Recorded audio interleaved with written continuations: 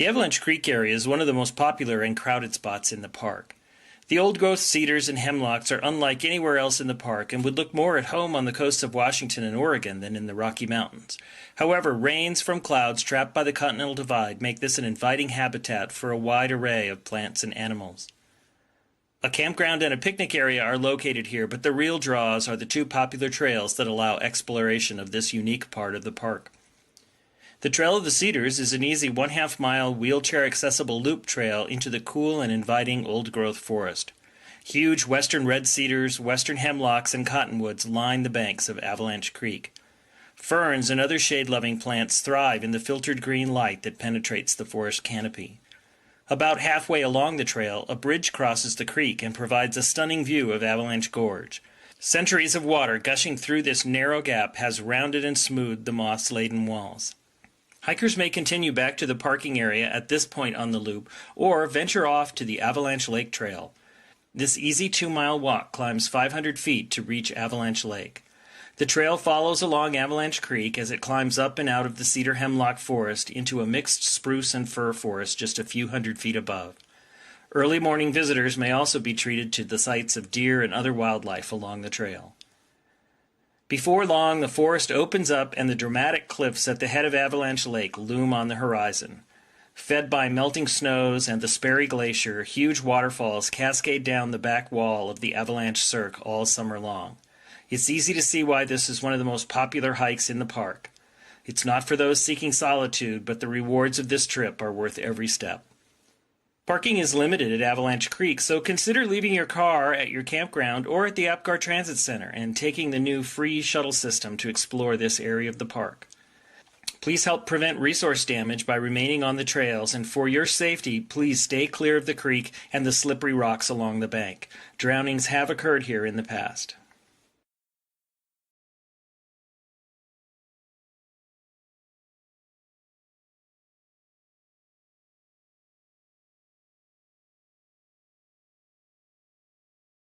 Visitor Center is the eastern gateway to Glacier National Park and is a main orientation point for many visitors, with rangers on duty throughout the summer providing trip planning and other information about the park.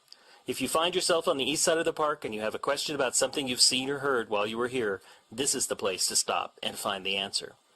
This is also the place for backpackers to obtain their backcountry permits for exploring into the depths of the wilds of Glacier National Park. Exhibits in the building explain the park's cultural and natural history, and a 15-minute film plays every half hour. Rangers present evening programs throughout the summer in the auditorium. The building itself has an interesting story to tell. In the 1950s, the National Park Service embarked on an ambitious 10-year program called Mission 66 to upgrade facilities throughout the country's parks. The St. Mary Visitor Center remains a classic example of the architectural style prevalent during this program. If you look closely, you'll notice that the building's lines reflect the mountains in the background. In the years since Mission 66, many buildings and parks around the country have changed or been remodeled or in some cases torn down. That makes preservation of buildings like the St. Mary Visitor Center all the more important. These buildings help to tell the story of one of the most significant initiatives in the history of the National Park Service. One thing you'll notice right away about St. Mary, it's almost always windy here. So the building needs repainting often to keep up its appearance. And over the years, the original colors were painted over in shades of tan and brown. Recently, it became time to repaint the building again, and historians researched the original records and rediscovered the original colors used during the Mission 66 construction of the building. Its exterior has now been returned to its original appearance, allowing the building to once again showcase one of the most important building projects in National Park Service history. Hello again, Rocky Rangers. 2 quick announcements before we get started with this week's episode. They might sound familiar because they're the same as last episode. We still have a big pavement preservation project going on in the park. That's going to be creating delays and closures over the next week and change. The biggest impact? Alpine Visitor Center and Old Fall River Road will be completely closed on Thursday, August 17th. Other impacts are too complicated to cover in detail here, trust me on that. but you can get the full deets on our website. Point your browser to nps.gov/Romo. Look for alerts at the top of the page. If you're on a mobile device, it'll be hidden in our little menu. Find the alert related to pavement preservation and click more. It's been rain lately with heavy thunderstorms and even continuous rain rolling in every afternoon. It's raining right now. Always check the weather before your visit. Plan any hikes so that you are well below tree line before storms are set to arrive, and never leave the safety of a building or your car if thunderstorms are present. Lightning is serious business, so play it safe. And now for our episode. This week, we join Design Outside, a class of undergraduate graphic and industrial design majors from the University of Kansas who spent a week camping at Moraine Park and expanding their creativity outside of the classroom and studio.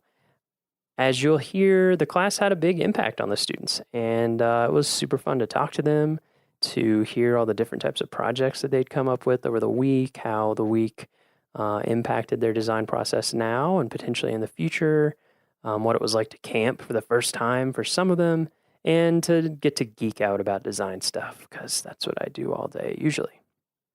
We hope this podcast inspires you also to camp, to explore Rocky, and to create beautiful things. Let's rock.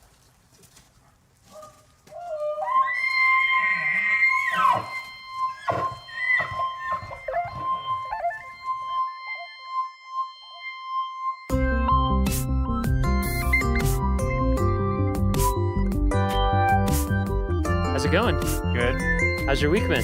Very good out here. Thank you very much. Yeah, you're welcome. So, how about you introduce yourself? Okay. My name is Jeremy Shellhorn, and I'm Associate Professor of Design at the University of Kansas. And I teach a summer class called, it's the Do Studio, Designing Outside. And the purpose of that is to really get the students outside of the traditional classroom setting and get them outside where they have to be in a place that pushes them to think about design and make things differently than they would otherwise. And it's been a great week out here at Rocky. The weather's been great, but it's just a good time to get them out of their comfort zone and have to deal with things like climate and elevation and not being able to run into studio every 5 minutes to print stuff out. Yeah, so great. Yeah. This is year 2, right? This is year 2, yeah, second annual. Yeah. So I was certainly a little bit better at preparation. And yeah. How did this feel this year compared to last year? It was very good. I think I had a good mix. These students got to do a couple hikes to kind of get acclimated. Oh, we nice. went to Emerald Lake the first day. Yeah. We had a lot of flatlanders, so they had to get used to the elevation. Very smart for our listeners. Very smart move. Yeah. Start easy. Started easy. So you went up to Emerald Lake, and did you do like sketching and stuff, or was it? What was kind of involved? So we got up there and just got acclimated to hiking in the elevation, and then just kind of had a sketch time. Yeah. And it was hot out, so we did have a couple brave souls that did maybe get into the water. Ooh. And then very quickly got back out of the water and resumed sketching. Never will you feel more alive. Yeah. And that's awesome. So that was a great kind of first day to get acclimated. And then the next day we went to Mills Lake. Kind of the prototypical, gave them the story about, one of the proponents of getting, Rocky up as a park, Enos Mills, and he was actually a Kansan. That's right. From Lynn County, Kansas. Yeah. And so I gave him a little bit of story about how he ended up here. And so we went and visited the lake of his namesake. That's great. And then a couple of us that were up to a little more adventure kept on going to Black Lake. Okay, yeah, that's a good hike. And there was a little bit of snow. Yeah, you were saying that earlier this week. Like, how much snow? There was quite a few spots where we were crawling up and then maybe sliding down. Yeah, okay, so a lot of snow. Yeah, a lot of snow. And I guess that was like late June. Yeah. Late June. That's pretty. Yeah, that's pretty typical. Yeah, it was gorgeous, and one of the nice things about I love going Black Lake. past Mills Lake was, it's fantastic to see that site, but if you're able to go maybe just a little bit farther, you beat a little bit of the crowds. That was kind of, Mills Lake was kind of like my first introduction. So I came here for the first time, I guess 3 years ago, to make their brochure map. So everybody who uses a map in the park. I came here to make that, and I stayed afterwards and did a backpacking trip. And like I went in Glacier Gorge, up to Mills Lake, up to Black Lake, and then I actually kept going up past that, like way up into Glacier Basin. And I tried to go over Stoneman Pass, and that's when I lost the prescription sunglasses that I was talking about earlier. Oh, so got it. there was still a lot of snow up in that pass. Yeah. And that was late. That was like in the 20s in July. Wow. Anyway, but it's beautiful up there. I love that. Like Longs and the Keyboard of the Winds coming down, and Pagoda Mountain, Chief's Head. Tried to point out Black Lake, as too. many places like that on our way, and certain times you head up that part of that particular trail and you get a good kind of side angle of the diamond on Longs Peak. And so we did have a couple climbers in our group. They did not venture to something that hard. Yeah. But a little bit of bouldering this week, and mostly hiking and sketching. Oh, that's awesome. And just getting out with the paints. Yeah. And stuff that sort of forced them to, get off screens for the week. So I mean, as an educator, just a chance to get them to, experience a place like this. Force them to have maybe some parameters they don't always have. Yeah. And force them to be a little bit more creative about how they're going to create. What we're looking at now is sort of a show. We're in Moraine Park Campground, and my students have put up a show, a little art and design show, and invited some of the camp guests here. And we're just hanging out and sort of looking at what they did this week. Yeah, we're going to walk around and play Pass the Mic. Cool. We're just going to get to play like Duck, Duck, Goose. Awesome. Kind of. Awesome. We'll do that in a little bit. Well, I think it's great. I think it's so awesome. And it's something that we do try to promote, but I think doesn't get associated a lot with national parks is art. And art has always been so essential. Like part of the reason why Yellowstone was even set aside is that Moran went into the wilderness and hauled all the stuff and painted it and interpreted it so other people could see it and be like, wow, that's incredible. Yeah, and a painter and it's inspired so much art too that isn't even about national parks necessarily. Like that's great that you made the connection with Enos Mills. Yeah. Yeah, and Albert Bierstadt. The lake named incredibly after him famous here.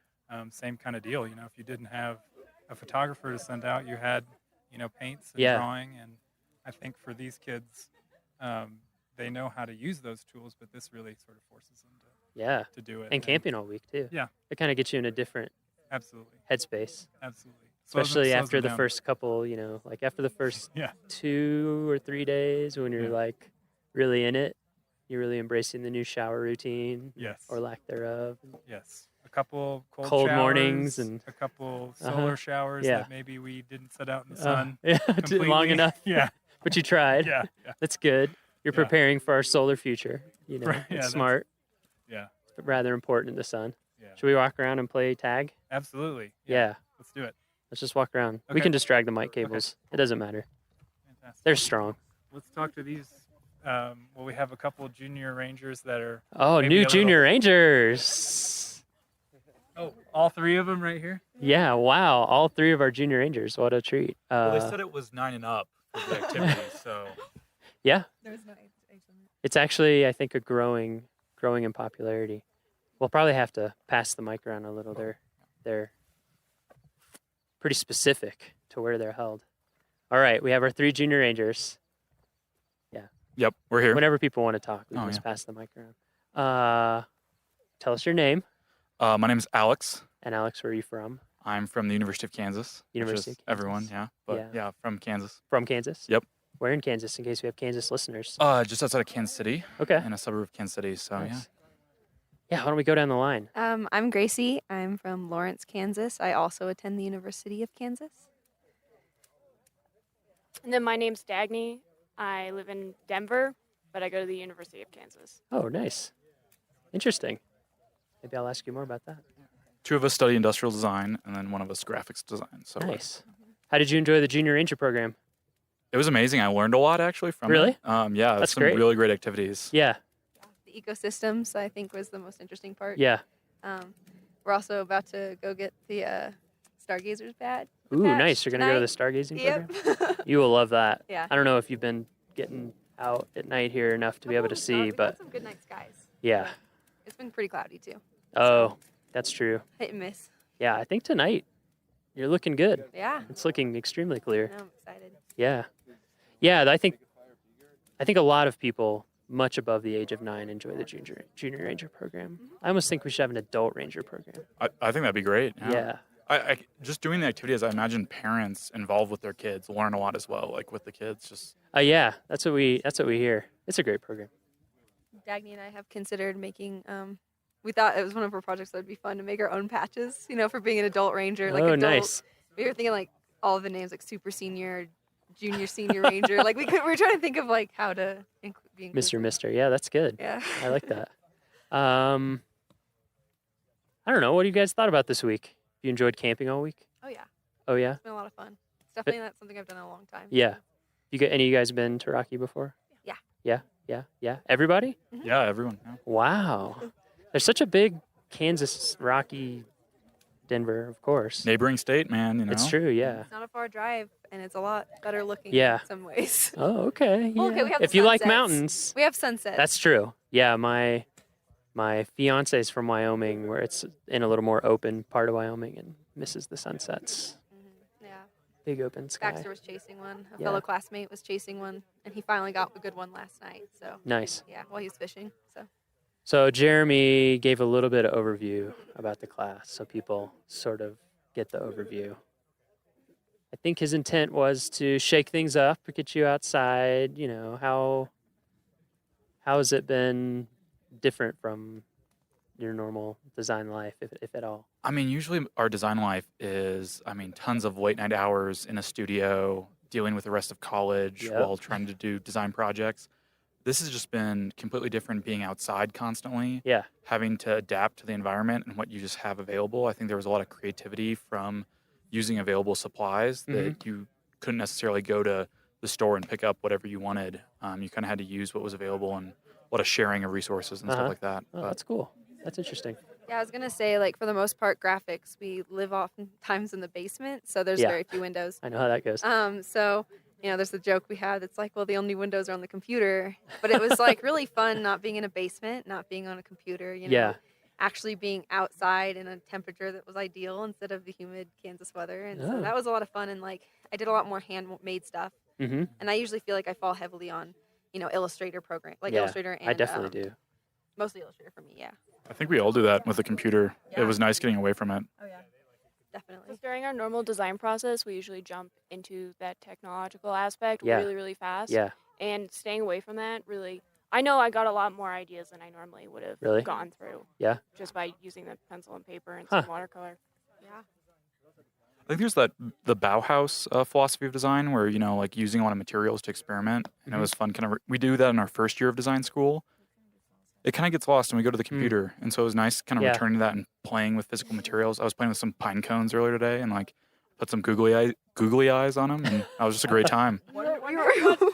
Like you with tripped, that. yeah. He just tripped over a pine cone and then he just started collecting them, and we were just like, "What is?"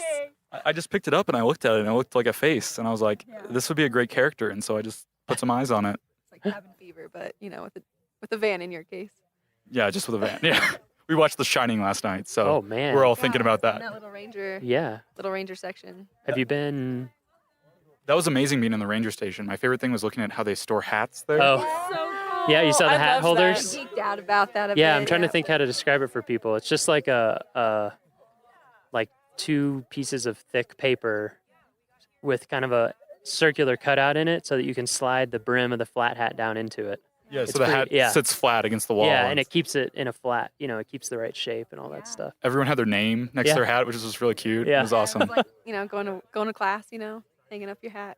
Yeah. I really want to make one now. Yeah. Just because I have so many So floppy many hats. For I would- kids and Yeah, mini 'cause- uniforms. I was gonna say Yeah, that was the exactly. cutest thing. We went to the Alpine Ridge Visitor Center, and they had all those like mini junior ranger, or like just ranger outfits for like kids. And Yeah. I don't know. We've been enjoying a lot of the mini outdoor gear that is out there for children. Oh yeah, and actually, I'm pretty sure the Junior Ranger badge is bigger than the actual badge. So actually have to agree with that. Is yours made out of plastic though? No, they are metal. That is different. Dang. Actually, I don't have feel a badge right now. I feel cheated. Because I'm also often in the office and on Illustrator and in Photoshop and in InDesign, and I find the same thing. Even being here, sometimes it's hard to remember to get just like sketch stuff. Yeah. It's also can be so much more time saving, I think, too, to just get stuff out. You know what I mean? Like when you're really proficient in Illustrator, you can do some things. You can be fast, but I just think there's something cool to just. I feel like sometimes you get to your result almost a little too fast Yeah, and miss out on the exactly. creative process. Exactly. Because I think a lot of the fun I had today, like this whole week, was just like playing in my sketchbook because I haven't really used like markers and ink or gouache all that much in like recent years. Like I love like those hand, like just illustrating by hand and stuff. And so that was a lot of fun, just like experimenting with layering and how those Yeah. look and interact with each other. And so it's like kind of a fun. I really didn't do anything graphic design wise. I just was like illustrating all week, and it was Yeah. like really cathartic, Yeah. really fun. Sounds great. Yeah. Is your all's stuff? What's your all's stuff? I did the I'm calling it the climbing universal route identifier, or Oh. yeah. So I feel like climbing routes could be increased safety wise if they had a better like designation system. Mhm. So I just started like talking to some climbers, and out of the climbers I pulled at several of the crags, mainly at Lily Mountain, none of them knew the name of the route they were climbing or the difficulty, Really? nor the amount of Interesting. protection that was required. 0% of them. So I thought Wow. that was like kind of crazy. Interesting. And so I felt like if, some little like small designation tags could be made with the route information from the difficulty level and also the amount of protection needed.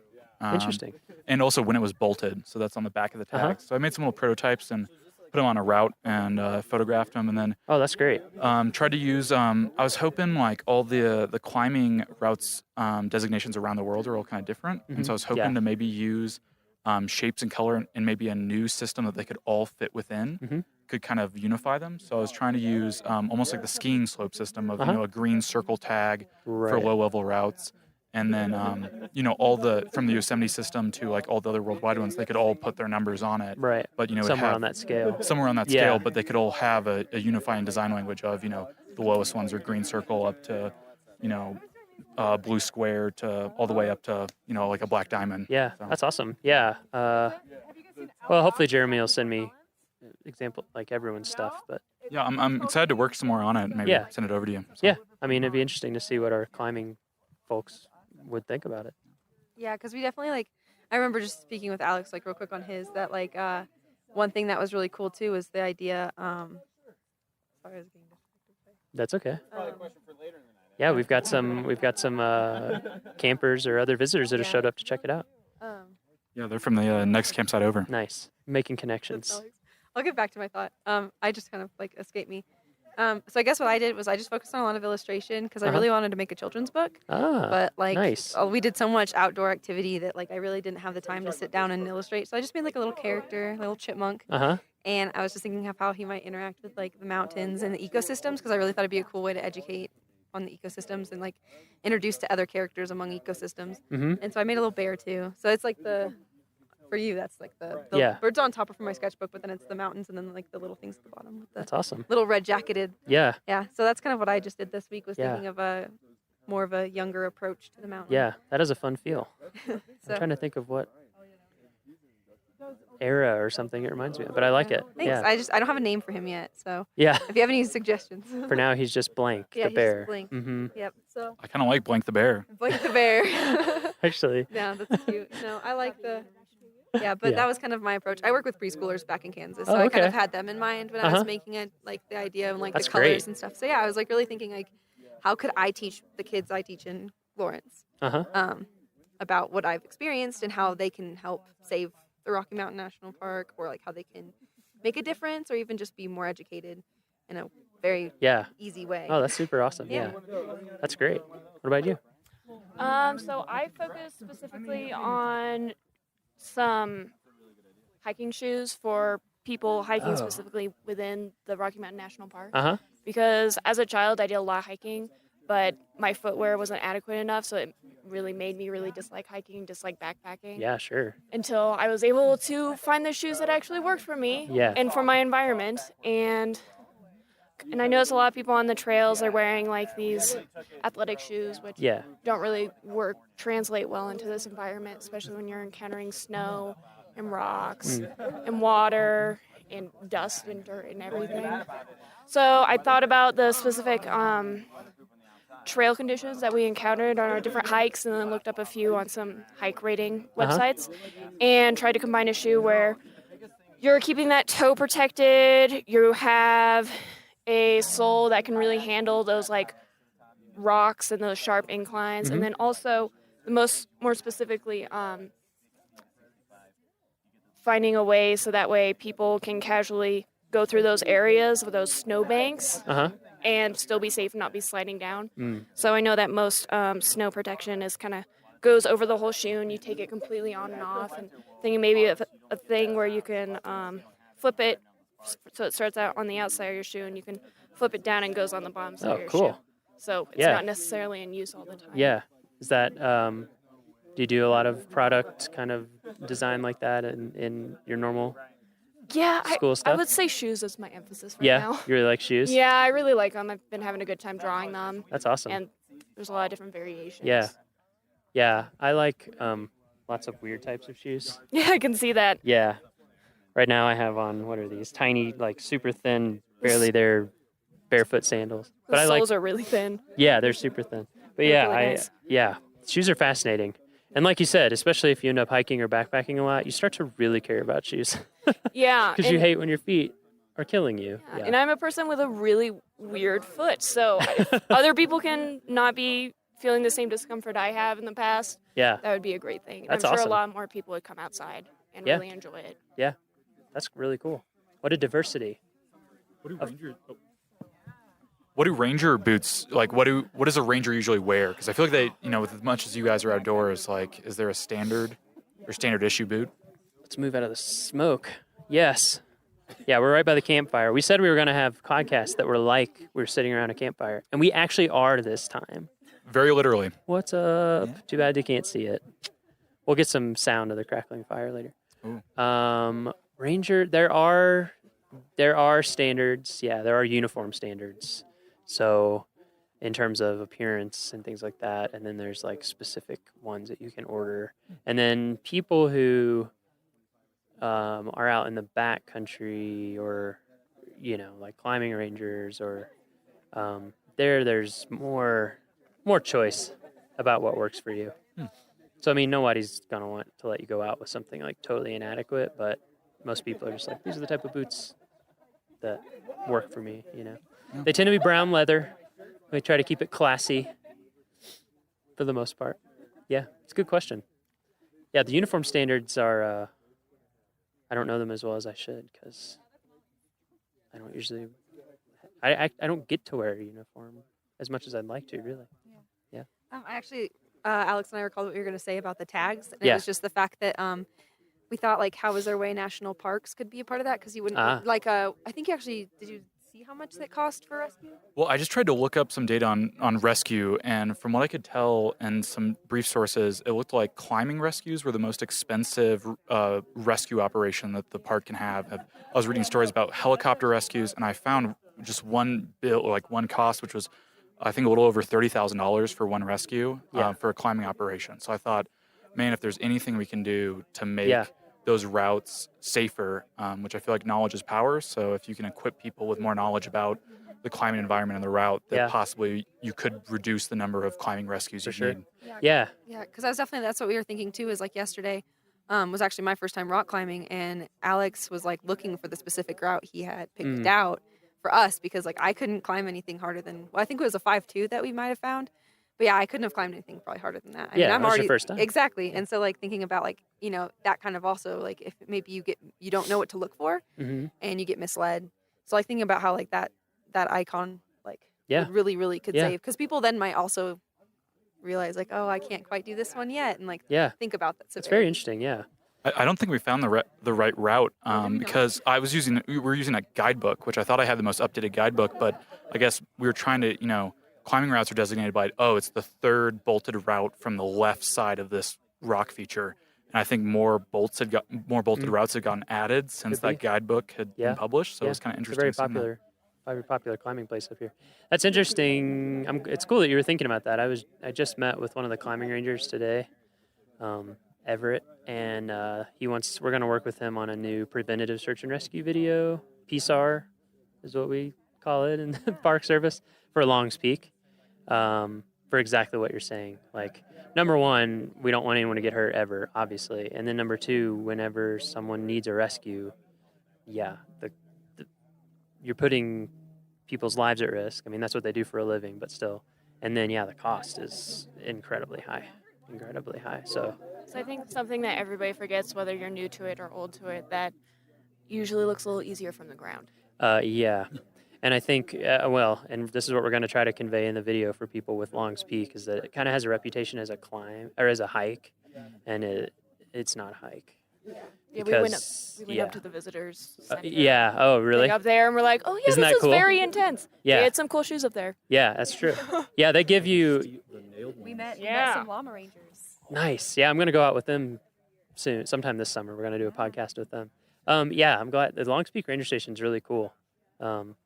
It really apparently gives you a feel for it. I haven't climbed yet, but I'm going to a week from next Thursday, because we're going to go up there to start getting some shots, and for me to scope out places where we can get shots, and yeah, just getting that message out there to people of like, take it seriously, because it's a type of thing once you get past the keyhole where if you fall, you'll probably die.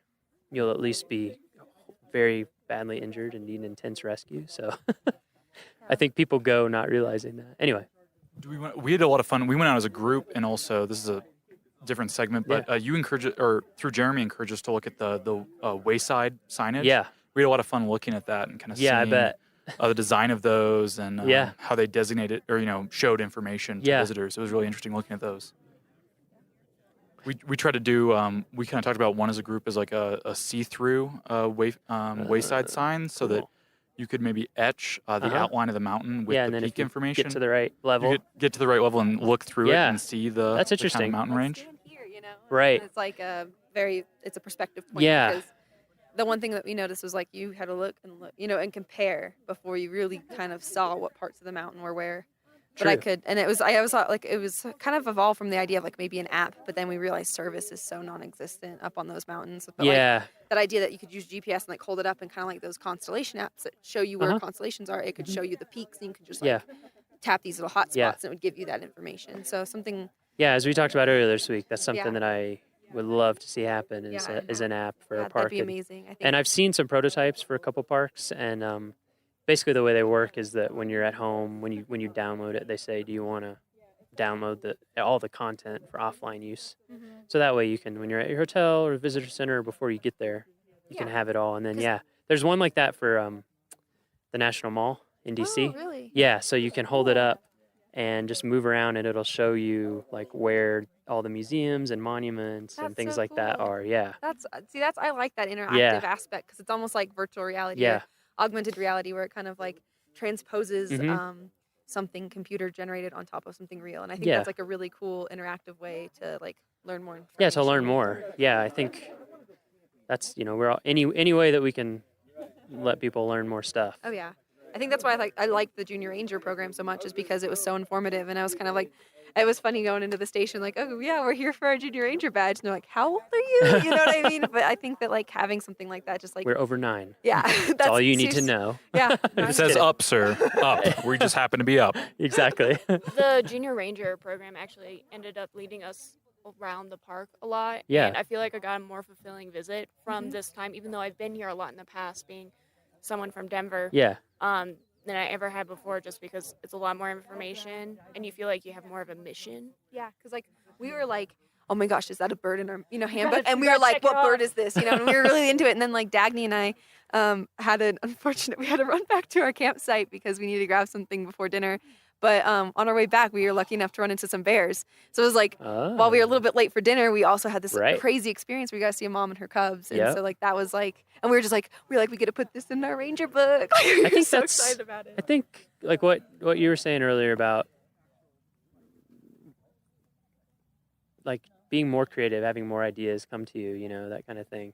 That's exactly Like when you're outside all day, basically, stuff just more stuff happens Yeah. that is unusual. Oh, yeah. Your life is much less planned, and so yeah, it's like, oh, we were a little late, and then we saw bears. Yeah, And because if you'd been a little earlier, you wouldn't have seen them. no, not at all. Because well, Dagny saw it first, but like last time I was in Estes was August, and I actually stayed at a cabin here, and I feel Mhm. like I spent so much time, like at the cabin, Uh-huh. not really thinking about like how much I wasn't experiencing the outside. Whereas like I've been outside all week, Mm-hmm. you know, and like counting down the days for a shower and stuff, you know, like you just like, and we've been able to witness like deer walking through a campsite, Yeah. and like just like.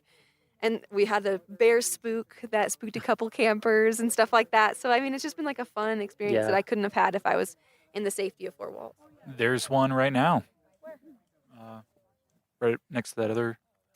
Is that mule deer? Oh yeah, yep, mule deer just a little ways out from the campsite.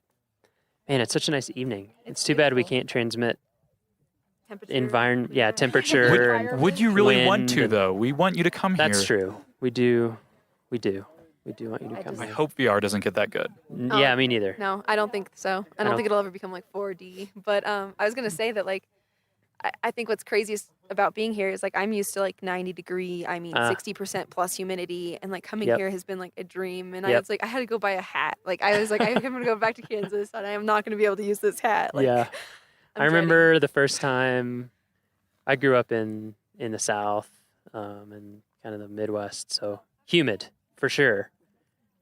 And yeah, they don't get to choose who talks on mic next. We choose them. Oh, It's like duck, duck, goose. They just have to accept it. Those are the rules. Yeah, so I lived in Mississippi, Iowa, Kentucky, you know, places that are hot Humid. and humid in the summer. And then I went to Yellowstone for the first time, and I worked there for a whole summer. And I lived about this elevation, like 8,000, almost 8,000 feet. I was at Canyon. And then I came home, and I was just like, oh my God, I can't handle that. Like, it's almost like I never noticed it before, and then it ruined it for me. I think that's why a lot of people, we get a lot of people, yeah, just for it's so refreshing It is really and cool. Love that dry air. Yeah, My exactly. lips Gives me have life. Never been more chapped. I already have gone through my chapstick.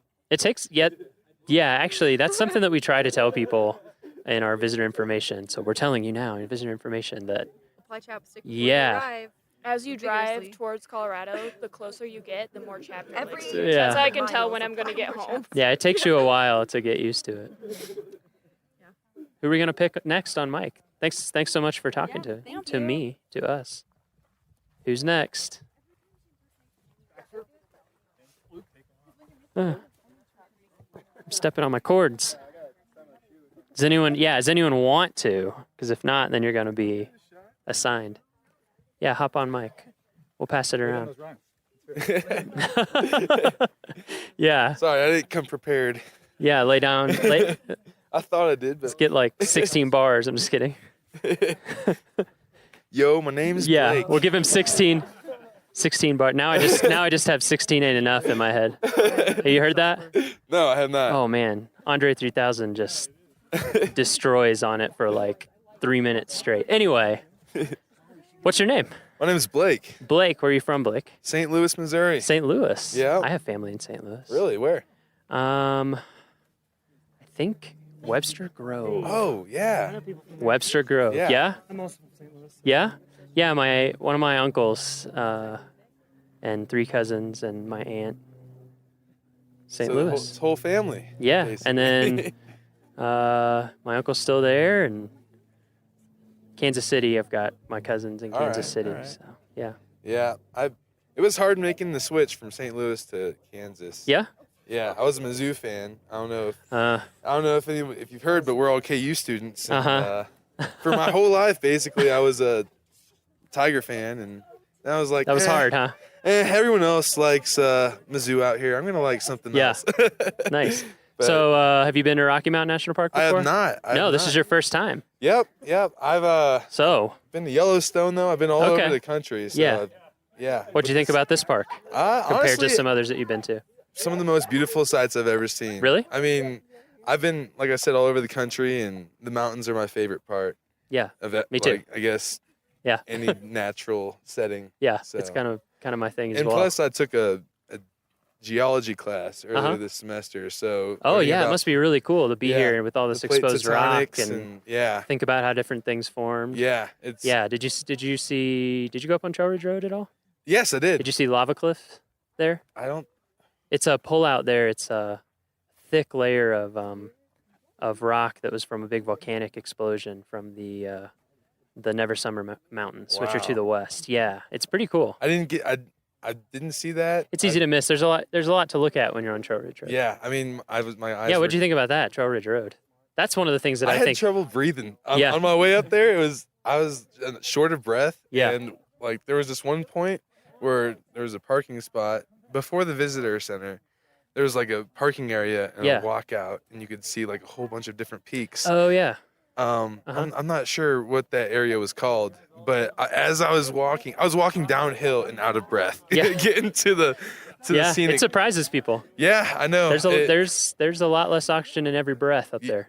Yeah. You're right. And I mean, I saw someone smoking a cigarette up there. I was like, oh my gosh. Yeah, How are their they lung breathing? capacity must be incredible. Yeah, exactly. I want some They're of that. superhumans. Sometimes I've been up there at Alpine Visitor Center, and did you go to Alpine Visitor Center? Yes, I did. Yeah, that's a cool visitor center. Yeah, yeah. I got to see both Gish shops. That's the highest elevation visitor center in the National Park Service. Really? The entire National That Park was Service. 12,000, like 13,000. It's just under 12. Okay. Yeah, it's all just right. a little bit under 12. Actually, I should know the exact number because it's on our podcast that we just put out today. It's like 11,796 or something like Okay. that. It's close to 12. Yeah.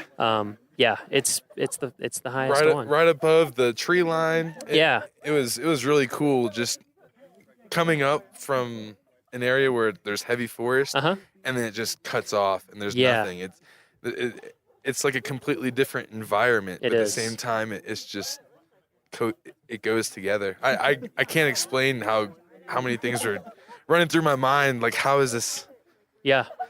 It's pretty mind blowing. You know what I mean? Yeah, for me, it always has a really surreal feel. You're just like, how is this Right, real life? right. Yeah, it's just exactly. everything's a little weird. Yeah,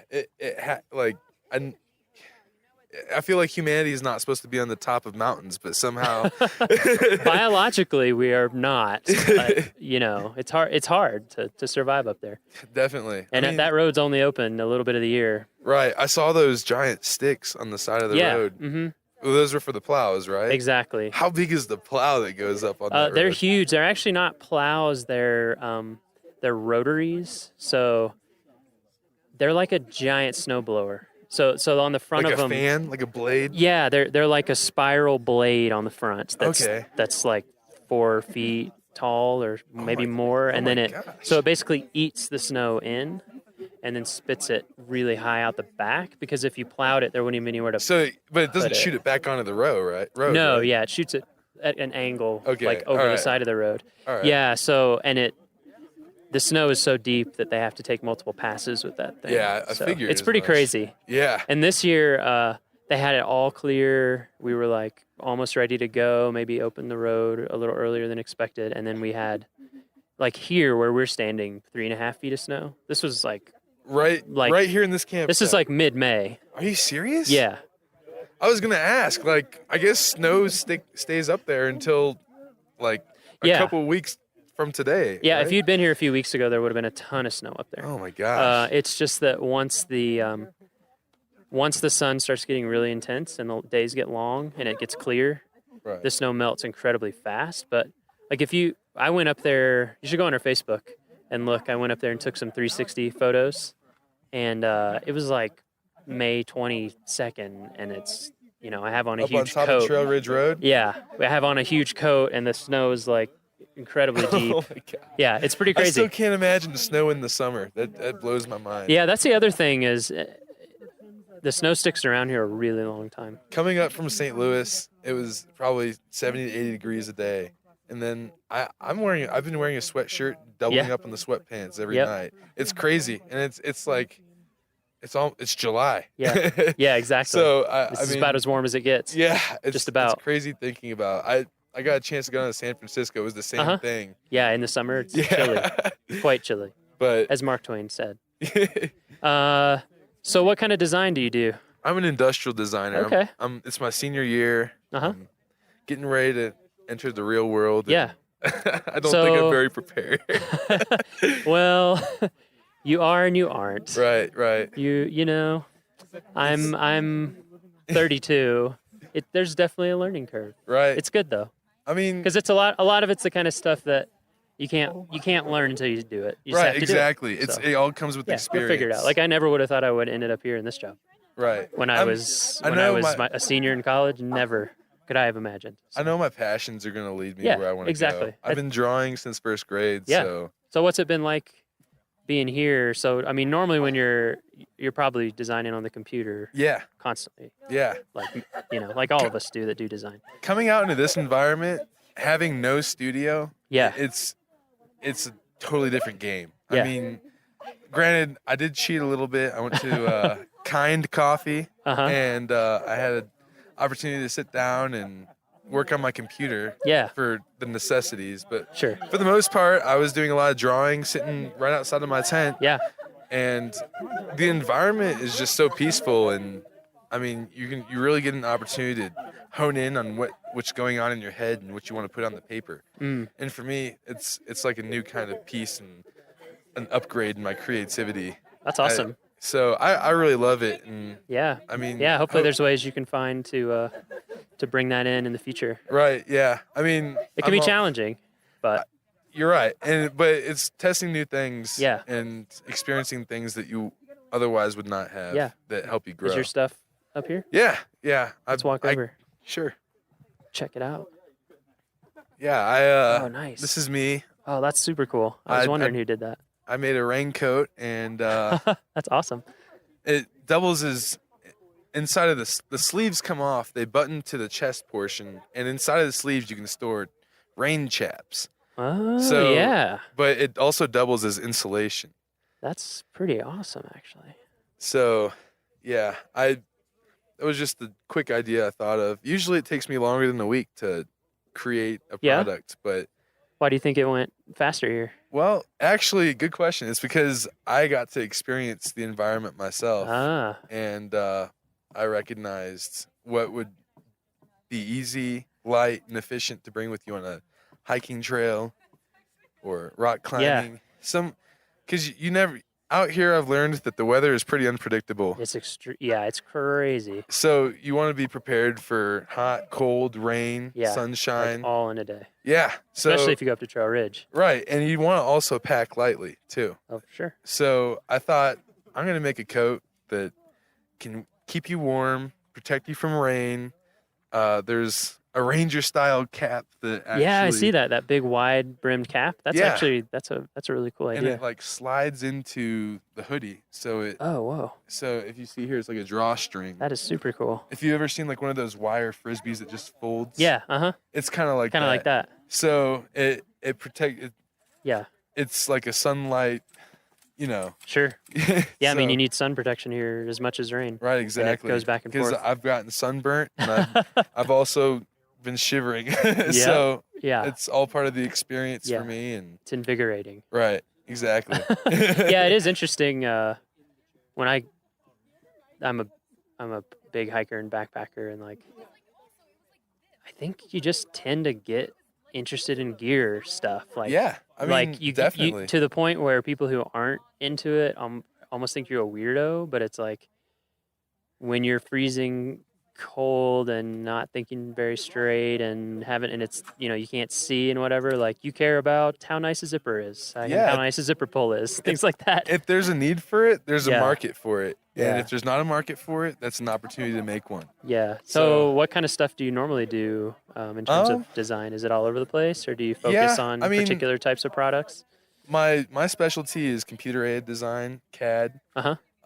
So this last semester I created a computer mouse. And it was more of a task mouse. It vibrated, and it like had an LED light on the bottom that would pop up, say blue if it was social media, green if it was a work-related email, or red if it was a text. So when you're designing that in CAD, are you going into like the tiniest detail? Like to what level do you have to go? Basically, from start to finish, I'll decide who I'm going to be designing for. I decided in this case I was going to make something for a person in an office-related environment. So I researched what that person does on a daily basis, what they need, what can make their job easier. So once I figured that out, I did 100 to 200 sketches of just quick product, quick mouses, getting the form right. Then I took those sketches and I brought them into CAD and I made a model, and I made probably 6 or 7 different models until I got my form right. And from there, I moved it into KeyShot, which is a rendering program. It's what a lot of car companies do to put their car in an environment like this without bringing the car actually out they here. just render it into the environment. Yeah, Put so your light sources and a few things. Yeah, exactly. They choose the Perspective, angle of the light. It makes it look real, as if you just took a photograph of it. So after that, then I'll put it all together, wrap it up, and put it in Photoshop and whatnot. Yeah. And label my process and clarify my steps along the way. That's super cool. So yeah. So do you think that this trip or anything that you learned or experienced here is going to translate over into your design? And Definitely. What this trip has taught me is how important it is to understand what the user needs and experiencing on a personal level what it means to research your audience, I guess. And I actually did it backwards. Well, I guess the right way. I researched my audience by hiking and doing things outside in the national park, which gave me the idea to create a coat. Yeah. So, I mean, it's a natural step I learned that I really think will be valuable for me in the future. That's awesome. I'm testing out products for other people, and I want to great. understand what it's like in their shoes. Yeah. So, yeah, I love it. That's great. I'm glad you had a good first visit. Yeah. I mean, we're always here. I'll be back for sure. We're supposed to be here forever. So as long as the United States is a country, which we also hope is forever, we're supposed to be here. So, we'll be here. Yeah. Well, I'm excited to come back and have my next experience here. It was a wonderful time, and thank you for having us. Oh yeah, my pleasure. When Jeremy approached me last year about it the first time, he was kind of like, "Do you think we get a campsite?" And because housing is really tight here. Yeah. Like we don't even have enough houses for our own employees, and so it's hard. But he was like, "Oh, well, camp. It'll be great. That's exactly what I want." Right. Because it's going to put people in a different that environment, in a different headspace, where they're forced to use different tools, or they're forced to like make art despite physical discomfort or whatever. Experience it from a different from a process to shake things up. Yeah, exactly. And I think, I mean, maybe this doesn't happen for everybody, but I definitely relate to what you said and what other people is just like being outside day after day, all day. It takes a few days, but after a few days in, you start to kind of get in a different right. space. Getting used to the altitude, definitely. Yeah, and that was definitely probably takes the time. hardest Did you have part. headaches or anything? I didn't have headaches. I had breathing problems on the first day. Yeah. So I had to call It's it not short. uncommon. But after the second and third day, I was 100% ready to go. Yeah. I went climbing yesterday, and I didn't actually get to climb because it started drizzling. But I went up the hill to the climbing spot, and I just felt 100% better than I did Monday. Yeah. So that's good that you recognize that. Some people don't even realize necessarily, and they keep pushing it, and then they feel real bad. Right. Yeah, I get headaches. I don't. I mean, I live here, but when I was first adjusting, it usually takes me a couple weeks to feel like pretty. Right, like you're in a natural environment. And the actual to become some people never become 100% acclimatized, which is interesting. Yeah, quite a few Is it people. like smokers or? No, it's not really understood why. Number one, different people adapt to altitude differently, and number two, this is what makes it confusing, is the same person on different instances will react very differently. So you can have someone who's acclimatized a bunch and never had a problem, and they're in great shape and blah blah, all the things, and then just one trip, they'll just have huge problems. Wow. Or I had a friend. Part of that might be because they're used to the extreme. It could be. One of my friends, yeah, I've had multiple friends who are backpackers who are just like in incredible shape, and they even went early and took the time to acclimatize. And they'd had other trips where they were fine, and it just like shut them down, Yeah. like almost to a dangerous level. I mean, so you know, it's pretty interesting. The crazy thing is I think I hiked 7 miles my first day, and it didn't feel like 7 miles. It was honestly, it was just the fact that I was going uphill the whole time. Yeah. That I think it was almost a mental thing for me. Like, like you need to chill out, breathe a little bit more. And it's like a challenge. Yeah, exactly. I don't know. I just wasn't expecting it until Jeremy said it, and I was like, wow. I guess I really do have to let nature figure itself out. For sure. Yeah, So- I think that's one of the things that's kept me loving national parks. I think, and just what we facilitate, the experience that we're trying to let people have, like the experience that you had, which is to have that opportunity to like experience nature as it is without control, with as little control as possible. Right. And just to see that and like you said, learn how to like embrace it, be ready for it, Right. be safe, be smart, And be creative. be creative. Exactly. Yeah, I think that's a huge part of it for sure. That's Yeah. awesome. This is a great experience, and I really appreciate you having us out here again. Glad to Rock hear it. Chalk Jayhawks. Nice. And I'll hand the mic off. Who else should we give the mic to? We should do one. We should hand it off to something. All right. Somebody. One more. Ryan? Oh, okay. Group picture. Oh, the smoke. Anyone up on We can get Miles with his stuff. Anybody? Oh. Yeah, where should we stand? Oh man. Oh, you've been chosen. You can pass You it. can't call camera shy because it's a microphone. That's true. We thought that would help. All right. I don't know. We're going to get a group picture first, though. Can we Saved by the continue, can we bell. continue the interview during the picture? Yeah, we can do the interview during the picture. Everybody say I mean, cheese. at the worst thing that'll happen is I just have to spend half a second editing it out. So I would never edit you out. I hope you do that. That's the thing. Just be really boring. We're gonna have all the tall. Just be really boring. Yeah, exactly. We'll cut you right out. Yeah, sorority squad. Sorority squat.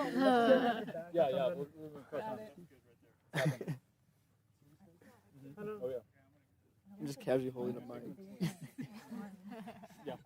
Work it, use it. Work it. Say cheese. Work. Oh. Snag. That's a Leica too, isn't it? You better be. That's a precious, precious child. No, I can't. I just nodded it.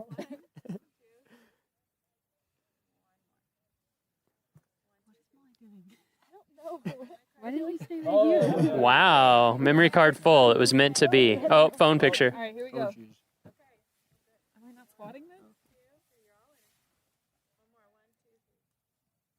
Thank you. Nice. I think the memory on the recorder's full too.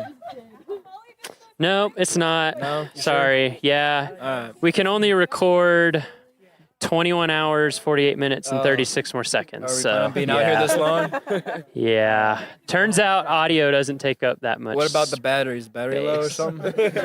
I've got an extra set of batteries. Oh. So, nice Came try, though. prepared. What's your name again? I'm Luke. Luke. Where are you from, Luke? Madison, Wisconsin. Madison. Most beautiful place other than the Rocky Mountain National Park. Madison's pretty cool. It is. You Yeah. been there? I have. Two of my best friends from college both went to University of Wisconsin I Madison. wish I could have gone there. They liked it. Yeah. Yeah, they liked it there a lot. I think the winter's not as much. No, once you're used to it, it's not too bad. Right. And it makes everywhere else feel. If you're from there, Yeah. yeah. Yeah, we're just cold. I actually, a lot of the times, wish the winter here were colder, but less windy. Yeah. So the winters No, that's the thing. here, it's surprising here. A lot of times in the winter, it's above freezing, Yeah. but the wind is like brutal. That's what makes like Kansas winters almost worse than Wisconsin. Like Wisconsin would be 10, 15 degrees Yeah, colder, exactly. but like not wind. Yeah, I would gladly take like 0 degrees and calm Yep. over like Oh, for sure. 35 and windy. Yeah. Yeah. They get that more on the west side of the park. They get the colder, stiller, Yeah. deeper snow. Then you can cross country ski. Yeah, I bet. About 2 years ago, Wisconsin was colder than Mars. Parts of Wisconsin. It's like negative 130 degrees wind chill Ooh. in like the eastern part of the state. Damn, that hurts. Like you go outside, like your eyelashes and Yeah. your nose just like all freeze up. People are like, you get like boiling water and you throw it outside and it just turns Yeah. to snow right away. Yep, I've done that. That's insane. I lived in Alaska for a while. Yeah. Yeah, it gets You gets pretty cold. you gotta find some ways to have fun out there. Yeah. You can't. I like deep cold, but Yeah. some people hate it. Yeah, I can do it. I dig it. Yeah, Taylor doesn't like it. No? Taylor was complaining all day today, and it was sunny and maybe 70 degrees. She's bundled up. Where's Taylor from? Oh, okay. You're from Clearwater. Kansas. She says Wichita 'cause she likes to be a city girl. Yeah. Dang. We're getting real. Getting real. Nice. Have you been to Rocky Mountain National Park before? I have not. No. No. Okay. My mom lives in Golden though, so Oh, I'm okay. in the area. So you've been around. I've been in Colorado before. You But go to the mountains much when you're in Mhm. Colorado? Yeah. Oh, okay. So Yeah. you've been up in the mountains, just Yeah. not in Rocky. skiing. How does what do you think? I love it. It's like I didn't know what to expect on this class, but Yeah. I have already like planned a trip to come back like with Really? my friends. Yeah, we went to Door County up in Wisconsin last year. We were camping like on Lake Michigan. Uh-huh. And I was just thinking about like road tripping out here with them. Like That's awesome. there's just endless things to do out here. Oh yeah. Beautiful. Yeah. Do you guys want to be on mic? We'll pass it around. They're just waiting for it. Oh, and what kind of design do you do? I'm in industrial design. Industrial. Another industrial Yes. designer. We got Yep, and so are these two. Awesome. This is cool. Handing off the Yeah. Tay-Tay. We'll just pass it around. Tay-Tay. Is that your legal name? I'm just kidding. What's your name? Taylor, Taylor. Yep. And you're from Kansas. Mhm. Where in Kansas? Clearwater, Kansas. Clearwater, Kansas. Just, we probably have a lot of podcast listeners, we hope, from Kansas. Yeah. So they want to know. They're curious. You do industrial design as well? Yes, I do. And have you been to Rocky Mountain National Park before? I actually went on the trip last year. Oh, and I really? liked it so much, I'm taking Oh my it again. gosh. Yep. I'm sorry that I didn't recognize you. How's it been different this year versus last year? I feel like this year the projects are a lot better. Uh-huh. I don't know. I knew I had more like expectations last year. I didn't really know what to do, but I came into it this time Yeah. wanting to do outdoor gear, which is why I came. Nice. And so sleeping in the hammock, I have Uh-huh. lots of ideas Oh, of cool. how to improve that for camping. bet. So Yeah, That's you really should. helpful. I don't know how many companies you researched, but there's some interesting. There's a big world of hammock campers. yeah, Yeah, Which- like people get really into it. yeah. They do some stuff like they design them with, yeah. with foot pockets so that you sleep off the bias so that you can lay flat. Oh, That's a big thing with yeah. camping hammocks. And then the other problem, as I'm sure you found out, was staying warm. Yeah, yeah, Yeah, that's cool. yeah. That's a neat. Actually, someone I went to college with owns his own hammock camping gear company. Mhm. Yeah. I actually got inspired polar stuff out of Portland. Uh huh. They have a lot of like casual camping stuff, Mhm. which I kind of want to get into more Yeah. because a lot of the stuff that I found for like camping with hammocks, it's super expensive and like Yes. really specialized. So Yes, that goes for a lot of backpacking camping gear. yeah, so I'm trying to do like simpler stuff that you can like add into a hammock you already have and like turn it into a tent. That's So, really cool, actually. yeah. Yeah, I think that's something that I'm not an industrial designer, but just kind of tangentially interested in. Because with backpacking, it can cost so much money Yeah. to get into. And so Yeah. I feel like it can prohibit a lot of people just based on that, and it shouldn't. Yeah. So that's really cool. Yeah, because last year I was like, I've never really been like Yeah. camping, and I was like, I'm nervous. Like, what if everyone else is like has all this high tech stuff, and I have no idea what I'm doing? So Yeah, it's been pretty interesting. Like, yeah. So do you feel that your camping skills have improved since last year? yeah, I think they have. I mean, you came back, so you must have Yeah, liked it. yeah. Yeah. I tried to sleep in my hammock last year, and I got way too cold and slept in the car. So this year I only slept in the car once Wow, instead that's of like cool. 3 times. So That's cool that you're taking that and making it like your focus. yeah, Yeah.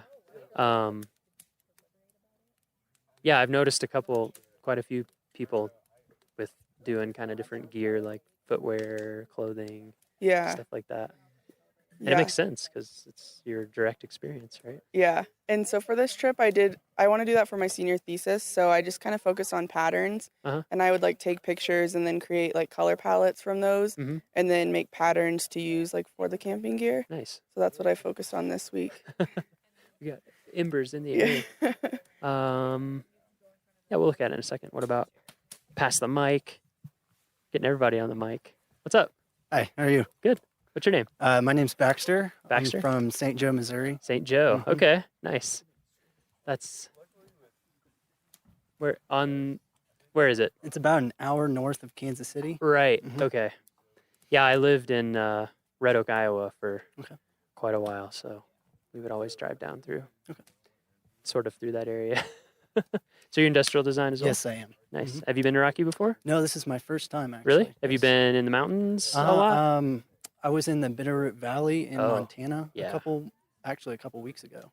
Bitterroot is beautiful. Mm-hmm. That's awesome. So that was your kind of first. Yeah, kind Big of mountain first trip. Yeah, Yeah. drove up with a couple friends and enjoyed it so much I thought I'd sign up for Yeah. another class. And, Yeah. How's this been? Fantastic. Yeah. Yeah. What do you think about the park? I've never been, but I've just been blown away by the views. Yeah. Yeah. Incredible. And Yeah. I've been just awestruck about all the lakes here. Yeah. The They're lakes just are amazing. beautiful, and I just didn't imagine how great this place would be. Yeah. So, That's awesome. I mean, It's been a great yeah. experience. Took me by surprise the first time I came here too. Yeah. And I've been to a lot of parks, but still, it's just there's something about it. Just Yeah. like every park, there's something about it. Yeah. What have you been working on this week? I kind of been taking a step back and doing a little bit of photography, but Nice. I kind of focused on an app a Mhm. little bit, a hiking app based on just looking at the types of people. There's all different types of people come from all over the world here, and it seems like they've been maybe unprepared. I've noticed.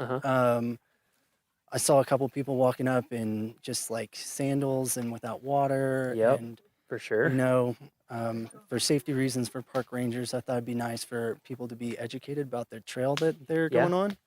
So the app I've been kind of designing is based on a little bit of an app that's already been out there. It's Mhm. called All Trails, Mhm. but I took a little spin off of it, and I've kind of created just something that's easy to use and shows all the trails around you. Yeah.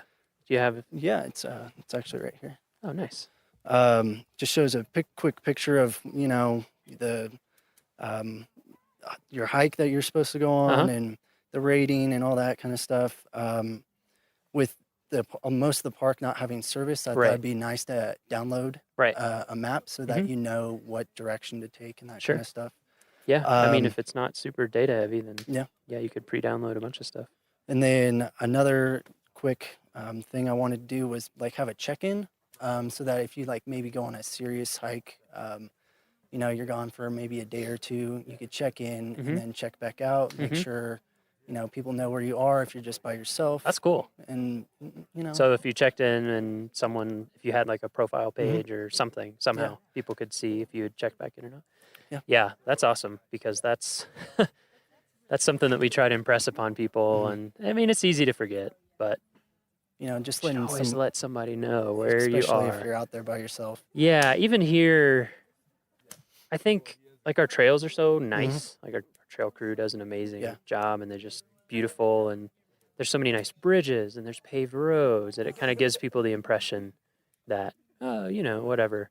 But yeah, when you're 5+ miles away, Yeah. and we have people get hurt not even that far from the trail, just sprain an 'cause- ankle maybe. Yeah, or like you said, they just don't bring water Mhm. or just things that are preventable. I think people just don't know. So Yeah. that's cool that you're trying to Yeah, just get integrate the people education part Mhm. into it.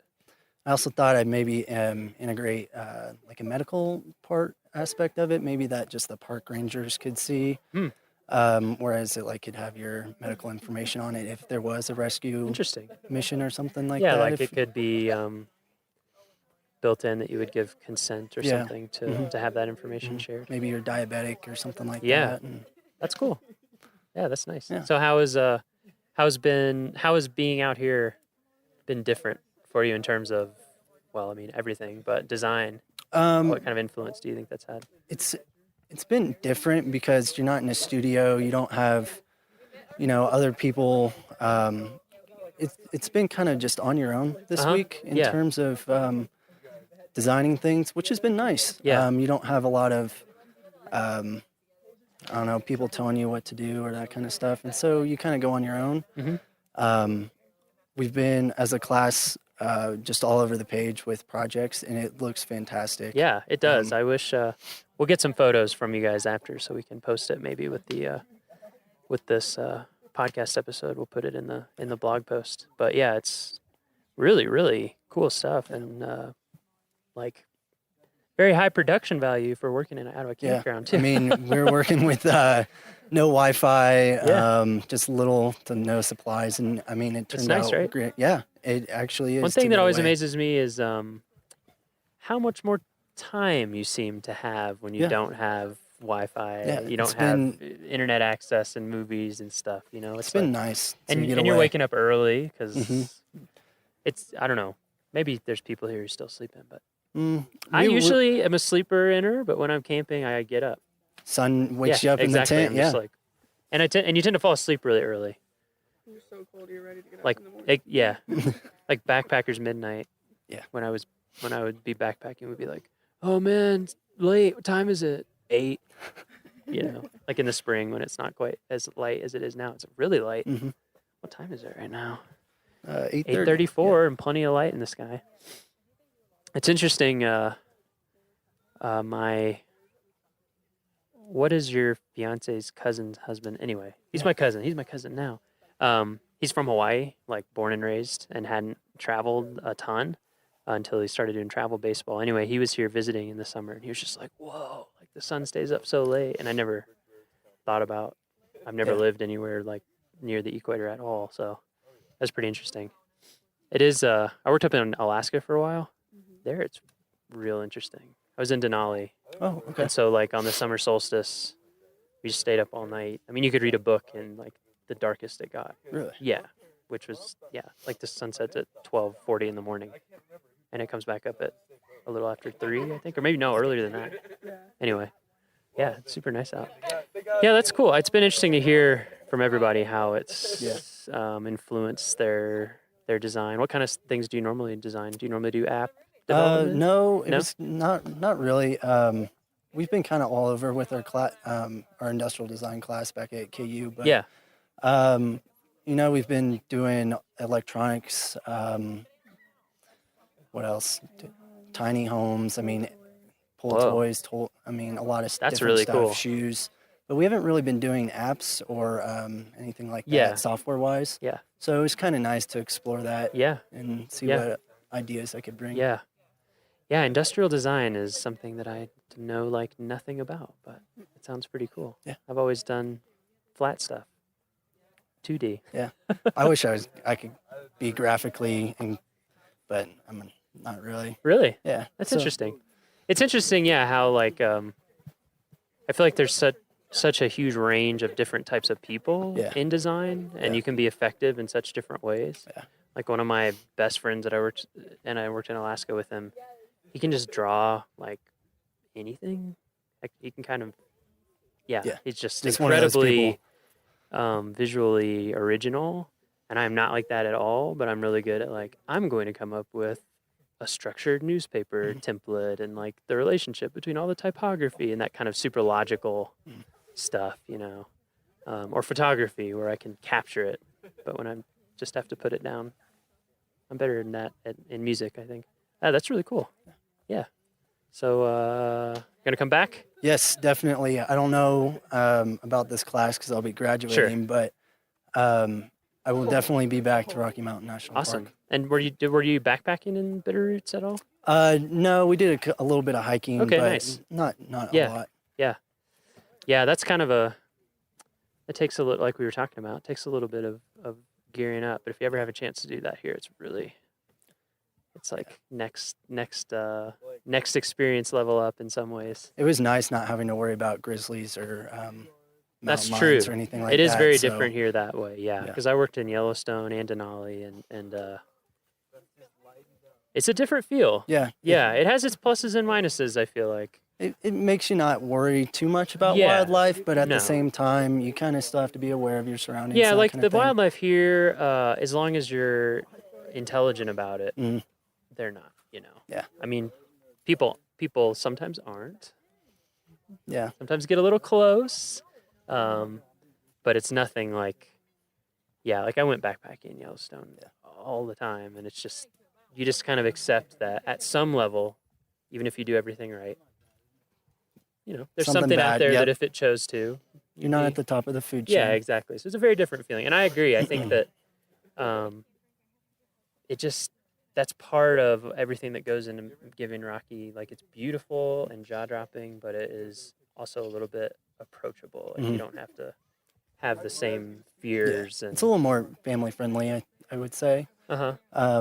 I guess less threats, but There's definitely still things to watch out no, for. definitely. But we yeah. we kind of had a little run in, maybe possibly with a black bear Ooh. that came through the camp. Yep. We're not sure. Yeah, I was the only one up for it. And yeah, heard it. really? Yeah. I mean, I wouldn't be surprised. Yeah. Unfortunately, we try really, really hard to get the bear message out about storing your food and doing everything properly.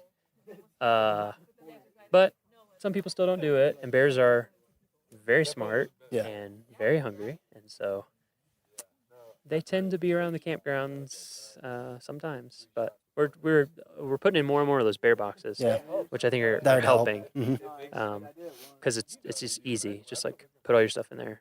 So I think we're trying to get a bear box for every campsite eventually. That'd be nice. Yeah, we got there with Aspen Glen. Okay. That's a whole interesting industrial design challenge. Bear cans. Really? I don't know if you've ever looked at. Yeah.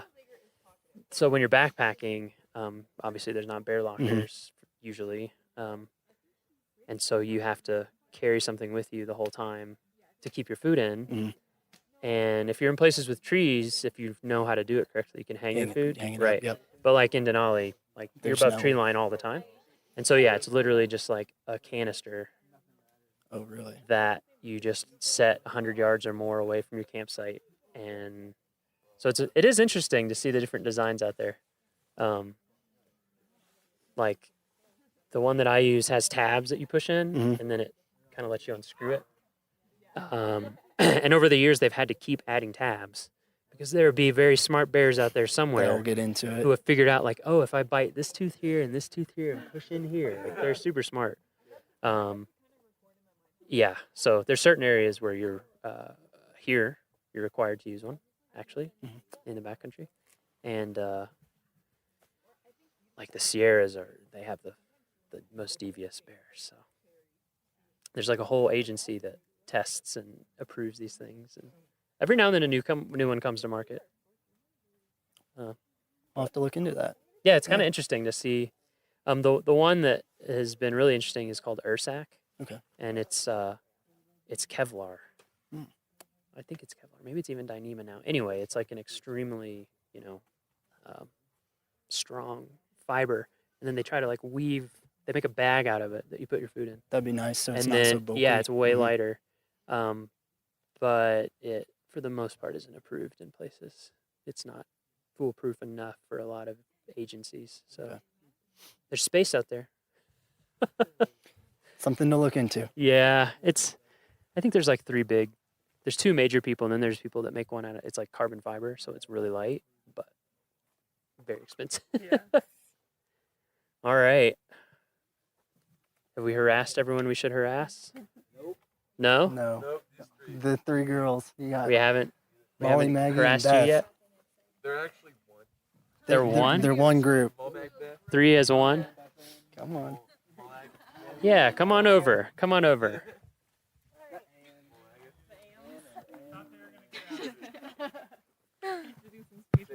Nice. Check. Check. Check. Hello. How's it going? Good. Why don't we introduce? You can start with yourself. Yeah. Okay. What's your name? My name is Molly. Where are you from? Minnesota. Where in Minnesota? It's called Woodbury. It's like 5 minutes from St. Paul. Oh, okay. So yeah. I just figured there would be podcast listeners who know exactly where that relate is, to so, Minnesota. yeah, Yes, we're Woodbury, trying home of the Royals. to- yeah. What kind of design do you specialize in? Graphic design. Graphic design. Yes. Okay. Me too. Yeah. All these industrial designers, I'm like, I know, that is I super think cool. I we're the don't know very anything good- Well, about it. there's 4 of us here, yeah. Okay, nice. So it's interesting to be around a bunch of ID kids because we really aren't after freshman year. Yeah. What do you think is? I've never interacted with. With ID. Yeah. They think a lot more 3D than us. Uh-huh. They can see like physical copy a lot better than we can. It's a little hard for us. We see pretty flat. Yeah. I was just. things. Yeah, I was just talking about that actually. Yeah. With Baxter. Oh yeah. Yeah. About like. I was like, I'm in the 2D world. Yeah. That's how my brain works. I feel like a lot of their projects too were a lot more like practical and like used, where we just made cool things. So Yeah. Yeah, it's I mean there's lots of different ways of graphic design. For us in the Park Service, for me, it's like just how to communicate with people well. Basically, how do we make something that has that nice balance, of like that kind of nice tension that you always want, that makes a good design but is also really clear. Cuz that's a big thing for us, is that, people are on vacation. There's crazy stuff going on. They're seeing all this crazy, yeah, and we want to teach them stuff, but we don't want to like get in the way of throw the book at them. So yeah, kind of learning how to use design to do that, super important. Yeah. How about you? What's your name? My name is Maggie. Where are you from? I'm from Kansas City, Missouri. Oh, nice. Yeah. I have a cousin in Kansas. 2 Oh, yeah. cousins in Kansas City. Yeah. Yeah, and you graphic design as well. Yes. Nice. Yeah. Okay, we'll finish introductions and then we'll just Yeah, I'm Beth. I'm from Wichita, Wichita. Kansas. Okay. Yes. Yeah, so we do have a lot of Kansans and some upper Midwest people. Wisconsin, Minnesota. Nice. Yeah. So have any of you guys been to Rocky Mountain before? No, I think this is the first time No? for all of us. Yeah. Yeah. You guys been in mountains before? Yeah. I've been to Colorado and Yeah. other places, just never the park Yeah, before. I went to Vail. Mm-hmm. and Okay. I've been to Estes, just never really to the park. Okay. until this Yeah. So you've seen some mountain stuff. So what do you think? What do you think about Rocky? It's awesome. It's beautiful. Awesome. Yeah. Especially with what we see every day in Lawrence. It's Very flat. yeah, Right. Very geographically different. a huge contrast. So it's nice Mhm. to see everything. And we went hiking a lot, especially the first day, and kind of Elevation kind of change. yeah. We That hits you, right? Yeah, we Yeah. decided Yeah. the first like 15 minutes Yeah. are the hardest, but once you get to the destination, it's always so Yeah. worth it. Totally. Yeah. I'm my body's especially stubborn, so for me it's like the first 1 to 2 hours. Yeah. Especially if it's really early. I'm like, Uh-huh. Yeah. oh man. But yeah, every time once you get into it, you're like, I'm so glad I'm doing this. Yeah. This just feels so good and engages your mind in a different Yeah. way. Yeah, how is it's been interesting hearing from different people how the camping and hiking and being outside all the time has affected lots of things. But Yes. your design, Mm-hmm. how is that? What do you think the benefit has been there? How has it been different? I mean, because a lot of people have said and I'm the same way. I'm on the computer yes. all the yeah. time. I'm pretty Mhm. much in, Illustrator and InDesign and Photoshop and Yeah, I think I was gonna say, having not as much technology at your fingertips all the time was a huge thing for most of us. Mhm. It's also just, I think this week specifically in my project, and I guess in all of ours, we pulled a lot more from the environment around us and stuff that we don't normally see. So if I hadn't have been here, I wouldn't have known what this stuff looked like, and I wouldn't have been inspired to do that kind of thing. So it's just kind of a different environment, helps you pull different ideas and things that Yeah. you would never normally see. If I was in Kansas, Yeah. I wouldn't be looking at the same things and making Yeah. the same things. So That's that was super a cool. big. Yeah, one thing that I don't know, this is my own personal pet theory, but national park visitation has been going up for sure the last few years, at least like at Rocky it has hugely, incredibly. And I think part of it for me, and you guys would know even more because I'm 32, so but I had the internet and stuff for a long time, and like you have to be here. You know what I mean? Like you're saying, like you have to be here and have the Yeah. experience. It doesn't really translate any other way. It's not really reproducible. Even in pictures, like it's just Exactly. Not the same. Yeah. So it's something that it's cool that we have these places, like experiences that are here set aside specifically Yeah. for you to be able to like have a genuine experience that you can't have anywhere else. That's cool. Yeah. What about you guys? How did it? Yeah, I think the biggest thing was not being able to rely on outside sources. So having to come up with things that were, like personal experiences, things that you are familiar with. And then also for me, a big thing was like not being able to compare what I was doing to other things that have been done. So it was kind of figuring out a way, or I guess it was just not having the ability to go out there and look at what's already been done. So just I hadn't even thought about that, but that is huge because I mean, we all do that. Like when I'm starting a project, I'm just like, oh, I have this feel in mind, and you start looking at references, and then you get lost. You kind of like if you had, I mean, you still come up with something original, but like maybe you had some idea before you started looking that now has gotten kind of drowned out, maybe. And then I think the comparison thing is huge too, because I know for me, like I feel like in everything in life, like you do best when you aren't self-conscious about it. But it's really hard when you have like the world of design and you're like, oh my God, I can't do this. But it's like, well, they're one of the 10 best designers of all time. But at the same time, I thought like it's been a really long time since I've been told make whatever you want. Like there's no like guidelines or prompt or anything. And at first it was like, oh my gosh, like what should I do? I can do anything. And like just this pressure to make something awesome. Because you have the 1 week. Sure. And everyone here is so talented too. And seeing everyone's together. Everyone around you is making really amazing stuff. Yeah, so I agree. When I looked at everything, there was definitely panic. Like, what do I do? That's cool though. Like that's a good, that's a good group dynamic.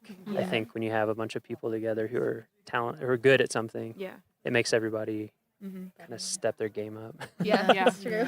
Yeah, I love a lot of this stuff. Yeah, we're gonna try to get pictures up so we can put it on the blog. Oh, cool. Good. Yeah.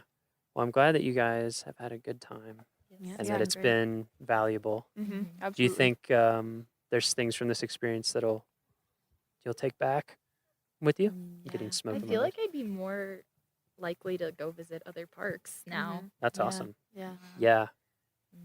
That's really good. I think especially aside from the design and just the camping aspect of being here, none of us have ever camped for an entire week. So that was really tough at times, but now, I think the longest I've ever camped is really a night or two. So a weekend. So. Yeah, I think it's that day like 3 to 4 where the game starts to change. Because you're like, wait, there's nowhere for me to go. I live here. But after this, I think I'd be a lot more willing to do stuff for longer periods of time. That's great. Yeah. Yeah, it's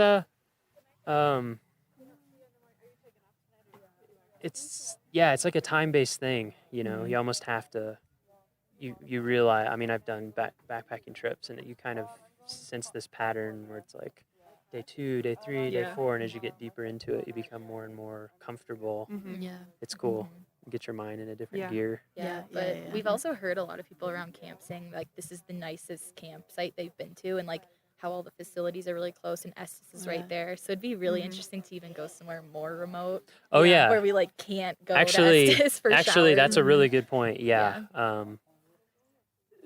I've talked about this with people before, like those of us who work here, you know.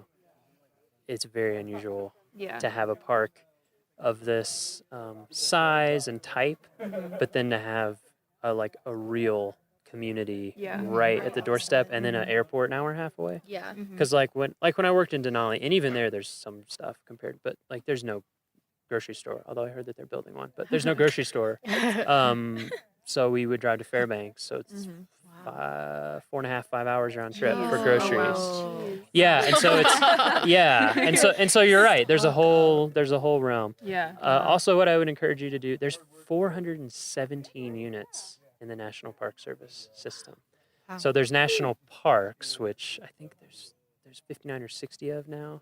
But then there's a whole bunch of other stuff, and like national monuments. We run a lot of those. Forest Service and BLM run a lot more. There's historic sites. Anytime you have the chance. The job I had before this, I went to all sorts of different parks and made brochures for them. So many places are really cool, even if you wouldn't think to stop there. Like little Revolutionary War battlefields and Civil War Oh battlefields. yeah. And oh man, I'm blanking on the name right now.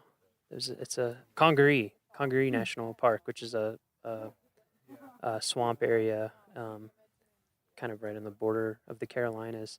Like, it was incredible, and I'd never heard of it. So that's cool that you're more interested now. Yeah, definitely. Yeah. You can go if you go to findyourpark.com, or if you go just go to nps.gov. Like, we have maps of every park unit. Cool. Yeah. Cool. Keep it up. Future park visitors. Thanks. All right. Thanks. Yeah.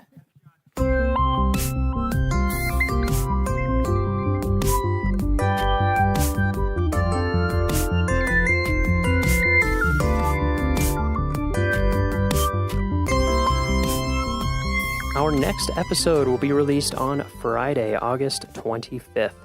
For show notes, transcriptions, and to learn more about our show, visit our homepage at go.nps.gov/RMNpod. That's go.nps.gov/RMNpod. The Rocky Mountain National Podcast is a product of Rocky Mountain National Park, one of 417 units of the National Park Service that preserve America's heritage for all, forever.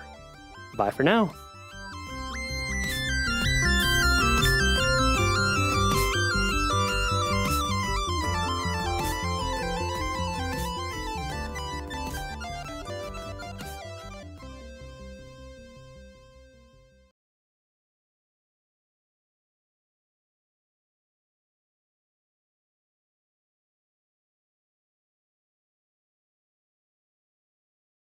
Significant features of Glacier National Park is the incredible biological diversity found here.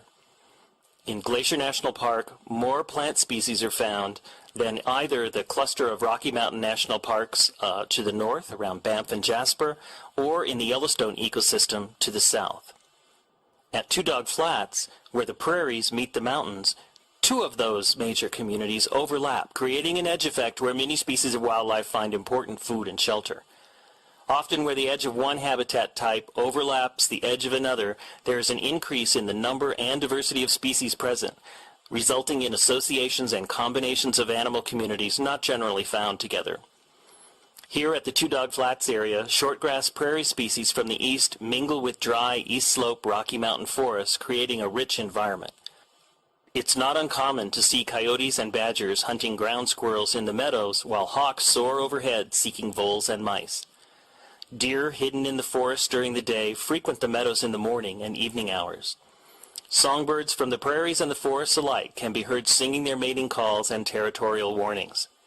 Predators find a rich source of food in areas like Two Dog Flats because of the abundance of food for prey species to take advantage of. These meadows are also important winter range for elk. Throughout the winter, a small band of several hunted elk can be found grazing in the flats and on the meadows down near St. Mary. These areas are usually blown free of snow by the near-constant winds in the St. Mary Valley, making it an easier wintering ground for them. In the spring, however, the elk move to higher ground and generally spend the summer in the mountains, seen towering in the background. If you're here in the spring or in the fall, expect to see elk in the evenings and the mornings. Two Dog Flats is beautiful any season of the year. Winter is stark and harsh, and few visitors see the park during this quiet time of the year. But in the summer, a profusion of wildflowers carpets the meadows and offer a treat for both botanists and wildlife enthusiasts. Spend a while at Two Dog Flats, and you will see that this meadow is alive with activity.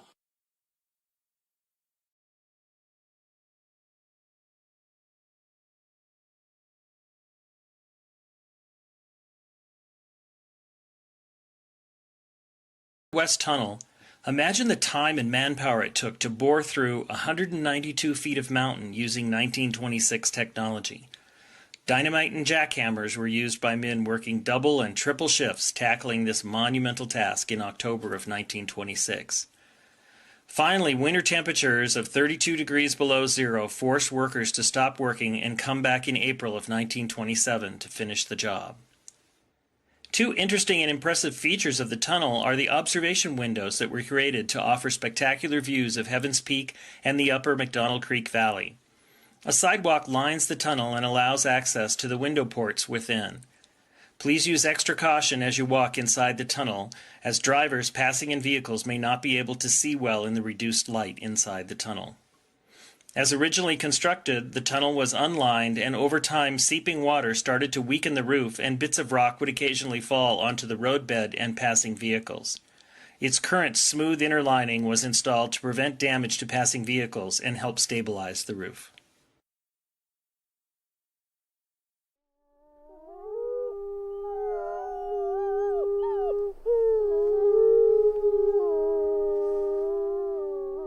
From Yellowstone National Park, this is What We Do. I'm Ashton Hooker. And I'm Miles Barger.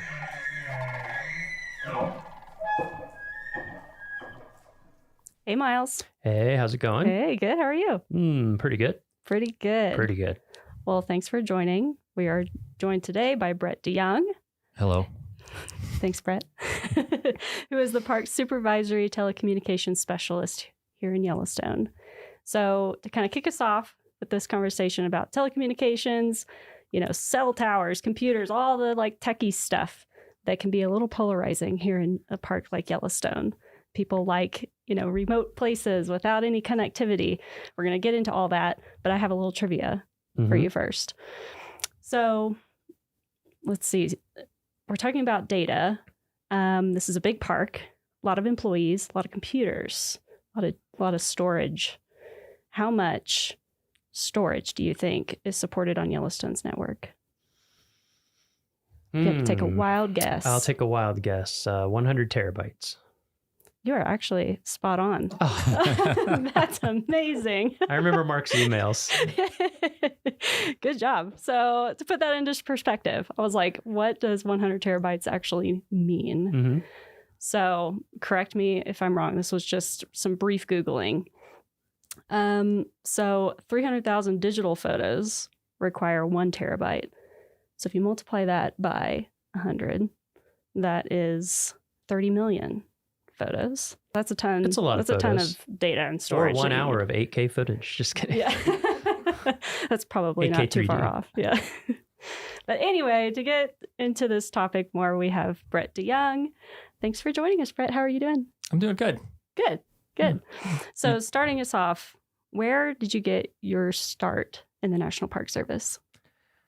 I started volunteering with the National Park Service. I came to Yellowstone right after graduating from Purdue, and I worked for the concessionaire, and I worked with the rangers at Old Faithful doing search and rescue and a number of other different things. Other jobs that I did for the concessionaire and risk management and fire safety. I worked with a fire marshal, and I worked with the safety office, and an engineering office. I worked with a facility maintenance division.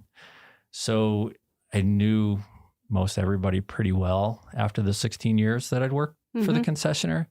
And then one day I got a call from someone, and I applied for a job, and I walked across the street, and I asked them where the cafeteria was, because at the concessionaire, they fed us every day, and they told me I had to bring my own lunch. Oh, man. So I'm still working through that. Yeah, you're still learning how to, feed yourself every day. Is when I came over. Did you, why did you first come out and start volunteering? Were you just an outdoors person before that, or? Yeah, I came out here like most people do because they want to experience the outdoors and they want to live in it, and they want to, rather than taking a vacation, they want to walk out the door and do it on their time off. And so, I was just drawn to that. And it was a really close-knit community down at Old Faithful. Mm-hmm. And we ended up working winters and summers seasonally. And, we all worked closely with the rangers. So it was just nice to spend time and broaden our sphere.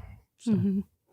And what was it? Was there something about Yellowstone that drew you here, or was it just kind of, you just happened to Not come out much, here? really. Yeah. No. It was, I was graduating from college in 1989 at Purdue, and it was during a recession at the time, and I was gung-ho to start paying off student loans, and I had a friend that kept saying, I love, I've been working summers in Yellowstone, and you should come out. And I said, okay, let's come out for a summer. And I think you hear that story a lot. Yep. People get hooked. Got hooked. So, yep. And my wife came out eventually, not long after that, and we just made a home of it. Cool. It's such a big park, and there's so many opportunities. You can move all over the place laterally, and there's a lot to do here. That's a benefit of a great big park. So as a supervisory telecommunications specialist, do you have a typical day on the job? Is there even such a thing? Does it vary by season? What does that look like for you? Most days are typical. When you get into a supervisory position, you don't get out in the park as much. So there's a lot of office time, which is, can be the downside. The upside is that you work with you have a staff and they become your team, and that's fun too. And you kind of live through them in a lot of ways. But a typical day, we support Yellowstone's dispatch center, which is an 8-position dispatch center. It's FCC licensed. And it's an alarm monitoring center. It's a very busy center, as you all know. And it also supports the communities of Gardner and Corwin Springs and Silvergate and Cook City. And but we support all their technology, all their systems, their 911 systems, their CAD systems. That's their dispatch system. And it's very complex. So if I didn't get a call in the middle of the night from a dispatcher, then the first thing I do is when I get up at 4:45 in the morning is I look at my phone to see if there's any emails from any dispatchers, and maybe a radio system wasn't working correctly, or they weren't getting, when a 911 call came in, it didn't give the phone number or the address, or it was a, misroute or something like that. So I look for those first thing just to see what the day is going to be like. And if there's none of those, then I, like many employees, live outside, in outside communities. I live in Immigrant up in Paradise Valley. If anybody's watched the Yellowstone TV show, it's not like that, but it's very pretty. But I live, so it's an hour commute for me. And we have a rideshare program that we've been doing since 1991, where employees all ride together, and it's a great thing. So, and I've been the program manager of that since 2016, but so sometimes I'll drive the van and drive a bunch of my employees to work. And anyway, so typical day. Then we get here at 7. A lot of us work 10-hour shifts and get in at 7. And I go around, I work with all my staff. I see what the telephone people are up to, what the IT people are up to, what kind of challenges they have, what's on the agenda for the day, what the alarm shop's doing, what the radio shop's doing. And after I've caught up with all of them, then it's like a lot of other jobs. It's emails and contracts and phone calls and meetings. Gotcha. And so that day that you said you walked across the street to start working for the Park Service, obviously you didn't start out as like a supervisory telecommunications specialist. So can you tell us kind of your path from there to where you are now? Like, did you have other jobs in the meantime, or?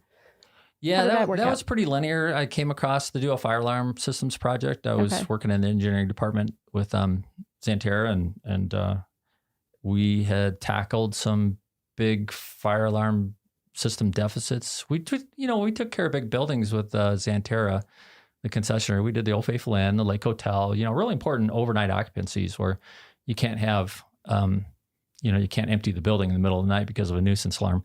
We did that sometimes.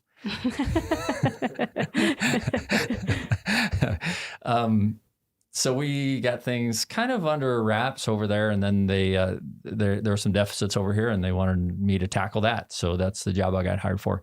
But then I became the alarm shop supervisor, and then my supervisor at the time that hired me, he went on to be the superintendent of American Samoa National Park. So then I detailed him in his position, and eventually I got the position. So, nice. And he's now the superintendent of Death Valley. So he never liked the cold.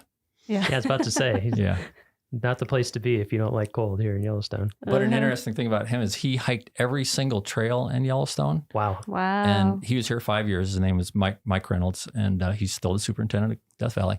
And then when he completed that project, he started hiking them backwards. Oh, wow. And then he left for American Samoa. Wow. So, yeah, I haven't That is an accomplishment. I'd like to do that, but it hasn't happened yet. So you kind of ran through all of them, but I'm just curious if you could restate all of the different systems that fall under telecommunications in the park, because I think people I mean, sometimes I forget, I'm like, I think I'm covering all of them and I forget fire alarms or something like that. I forget sometimes too. Yeah, there's a lot. There's a lot. And then we're reminded. So the radio systems is a really important one, the land mobile radio system. We've got a big complex system, and that's what the rangers use to talk. And we send out pages. We still do pages for our advanced life support crews and EMTs. Law enforcement. There's resource protection people that are doing bear jams and animal jams and things like that. And it's just safety too for people working in the backcountry so they can communicate. So radio is a really important thing. We have telephones. We've got about 500 landlines and 180, 190 cell phone lines. So we manage all those contracts and all that hardware for that and the network that it takes to push it out there. The IT department, we've got a very complex network to get it out there. As you know, the chief information officer came out here one time from the Department of the Interior. He said the last mile is Mammoth. So everything we do to get that from Mammoth to the rest of the park is magic. It takes a lot of effort and a lot of different methods. So then we do internet services. We do all the right-of-way permits for the cell companies. There's a few of those in the park, 5 towers that we try to hide. There's what else? Telephone systems. Alarm systems, you were saying. Alarm systems, fire alarm systems, security alarm systems, video security. And then all the dispatch, which is, like you said, dispatch support, very complex and very important. Yeah. And I hope I didn't leave anything off so any of my staff is disappointed. But yeah, we do all that and we try to keep it behind the scenes. So the visitors come and they see the resource and the animals and everything. And this goes unseen, but it's critical to keep them safe. And right. So, yeah. So very important stuff behind the scenes that a lot of people, like you said, they visit and they would never know. Hopefully. What's going on. Yeah, hopefully. That's the goal. Well, and I think a lot of parks in different settings have a lot of these things. They don't have to manage them themselves. We're such a big place. It's like, there's cell phone towers outside of smaller units, or telecommunication stuff kind of comes right up to the edge. Not that they don't have things that they need to do, but, I always tell people Yellowstone, it's like a mini state in a lot of ways. Yeah. You're exactly right. Yeah. If you can have a cell tower at a gateway community that covers where you need it to cover, that's great. We don't have to put it on federal land, but that just doesn't work here. It just doesn't reach far enough. Right. Yeah. So what would you say is the most important skill for your job? Most important skill, prioritizing. Technical aptitude is the obvious one. A broad array of technical experience. Yeah. You have to be kind of a generalist in a lot of ways and, a specialist in others. But prioritization is really important. Essentialism is really important, which is kind of like prioritization, but doing what's most important all the time. And finding focus is really important because multitasking is kind of a defeatist sort of a skill. I think you do a better job for your customers when you're more focused and less multitasking. Yeah. And so, what would you say is your favorite part of your job? Well, it's probably a boring answer, but it's true. I really like coming in and working with all my staff, seeing them face to face. We do have some remote workers, especially in IT, and they're great. And it's really fun to interact with people at different parks in different parts of the country. But, interacting with the staff, they're enthusiastic. A lot of them have been around for a long time, and you bounce ideas off each other and they resource and network. And so that's great. The other best part about the job is probably going to like remote repeater sites up on mountaintops, and we'll hike to some of those. Sometimes we fly, we try not to. But skiing to them is pretty cool. It takes a lot of planning and you got to be safe, but that's a great way to stay connected. Yeah, there's been some good trips up to Mount Holmes the past few years, I feel like. Among others. Yeah. But I know I've seen some pictures from that. in challenging conditions. Things always like to go down in the middle of the winter, it seems like. Yeah, and we do everything we can to make sure that they're going to hold up for the winter, do all that work in the summer. But occasionally they quit, so you have to travel. Yeah, we get some less than ideal weather in Yellowstone sometimes. Just we do. sometimes. We certainly do. Sometimes you can't fly, so you have to take other methods to get there. And sometimes you just have to wait. And where are those located? We have 8 mountaintop repeaters. We have one on Druid Peak in the Lamar that you can't see. We have one on Henderson Mountain just outside of the park. We have one on Top Notch, which is in the park. We have one on Mount Washburn, which you can drive to for about 4 months of the year. That's quite a luxury. We have one just outside of the park on Survey Peak, in right on the edge of Grand Teton National Park and the Jebediah Smith Wilderness area, which is funny. You have to land the helicopter right on the park side because that's recommended wilderness, and Jebediah is actual wilderness, so no helicopters. So it's like an invisible line right on the peak. And then there's also Sheridan has one with a 1926 New Deal era fire lookout up there. Wow. That's really cool. And Mount Holmes, there's one on there. There's one on Purple Mountain. And the Mount Holmes one was inside a 1926 fire lookout, but it got struck by lightning and went down in a blaze. So let's see, did I miss any? Oh, Bunsen Peak also, which is just outside of Mammoth. Which people can hike up to if they want. They can. Yeah. And see that one. The Holmes one made me sad. That was the first one I'd ever hiked up to of the fire lookouts. I was Yeah. sad when that burned down. Yeah. Such a cool location. Sure was. And so you mentioned your favorite parts of the job. On the other side of that, what are some of the toughest things that you encounter in your position? The toughest things is when things crash. That's a real challenge. Those middle of the night calls, you have to wake up and be lucid and understand what the problem is and who your resources are, and get to the root of the problem pretty quickly. It always amazes me how quickly we can restore something that seems catastrophic. So that's really challenging. Other things, like we may have links go down for days and there's been 2 times in my career that we lost Mount Washburn, which is kind of a hub, and we didn't have any cell service at all. And there's a lot of medicals in Yellowstone. There's a lot of, heart attacks and life flights and things like that. And when someone can't call 911 from an interior location, that burden just falls on us really hard. And if you're in the middle of something else and that call comes in, you're just, there's really no backup for you. So you just have to be fully engaged. Last fall that happened, and there's only been a handful of times that it happened, but last fall it happened the night before I direct a running race north of Yellowstone. And so as the director, I was very busy and probably going to be up all night, but this happened in the middle of the night. So managing those 2 things was hard. So yeah, I can imagine emergencies like that can be very stressful.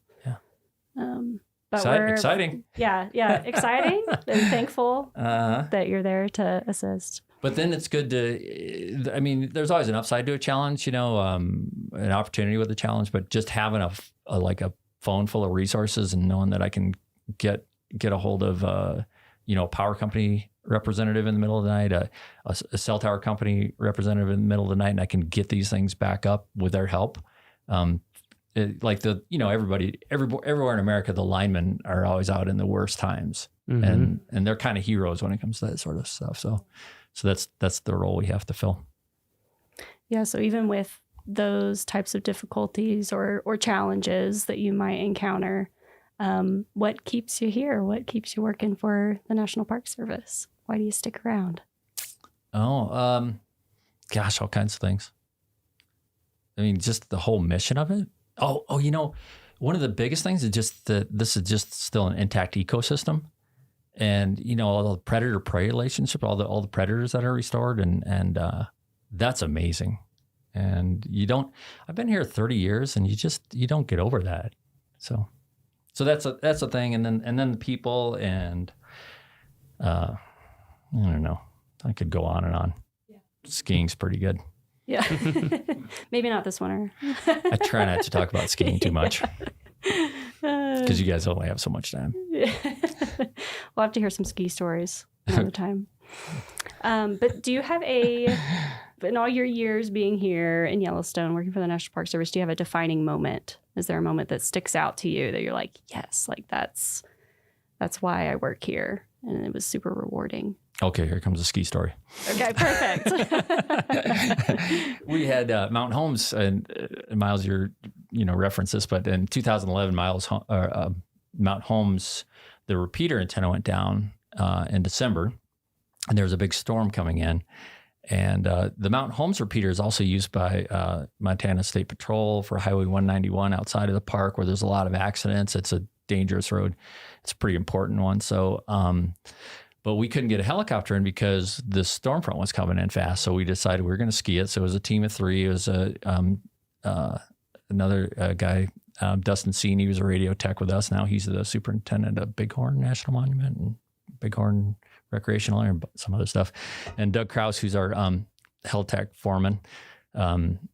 We put together that trip in December, which there isn't much daylight. And we thought we'd stay in the Winter Creek cabin on the way in. We opened up the door, and it was about a 1/2 inch deep in mouse poop. Ooh. So we said, nope. We're not going to do that. We thought we can push to the summit. So it was a real big effort. We got to the summit, and I got the cabin opened, and the storm was starting to pick up. And this is a 10,300 foot peak. It's a big effort. It took hours, and it's a long ski in too, right? I mean, it is a long ski. Yeah, it's a 10 miles. Yeah, one way, it's right? eight hard miles. Yeah. Yeah. So yeah, we got the cabin opened up. We got a temporary antenna installed, testing it out, and then we got that door closed. Then the storm came in and just blew so hard all night. It just rattled that fire lookout all night, and but that was pretty neat. We were testing the radio from inside, and we were talking to Montana Highway Patrol on this really remote site. And next morning, ski out was nice. Oh, that's super cool. So that was good. Yeah. Good trip. Yeah. I don't know if that was a defining moment. But that's one of the good ones. Yeah, definitely memorable. It sounds like. Yeah. Yeah. Yeah. So I'm just. You said about 30 years you've been doing telecommunications stuff in Yellowstone, right? Yeah. I feel like, of course, all fields change over time, but I feel like telecoms may be the fastest changing field in the past 30 years, I would venture. So what's it been like to see? I mean, even I'm trying to think, my first summer here was 2006, and I think there was like a payphone in our dorm. I mean, there was no internet that we could even use, or my cell phone didn't work unless I drove a long way. I would think I was at Canyon. And you were here well before that. So what's it been like to see the change? Because now I'm at home and I can stream 4K movies from a satellite. It's so different. Yeah.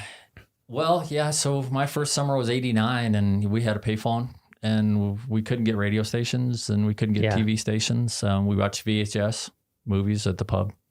That was fun. But it has changed a lot, and that's always a topic of discussion. And whenever there's some sort of new proposal, we get a lot of comments.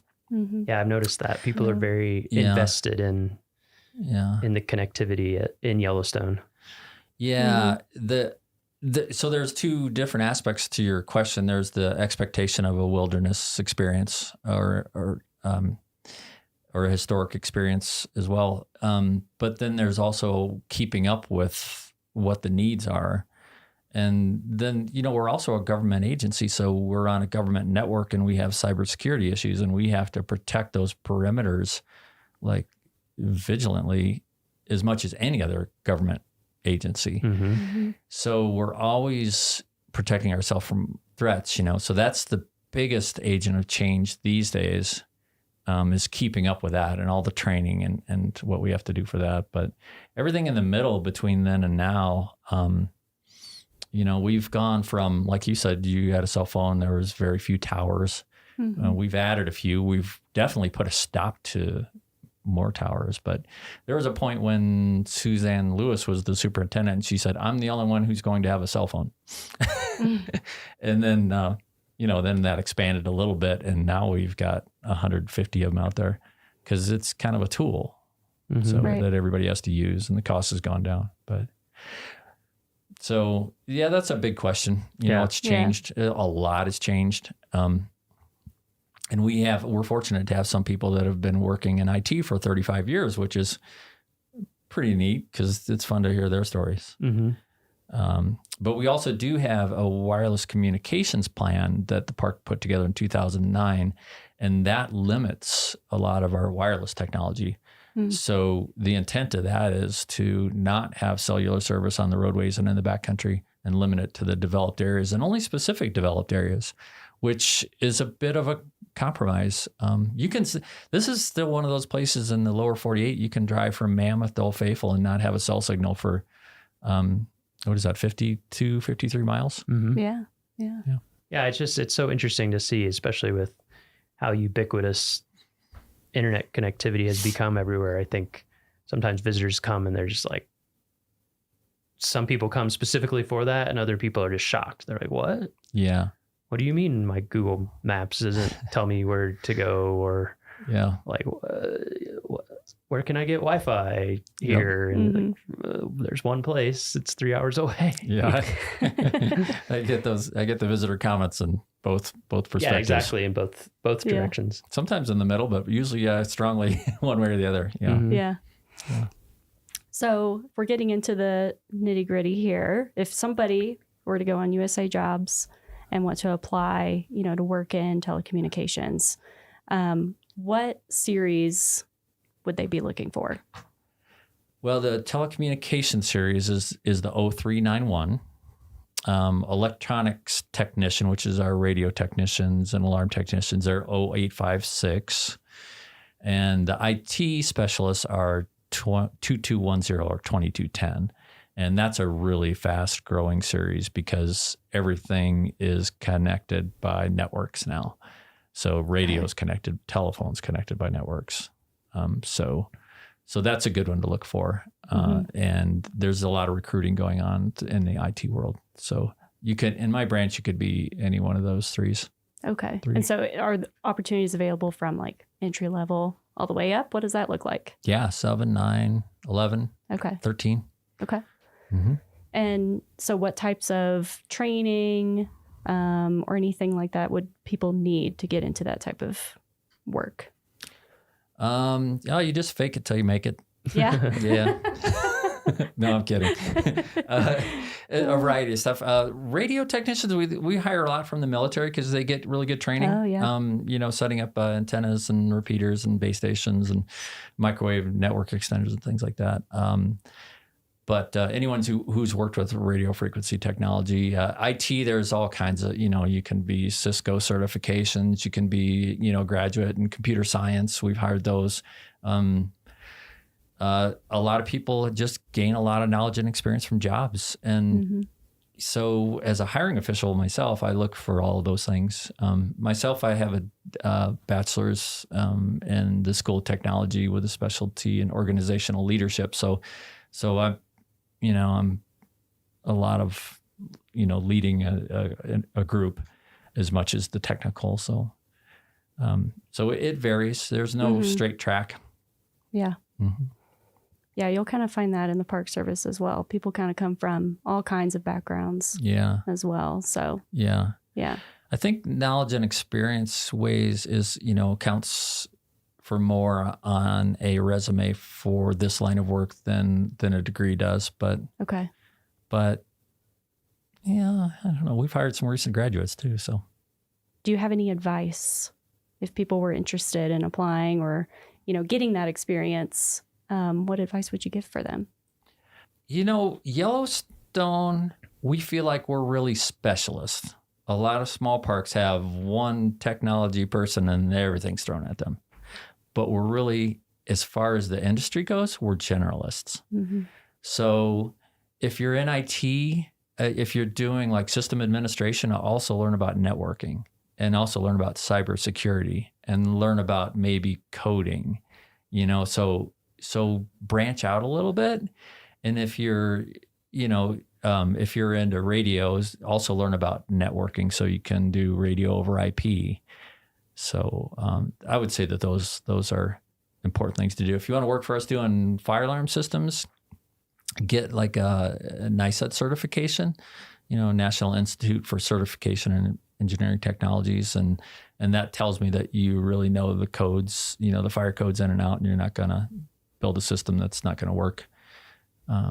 So cool. Those are a few tips. Yeah, that's great. And so finally, the last question we like to ask everybody is just about your personal experience, any memorable experience you've had. It could be either in Yellowstone or any other national park, work or personal time. Do you have a moment that sticks out to you? Yeah, the 5 years I worked in the Bear Den ski shop at Snow Lodge. Yeah. That was the peak of my career, not of my pay, but it's often how it works. Yeah. But it's been going up and down ever since. So yeah, that was great. We worked there the last year that it was open. It was the Snow Lodge then was nothing more than really, it looked like a roadside motel. It was cheap. Anybody could afford to stay there. The people that came to visit, they were all interesting. And the Bear Den ski shop was a log cabin with a wood stove right next to it. And that was great. They built a new hotel, the Snow Lodge Hotel, and the ski shop's in the gift shop now, and it's all still good. But those were good days back then. There was quite a community back then too. They were really strong skiers and outdoors people, and just a lot of fun. That sounds awesome. And many rangers worked in that ski shop too over the years before they moved over to the Park Service. Cool. Yeah. Well, I think that wraps it up. Yeah, that was great. Yeah. Thank you so much for joining us, Brett. Thanks for having me. It was fun. Well, that's it for this week's episode of What We Do. Thanks again to our guest, Brett DeYoung. If you like what we do, rate and review the show wherever you listen. Every positive review helps new listeners find the show. If you have questions or want to learn more about a particular job, contact us using the form at go.nps.gov/whatwedopodcast. Thanks for listening.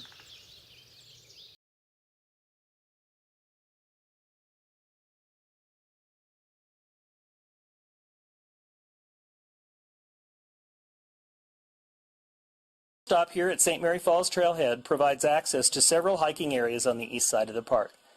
Visitors are encouraged to pick up a free copy of the Day Hikes in Glacier newspaper. The maps and trail information inside the paper will help visitors match their interests and abilities to the mini hikes in Glacier National Park. Here, the St. Mary Falls Trail, one of the more popular hikes in the park, is a 2.4-mile round trip which can be extended to 3.6 miles by continuing on to Virginia Falls. The hike offers a short and pleasant stroll down to the valley floor, crossing the stream below the roaring St. Mary Falls. After St. Mary Falls, the forest opens up a bit, and those continuing on to Virginia Falls will be treated with views of Little Chief and Dusty Star Mountains, as well as one of the best waterfalls Glacier has to offer. Please remember water-related accidents are the #1 cause of fatalities in the park. Use extreme caution near water and remain on the trail. Moss-covered rocks and wet logs can be extremely slippery, and falls into swift, cold streams, rivers, and lakes have been tragic. Never walk, play, or climb on the slippery rocks and logs around this or any other stream in the park. One spring, shortly after I first came to Glacier National Park to start working as a ranger here, I made my first trip up the Going to the Sun Road. In spring, while the plow crews are still working on clearing the winter snow from the road, the area past Avalanche Creek is closed to cars. At this time of year, it's popular to bicycle up on the closed part of the road. One afternoon, I took my bike up to Avalanche Creek to ride. Only planning to bike a few miles, I was outfitted in just a t-shirt and carrying only a simple repair kit, a small water bottle, and of course a can of bear spray. When I reached my intended destination, a switchback in the road called The Loop, I was still feeling strong. The sun was bright and the sky was that deep blue color you only really get in wide open country. From that spot, there's a spectacular view of a mountain called Heaven's Peak. I just couldn't turn around. I eschewed my original plan and kept pedaling up towards Logan Pass. I couldn't stop. Those miles above the loop are home to some of the grandest mountain views you'll find anywhere. As I came around each corner, a new and breathtaking vista came into focus. The effect was magnetic. As my legs became leaden from the miles of climbing up towards the pass, the mountain views compelled me forward, foot by foot, the beauty of the scenery practically physically pulling me up. If you've ever ridden the Going to the Sun Road, you know exactly what I mean. The feeling was ineffable and unforgettable. Eventually, I reached the high point of the road, Logan Pass, and by then I was in a complete euphoria. As I looked around, I relished the alpenglow lighting up the mountains, the evening light shimmering in the snow, and the glacier lilies pushing up through the fresh soil. The pinkish orange of the sunset was so beautiful I screamed. I couldn't react except primordially. I breathed the crisp mountain air, and the place became part of me. I turned the handlebars of my bike back towards the car and began to cruise down the road. But as night started to close in on me, my bliss quickly turned to worry. The sun dropped behind the tall peaks, and the temperature plummeted. The road was coated with frigid water from the melting snow, which was kicked up by my tires, and soon saturated my green t-shirt. My stomach growled with hunger. I had cycled much further than planned and missed dinner. But worst of all was the wind. The air itself was still, but biking downhill and picking up speed, I would generate my own wind faster and faster. I couldn't decide whether to descend slowly, staying warmer but dragging out the experience, or to just let go and frigidly descend as fast as possible. Gravity and the thought of my warm car were irresistible. I let loose. As I picked up speed, the cold wind turned my hands numb. They slumped over the handlebars, pale and useless. Suddenly, I regretted that decision. In the fading light, I saw a herd of bighorn sheep jump down into the road from a rocky outcropping above, directly into my path. I squeezed my brakes as hard as I could with my unfeeling hands, not knowing if it would have any effect. With a shriek, my tires locked up, and my bike came to a halt. I was a little too close for comfort to the curly horns of a large ram. He seemed unmoved. Slowly, I made my way down to the car, arriving safely, but well after dark. At home, I cooked up fried eggs, refried beans, anything caloric and warm I could find in my cabinet. Since then, I've biked the Going to the Sun Road many times, and the views still capture my heart. But now, before I leave, I always make sure I have all the necessary safety gear, including snacks, a jacket, and especially gloves.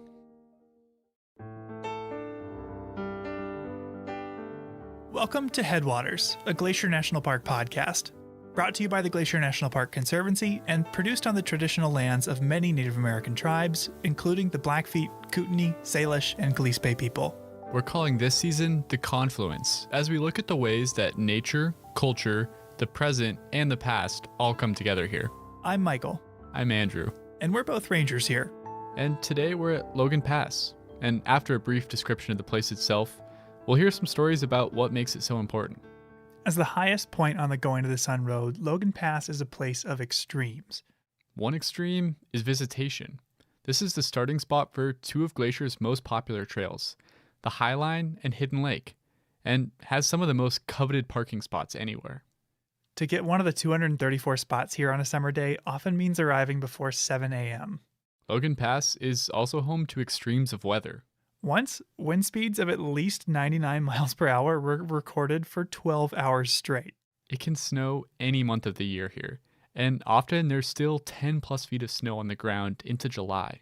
As crazy as this may sound to listeners from warmer areas, if you show up to hike at Logan Pass in July, don't wear your sandals. You'll likely be walking on snow. Because of the extreme geography and weather here, there's really only a short window to visit. Crews start plowing the Going to the Sun Road every year at the beginning of April, but it's a monumental task. The plows will have to maneuver through avalanche chutes, manage extreme weather, and finally tackle a section simply called the Big Drift, where snow often blows into a pile 80 feet deep. They do all of this on extreme terrain, and it all has to be finished before the road can open to the public. Typically, the Going to the Sun Road opens for the season in late June or early July, but the opening date will depend on conditions. So if you're planning to drive to Logan Pass, don't plan your trip any earlier than that. If you want to bike like I did, the road will be available for biking before it opens to cars. But you're not allowed to bike in the immediate vicinity of working plow crews for obvious reasons. To reach Logan Pass, you'll need to bike after hours or on the weekend when crews aren't working. Once Memorial Day hits and car traffic really ramps up, there are more restrictions on when and where you can bike on the Going to the Sun Road. You'll really want to consult the park website or newspaper to read all the details. It's only a few short months before winter makes its return to the pass. Winter storms have ended the Logan Pass season as early as September in recent years, but mid-October is more typical. It's a narrow window, and that's not accounting for wildfire or other natural events that can lead to unplanned closures. But Logan Pass is a magical place, full of wildflowers, wildlife, and unsurpassed views. The wild and rugged nature of this place, which makes it so appealing, can also make it unpredictable. It's good to keep in mind that some things you plan to do just might not be available. Be flexible and have a backup plan. There's always something fun to do if you're creative and prepared. With all that in mind, let's move into our first story of the day, about how workers in the 1920s and 30s were able to build the engineering marvel that is the Going to the Sun Road.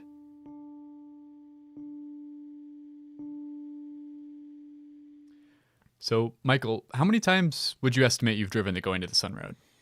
Oh, gosh. I never really counted, but I'd say over the last 7 years, over 100? That's a lot of trips. Do you ever get tired of it? Absolutely not. No. Every time you drive it, thanks to changing sunlight or weather, it looks different. And out of all those trips, I've only ever seen one porcupine or wolverine. So it really does feel like each time you go, you notice something new. Yeah, we're pretty lucky to live in this place and to get to drive that road all the time. Yeah, you can say that again. When I'm driving the Going to the Sun Road, as it climbs along those sheer cliffs and hugs the side of the garden wall, I always think about the engineering that must have gone into it. I mean, they constructed that thing in the 1920s and 30s. Yeah, and the road would still be impressive if it had been constructed today. So how did they pull that off nearly 100 years ago now? You know, I have an idea of just who we should talk to. Someone who's been teaching the history of this road for decades. Ranger Bill? That's exactly right.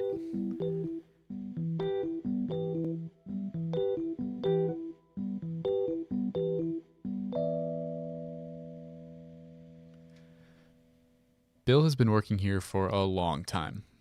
Well, I started in Glacier National Park in 1966. I worked for the boat company, and then in 1988, I was lucky enough to score a job with the National Park Service, and up until this year, I think I had 32 years in. If you're lucky enough to meet Bill, you'll find that he's got a ton of stories about the park throughout the years.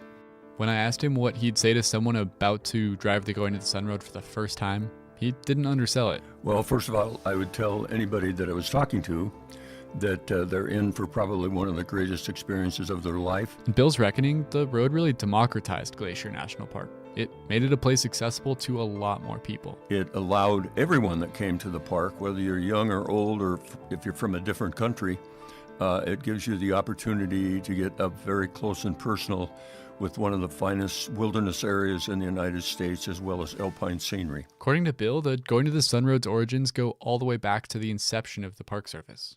It came back to Stephen Mather, who you probably know was the first director of the National Park Service. The National Park Service came into existence in 1916. Stephen Mather, within a year, became the director. Okay, what about the route? I mean, it seems obvious now. It's absolutely spectacular, but how did they decide where to put it? According to Bill, the routing we have today was not even the one that they had originally planned on. The first architect, landscape architect that was involved in the road was a guy by the name of George Goodwin. And George Goodwin proposed 15 switchbacks over that 3,500-foot climb up to Logan Pass.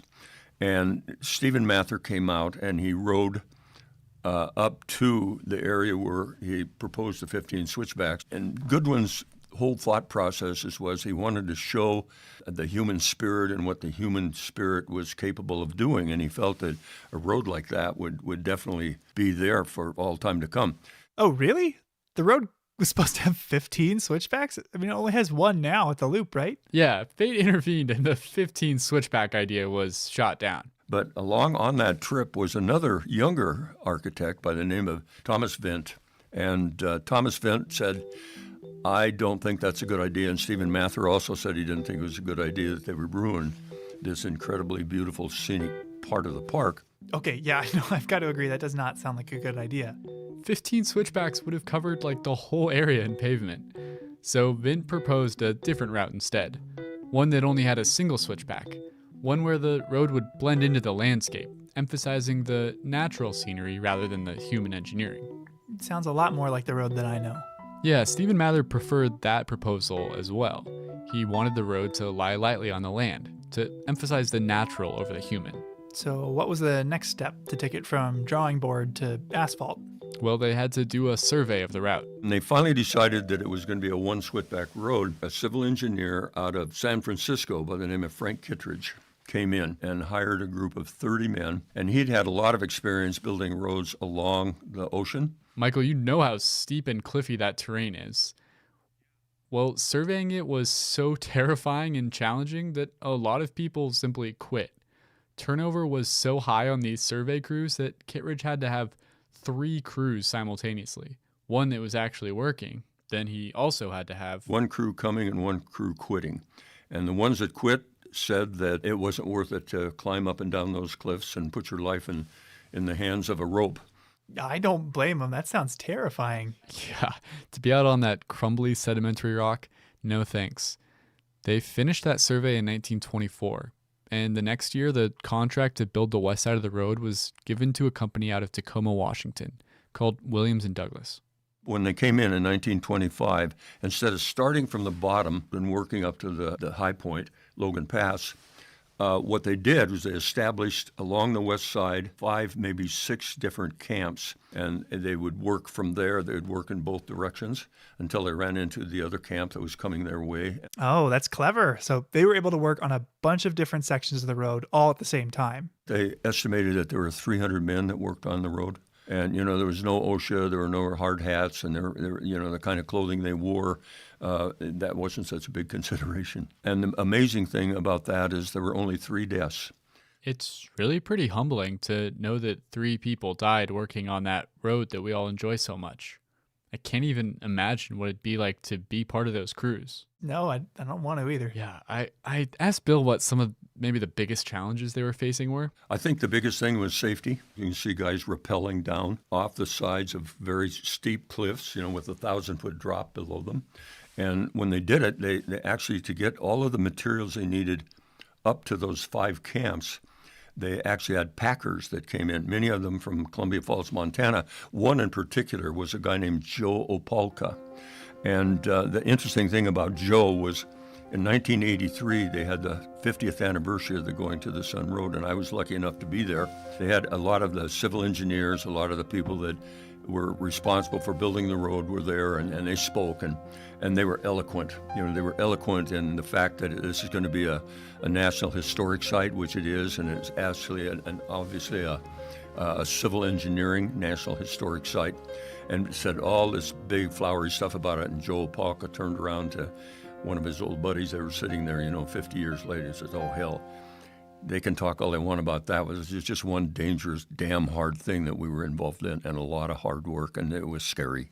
Joe Opalka passed in 1991, so we're pretty lucky to still have people like Bill who knew those involved in the original construction. How long in total did it take to build the thing? While a few small sections had been built in earlier years or even decades, the bulk of the construction was done in just 8 summers. Because of the limited working season, it's really only about 3 years worth of working days. The road was finished in 1932, and then in 1933, they dedicated, I think it was on the 15th of July, and there were 4,000 people that showed up. Now today, it would be an environmental disaster because 4,000 people, and they camped out all over in the beautiful meadows and the wildflowers. That is a lot of people at Logan Pass. Yeah, so I guess some things haven't changed that much. Bill emphasized to me that hearing about the road and learning the history is great and all, but... If possible, people need to come here. You can ooh and ah at the pictures, but when you're on that road, oh my God. There's something irreplaceable about really being there. It's just like now where I live, they're rebuilding my road. And now they're digging. The guy that runs that excavator, he is phenomenal.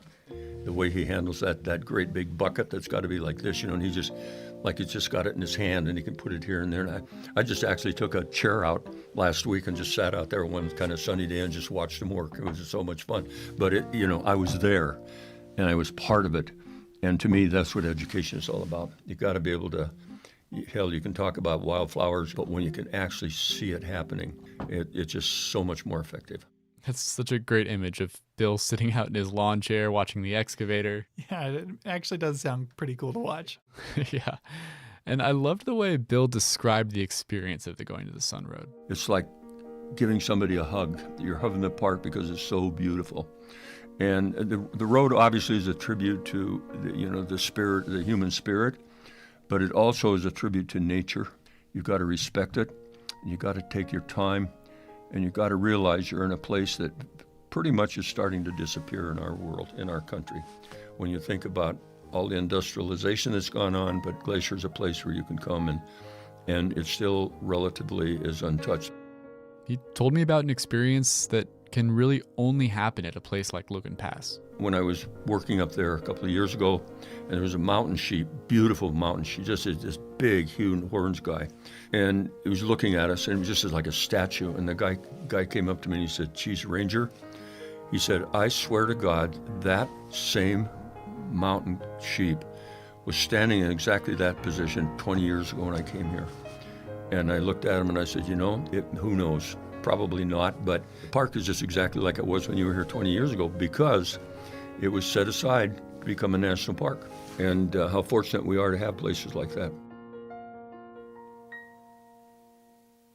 We'll be right back after this break with a story about some of the interesting steps the park has taken to deal with the impact of visitors at Logan Pass.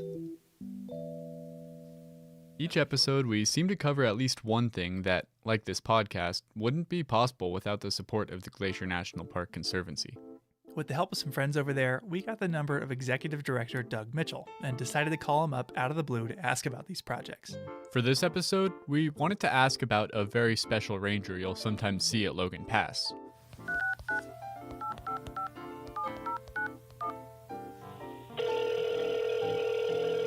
Glacier Conservancy, this is Doug.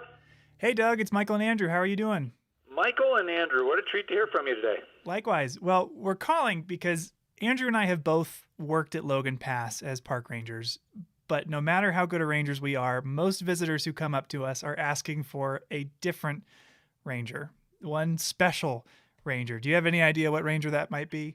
I have a feeling that it is our own four-legged ranger, Gracie the Bark Ranger. Would I be correct? You're absolutely right. Can you tell us who Gracie is and what she's doing up there? Yeah, sure. So Gracie is an amazing addition to the team at Glacier Park, an especially trained animal who helps separate the public from wildlife. Gracie and her handler, Ranger Mark Beal, have won a bunch of national awards for the work that they've been able to do in Glacier to be able to keep wildlife and people interactions safe.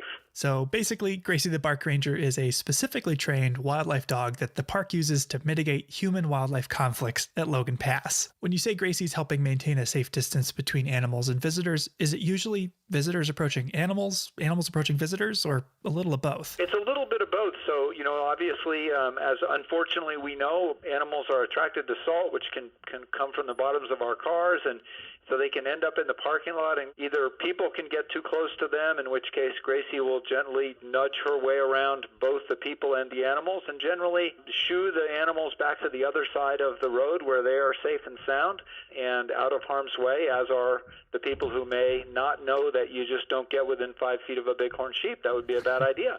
Yeah, bighorns have a few big reminders on their head to keep that distance, but it's nice to have a charismatic ranger doing the extra work. I think generally in the name big and horn, you just would get the idea. Yeah, it's always fun to hear about the special projects the Glacier National Park Conservancy funds and supports here in the park. And it's always fun to hear your guys' latest podcast. Thanks for the work you're doing. Great. Well, we'll talk to you soon, Doug. All right. Thank you. Bye. Bye-bye. Welcome back to Headwaters, a Glacier National Park podcast. In this episode, we are at Logan Pass, and for this next story, I wanted to talk to someone who had worked there. On an average summer day, how early would you say the parking lot filled up there? Normal, probably 7:45 was about average. Okay. It's when I first started working there in 2013, it was probably closer to 9 o'clock. Wow. So it started, people kind of got the idea that they need to get there early. That's Emlyn Stanton. Emlyn Stanton, and I was the visitor service assistant for Logan Pass. Who spent 7 years more or less managing the whole area. You're one of the people that would make the call to close the parking lot Right. when it's full. How do you know when it's time to do that? Normally for closing it, if there's more than 20 cars circling, is normally when we made the call to close it. In the summer of 2019, Logan Pass was open for 86 days. And 3/4 of the time, the parking lot of the visitor center was full by 9 a.m. And from having staffed that visitor center, it's worth noting that Emlyn or another ranger who's making the announcement that it's full, they don't live up at Logan Pass. They have to drive up in the morning like everyone else. So if the lot is actually full at 6:30 in the morning, it won't get called in until Emlyn arrived at work. Yeah, you're right. So what would your advice be to somebody who didn't find parking at Logan? Just go down the road, try to find a legal pullout, and have them just take the shuttle back up. Now, on a personal level, I don't think anyone, when they visit Glacier, is excited to have to jockey for parking or deal with congestion. I mean, it's just not fun. But there are some other concerns that park managers have when they see crowds like this at Logan Pass. Yeah, you've got to think about, can an ambulance get up here? Are people going to be forced to walk on the vegetation? Are we getting too close to the wildlife? Is someone going to get gored by a mountain goat? Things like this are often cited as proof positive that our national parks are being loved to death. And while that might be a little hyperbolic, they are great examples of the difficult nature of carrying out our agency's mission. Now, the mission of the NPS is beloved, but actually implementing it proves challenging, thanks to what's known as its dual mandate. Could you describe the dual mandate?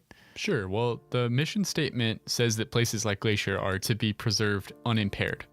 But you're not going to set a glacier aside in a museum or hermetically seal it only to be viewed at a distance, because the mission also states that they're to be preserved for future generations to use, for people to enjoy and learn from.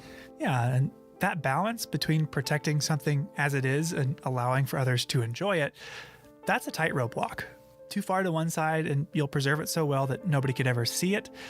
Too far to the other, you build enough roads, resorts, and attractions that you built a theme park. Yeah, you've got to find a middle ground somewhere. Logan Pass, as we've said, is a place of superlatives. It's the highest point on the Going to the Sun Road with some of the park's most extreme weather and abundant wildlife. But it's also a case study in how, in the face of extreme visitation, Glacier has grappled with this dual mandate. And none of these concerns are unique to Logan Pass. Destinations all along Going to the Sun Road seem to grow more and more popular each year. But as the literal and figurative high point of many people's visits here, Logan Pass has been at the center of both the visitor experience and park management for a long time. And if you look at its history, you'll find some of the most misguided, controversial, and just downright bananas attempts the park has made to define our relationship to this place. Today, I'm going to share 3 examples of times that our favorite alpine playground was nearly loved to death. Now, the Logan Pass Visitor Center was built as part of Mission 66, a massive National Park Service program to expand and standardize infrastructure at park sites all over the country in preparation for the 50th birthday of the NPS. Andrew, could you describe the Logan Pass Visitor Center? Sure. It's built into a hillside, and it's got this big sloping roof that kind of matches the contour of the hill. It's made with stone walls and big windows everywhere to enjoy the views. Yeah, it's beautiful, it's visually striking, and I think really complements the scenery well. But as with any construction project, it disturbed the ground it was built on. This is my first story of management foibles and folly at Logan Pass, and I'm calling it The Cover-Up. But first, Andrew, could you describe what the meadows are like? There's all those subalpine meadows with glacier lilies, monkey flower, all sorts of grasses. Exactly. By the time construction had finished in 1965, pictures of the building show barren dirt all around it. But the same photo just 2 years later shows lush green vegetation all around the building. Wait, what? This seems impossible. Yeah, no, look at it. Things don't usually grow that fast up at that elevation. They don't? Those meadows are covered in snow for like 8 months of the year, so I would expect it to take decades for all those plants to grow back. Yeah, you're right. And here's how they did it, if you could read this excerpt from a newspaper article at the time. Sure. Okay, park officials decided to gather alpine turf elsewhere and transplant it around the visitor center, exactly as one might in developing a new lawn in the city. The source of the alpine sod, unfortunately, is a short distance from the visitor center, just out of the line of sight. Collectively, the sites represent an area as large as a football field. Wait, they just stripped away plants from another spot and replanted them there? Yeah, and they didn't try very hard to hide what they were doing either, because hikers on their way to the Hidden Lake Overlook just behind the building immediately noticed patches of barren dirt, like 200 yards from the visitor center. Oh no, that's pretty egregious. Yeah, and so management caught some flack for that, as seen from that article you just read from. But what came next was an attempt to actually protect the meadows. Okay, that seems like a good thing. In a story I'm going to call The Toxic Trail. Well, that doesn't. The hikers that noticed the sod stripping were on their way to the Hidden Lake Overlook, 1.5 miles southwest of the visitor center. Now, today, if you were to hike there, what would you be walking on? It's mostly on a boardwalk. Yeah, a raised wooden boardwalk. When the visitor center opened, it was just a regular trail.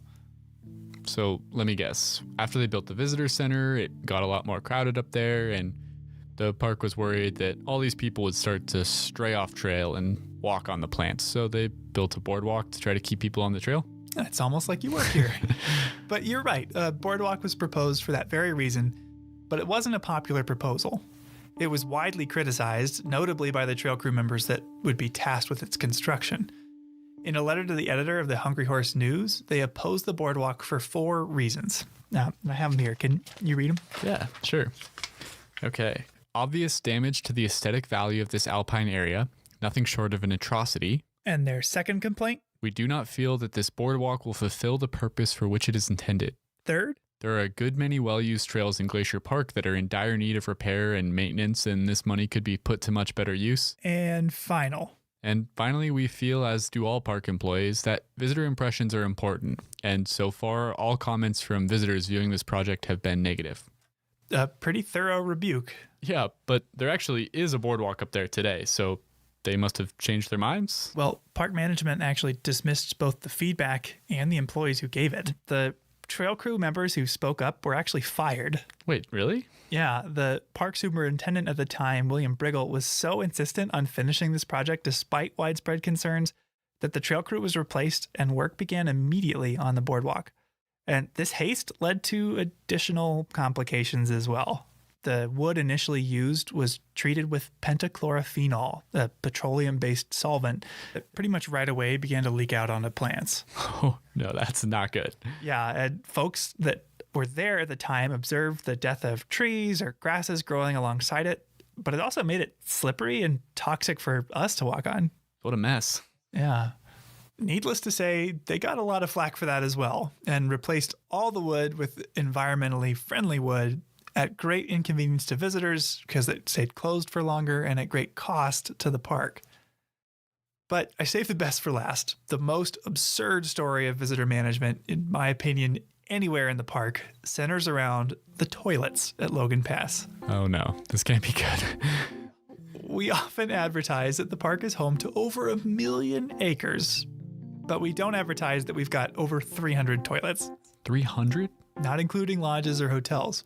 Does that count all the backcountry campground toilets too? Yeah, vault toilets, pit toilets, flush toilets, outhouses, lowriders, visitor centers, campgrounds, you name it. Waste management is kind of a great unspoken truth of civilization. When you've got to go, you've got to go, even if you're miles into the backcountry. And remote restrooms like some of them here are met with a unique set of challenges.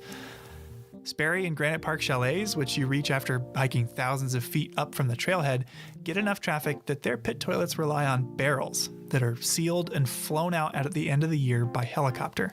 And I think I've heard that there used to be a solar-powered composting toilet somewhere. Yeah, there was, until it was destroyed by an avalanche. That sounds like a huge mess. And I even ran into a backcountry toilet this summer that had been completely torn off its foundation by a curious bear. Oh no, that also sounds messy. So one of the reasons we don't advertise that we have over 300 toilets is because they're kind of gross, but it's also because nobody seemed to know the number offhand. I had a series of really humorous emails with facilities management to try to track down that estimate. But the whole reason I started looking into toilets and waste management in the first place was because I learned about our third and final story. A story I'm going to call The Fleeting Fountains. Coinciding with the new visitor center, a new waste treatment facility was installed at Logan Pass, one that promised to capture and treat waste with a septic system that filters out liquid waste in a 17,000-gallon tank before spraying clean water out of nearby nozzles. Nearby as in out onto the meadows at Logan Pass? Yep, watering the plants, so to speak. The only problem was, after this 17,000-gallon septic tank opened to the public, it got 5,000 visitors and 20,000 gallons every day. Oh no. That's what, 3,000 gallons over capacity? Yep. And that 17,000 gallon tank that they advertised to the public, that they reported to a federal sanitary engineer, well, they exaggerated the size a little bit. It turns out it was only 6,000 gallons. So the system was faced with a demand more than 3 times its capacity. Mm-hmm. That's a big difference. That's a lot of excess waste you got to deal with. A lot. The result was, well, can you read this? Okay.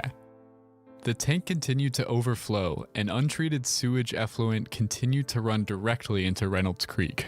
It was an awful sight. Saturated toilet paper made its way through the spray heads and was draped on adjacent small trees. Undecomposed fecal matter was sprayed onto the subalpine vegetation, killing some of it, with the liquids then flowing into Reynolds Creek. Oh, that is a terrifying description. I mean, it's just horrific. Yeah. Some people began referring to them as the fecal fountains of Logan Pass and suggested the best way to solve the issue of people seeing and being disgusted by them was to only set off the nozzles at night and light them up with a colorful light show that rivals that of Disney World. Oh my God. Isn't that nuts? Oh, that's, yeah. Luckily, these 3 examples of management fiascos at Logan Pass weren't all for naught. Each scenario has new management solutions today. Take the sod stripping. What do you think we'd do in that situation today? Well, rather than pull up plants that are already doing fine in the park, we'd grow new ones in the native plant nursery. Yeah. In the case of disturbances like construction, we can replant vegetation using local seedlings collected and raised by our nursery staff. Now, in the case of the boardwalk, there are systems in place now to evaluate potential development or construction before it happens. Yeah, and it's not unique to national parks, but any project like this boardwalk would now require an environmental impact statement. Or assessment. Which would detail all the ways that the project would impact the environment. And finally, the toilets. Yeah, I don't think we use that system anymore. No, we don't. We've got a new system. Wow, it is a beautiful day. And one morning this summer, I drove up to Logan Pass to meet with one of the folks that helps this system work. I feel absolutely puny in my little sedan behind this thing. The fecal fountain fiasco was a huge black eye to the park, ultimately attracting national attention.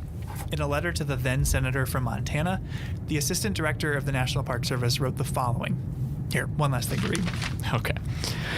Sprayfield on Logan Pass is being eliminated, and there will only be holding facilities. Next summer, Logan Pass sewage will be pumped into tank trucks and hauled to lower elevations for disposal. This will make unnecessary any additional engineering improvements to the existing system and will obviate further intrusion on the natural environment. What's your name and job title then? Jeff Hoyt, equipment operator. Awesome. I met with Jeff outside these vault toilets at Logan Pass after he drove one of those tank trucks all the way up here. Do you have a name for this thing?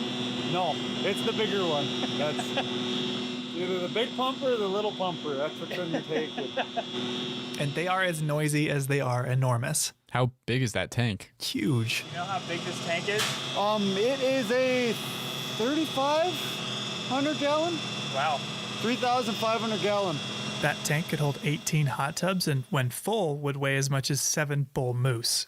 Now, all of the waste at Logan flows into a storage tank, which is periodically vacuumed up into tank trucks like this one before being trucked down to a waste management facility near the entrance. On a busy season, we're usually 3-4 loads minimum every day. Wow.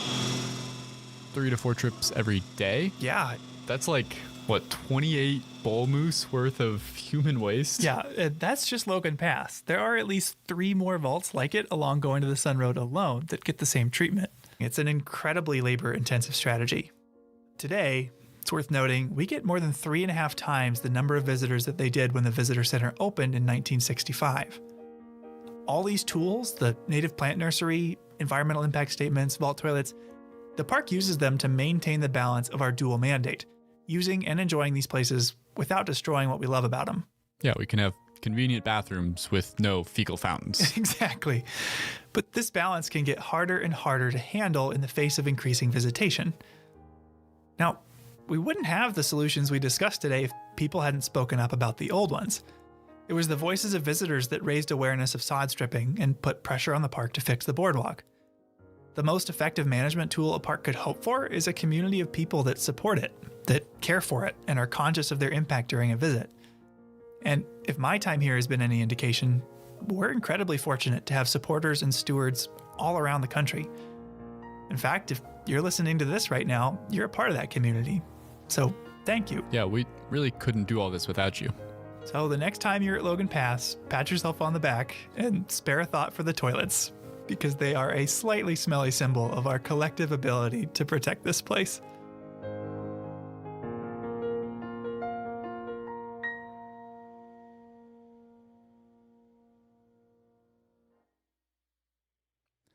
Okay, all this talk of toilets has got me thinking about the smells here. There are so many things to smell. Do you have any scent-related memories here, Michael? Yeah, I remember the second summer I came out here to work, I noticed how much I associated the smell of the forests around park housing with the park itself. I remember calling my family to let them know that I made it safely to Montana and mentioned that I realized how much I missed that smell. My sister Katie thought it was hilarious. Like, what do you mean you missed the smell? Bringing it up on phone calls from time to time. But when they finally got the chance to visit, I remember her apologizing. I know what you were talking about now. It smells great. Yeah, that's a great story. And you're definitely not the only person who's ever been teased for their interest in the smells here. I want to play you a clip from a conversation I had recently. I got so much grief from my colleagues, just kind of jabbing at me, like, smellscapes, are you still doing this? Like, what are you talking about? Smellscapes, that can't be real. And I was reading Aristotle for a class at the time, and he called smell the lowest of the human senses. And it's like, even he's beating up on smells. We've never given smell its due, whether it's in the parks or just in culture. I mean, that sounds a lot like what happened with me and my sister. Who is that? That's Will Rice. He's an assistant professor at the University of Montana's Department of Society and Conservation. Did I hear him use the word smellscape? Like, what is that? When Will was doing his graduate studies at Penn State, he worked on a survey about what motivations people had to visit an especially busy part of Grand Teton National Park. One visitor told him, "Well, I'm here for the smellscape." And initially it was kind of funny, the smellscape, that's kind of an odd term. We hear soundscape a lot in national parks, and a lot of the research I do surrounds soundscapes. So I was just interested, well, is this even a thing that's being studied in any capacity? He realized the same thing that you were just talking about, and that your sister realized when she visited, that smells play a big role in how we experience national parks, but we hardly ever talk about them. So he wrote a paper. Here, you can check it out. Pungent Parks, Smells Growing Relevance in Park Tourism by William Rice, Garrett Hamilton, and Peter Newman. Luckily for us, since Will now just works down in Missoula, he was willing to drive up and take a walk with me around Apgar here and talk about the smellscape.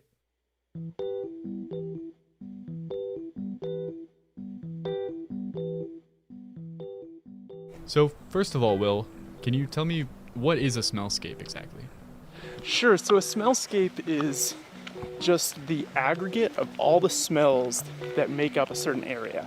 And the scale can really vary. So we can have smellscapes that are, just the size of a small room or just a meadow, or we could have the smellscape of all of Glacier National Park, the aggregate. But really it's kind of what you're smelling as you're moving through a space. The whole concept of a smellscape kind of seemed like a joke at first, but I totally get what he's talking about.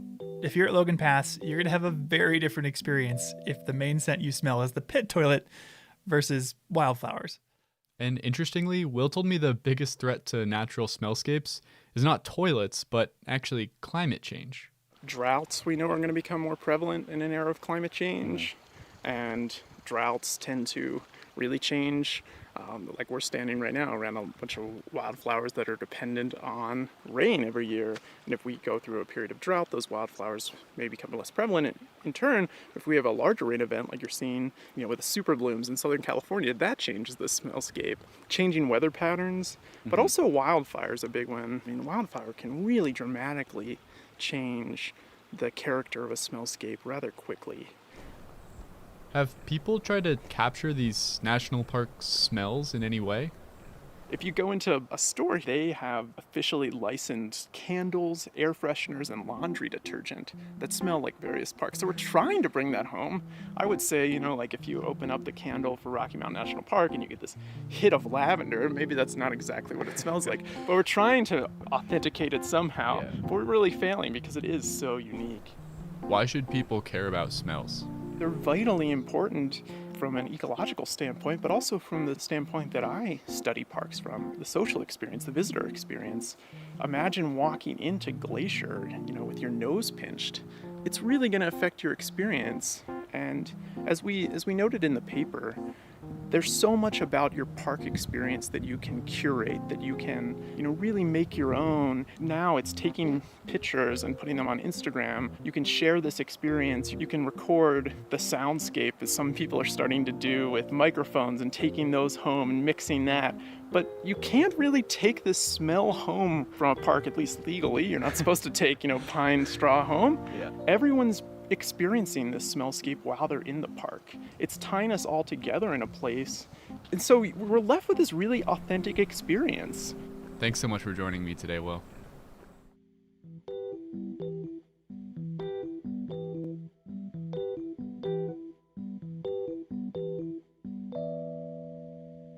I had never thought about it that way. There's all sorts of pictures and videos of the park. There are recordings and now even a podcast of the sounds, but to experience the smells, you just have to be here. Yeah, and our last story today is about another experience that you really just have to be here to have. It's something you can't experience anywhere else in the whole of the American Rockies. Just this one spot in Glacier National Park. What is it? Well, you'll have to join me to find out. Okay.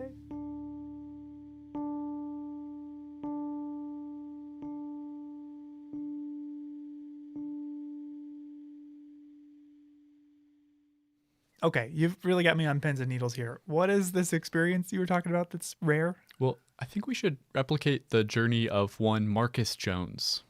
Who's that? Jones was a botanist. He worked in Montana in the early 1900s. He was pretty prolific. In his career, he documented and even named a ton of plants.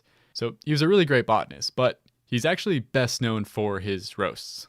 Wait, so he's a botanist that moonlights as a roast comic? In a sense. He was a pretty prickly guy, and in fact his views were so unorthodox that by the late 1920s, he was shut out of most of the botany journals. So he just took matters into his own hands. He bought a printing press, taught himself to typeset, and he started putting out his own botany journal called Contributions to Western Botany. With no one to edit or censor him, Jones just took to excoriating those botanists he disagreed with. I had a friend dramatize a few of his comments for you.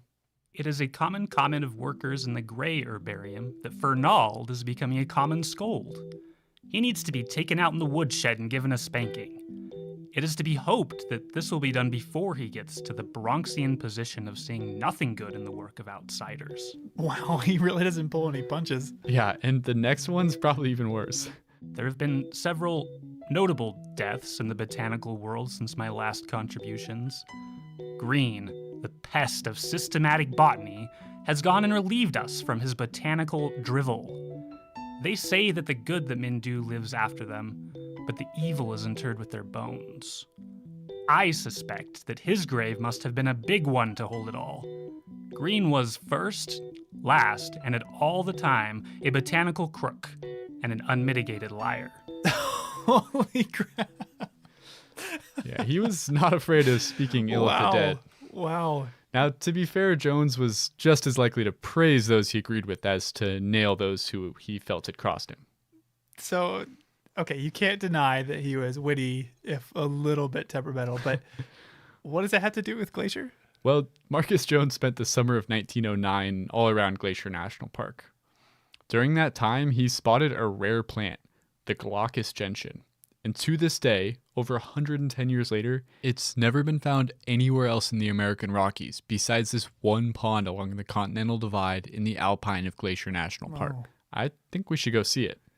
I'm game, but what was it called again? The Glaucus gentian. Okay. Where is it? I'll have to show you. It's near Logan Pass, but it is a bit of a hike. Yeah, okay.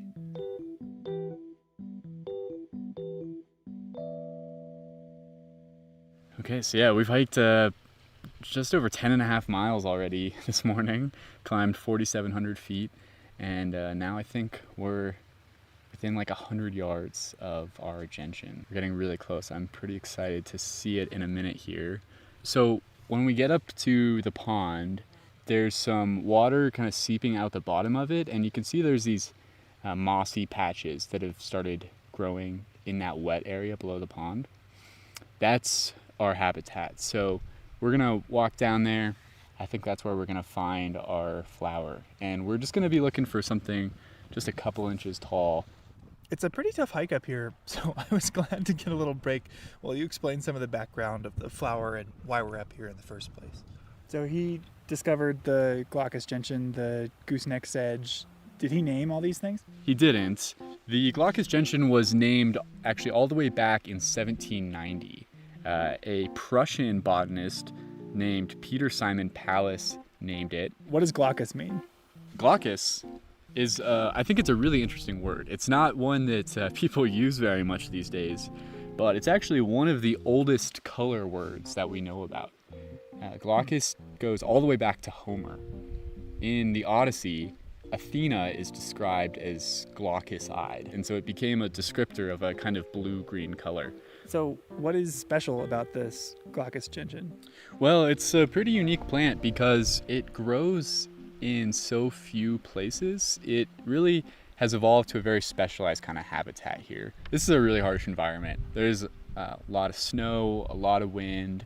It's cold, really short growing season. This particular spot we're in is really wet. It's fed by a snowfield. You'll see more of this type of habitat like in the Arctic Circle. Mm-hmm. So this plant is really adapted to really an Arctic situation. But because this area is kept moist by a snowfield, it's pretty threatened by climate change. If that snowfield were to disappear, this area is going to dry out. So scientists have been monitoring this site for 40 years, trying to track how the hydrology affects the plants. And they've noticed a statistically significant decline in the number of gentians that grow here. It really seems like it's attributable to that shrinking snowfield. It's not keeping things as moist as it used to be. Oh, wow. So it sounds like climate change is making this plant even rarer. I talked to one scientist who's been coming up here for years, and he said when he first started, he would kneel down to look at the flowers, and when he'd stand up, his pants were soaking wet. And in recent years, he stands up and his pants are still dry. It's just not as moist here anymore. It's interesting because, we've seen the climate trends in this area. We've seen increased temperatures, obviously, but we've also seen somewhat increased precipitation. So you'd think maybe a wet plant would benefit from that and it would be fine. But because that summer heat is so intense, it starts so early. It's warmer in March, April, and May. Often it stays about freezing at night in May. Things are just melting out faster and it doesn't stay wet late enough into the season. So it's less about the amount of moisture, but about the consistency. The timing, yeah. It doesn't stay all summer anymore. So we're gonna keep monitoring this site and see what happens to the gentians, but they're really a signal for us to the health of our snowfields and the changing climate up here. Oh, and there's a mountain goat. Well, I'm excited to try to find it. Should we go ahead down there? Sure. Okay, it's been about 30 minutes now. I really actually thought we would have found it by now, but no sign of it so far. The search continues. Spotted saxifrage, buttercups, and lots of moss. But no gentian yet. All right, we're hitting the 1 hour mark. Still no sign of the flower. Bit puzzled. Thought we definitely would have found it by now. Oh, big pile of bear poop. Okay, we're approaching 2 hours. I'm starting to wonder if this thing is even here anymore. I really don't know where else to look, but I think we're gonna give it just a little longer, maybe another half hour. I think Andrew just found it. I heard him shout. I have like the biggest smile on my face right now. It's so nice to find it. Oh, that feels so good. We've been looking for a couple hours at this point. Yeah, 2.5 hours of just combing every square inch of this area. But it's here. It still exists. It was as glaucous as advertised. Yeah, when you said blue-green, I was picturing more blue than green, I think. But it definitely was hard to pick out from everything around it.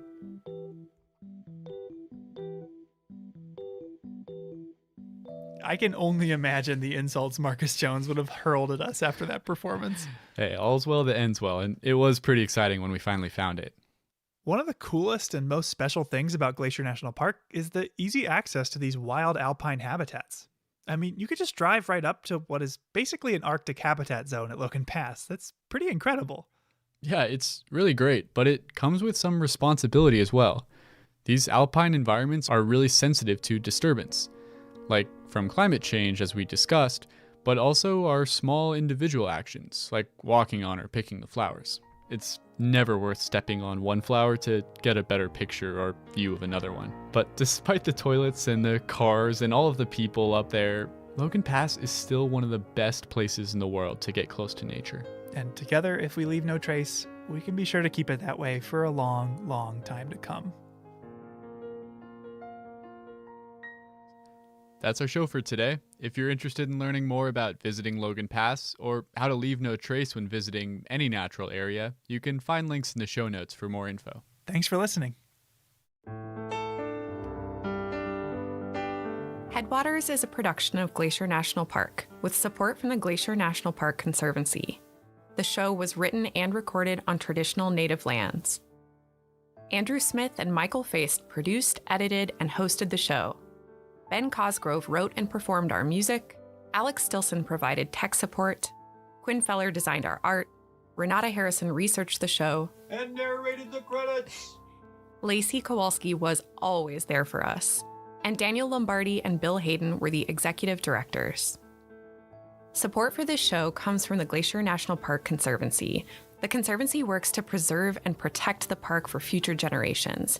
We couldn't do it without them, and they couldn't do it without support from thousands of generous donors. If you want to learn more about how to support this podcast or other awesome Conservancy projects, please go to their website at glacier.org. Of course, you can always help support the show by sharing it with everyone you know, your friends, your family, your dog, and also leave us a review online. Special thanks this episode to Bill Schustrom, Emlyn Stanton, Will Rice, Darren Lewis, and Jeff Hoyt, along with the entire facilities crew here at Glacier.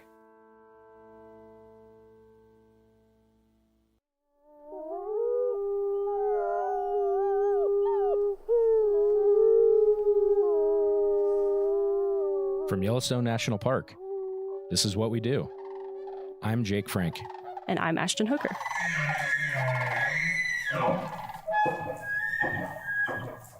Ashton. Hey, Jake. How are you? I'm doing pretty good. How about you? Oh, we're in Yellowstone. Life is good. It's another day, another great day in Yellowstone. Did you by chance happen to see the email that we got about the edits to our spring newspaper? I did, actually. Did you get your edits in yet? No. All right, well, it's on my list, though. Make sure to do that. Yeah. Speaking of publications, do you know how many publications that Yellowstone National Park manages? Ooh, it's got to be way more than I even think. It's a big number. It's not like a ridiculously big number, but it's probably more than you would think. Yeah, I'm going to say 40. Double that. Oh, wow. 80? 80 publications, yeah. So some of the big ones we have are like the park newspaper, but then there's a lot of site bulletins. There's basically all the information that you could want behind the visitor center desk. There's a ton of information to hand out to people if you come to Yellowstone. And speaking of publications, today we're joined by Miles Barger. He is the Publications Program Manager in the Resource Education and Youth Programs Division. Miles, how you doing? Oh, doing pretty well. Beautiful day out there. It is a beautiful day. So for our listeners, some of you may recognize the name. Miles is actually one of our hosts, but you're on the other side of the microphone today. So how does that feel? Feels great. Multi-talented. Yes. Yeah. He's ambidextrous. There you go. You play offense and defense. That's right. Yeah. Special teams. Yes. So how did you start working in national parks? I was in college and I was looking for a summer job. I had been working near my parents' house in Kentucky.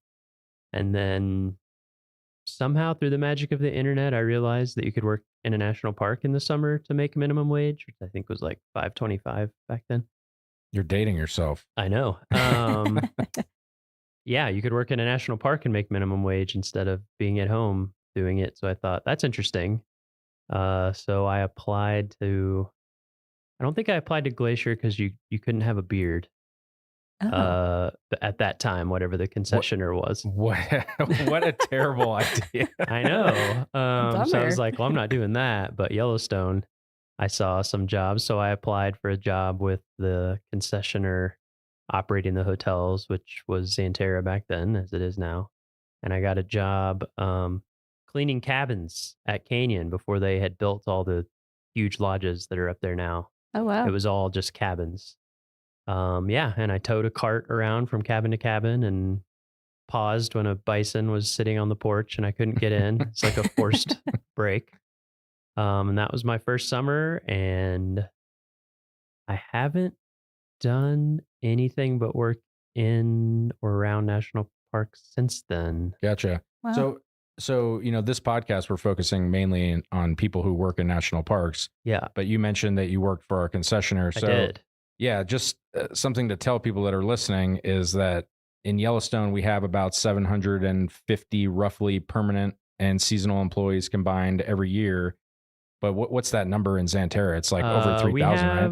I actually was just looking at this number for one of our publications. It's about 3,200 seasonal concessionaire employees in the summer. So many, many more. Yeah, it's like 5 times more employees. Yeah. So for people who want to, if your main goal is to, like what you were, is to live in a cool place. Yeah. In addition to Park Service jobs, there's the Xanterra, there's Delaware North. If STGI runs our clinics, and then Yellowstone Forever. So it seems like all of those different entities. A lot of my jobs were with nonprofit partners. Like I worked for Alaska Geographic. Yeah. I worked for Denali Education Center, places like that where they're not a National Park Service job, but you're affiliated with the park, working with the park. Yeah. So how did you make the switch? How did you go from one to the other? I was working in Denali in Alaska, and I noticed that a lot of the people who worked there year round had master's degrees. So I thought maybe I should do that. Yeah. And I didn't have anything to do in the off season anyway. So I started applying for master's degrees programs in environmental studies / environmental science. Got in at University of Oregon, started doing my master's, I took some GIS classes because that seemed helpful. And also I'm a nerd and it seemed cool. And then there was a project called the Atlas of Yellowstone. And I said, oh, I know about Yellowstone. I worked there for a little while. And I got in on that. And then a job opened up in the Park Service being a cartographer for the Unigrid brochure program. Those are those glossy folded brochures you get when you go to the entrance of any national park. And so it was they're like highly sought after. Highly sought after. Yeah. And it was the first time that job had opened in like 15 years, I think, was the Oh, last wow. time someone had retired or moved on. And I applied figuring I wouldn't get it because it was a permanent, full-time, higher graded job. But I had the skills to pay the bills, I guess. it was just a very specialized area that I happened to have had a knack for. Yeah, right and I got place, that right job. time. Yeah. Right place, right time. Mhm. Exactly. Yeah. I'd done SCA internships. I'd worked at Yellowstone. I'd pieced together enough stuff over those seasons that combined with the cartography and design skills and writing, I could, make a pretty good case that I had the love for the game and the skills and the knowledge about the Park Service and all of that, and ended up getting the job. So your first Park Service job, what was your first seasonal one, I should say? That was in Alaska? Or did you go from... I never had a Park Service job. You never had a season. So your first Park Service job was Park permanent. Service job was a GS-12 visual information or cartographer. Way to just like come out swinging. Yeah. I definitely didn't think I would get the job. So. Yeah. And that's like really awesome. That is, everybody that we interview, they'd have like a different backstory on how they started. And I would say, that is atypical, but Ashton, you kind of had a similar thing too, right? Like you didn't, how did you get your start? I started it was Geoscientists in Parks internship program. Now it's called Scientists in Parks internship program. And I got an internship here in Yellowstone for a summer. And then this position opened up shortly after and applied thinking the same thing as Miles. I was like, I'm not going to get this job, but got lucky. Yeah. And now I'm here. So I would like to say that, you guys are 2 in a million. Yeah. That's not the typical thing. Yeah. But it can't happen. And I think that's, just right place, right time, being willing to just get, the background that you need so that when the jobs present themselves. So you were a cartographer. Where was that? Harpers Ferry Center. Ferry. Okay. So it's the kind of graphic design center for the National Park Service. I would say that's becoming more distributed over time, but things were super spread out in DC, is my understanding, in like the 50s and 60s. And then there was a push to consolidate everything somewhere. And Senator Robert Byrd was very good at getting things built in West Virginia. And so, Harpers Ferry, West Virginia is literally as far east and close to DC as you could possibly be in West Virginia. So it's right on the corner. It's like the lowest elevation point in West Virginia. It's a beautiful spot. It's where the Shenandoah flows into the Potomac. Yeah, but I've sat on the confluence there and had lunch. It's very pretty. And so it's a building full of people who do. That's where the brochure program is. Waysides, exhibit design, AV, all sorts of stuff. So between that job, your first Park Service job, and now the publications program manager, did you have some things in between, or did you go from I did. I was there as a cartographer for almost 4 years. And basically I missed being in the Western US and I wanted to get back into a park in operations. The cartographer job was cool because I got to see like the breadth of the Park Service and how many different types of parks there are, and worked with every kind of park you can imagine, from like a tiny tiny Revolutionary War battlefields all the way up to huge parks. And there was a job in Rocky Mountain National Park as the visual information specialist there. And I applied for that and got that job. So I moved to Estes Park and worked for Rocky for 5 years. And then this job came open and I applied for that and came here in 2020. It was basically during the pandemic when the job opened up. Yeah. Well, so kind of getting more into your current job now that you're here, do you have a typical day or a season? Like what's your workload look like? I definitely have a typical day, which is come into the office and sit down at my computer and work on my computer. Can you expand? Yeah, so being the publications program manager here, I'm in charge of not all the printed stuff, but the majority of printed things for visitors and for staff, like internal and even concessioners. We make stuff for them as well. There's approximately 100 products when you add up all the site bulletins, which are, the folded black and white things that you get at visitor centers. Oh, so I was off, Ashton. I said 80. So yeah, well, that's a lot. It's something. Maybe it's 80.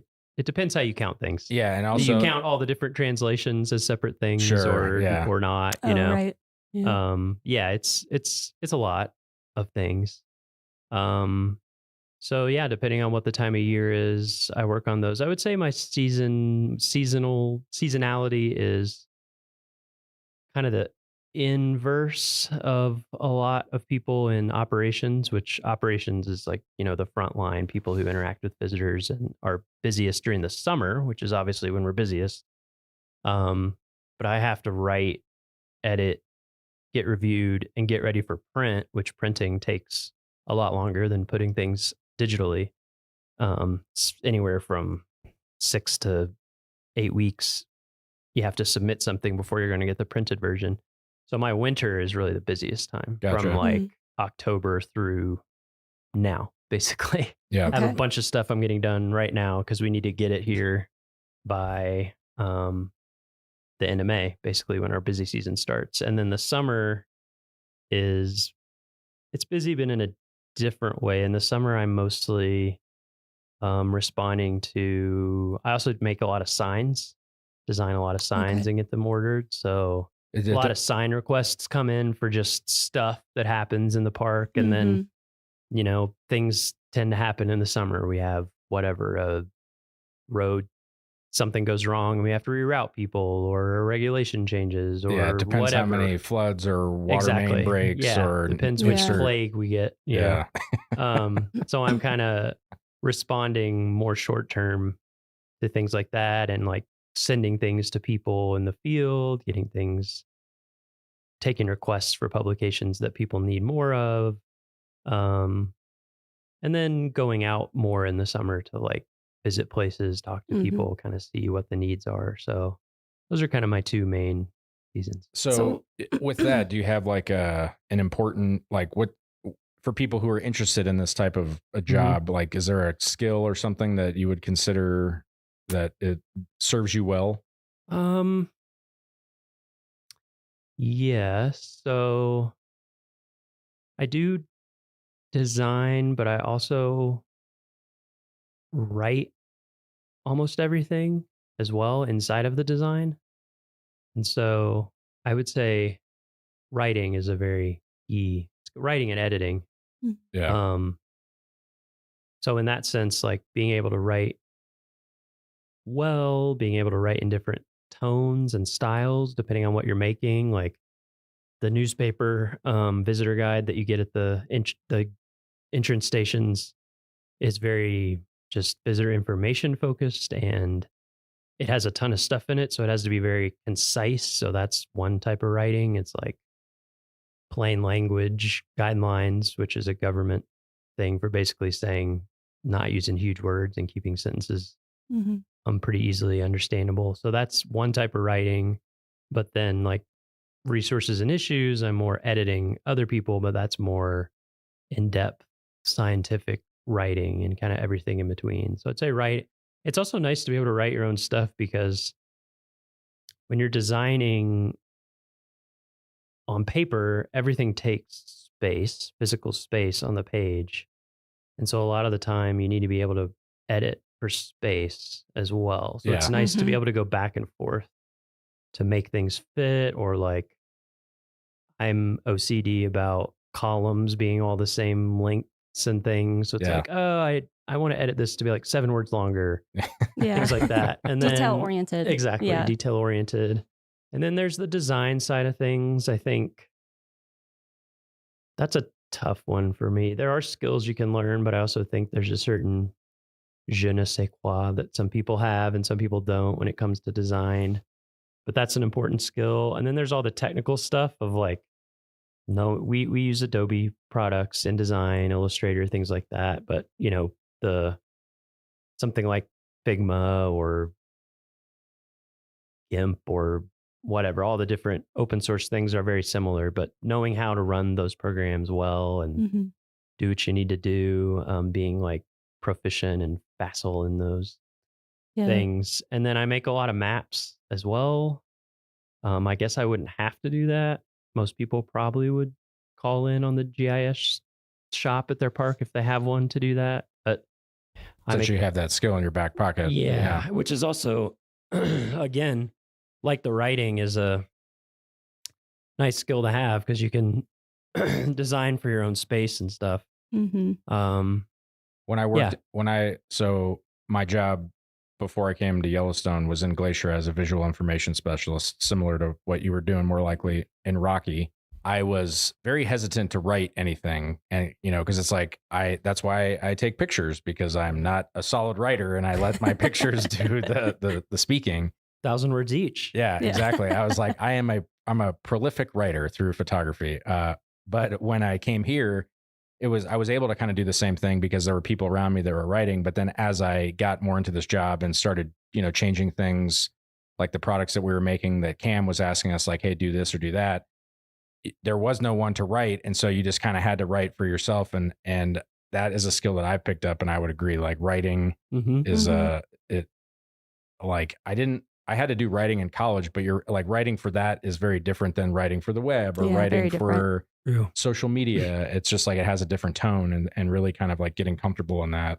So I would echo that writing is a really a solid thing to do. And it seems like kind of like a lost. It doesn't seem like it's emphasized as much on like with everything is 180 or 280 characters. So it's like that's a skill too, to try to be succinct, but also like if you need to write more than that, that's good thing to practice. Yeah I was an English major and music composition major in undergrad. I think both of those things help. The music one's harder to explain, but it's similar in a lot of ways, I think. And also when I did seasonal work, I was a guide. Okay. So I was taking people on hikes and teaching classes and stuff all day long. And I think that has been helpful too, because it's kind of it's that skill of learning how to take a bunch of information and synthesize it. Mm-hmm. Yeah. And I'm curious. So in your current position here, what's like the biggest publication or the one that takes the most time and effort or project? Like what's the thing that takes the longest for you to work on? Resources and issues. Yeah. It's a 300-page book. Okay. So I always get the feeling every season that I would like to just start it over from scratch, but then I remember it would probably take 5 years, honestly, of full-time work to do that at least. But yeah, that's the biggest. Yeah, that's a beast. That's job security, Miles. True. Yeah. That's the biggest by far. Everything else pales in comparison to that. So like out of the, the writing, designing, like all the kind of things that you mentioned, do you have any of those like kind of stand out as your favorite that you like to do? Making maps is my favorite. And I love when I get the chance, which is not very often because of time, but I love just like starting something over from scratch, just like forget that it exists and make it brand new. So I guess I would say like, what would that be? It's almost like book design, kind of, where of course we don't choose the fonts because we have the fonts, but you're kind of choosing the architecture of things, like what kind of columns am I using in baseline grid and designing all the styles and all that kind of stuff. I think is probably my favorite. What's your least favorite? Because like that's why they pay us. It's like you can't love everything. Yeah. I think my least favorite is just when there's so many things that need doing that sometimes they just need to get done and updated. Yeah. Or I should say, what's the most challenging part of your job? Because it's like you can like everything, but what is the thing that makes it difficult? I would say one of the big challenges is this is a big park. There's a lot of information.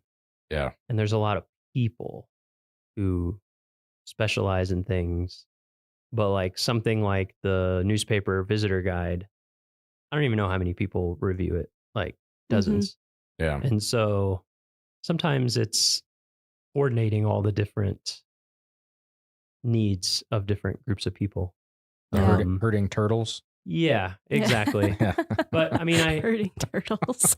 I wouldn't say it's difficult, but I also enjoy it because you get to learn a ton about a park. Like you get to learn about all the not different only all these perspectives. different subjects and information, but also the different perspectives. Like Yeah. the language on a sign for visitor resource protection or law enforcement purposes is very different from, like, if you have a sign about fishing or a wayside, the fisheries biologists have very different goals for that than the people who like want to enforce regulations versus the interpretation side of it. So Yeah. I enjoy it, but that is definitely a skill that I've had to learn.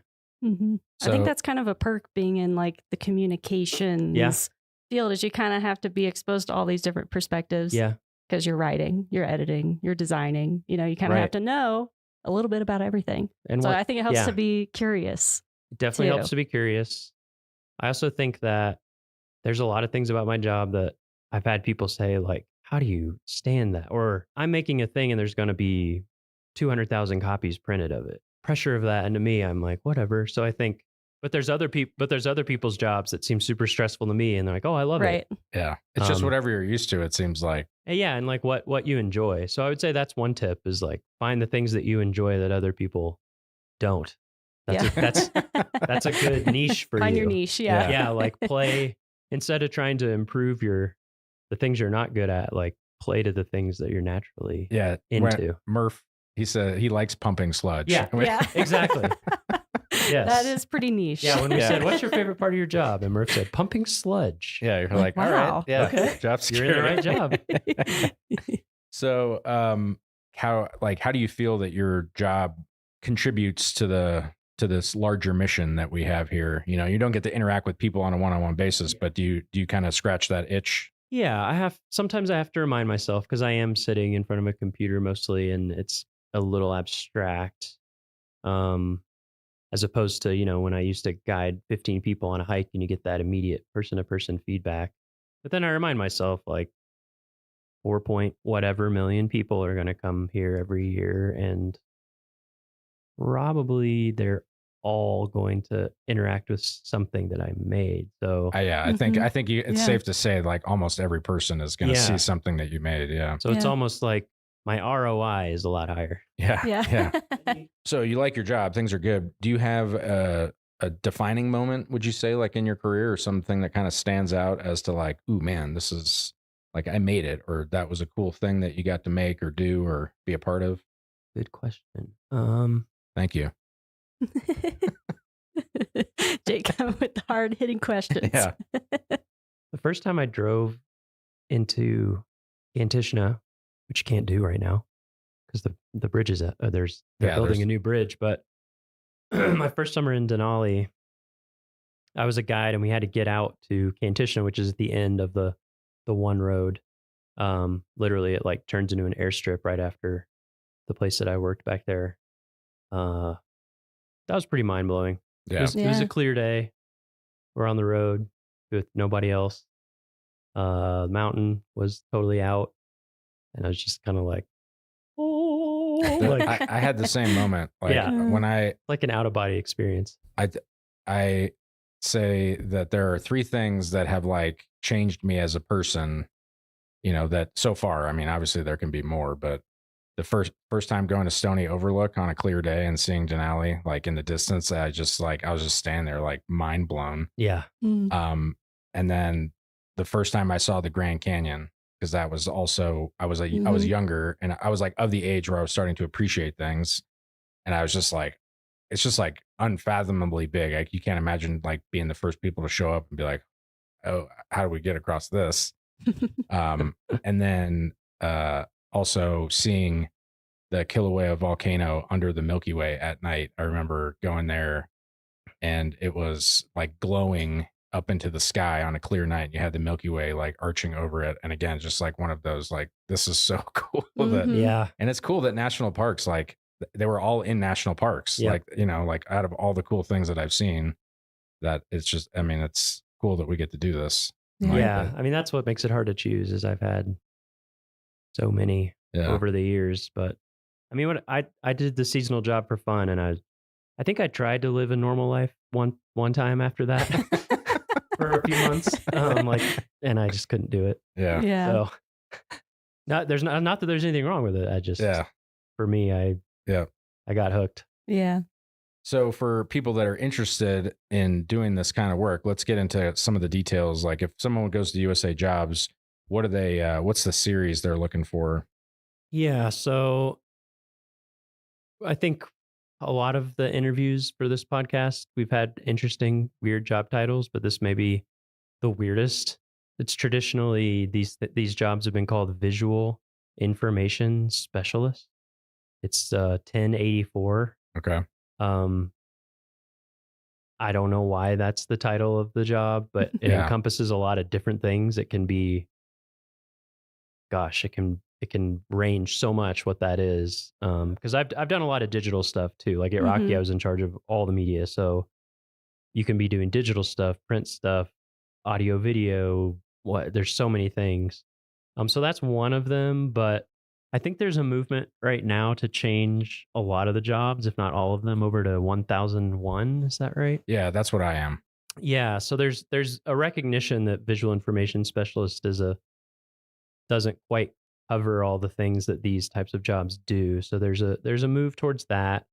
And then I would also say there's, as you guys know, there's public information, and a lot of times almost exact same type of job as my job is advertised under different public information things. There's also, like I said, there's subspecialties, like cartography, which in my mind is a subfield of design, or like writer editor, audio video production Specialist. That was a job I had too. Yeah. So I think look for 1084, 1001, but also when you're on USA Jobs, just search for terms that apply to what you're interested in terms of like audio video or editing or writing, and it's kind of all over the place. Yeah. And I don't think we've said this yet, but like on OPM, there's a list of all the jobs. So like if you go to the OPM website, it's like the 1000 series is all of the like arts. Right. So from from 1001 to 1099, there's like a bunch of everything that we're mentioning kind of falls in there. And so it seems like if you're looking for it, you could set your alerts on a variety of those different keys, but it's good to know which ones specifically. If parks aren't flying them in a certain category, then doesn't make sense to, set an alert. You already mentioned all the training that you had, for the design and everything. Is there any other than the design aspect and knowing how to run these programs, like, is it required that you have a formal training, that you go to school for that? Or could you just like teach yourself how to do this? And you like, a lot of people grow up and know how to use Photoshop and stuff. I think you can teach yourself. Yeah. Yeah. I mean, a ton of it I taught myself. I think like you said, Ashton, curiosity is a big one, I think, for these positions. Yeah. Curiosity about different types of design work and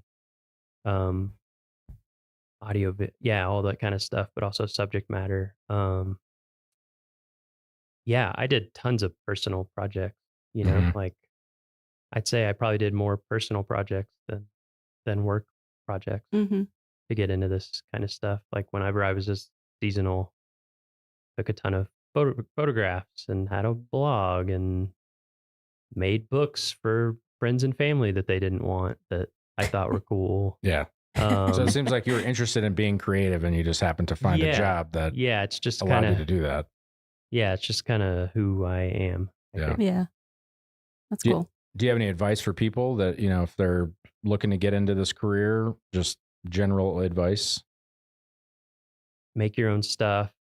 If you have some opportunity to, I definitely know people who've gotten into it who are seasonal or permanent in a different career field, and they are a photographer and they start working on their photography and they get really good at it, or they start writing stuff, or, a lot of times I have projects that I need some help with from people out in the field who have that knowledge, and it's not volunteering because they're doing their job, but, and generally with parks, with federal, well, I shouldn't say federal, I just know Park Service, but, you can spend up to 20% of your time on alternate things as long as and so definitely I did things like that, and others, people in like interpretation or other staff do that as well. You can contribute to projects. It's always hard for me to give advice because I just kind of. It is a winding road. Yeah. I just kind of did what I was passionate about or interested in, and got lucky, and it worked out. So it's hard for me to give it specific advice, but well, yeah, not so much like advice on like how, like, what did you do that somebody else could replicate, but just like, what are the things that are going to set people up for success? Yeah. And it seems like, the things you just mentioned were. I also would say I have a lot of print knowledge. I don't know how much I would invest in that moving forward for people. But if there is something that you can learn that is a little less known or technical in a specific subfield, that can be helpful. Yeah. I would definitely say from now moving forward, people focusing on digital is really a good idea. Yeah. So not that we write much code or anything, but just like how websites work, thinking about user experience in addition to all the other things, apps, app design, and working with databases and things like that is very helpful. So we like to end these with, on a high note. We're like, what's the fun thing? Do you have a favorite story or memory in Yellowstone or some other park? Like, we kind of already touched a little bit about, going out to Kantishna was the first time that kind of blew your mind. Is there like a my first non-work related thing, maybe? Yeah. My first summer here, I got really lucky my first summer here because Xanterra had overhired. But I took a lot of time. I took a lot of those, like, does anyone want Friday off? Yes, I do. I did a lot of backpacking, and one of my trips I did Mount Washburn. No, wait, not Mount Washburn, Mount Holmes, which also had a fire lookout on it at that time. So I hiked in. My plan was hike into a meadow, the next day get up, go to the summit, come back, camp, the next morning get up, hike back out, and be done. Kind of break it up. I think it's 20 miles round trip. Yeah.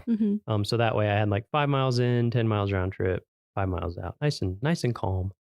And so I did the hike in, camped at a backcountry site, and the next morning got up, and there's like a big meadow right before you kind of get above tree line for Mount Holmes. And if I remember correctly, it has kind of a lot of little like pothole ponds and things. And so I kind of hiked up. I'd never done it before. I hiked up over this ridge and saw this big meadow, and there were just a ton of cow elk with their calves. I think, they get away from the roads, especially at that time of year when the calves are young and things are, and so there must have been, I don't know, I'm going to say like around 100 or something. And right as I came over the ridge, they were all acting really skittish. And I was like, really? Like one person by myself? I don't advocate backpacking by yourself in bear country, but I did. Do as we say, not as we do. Yeah. I was young. I wouldn't do it now. My risk tolerance was different. Anyway, so they were acting really skittish and whatever. And so I was hiking along kind of the edge, and then they just started running. I was like, wow, I can't believe how skittish they are. It must be with the calves. And then I looked up, and there was a grizzly bear running like full speed, which if you've never seen a grizzly bear running at full speed, it is something. Like, it doesn't make sense. They run very fast. I think, what do they run, 35 or? Yeah, Carrie says like 40 feet per second. It's crazy. Wow. Like, it doesn't look real. And the way they run is very odd because they're like very front heavy. They have the big shoulders and the shoulder hump and the big powerful front claws. It's almost like they grab the ground in front of them and just pull the rest of their body forward.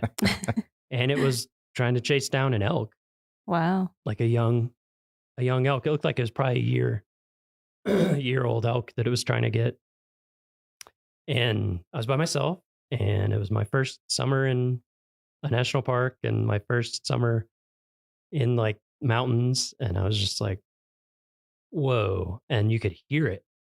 Like it was so heavy that you could hear the sound of it running. Yeah. Wow. So I just kind of backed up against a tree, pulled my bear spray out, carry bear spray. I had my bear spray, took the safety off, had it ready.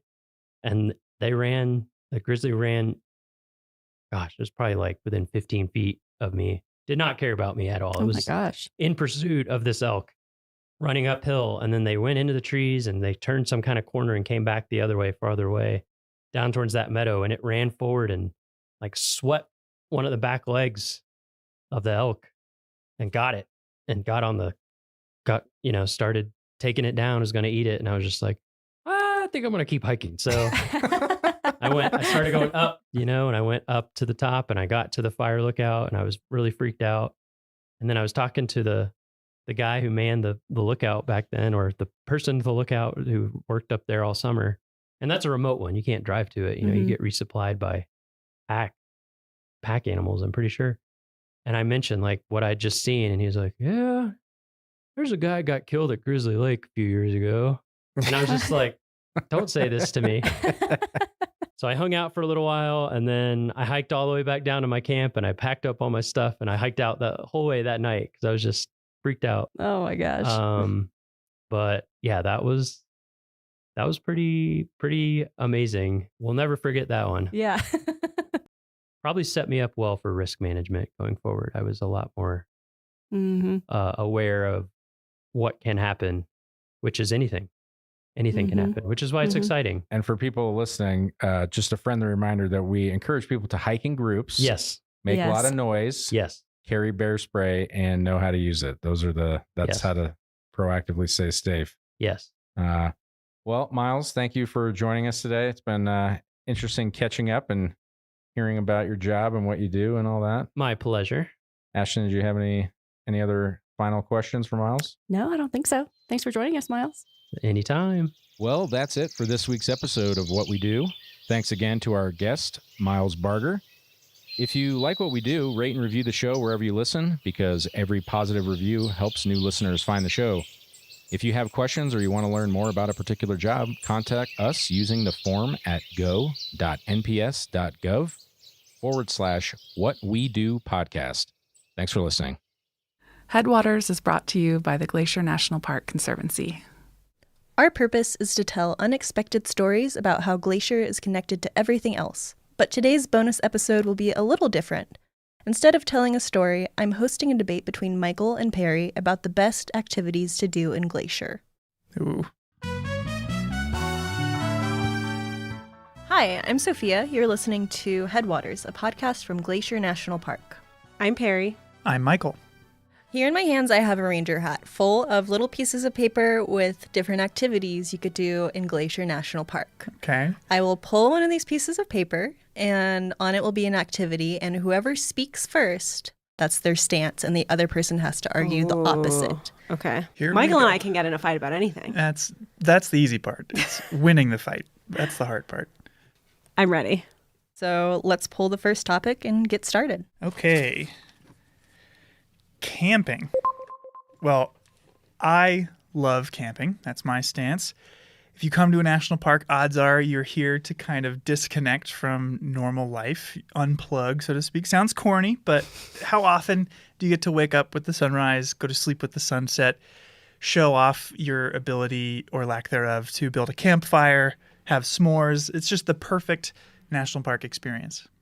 Well, I hate camping. There are way too many bugs. The glacier can be very mosquito-y at certain times of year.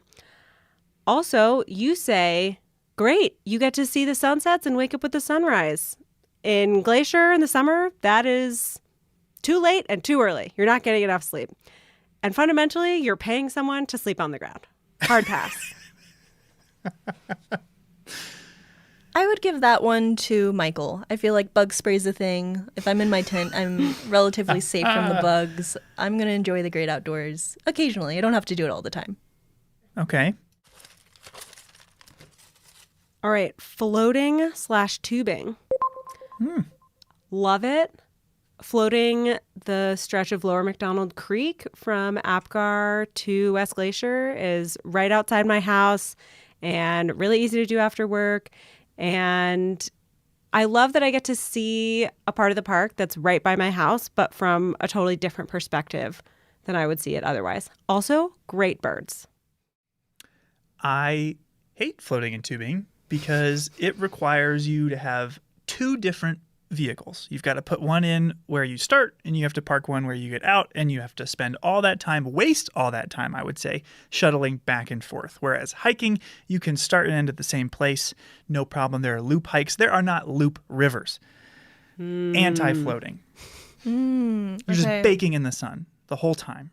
Personally, I didn't grow up near rivers, so I am loving them here. So I'm sorry, Michael, I have to side with Perry. Floating and tubing, it's pretty fun. Too bad. All right, what's next?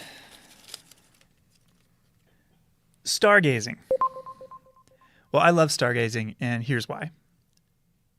I don't know the names of almost any constellations, and that doesn't matter. I can pick out the Big Dipper, the Little Dipper. Beyond that, it's just like Earth's screensaver. You can stare at it. It's mesmerizing. It's special to look for comets. What's better than staring up at the night sky? Okay, night skies, thumbs up. Stargazing, thumbs down. You have to stay up way too late. Here in Glacier in the summer, it's not even fully dark till well after midnight. There's too much to be doing during the day. We don't have time to be stargazing at night. It's my bedtime. During the daytime that she's so excited about, it's been like 95 degrees. Nighttime, cool 70s. Beautiful skies. And also, coffee exists, so. I'm siding with Michael here. Yes. Yeah, love the stars here. You could see the Milky Way in Glacier National Park, which is pretty special. Yeah. I'm glad I drew first on that one. Okay, fishing. I don't have a lot to say about fishing.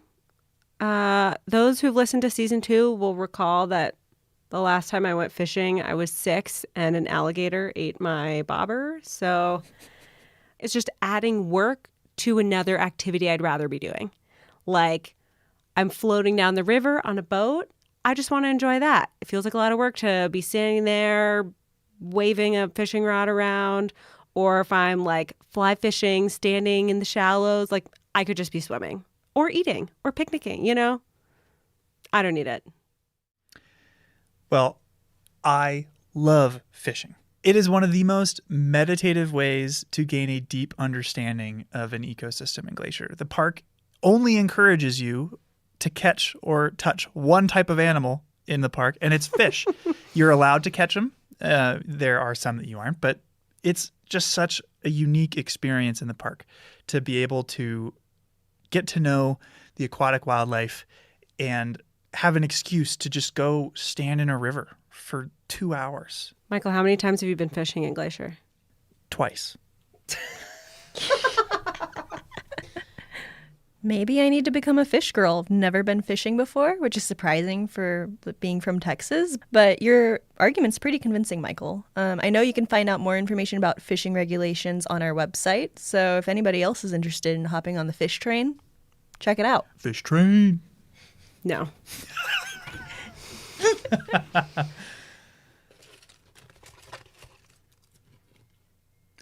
Driving, going to the Sun Road. Big fan. Love it. I mean, it's like the ultimate experience here. It's the experience that put Glacier on the map for people to come visit. It's where I would say 90% of the pictures of the park come from. Is from driving, going to the Sun, maybe 75. And that is because you get to witness 3 different distinct ecosystems in one 2-hour drive. You get to have incredible wildlife sightings from the safety of your vehicle. From bears to bighorn sheep, mountain goats, you get to drive to over 6,600 feet. What's not to love? here's what's not to love: driving. What if you take a shuttle so you don't have to drive going to the Sun Road? You can see all those things, but you can spend way more time actually looking at them instead of having to spend all that thought and energy looking at the road, avoiding other cars and said bighorn sheep and mountain goats. And if you just sit on a shuttle and let someone else do the driving, you can appreciate the scenery. It's type 1 fun. There you go. Honestly, the shuttle sounds pretty nice to me. Or being a passenger, I would say. Yeah, I'm siding with Perry on this. All right, one more. Birding. Oh. I love birding. I love trying to figure out who they are, what they look like, who's singing. And you may not get to see a grizzly bear when you come here. I'm sure you won't see a mountain lion. A few of you might, but I never have. But almost everywhere you go in Glacier, you'll find birds. You can come at any time of year and see birds. And especially if you come in the spring, they're constantly singing and calling and just making this place richer and more beautiful. Well, here's my hot take on birding. I love birds. I mean, they are the soundtrack to our mental image of nature itself. But as you said, they are everywhere. I could see birds where I grew up in Ohio, and I can ID them and have a very similar experience. If I wanted to see a grizzly bear, I'd have to go to the zoo. So, birding in Glacier, it's fun to hear birds as you go out and hike, but it's not an activity in its own right. Birds are the background to experiences you could only have here and that people are coming from across the country to have because they can't have it at home. So that's my hot take on birding. I'm never taking you birding again. Honestly, Perry, your passion for birding speaks to me. There's hundreds of birds you could see here, and that's a very special experience. So I have to side with Perry here, Michael. Okay. I disagree, but it has been decided. It's okay. I won. You just accept it. I feel like we covered a lot, but there are so many other activities that we didn't talk about. What's another activity? I would say berry picking. I love picking huckleberries. Classic. It's an iconic part of a glacier summer. Just wouldn't be the same without it. If you are trying to plan a trip to Glacier and interested in what sort of activities you can find here, check out our website at nps.gov/GLAC, and it can help you plan a great trip. We're hard at work on the next season of Headwaters. Stay tuned for bonus content like this and more episodes about your favorite national park. Headwaters is made possible with support from our nonprofit partner, the Glacier National Park Conservancy. We are so grateful for all that they do for us. Check them out at glacier.org. And if you have a moment to leave us a review in your podcast app, that helps us so much. Thanks for listening. You know what activity we missed? Podcasting. I mean, there are more activities here than we could cut up and put in a ranger hat. I like them all. Me too. Despite everything. Headwaters is supported by the Glacier National Park Conservancy. This summer, I came across the story of a bear nicknamed Growly. Growly was a grizzly bear who lived in Glacier National Park in the 1970s. And when he was young, he lived a normal bear life. His mom taught him how to pick huckleberries and dig up glacier lily bulbs. He swam across his first creek, caught his first animal, and after a couple years, struck out on his own, ready to take on the world. We also know that by age 7, Growly got into some trouble. You see, when you're a bear trying to pack on the pounds before winter, you've got to eat a lot. And if you want to eat, say, 150 calories, you could find and pick 150 huckleberries, or you could eat one Twinkie. Bear management records from 50 years ago are light on the details, so we don't know exactly what Growly did, but we do know he was labeled a, quote, problem bear, a term often used to describe bears who associate people with food. More often than not, problem bears aren't malicious or uniquely ill-tempered. They're smart. They know that they need a lot of calories to survive the winter and happen to live around humans who leave a lot of food lying around. One account stated that Growly wandered through a busy campground searching for food. Another claimed that he followed his nose to an empty cabin, quote, vandalizing it to get food inside. He hadn't hurt anyone, but this habit suggested it was only a matter of time, and park managers decided to remove him. The next time Growly followed his nose, he followed it into a trap. For some bears, this is where the story ends. But for Growly, this was just the beginning. Growly would soon leave Glacier and would go on to change how all of us recreate in bear country and play a part in the creation of bear spray.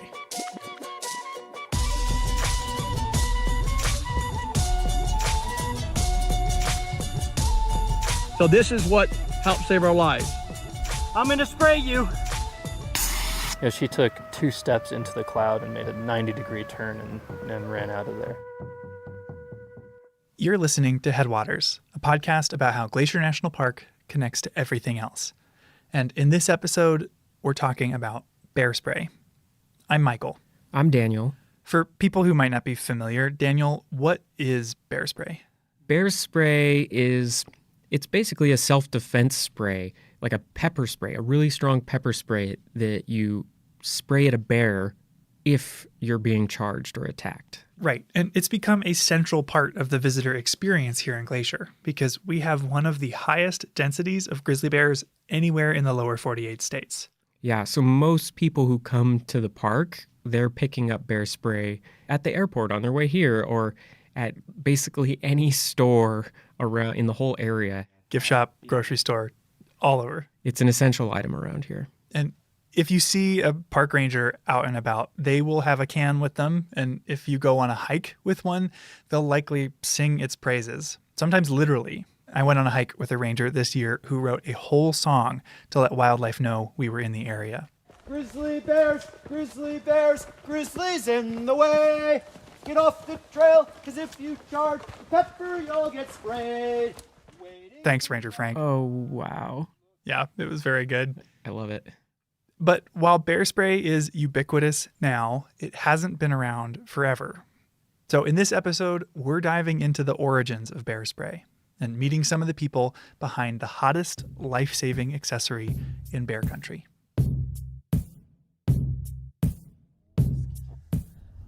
I think it's this red-roofed building. My first question for you then, Michael, is what actually is bear spray? What is it made of, and how do they make it? Right, how do they make this stuff? And that was my first question too, and it turns out we don't have to go far to find the answer because a lot of bear spray is made locally, right outside of Glacier. Where are we at? We are at the Counter Assault Bear Spray Factory in Kalispell in the Flathead Valley. Hello, I'm Michael. I'm looking for Randy. It's me. Nice to meet you, Randy. Thanks for having us. Come on in. Luckily for us, Randy Hunt, head of operations with the brand Counter Assault, invited us for a tour. And you manufacture everything right here in-house? Yeah, everything. So we bring our pepper oil in from, it's brought from the other side of the United States, actually grown in India, and is brought here, and we mix the pepper oil here into different solvents so that it's if you're wondering how to use bear spray, you should check out our St. Mary episode from our first season. There will be a link in the show notes for this episode. But with Randy, I got to learn what goes in the can. And the central ingredient, unsurprisingly, is pepper oil. And you said the pepper oil, you get it from the East Coast or other side of the country, and it's grown in India. That's one thing I didn't really grasp, was like you're getting it from actual, is it like cayenne peppers? Or They're a heat chili. So if you think of your jalapenos, they've got heat content in them, Scoville heat units. They're about 3,000 to 4,000 Scoville heat units in a jalapeno. Your habaneros run 150 to 350,000. We're running 3.2 million. They get the oil from peppers or chilies in the genus capsicum, which includes everything from pepperoncinis to cayenne peppers. So they're like real peppers that go in food. And because it's all from real peppers, it's a food-grade oil, which on its own would be safe for consumption, technically. And our pepper oil. So you can use it. It's safe to eat. You could actually fry chicken wings in it or French fries. You probably won't want to eat them because it will clear everything out of you. But yeah. And this oil is in more than just pepper sprays. It's found in everything from hot sauces to pharmaceuticals, like arthritis cream. Okay, but that's not all that's in the can. There's something else besides peppers mushed up in there. Yeah, the pepper oil is actually only 2% of the ingredients because if it was just pepper oil, it would harden in the can and be useless. When you spray it, if you cook bacon, it will solidify when it cools down and turns white. Well, we got to keep the oil in a liquid form, so we put a solvent in there instead of shooting hard pieces of like bacon grease out at the bear. It keeps it in a liquid form in the air. So even though pepper oil is only 2% of the ingredients, bear spray is 3 times more potent than pepper spray for humans. And so the ingredients are the pepper oil, a solvent to keep that oil liquid, and a propellant to launch the spray. That's the pepper oil. Yep. Oleoresin capsicum, 3.2 MOS, 40 pounds. What would you say it looked like, Daniel? It looked just like hot sauce. Yeah. Like, it looked like hot sauce. Like a dark, thick hot sauce. It was, and it smelled hot too. And so how much of this goes into each bottle of can, like the pepper oil? These 2 containers, 10 gallons, will make about 1,000. They were actively filling these cans when we were there. Randy was saying like these 2 10-gallon buckets of the pepper oil concoction will make over 1,500 cans of bear spray. So a little bit goes a long way. Goes a long ways, but it's still not as far as we would like it to go because that's some spendy food grade oil. I bet. So, while there are many brands of bear spray today, Counter Assault holds the distinction of being the first. Opening back in 1986, they helped pioneer this formula of pepper, propellant, and solvent that reputable brands widely use today. you know, across the board, all the bear sprays are using a really hot pepper oil. All of them are going to work, and the biggest thing is people are safe and the bears are safe. And that's what it's been refined down to, is using a product that's not going to hurt people, it's not going to hurt bears. Keeps everybody safe. Bear spray's non-lethality, the fact that bears that get sprayed with this will turn around but ultimately be unharmed, is not only a huge selling point, but it helps explain why bear spray exists at all. Ever since Glacier was established in 1910, grizzly bears were on the decline.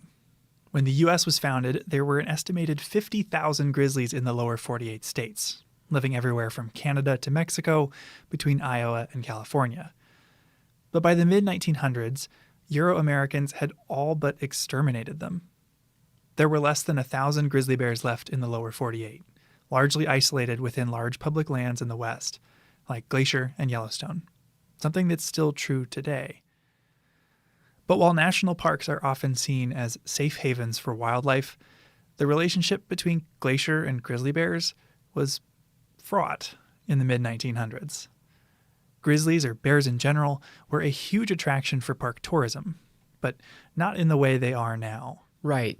This was an era where a very typical part of the visitor experience was to feed the bears, like out of their car, throwing out pieces of bread alongside the road, feeding bears. Yeah, like this animals as a spectacle approach. The second director of the Park Service, Horace Albright, was actually a huge fan of feeding wildlife in parks. He encouraged the creation of bear feeding platforms in Yellowstone, and Yellowstone even opened a zoo at one point for people to come look at captive animals. Wow. So it really was a different relationship than the one we have with wildlife today. And predictably, it had some consequences. Like encouraging bears to seek out humans when they're hungry seems like a disaster waiting to happen. And it eventually led to tragedy. In 1967, 2 visitors camping in separate areas of the park were killed by grizzly bears who'd come to their campsites in search of food. These shocking deaths later came to be known as Night of the Grizzlies, and were the first grizzly fatalities in Glacier's 50-year history. In response, Glacier completely overhauled all of its bear policies. They closed some campgrounds, outlawed giving food to wildlife, and installed bear-proof trash cans. They also found and killed the bears responsible, and faced a lot of pressure from the public and even some policymakers to kill more. The park superintendent at one point issued a memo. Here, Daniel, can you read it? Okay.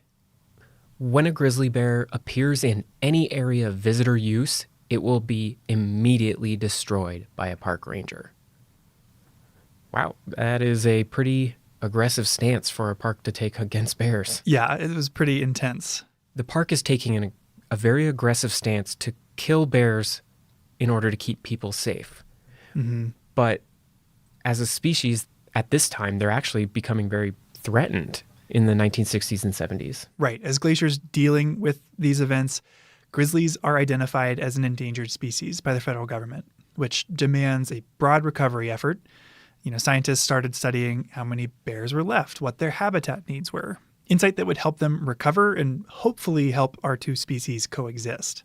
So they need to know more. Park managers are looking for more data about bears in general. But if we zoom in on the story we're looking at here, that is the history of bear spray, you can see this emerging need for a tool that allows people and bears to de-escalate conflicts in a non-lethal way at like an individual scale. Yeah, which brings us back to Growly, the bear who apparently didn't like grapefruit. I've told the story that the main thing Growly hated was grapefruit, but he liked oranges fine. He figured out how to slice an orange open. He had really long claws. After being captured in Glacier National Park in 1976, Growly was sent to Churchill, Manitoba, a town in northern Canada known for its polar bears. I was a research assistant. That voice is Janet Ellis. And I spent 4 months on the bear study with the bears in 1978. Janet is currently a Montana state senator, but she spent a few months helping zoology grad student Gary Miller conduct a study on bear behavior. The University of Montana had a bear lab up there, way far from town. There were 4 bears in this study. 2 grizzlies, Growly and Snarly, and 2 polar bears, nicknamed Magdalene and Gwen.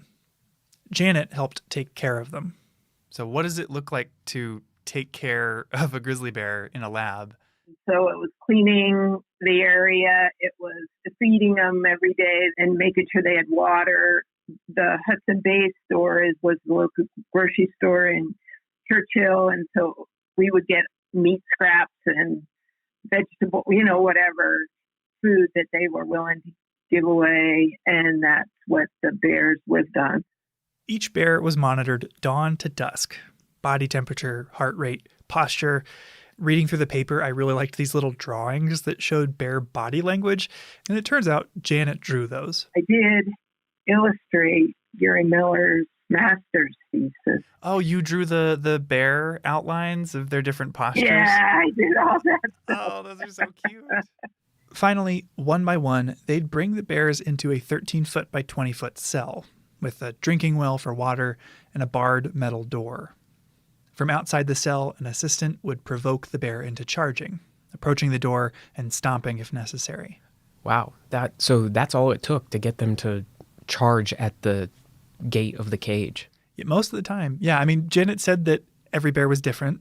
The polar bears were pretty docile, and one of the grizzly bears, Snarly, was actually really easily provoked. She said that he'd charge whenever somebody just approached the door. So they approached the cage door and the bear could see them and would just charge at the door. Mm-hmm. Wow. And when a bear charged, they would deploy a deterrent to hopefully stop them in their tracks. They tried different sounds, like a handheld boat horn, a referee whistle. They played a recording of a bear growling. It was actually a recording of Growly, the bear, growling, which might be how he got his name. And they tested a popular item marketed to alert bears to your presence. Bear bells. Here's an excerpt from their research, read for us by a voice actor. Twice, when small bells were tested on Growly, he slept through the test. The bells were of the type that are sold to hikers in Glacier and Yellowstone national parks to warn bears of their approach. In these tests, the assistant stood at the door of the cell and rang the bells. Growly was not more than 6 meters away and never woke up. The idea that small bells will warn grizzlies before approaching clearly needs reevaluation. I've definitely heard a lot of bear bells on the trail here in Glacier, but the problem is I don't hear them until the person's like right next to me on the trail. So yeah, they're just not loud enough to really alert a bear. Yeah, I've heard that, the thing you're bothering the most by wearing bear bells is yourself. And it wasn't just sounds. They tried strobe lights, they waved a giant piece of plywood, and they sprayed bears with chemicals or irritants like onion juice and Windex. Oh, wow. And they also deployed a product called Halt, which was a pepper spray developed for postal workers who were getting bitten by a lot of dogs in the 50s. Wow, they were throwing everything at these bears. But before this, there really weren't that many choices. Yeah, I mean, it seems a little strange now that they'd be trying things like Windex, but there weren't non-lethal deterrents available at the time. So they were just seeing whatever would work. So after they try all this, what were the results? Well, sounds like the handheld boat horn worked pretty well, but only if they were extremely loud. And the boat horn also apparently didn't work in low temperatures. The bells and whistles didn't do much. The giant piece of plywood could stop a bear, but the effect didn't last very long. However, Halt, the postal worker pepper spray, worked really well. Each time it was tested, the bear charged until it was sprayed. The bear then turned and ran to the farthest corner of the cell, where it rubbed its eyes and blinked vigorously. In one case, Snarly went to the water well and washed his face with his paws. That's the only thing that would stop a charging bear. And that was true with grizzly bears and polar bears. I mean, they couldn't see, even if it was for a couple minutes, and they would just stop and it would freak them out. And so, yes, it was the only thing, because we had, like I mentioned, boat horns and the bells and all kinds of things. So it was a precursor. Thanks to Growly, Snarly, Magdalene, and Gwen, who endured around 20 tests each, the paper that came out of this study concluded with this line. The results of Halt dog repellent in the laboratory indicate that effective repellents can be developed.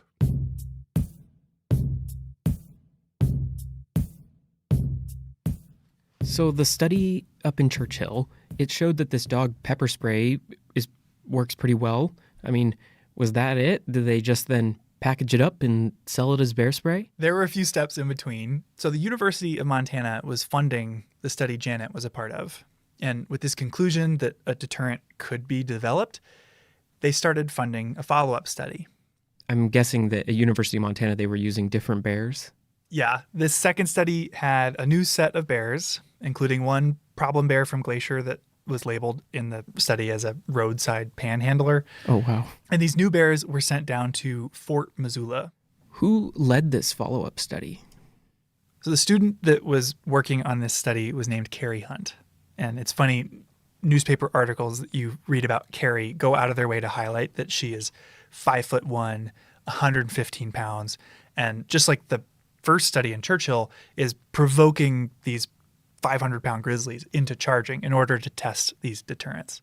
So this had the same premise as the first study?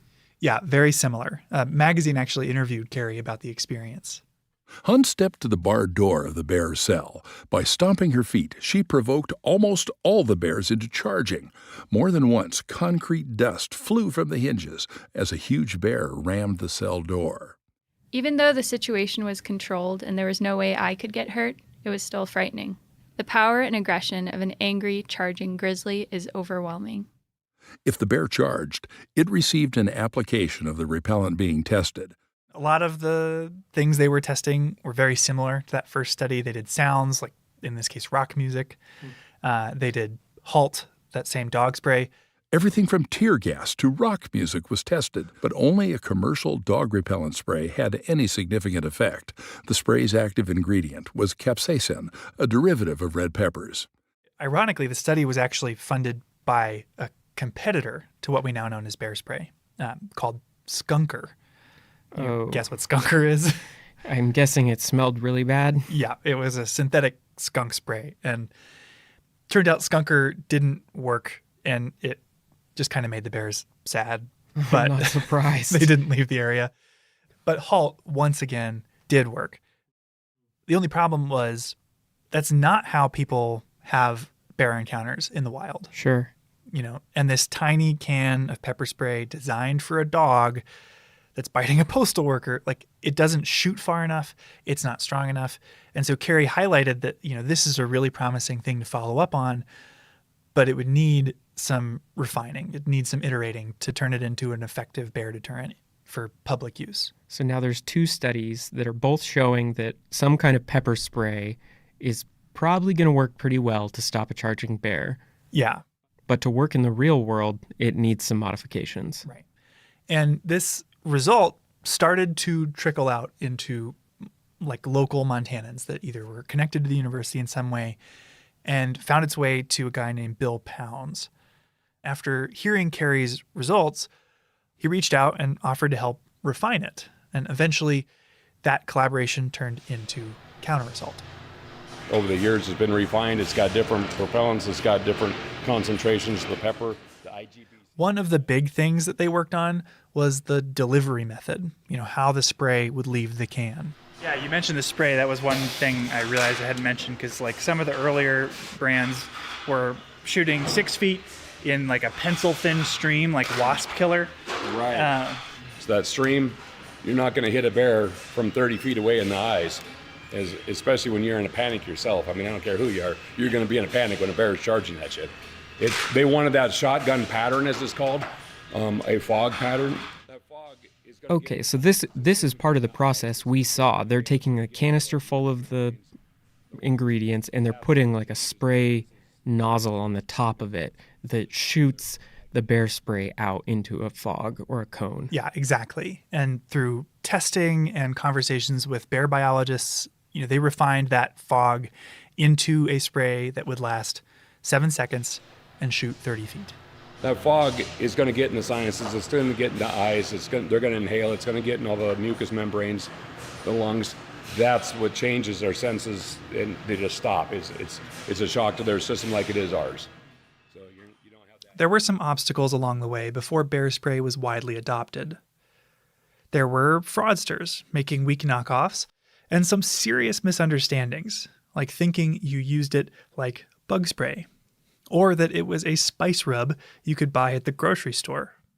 When I first heard about bear pepper spray, I rushed right down to Albertsons to see if that store stocked it. But alas, though I looked among the spices, the cooking oils, and even in the meat department, I found no bear pepper spray. That was from a newspaper article back in 1999. So it took a lot of education and messaging to get people to understand and carry bear spray. But what really got people on board was its track record. It was working. He and his family were in the sights of 3 bears recently, managed to get away. This is a newscast from Larry King where he's interviewing a guy who had to use bear spray here in Glacier. Sounds like Jack was lucky. What happened, Jack? What happened to you and the bears? Well, Saturday night, Larry, just Saturday night, my wife and I went to Grinnell Glacier in Glacier National Park. We lived here 20-something years. It's a favorite place to hike. So the story is about this group hiking the Grinnell Glacier Trail when a bear started following them. And after following them for a little while, started running at them. I waited to get about 30 feet and unloaded one blast. He kept coming. My wife stood about 10 feet right in my face. I just went bam, right in his face and ran away again. Bear spray stopped it in its tracks. So this is what helped save our lives. And you know what the tragedy, this is a lot of stories like this come up when you Google bear spray, including this line. Thanks to God, a friend, and pepper spray, I'm still here.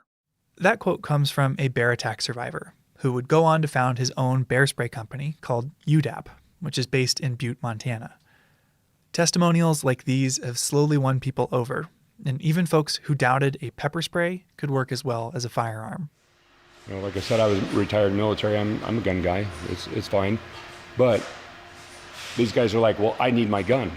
Okay, well, you're still trying to hit something if it's a charge that you've got a kill zone that's, maybe grapefruit sized that you have to try to get a bullet through. Well, you may not be able to do that. And I don't care. I carry weapons, but I carry bear spray when I go in the woods. And because of this effective track record, Glacier suggests all visitors to the park carry bear spray.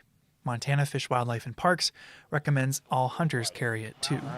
So how many cans do you put out from here, and a year or a month, Now, in 2021, we did 375,000 cans of bear spray. And it's just education. That's what's helped. Back in the day, a few years ago, like I was talking with Pride here, he says, I remember when we did 30,000 cans in a year. I said, I'm doing that in a month. So that's how much it's picked up from those first days back in the 80s and where the word has gotten out. Even still, bear spray is no substitute for common sense.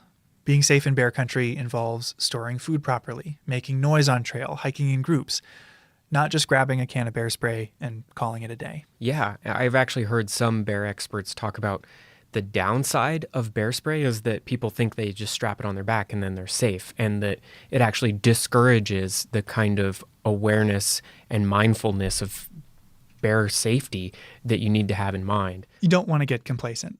No, you can't just put it in the bottom of your backpack and think it's going to help with a bear attack. I mean, you can't put on your seatbelt and then drive off a cliff. Right. And it is also worth pointing out, like, I've carried bear spray on all the hikes I've done here in the last 10 years.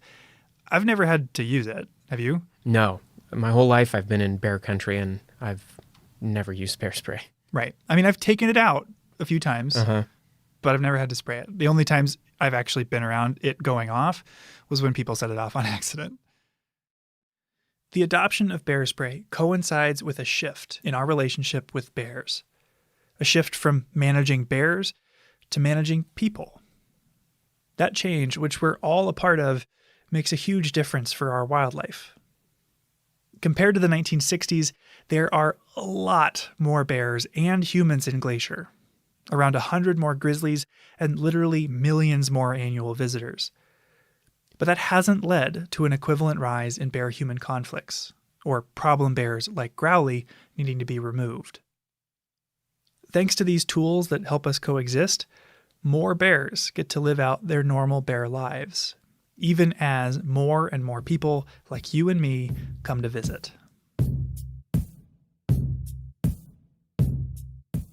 I think I just have one question left for you, Michael. Yeah? Whatever happened to Growly? Growly, you could say, was actually the first life that bear spray saved. Here's Janet Ellis again, talking about the end of that first study in Churchill. They were shutting down the bear lab after we left. And so we had 2 grizzly bears. The polar bears were released back into the wild, but the grizzly bears were going to be destroyed. It's not easy to release a food-conditioned bear back into the wild. So it's standard practice in cases like this for the bear to be euthanized. But after taking care of Growly for months, Janet had taken a liking to him. We could play tug-of-war with him where his forearms were gigantic and so couldn't fit through the bars really very far, just a little bit. But he would put his hand out of the cage and you could grab his claws.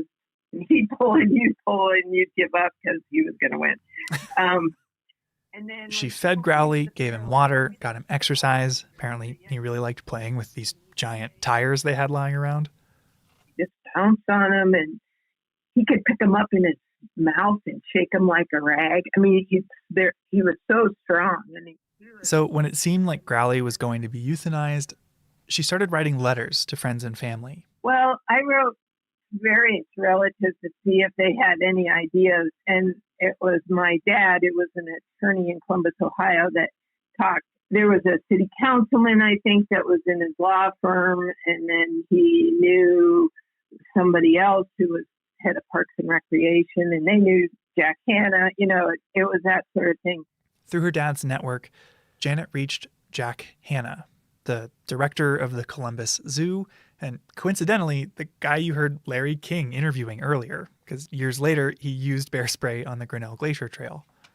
Anyway, they asked Jack, if we can raise enough money to feed Growly for a year, would you take him? And he said yes. So they raised enough money, I know, for him to be fed for a year and then also to pay for the transport down. The only problem was Janet had to take him there herself. Growly wouldn't fit on a plane, and there wasn't even a road out of Churchill. So you have to get on a train. We had a big culvert trap Have you seen? Oh, you know it. Yeah, the giant metal cylinders. But this was for polar bears, so it was really big. And then we rented a 3/4 ton pickup and drove from there. After a 30-hour train ride, Janet loaded Growly's culvert trap, this big metal cylinder, into the bed of a pickup truck and drove another 25 hours to the Columbus Zoo. Apparently, Growly was pretty cooperative. He was in a culvert trap in the back. I could see him when I was driving. He was looking forward, and, that's where the grate was, so he could watch. And he hadn't been outside in 2 years at least.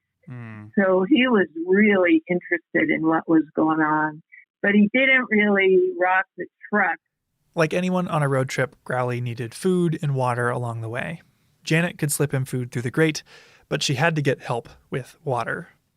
But when you stopped at a gas station, you did need to water him. When I had to water my bear, in the pickup to explain why you needed a hose at a gas station. That's the thing that's most entertaining. But ultimately, Growly was a great road trip companion, and the drive went off without a hitch. So after a few days of travel, Growly was introduced to his new home at the zoo. They had trees and, boulders, and he wanted a day bed. He just rearranged the whole thing, and they had to put wire around the trees so he wouldn't destroy them. Yeah, he had his own opinion on redecorating his new home. I grew up in Columbus and spent a lot of time as a kid at the Columbus Zoo. So there's a real chance Growly was the first bear I ever met. And I might have run into Janet there too. My son, he's 28 now, but he remembers Growly because we would go to every time we went to Columbus, we would go to the Columbus Zoo. Grizzly bears are formidable neighbors, not to be taken lightly. And in the 20th century, their future was uncertain. Some Americans argued they should be destroyed entirely, that our two species could not coexist. But tools like bear spray have proven that wrong. Today, we have access to an easy and effective tool to diffuse bear encounters that doesn't harm the bear. And while no deterrent is a guarantee, Growly showed us that bear spray works. Seeing him at the zoo, I didn't know about the cabins he vandalized, or the summer he spent in Canada enduring boat horns, onion juice, and pepper spray. I doubt anyone there, other than Janet, knew the whole story. But I did know that it was special to see a grizzly bear. And thanks, in part, to Growly, you don't have to go to a zoo to do that.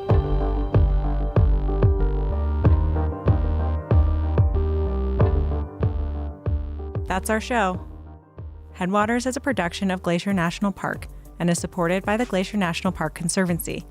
We could not make this show without them. You can learn more about what they do at glacier.org. Headwaters is made possible with help from Lacey Kowalski, Melissa Slottick, and so many people throughout the Glacier community, especially the natural and cultural resource teams. We're grateful for all of you. Our music this season is by the brilliant Frank Waln. The show's cover art is by our sweet friend Stella Nall. Check out Frank and Stella's work at the links in our show notes.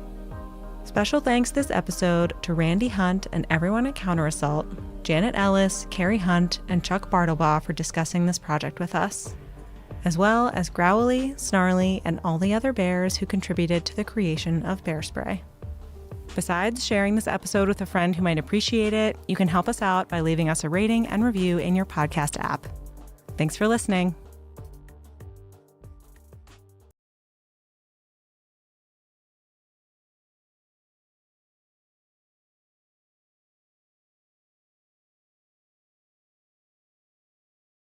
Experience, the Gunsight Pass Trailhead is the starting point for one of the best two-night hikes in the park. This 18-mile hike has always been a great trip, but in the past, getting from the end point of the hike at Lake McDonald Lodge on the west side of the park back to your car over here has always been a hassle.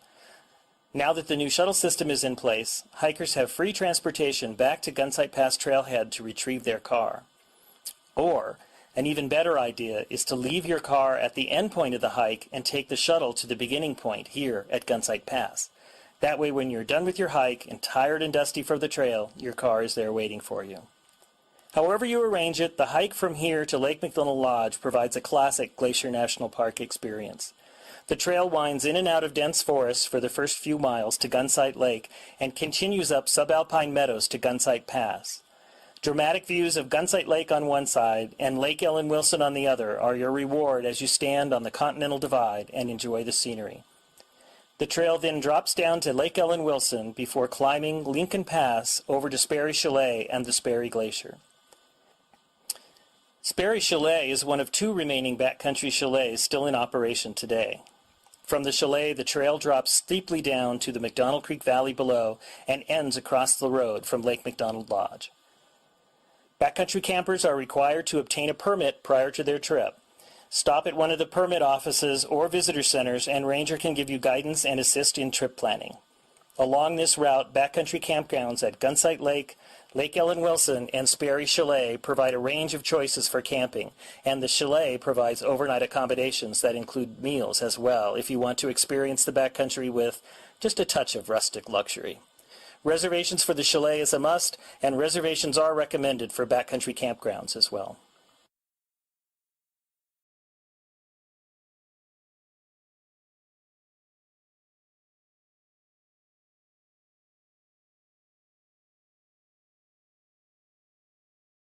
Prominent bend on the Going to the Sun Road, the Sayi Bend shuttle stop marks the transition point between higher elevation subalpine vegetation and the forests of the east side. Mount Sayi towers over the area with Going to the Sun Mountain to the right and Cataract and Piegan Mountains to the left. 2 popular day hikes depart from this location, Piegan Pass and Sayi Pass. A portion of the trail over Piegan Pass to Mini Glacier is visible from the road. This long, 12.8-mile but rewarding hike passes through many ecological communities and has fantastic panoramic views, including spectacular mountain summits, Piegan Glacier, and Morning Eagle Falls. The 10.3-mile Sayi Pass Trail climbs through wildflower-carpeted Preston Park to the rugged saddle of Sayi Pass, with views across the St. Mary Valley as well as peaks south along the Continental Divide. The descent into the valley of Bering Creek begins with views of Sexton Glacier and winds through grassy slopes and stands of Douglas fir. The trail ends at Sunriff Gorge and another shuttle stop. While hard to appreciate while standing next to the Going to the Sun Road today, this area presented a real challenge to the builders of the road. A massive amount of material was required to bridge the gulch between Piegan and Going to the Sun Mountains and support the road. Far beneath the fill, a 10-foot by 10-foot culvert accented by masonry work and a 16-foot headwall channels Sayi Creek under the road. Hello, world, and welcome to the Rocky Mountain National Podcast, the official podcast of Rocky Mountain National Park. This podcast is something totally new for us. We're just getting started. This is episode 1. We're going to be running in a seasonal format, so we'll have a whole season, and this season we're going to do 10 episodes. What we're trying to do with the podcast is connect you to Rocky Mountain National Park through sounds and stories with things like days in the field with climbing and backcountry rangers and park researchers, interviews with rangers about both their own lives and what they do in the park and the key park issues, soundscapes around the park, news, upcoming events, tips for your visit, all that kind of stuff. I'm your host, Miles Barger. I've worked as a guide in Yellowstone, Denali, and Black Canyon of the Gunnison National Parks. I've also worked as a cartographer for the NPS. NPS is Park Geek speak for the National Park Service. So you're going to hear a lot of people this season use that acronym, NPS, National Park Service. I made maps for the NPS brochure program, which makes the official brochures for all our National Park Service units. And now I'm here at Rocky, where I manage our webpage, social media, audio, video production, waysides and signs, printed publications, and other stuff. I'm not going to go too much into my story here right now because, as you'll see, the interviews on our podcast are not going to be formal and stuffy, blah, blah, blah. You know, we're not doing highly produced stuff. We're doing conversations with real rangers, with real park staff, volunteers out in the field. And we want it to be like you're sitting at a picnic table with us, you're sitting around a campfire, we're just having an interesting conversation. So I'm sure that in those conversations, details about me will naturally emerge. So for today's episode, I spoke with Kathy Brazelton, the East District Naturalist. The East District of Rocky Mountain National Park is the Estes Park side of the park. Kathy has been a longtime resident of Estes Park, and as you'll hear in our interview, has been in love with Rocky and the surrounding area for a long time. We chatted in Upper Beaver Meadows, a beautiful meadow backdropped by jaw-dropping mountain views, where we looked for signs of spring and learned about Kathy's lifelong passion for sharing with the world Rocky's unique beauty. We hope you enjoy.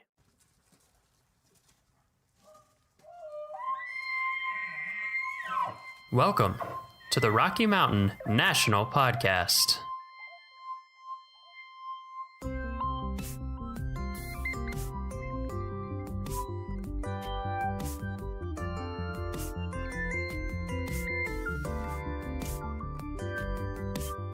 Hi, Kathy. Hi, Miles. Thanks for joining us out here. Where are we right now? We're in Upper Beaver Meadows in the picnic area. I like Upper Beaver Meadows. I think it's a beautiful place. Good birds up here. Yeah. I'm nodding. Yeah, that's okay. We'll nod. We'll have nod on audio. Okay. So, how's that big snow? For those of you who might be surprised, it's, what's today, May 23rd? Yeah. And we're standing in snow. Because it's springtime in the Rockies. Exactly. It's springtime in the Rockies. We just a few days ago had, gosh, my house we had over 3 feet. Yeah. I think in the park we had over 34, 3 feet. something 34 like that, or yeah, something yeah. like that. I think Craziness. Allen's Park had like 42. Oh. Have you seen a lot of snows that big here in the spring?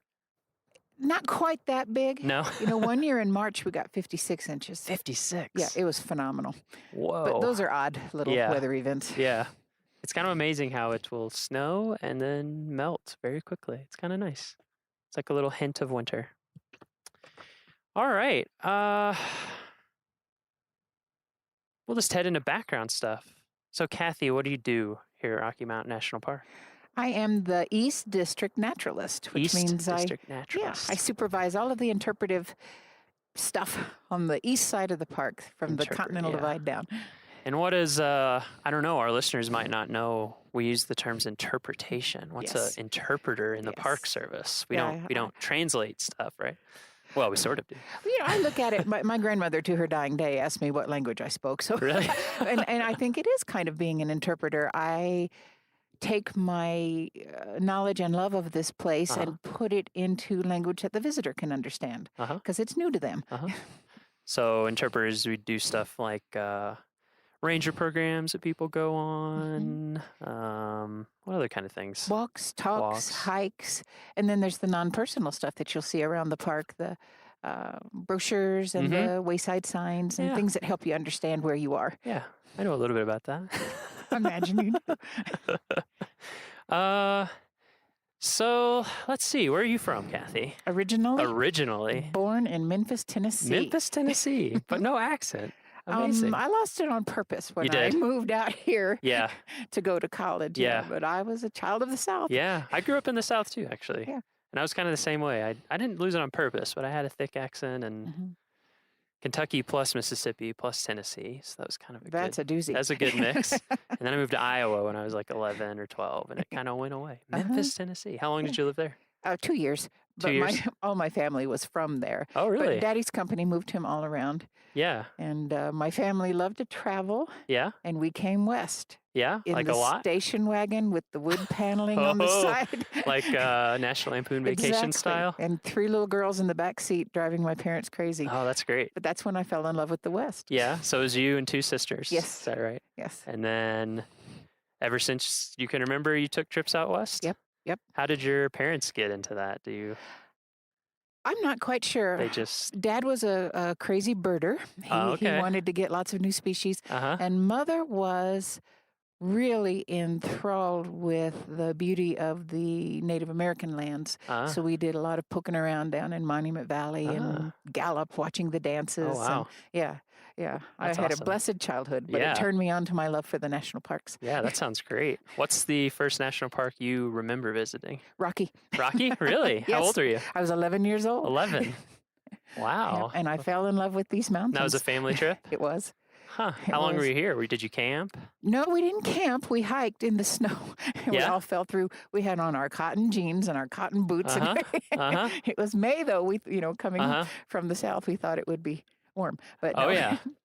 No, we had so many good experiences here, and then later we camped and backpacked and hiked all through the park. But so you came here a lot. We did. Growing up. Like how often would you come? Yearly or every few years? I think we came once a year for probably 8 years. Wow. Yeah. Okay. And then once I came out here and went to school, my parents kept coming back to visit. So I was their excuse. You went to college here? I went to Colorado State. Colorado State. Did you come? Was that because you loved Rocky so much, or do you love this area so much, or was it coincidence? It was a combination of things. I adored the area, and I was going into forestry and natural resources, and CSU is the best school for that. Okay. So do you think, I guess it's hard to say. I mean, it seems like your parents and visiting all the national parks would make you like resources and all that. Oh, Were you into that ever since you can remember as a little? I wanted to be a ranger ever since I was a little girl. Really? We went on a hike at the Grand Canyon, and I remember trotting along behind my wonderful ranger, and I asked him, "Do you really get paid for this?" We still ask ourselves that sometimes, don't we? But I knew, and I was so lucky and blessed to have it happen. Yeah, that's great. So you went to school at Colorado State in Fort Collins? Okay. Mm-hmm. Did you work? When was your first job as a ranger? As a ranger? Yeah, or in a national park. Did you ever do an internship? Or I did internships. I worked for state and national parks. I worked for Forest Service. I worked anywhere I could find a job in the biz. What was your first thing in the biz?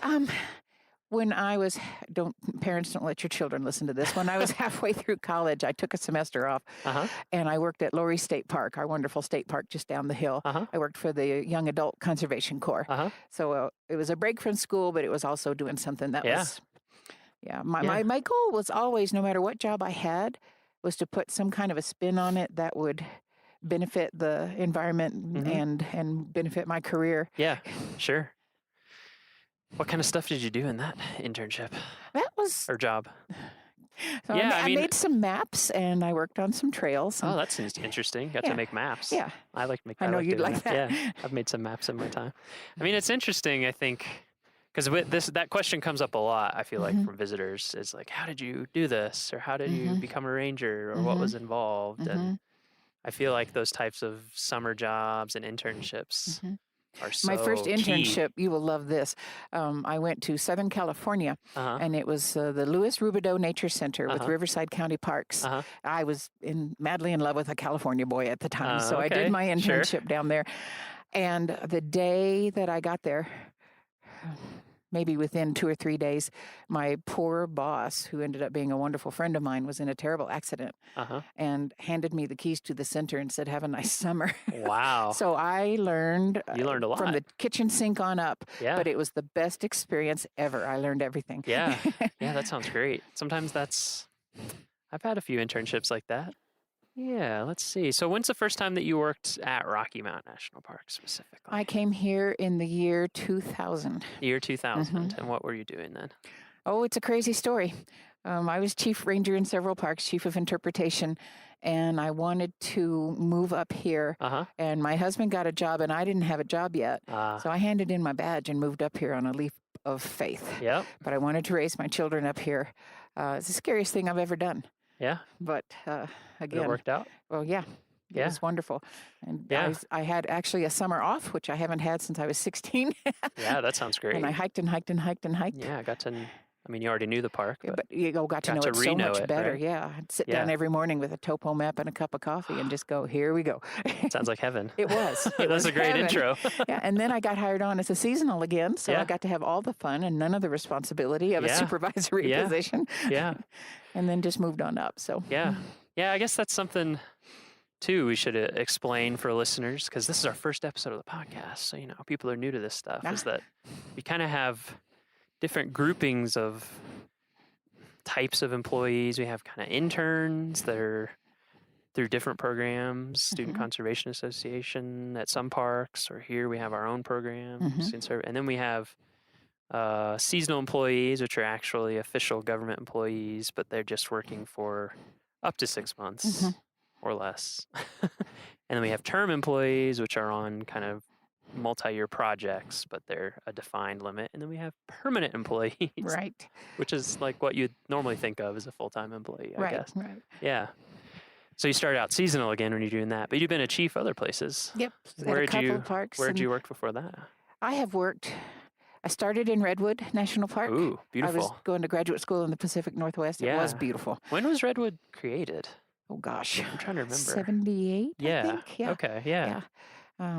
It seems like it's always an evolving place. Yeah, so you're at Redwood. I was at Redwood, and then I went from living redwoods to petrified ones. I went to fluorescent fossil beds. That's kind of an interesting transition. I'm looking at the fossils going, I know this ecosystem. Wow, that's really interesting. It was. Huge petrified stumps. And fluorescence is in Oregon, right? No, it's down that's in right. That's the one in Colorado. I'm thinking of a different fossil ones in Oregon. You're thinking of John Day. Yes. Yeah. Thinking of John Day. Yep. Yeah, so fluorescent. For that, it was a wonderful thing. And then I went from there to Curated National Recreation Area, which is different yet. That's in Colorado also, right? Down by between Gunnison and Montrose. Montrose. Yep. Yeah, I worked at Black Canyon, the Gunnison for a winter. I was your neighbor. Yeah.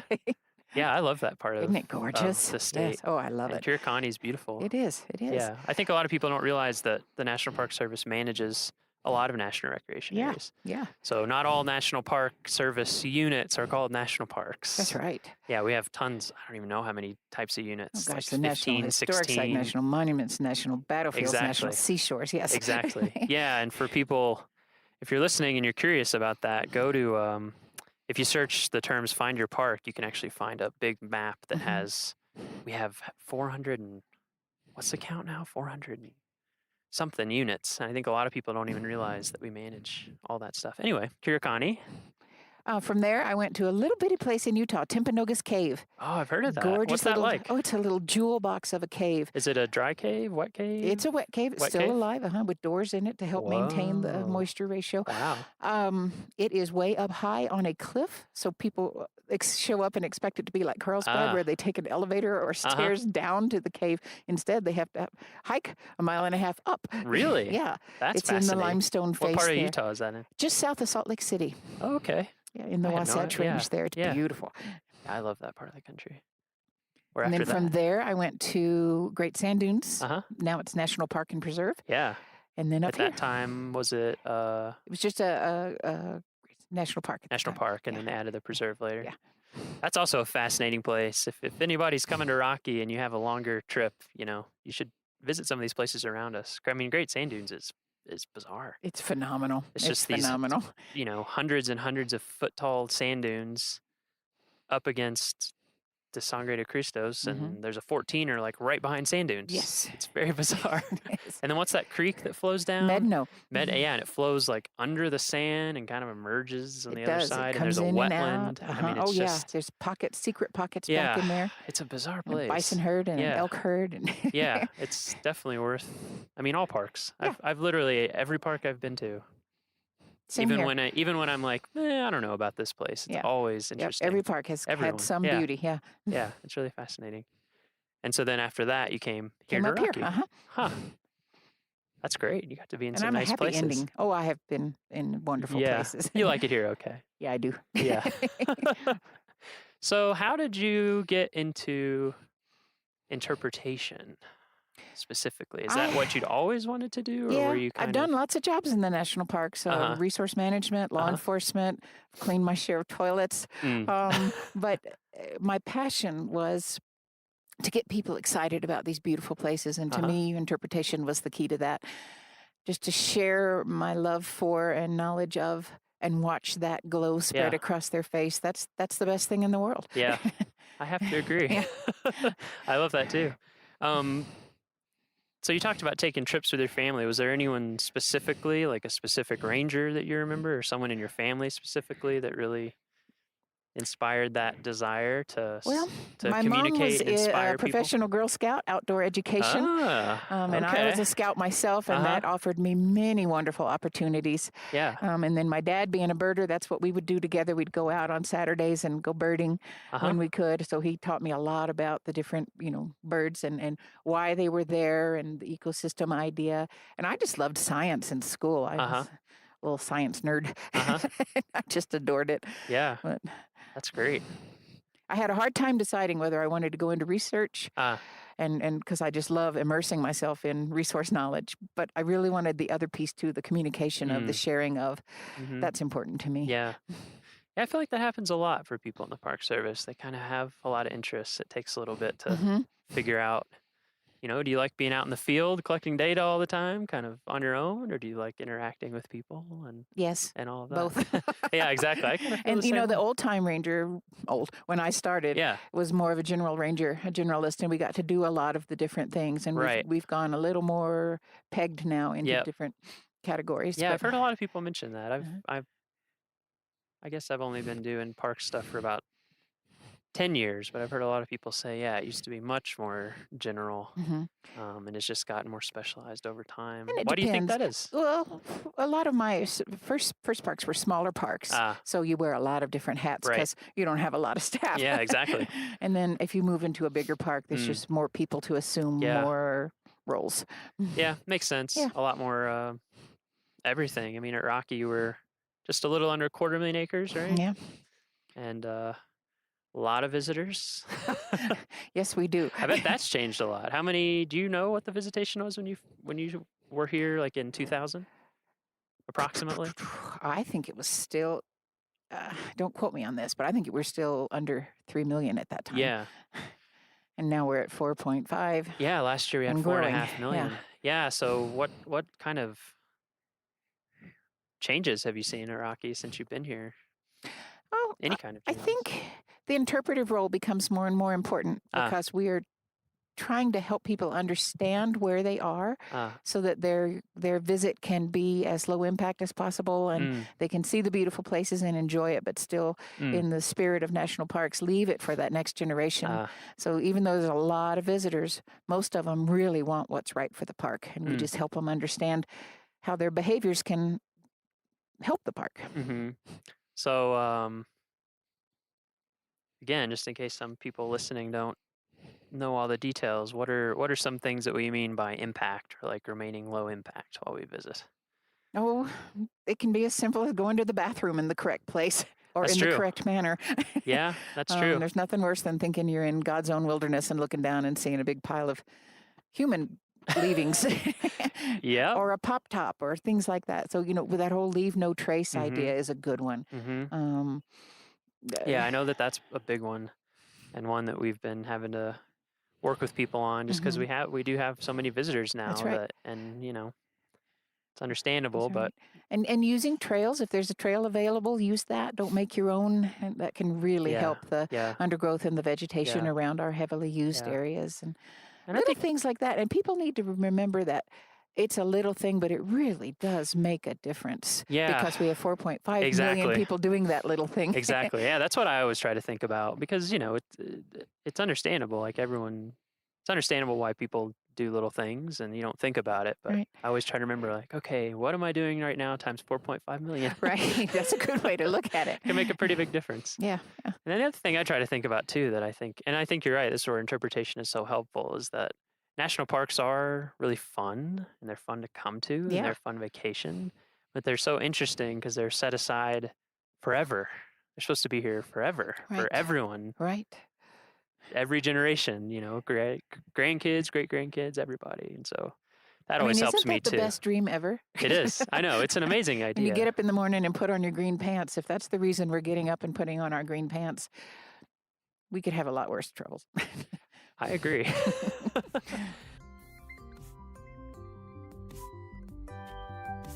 Okay, time for a little break while we give you quick news and announcements about things going on in Rocky Mountain National Park. First of all, summer is here. So it's hard to believe, wasn't that long ago, we had a huge late May snowstorm, over 3 feet of snow in Estes Park, way more up in the higher elevations. But Trail Ridge Road is now fully open for the season. Roads are clear, but watch out for ice. It can get below freezing at night, and any water from melting snow on the runway can freeze. And be prepared for cool temps and high wind. It can really surprise you. For example, on Monday, I went up to the Alpine Visitor Center. When I left Beaver Meadows Visitor Center, it was 76 degrees, light wind, sunny. Up at Alpine Visitor Center, it was 46 degrees and very windy and pretty clouded over. So the weather changes really quickly, and temperatures always get colder as you go up in elevation. I was really glad to have a jacket, hat, and gloves and to not be in sandals. And we recommend that any of you coming to visit bring all those items as well. Warm clothes, hat, gloves, and if you're wearing sandals, some extra shoes in case it's really cold up there. Wildflowers are starting to bloom in the lower elevations of the park, and wildlife are out and about with new elk and moose calves being spotted around the park, and lots of species of birds joining us from near and far, including the hard-to-miss ruby-throated hummingbirds. They buzz and chirp. You hear them through the air. Ranger programs. Have you ever joined a ranger-led program? They are a great way to learn about the park and have fun doing it, and they're free. So on a ranger-led program, you show up at a location, a ranger is there with you. We have walks and hikes, we have evening programs, we have more like presentation style, hands-on. We even have things especially for kids. They're absolutely great benefit, and like I said, no cost to you. We have a special program coming up on June 16th at 8:30 p.m. at the Upper Beaver Meadows Trailhead, and we call it Party with the Stars. So if you have not been to Rocky Mountain at night and seen our night skies, they are incredible. The Milky Way, all the stars, I can't even describe it to you. You have to see it yourself. So on this program, you show up 8:30 p.m., Upper Beaver Meadows Trailhead, and you watch as night descends on Rocky Mountain National Park. And then when it's dark, there's actually going to be volunteers available with big telescopes that will help you experience the magic of the night sky. They can point things out to you, or you can just look through the telescopes and get some great views. So highly recommend you check that out, June 16th, 8:30 p.m. We also have all of our summer programs beginning this Sunday, June 18th. There are way too many for me to talk about here, but you can find them online. For a full list of our ranger programs, check out our online calendar at go.nps.gov/RockyCal. That's Rocky, C-A-L. Or if you're here visiting us in the park, you'll get a park newspaper when you come through an entrance. Just turn to pages 3 through 7 in that newspaper, and you'll see our full list of programs for the summer. Finally, a few updates on our park roads. Old Fall River Road is currently closed to vehicles. It's open to bikes and walkers. It is set to open as usual in early July, weather permitting, so stay tuned on that. There's construction going on Moraine Park Road from the intersection with Bear Lake Road to the Moraine Park campground. You can expect delays of up to 15 minutes there during the day while construction is going on. And all throughout the summer, we have a park-wide project to repair and preserve pavement in the park, and that also might cause short delays in a few sections of road, and those sections will be changing throughout the summer. So just something to be aware of as you visit us. All right, there is all the news that is fit to speak for you this week, and let's get back to our interview with Kathy. Since it's spring, thought we could talk a little bit about spring in Rocky. Spring in Rocky? Yeah. So when you be ready. Be ready. Yeah. When you think about spring in Rocky Mountain National Park, what do you think of? You think of be ready. The first thing I think of is change. Change. Yeah, because it's going to be changing either by the minute or by the day, or you can have a 50-degree day one day and be sitting and getting sunburned on a rock, and the next day you are in 3 feet of snow. So be ready. Folks who come visit us, they have their shorts and sandals on and they're ready to climb longs, and we're saying, that's still a winter climb. They forget how far north we are and how high we are in elevation. It really makes a difference.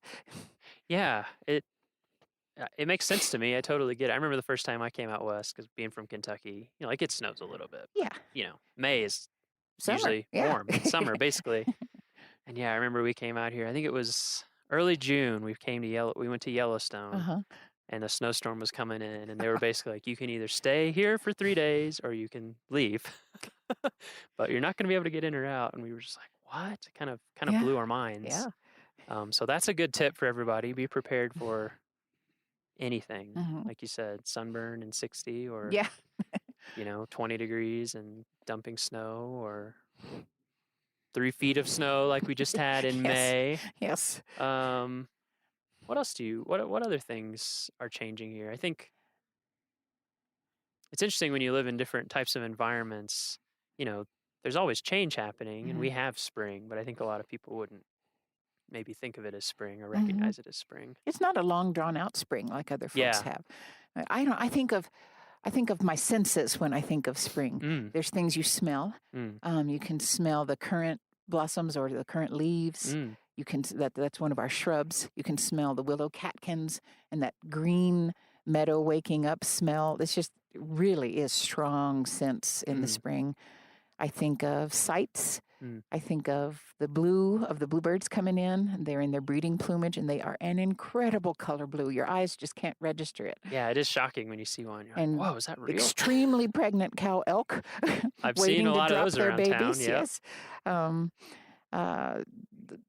I think of sounds. You have the red-tailed hawk coming in to build their nest, and they do a lot of calling back and forth, the breeding pair. I think of the broad-tailed hummingbird when he swoops down, the male, the wings vibrate, and you hear that funny little noise. Yeah, it's always exciting when those show up. Yes. Maybe we'll be able to drop some of these sounds in. Yes. Oh, yes. Wouldn't that be great? The podcast, so you can kind of know what those timing sound like. Because when the ribes, the current, when it puts its little blossoms out, it's one of the first ones. That's about the same time that the hummingbirds show up, and it's a vital food source for them. So it's all about, we call it phenology. We study the timing of different events. And springtime is boom, boom, boom, event after event. Yeah. Yeah, it can happen really quickly once it gets rolling. Yeah, we're feeling the sun right now. This is kind of exactly what we're talking about on a short term. Because when we first came out here, we were pretty cold and it was cloudy and everything. And now the sun's out and we're like hot almost, especially with the sun hitting it below your face. That's another tip for people when you come anytime. Sunscreen in the summer, in the winter. I think some of the worst burns I've ever had have been in the winter because it hits you from below. Yep. I like the sunburn in the nostrils. Yes. That's always a good one. I remember the first time that happened to me. I was like, what's going on? Yes, plan ahead. Yeah, those are all great things to listen for. We hear robin right now, right? So the hummingbirds, red tails. The robins are our noisy little neighbors. They call loudly. Yeah. This time of year, you see a lot of juncos, finches, chickadees, white-breasted nuthatches, and the red-breasted nuthatch, speaking of sounds, who sings its beautiful little call. I always just say, okay, honey. Sounds like a trombone with a cold or something. It kind of does, yeah. Yeah, that's pretty good. And who else is here? Green-tailed towhees are doing their little dance. The magpies are nesting. They build that huge nest with a front and a back door. Magpies are fascinating. They are my favorite bird. They're so smart. Oh, and beautiful. Yeah, they are. They're beautiful. Yeah, when I guess on the blog we'll try to put up a picture of magpies for you to watch out for. They're pretty unmistakable. Yes. They're big, white body, long, kind of blue-black iridescent tail. Yeah. And they build, if you see a nest, it's pretty unmistakable. They're just big dome. Big structures, big dome structures. And they're corvids, so they're smart. Yes, and exactly. Along with the jays and the... Yeah, our Stellar's jays. Ravens. All the corvids. Yeah. So you like birds a little bit. I like birds a lot. I get the impression. I like birds. I like everything. That's why I'm a naturalist. Well, that's true. It is a generalist. I have a real plant obsession, and I love the trees, and I love the rocks, and it all works together to make a very nice world. Yeah. Have you always led spring bird walks in the spring here? Yeah. Tell people about that a little bit. Oh, it's a wonderful time to get out and see what's going on our calm spring mornings. There's no place more beautiful than out in the meadow, listening and watching, and again smelling. I love to smell everything too. It's an important sense. It is. People forget about sometimes. It is. But you know how it's so linked to memory? It is. Yeah. So I think folks will come here and they'll smell something, and later they'll get a whiff of it and go, "Oh yeah, Rocky." So the spring bird walks are at 7. They're at 8 now, and they'll be at 7 in the summertime. We have a wonderful mix of rangers and volunteers, our wonderful skilled volunteers helping us lead these. And this is the time of year when the migrants, the bird folk who go thousands of miles away, come back up and come home to Rocky. So it's great to see them arriving. It's amazing. It's really amazing. Yeah, bird walks are one of many types of walks and talks. We have so much stuff going on, especially in the summer. When you arrive at the park, for listeners, you will get a newspaper when you go through the gate, and that will have all our programs. But if you want to look ahead of time or while you're visiting, if you're back in your hotel or whatever, if you go to our website, there's actually a little calendar up in the right-hand corner, and you can search for your specific dates, and it'll tell you everything going on those days. And all of our ranger programs are free. Yeah, you betcha. Right? All included in your price of entry. Exactly. And boy, I sure want to encourage you to plan ahead if you can. Yeah. Because we are getting so busy, and there's times when there's no parking, and I know how frustrating that can be. But if you plan ahead, you can be where you want to be before the crowds get here. Yeah, that is a really big thing as it gets more as Rocky gets more popular. I mean, it's great that we're more popular because that's what we want. We want more people to come learn about not just this park, but this place as a representation of, the Southern Rockies, the Colorado Rockies. But yeah, planning ahead is so key. Our website's great for that. You can do a lot of research, and we actually are going to have an article up there that you can go and see about planning ahead. And a lot of it is, look at ranger programs you might be interested in, see exactly what time they're going to be, kind of think about your day. Yeah. We want to give you all the tools so your visit will be very successful and fun. Exactly. Yeah, I mean, I think that's the thing. We want everyone's visit to be great. We really do. I mean, that's what I think about all the time. Sure. Is all of you who are coming to visit us, we want you to have a beautiful visit.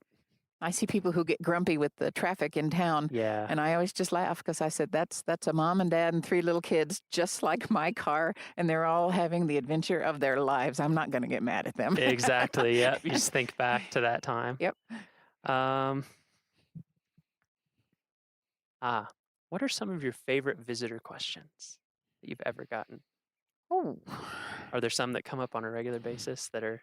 There was one time that I gave terrible misinformation to a lady without thinking about it. She came to me at the front desk and she said, I've been here looking for elk and I can't see any of them. And it was a very warm spring day. So I said, they're up in the trees. Their coats are so hot. And she said, I didn't know they could climb trees. So I misspoke. By being up in the trees, I meant taking shelter under the forest canopy. But I said it poorly. Yeah, she was very surprised. Yeah. It's there's so many animals and things here that a lot of people aren't familiar with. So maybe elks do climb trees. Elk. That's pretty funny. It was.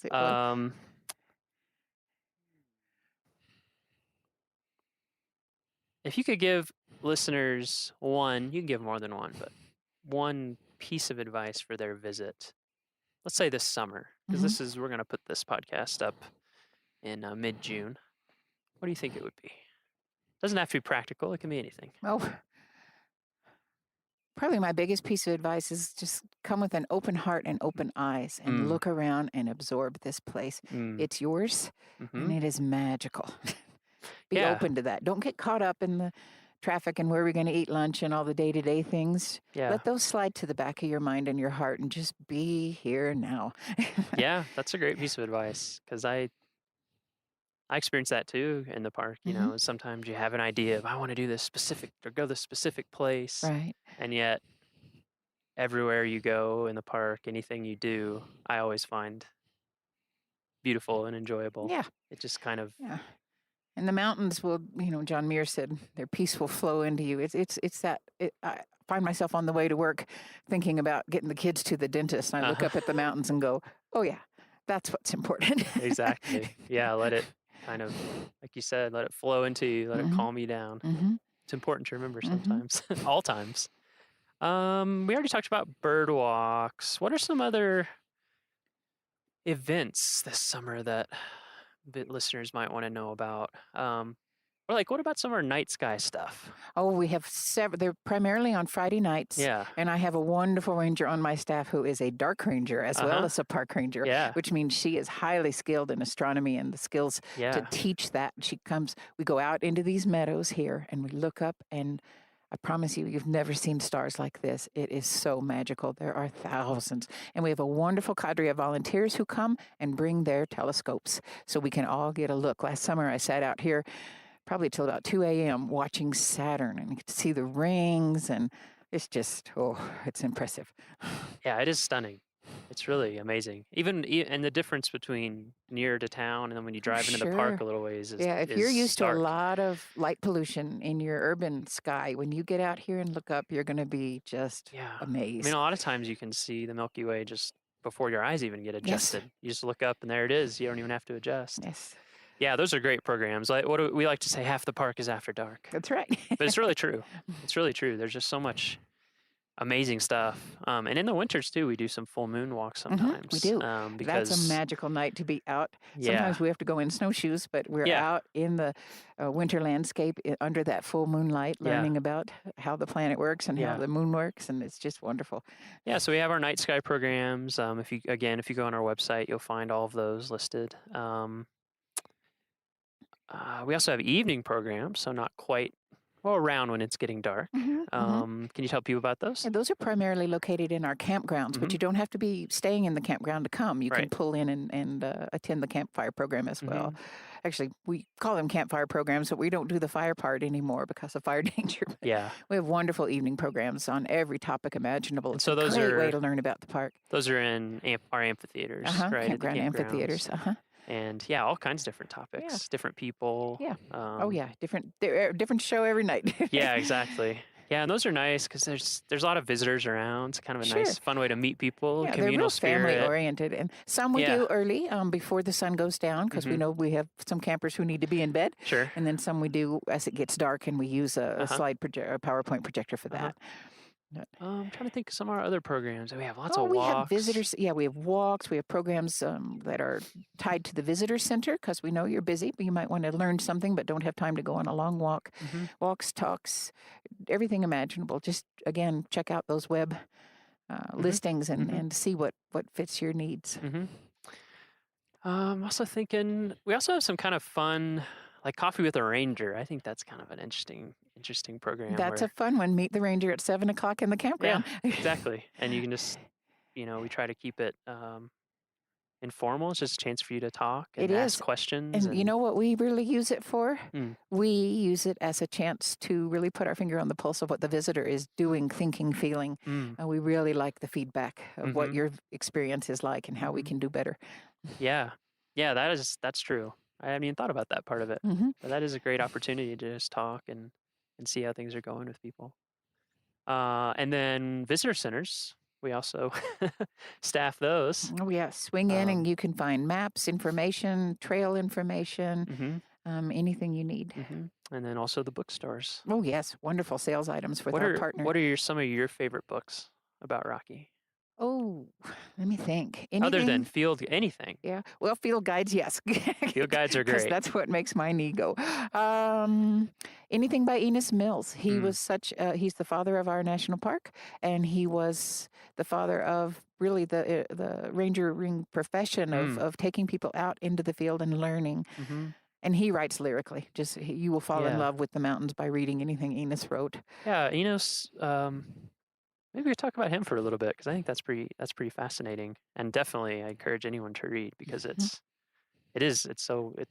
almost it's like halfway to poetry. Yes, it is. It's kind of halfway in between prose and poetry. It is. When did he come to this area? He came when he was a kid. Yeah. He was like same. Same but different reasons. He was quite ill back in Kansas where he lived, and they had thought that maybe if he came out here and lived with his uncle in the rarefied mountain air, he would get better, and he did. He got strong and wonderful. And, really? Set up a mountain school, a nature school on the side of Long's Peak. And I can't remember how many times he climbed Long's Peak, but it's in the 300s, 400s. Yeah. He was like the king of that area. He knew it. He was such a good naturalist, and he could tell it in such beautiful ways that everybody got excited. And then he used that skill to get the idea of the national park going and campaigned for us all across the nation. Yeah, it's amazing to me how many national parks have that sort of story. They have, a person or a small group of people that recognize the beauty of the place, and they really work hard to have it protected. I always find that really inspiring. I do too. Because it's just a few people who spearhead it, and then now we've had this park for 102 years. Yeah. 102 years. Thanks to their efforts. Exactly. Yeah. And So never think that you cannot help or make your dream come true. You can. yeah, it really is amazing to read about all those folks. And so Smills, basically, I mean, what would you say? Did he create the idea of a naturalist as like a defined profession, or do you think he pushed it forward? Nature guiding is Nature what he guiding. called it. And he said, don't tell them so much the what, but get them excited about the how and the why and what it means to them. So he had the answers way back then. And his nature school was just a wonderful place to come and learn, and people would go up. Yeah, I think that's an interesting thing for me that maybe surprises some people when they go on interpretive programs, and that's why I think that's part of the reason why we have our own term, interpretation, as opposed to education, because we're not just trying to bring people out and just throw facts at you all day. Could you talk a little bit about that? Oh, I think our main goal is, we know that people want to learn. Sure. We like it too. So we do that part, but we don't let it in there. We try to take it to that next step, which is something transformative, something inspirational. That's where people's hearts are touched. And our goal is to touch you in your brain with the intellectual and in your heart with the emotional. And we want you to leave this place a steward. We want you to leave this place a champion for national parks and for Rocky, and to do everything you can to help protect us. Yeah, I think, not to get too much into technical verbiage, but we're also I feel like that's a growing thing in the Park Service, these more interactive programs with rangers where, again, we're not just talking at you, but we actually want to have a conversation, not just between the ranger and the person, but between everybody that's in the group. And I've been on some of those programs, and it is amazing what comes out, Oh, we learn so much from our visitors. Yeah. We look at it as being more of a dialogue than just I'm going to stand up here and tell you everything I know now. Yeah. And through that dialogue, everybody is enriched. Everybody learns, and everybody has a chance to be heard. Yeah, I feel, on so many ranger programs, I mean, not just guiding them, but also being on them. It's amazing how you can have more energy and excitement when you're done. Yes. Than when you start. So it's very different than a class almost, because you're like, okay, I'm taking it all in. So by the end, you're like, oh, excited. Yes. I've had that experience at a lot of parks where you go on a ranger program and it opens your eyes up to things you hadn't even noticed maybe, or... And it's the same thing for the rangers. The visitors keep our pilot lights lit. They keep us excited and enthused and in love with this place. Absolutely. Seeing it through their eyes is just wonderful. Absolutely. And I love kids too. Oh, yeah. All of our programs are all ages. Is that correct? Sure. Yeah. Sure. Yeah. So any kids are welcome. And I think a lot of times they have some of the most insightful comments and questions. They do. I'll never forget they'll the ask time a question. Yeah, I had an environmental education contact with a kid, and we were doing these great programs, and he goes, "That was great." Then he looked at me, he goes, "Hey, you were teaching us stuff." He saw you, huh? And I thought, okay, my job here is done. He had a good time, but he learned, yes. Yeah. Yes. And our Junior Ranger program is one of our most popular programs in the park. We have I'm wonderful glad you brought books. that up. And then we have programs up at our Hidden Valley area where we have Junior Ranger headquarters. And kids, that's just for you.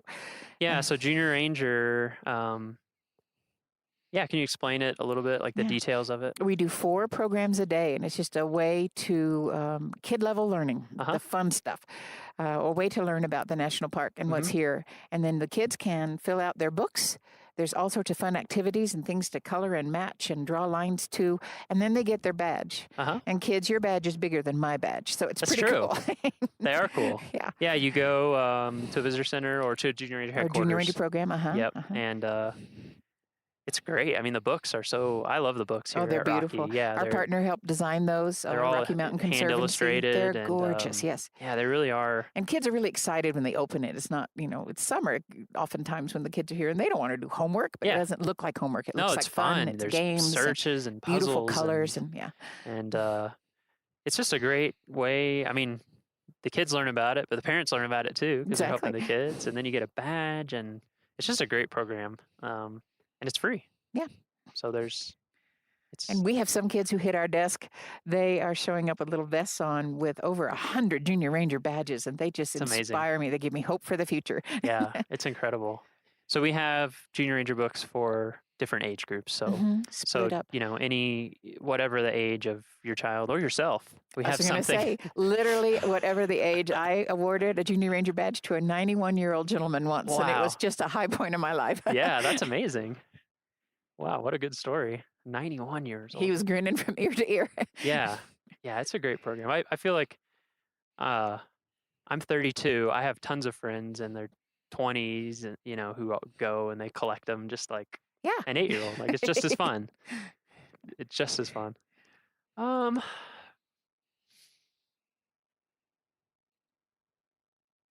This is going to be a complicated answer, maybe, but that's okay. We can muse on it until we're done. Okay. You've been coming to Rocky for a long time. What does Rocky mean to you? I know it's an impossible question, but so many. Rocky is part of the fiber of my being. Something, this is going to sound all woo-woo, but something physically, literally happened to me the first time I saw these mountains. Really? I just fell in love. I said, they are the most beautiful. And everywhere I've worked with the National Park Service, like I said, every park has been a gift in some way, but I always thought these mountains here in Rocky, the Never Summer Range, the tundra, it touched me in such a way.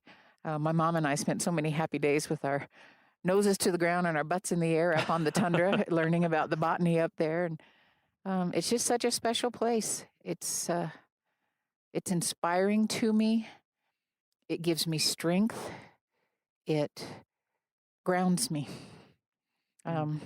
I have a real mountain fetish, and I love to visit any mountains I can find, but these are the home range. And our poet laureate, Thomas, you'll have to dub this in. I can't think of his last name right now. But he said, you can say that I loved a range of mountains so much that I could hardly breathe. And that's what this is. And to have the honor and the glorious experience of sharing this with the park visitors, that's the best thing I could ever do with my life, because they're going to help me protect it, and it'll be just as special to them. It's not mine. I just happen to love it. Exactly. I think that's such an important point for everybody, is that this park belongs to everyone. It's all of ours. Connect with it however it connects to you. Find the place that speaks to you. I had a similar experience the first time I went to Yellowstone. I mean, I'd never been in the mountains from the East Coast. I think I was 16 or 17. And I just was like, this is it. Yep. This is what I want to do. And I've been working in national parks at least seasonally ever since then. Yay. There's just something about it, And that's one of the biggest things I want to tell people. Their jobs are hard right now. But please don't let anyone tell you that you can't be a park ranger. If you want to be a park ranger, you can. And it's my job and the rest of the rangers to help you get there. People helped me every step along my career, and I'm so grateful. So if you have a real itch to do this, if it's really in your heart, get in touch with a ranger somewhere, whether it's out here or in the park that's closest to your home, and just say, what can I do? And you can start as a volunteer. I did. When I was a master's student, I was volunteering at Redwood. Just get your foot in the door, and this can be yours if you want it. I think that's a great message, and I totally agree. Every person that I've ever asked my whole career or as a visitor has always been so warm and welcoming and excited to have someone interested in it. So definitely, if it's something that you're interested in, for some people it ends up being a career. For some people it ends up being a few summers that they never forget, or winters if you work in southern parks, Everglades, and or something. just because you come out here doesn't mean you have to grow up to be a ranger. You can grow up to be a dentist, but you're going to be a dentist who loves national parks and will help protect them. Yeah, that's great. I think this has been great. Thank you, Kathy, so much for coming out and talking to us. It's super fun. Who knows? Maybe we'll get together another time. Sure. It'd be fun to go up and bring coffee next time. Okay.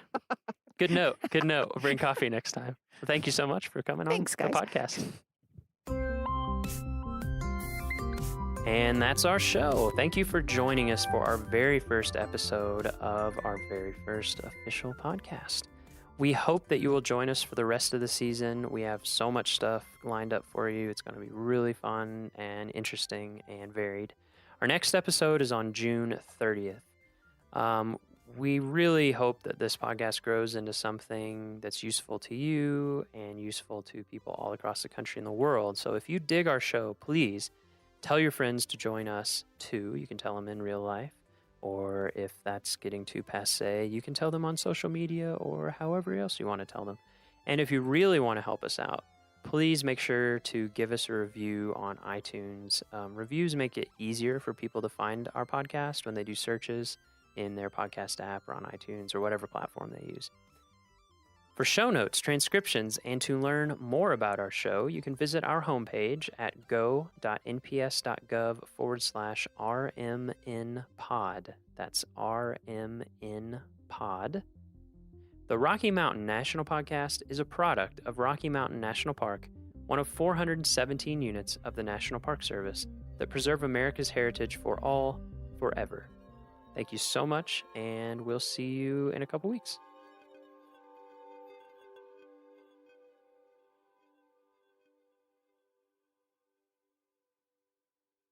It's Thursday, August 10th, 2017, and I have the day off. For context, we were both rangers here in the summer of 2017. Yes, and the job of leading guided hikes, campground talks, and staffing the visitor center is very rewarding, but can also be exhausting. So when the weekend rolled around, some friends and I planned a relaxing backcountry camping trip. We got a permit for the backcountry campground on the west shore of Lake McDonald, one of the few backcountry campgrounds that you can paddle a canoe to.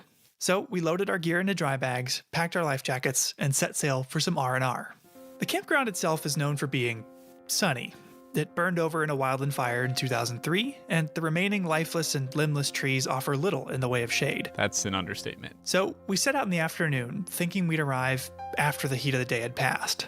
The first half of the paddle was nice and sunny, but the further we went, the clouds began to roll in. With each stroke, the sky seemed to grow darker, and we paddled faster and faster and faster to reach the shoreline. We thought we'd beaten the weather as we pulled our canoe ashore, but a clap of thunder echoed off the mountains and signaled the night that was yet to come. As we frantically assembled our tents and shabby burritos, the storm arrived.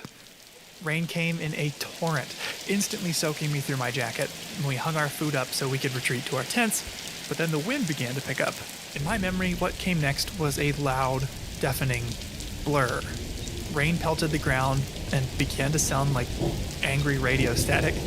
The wind was strong enough you had to brace yourself against it or be blown over. It began to topple the trees around us, and as they crashed down left and right, we ran to the lakeshore for safety as lightning and thunder reverberated up above. But just like that, it was over. The air was calm, the rain had stopped, and we breathed a collective sigh of relief as we returned to the soggy rice and bean burritos we'd put away. As we ate, we tried to make sense of what had just happened, pointing out the trees that had fallen down, comparing how well our jackets had worked, but only then, with mouthfuls of burrito, did we notice a column of smoke across the lake. Smoke that would eventually grow to become the Sprague Fire that burned 17,000 acres and the Sperry Chalet. Wow, that's crazy that you sat through the storm that started it all. I was actually just straight across the lake from you at the same time at the Lake McDonald Lodge. I was supposed to give the evening ranger program up at the Lake McDonald Lodge auditorium that night. It was super stormy as I drove up from Apgar. And while I was getting ready for my talk, the power went out in the building. It was pitch black in the auditorium. I didn't think people would really be able to safely walk around the room, so I just decided to cancel the program. So if you were trying to attend the ranger program at the Lake McDonald Lodge auditorium on August 10, 2017, I'm very sorry, you'll have to catch me another time. When I canceled, I stood outside the building to let people know that the program wouldn't be happening that night. It was at 8:36 p.m., a few minutes after the talk was scheduled to start, that lightning struck the hillside above me and ignited the Sprague Creek fire. With no program to give, I drove back down to my office in Apgar. There were lots of people just standing around and watching the flames. So, in a routine that would become common over the coming months, from across the lake, I watched the fire glow against the dark night sky. I was still wearing my ranger uniform, so I stayed on the beach there for hours, answering questions from concerned visitors. The fire became a spectacle. At night, people would gather to watch it burn. Slowly at first, then rapidly as one hot and dry week was followed by another. In all, the Sprague Fire burned for about 3 months on the east shore of Lake McDonald, until it was finally extinguished by autumn snow. Here on Lake McDonald, wildfire is a fact of life. For plants, animals, and people alike, if you want to exist here, you've got to learn to live with it. In this episode, we're going to learn about something that's becoming an everyday concern for people around the American West. What happens when people and wildfire come together?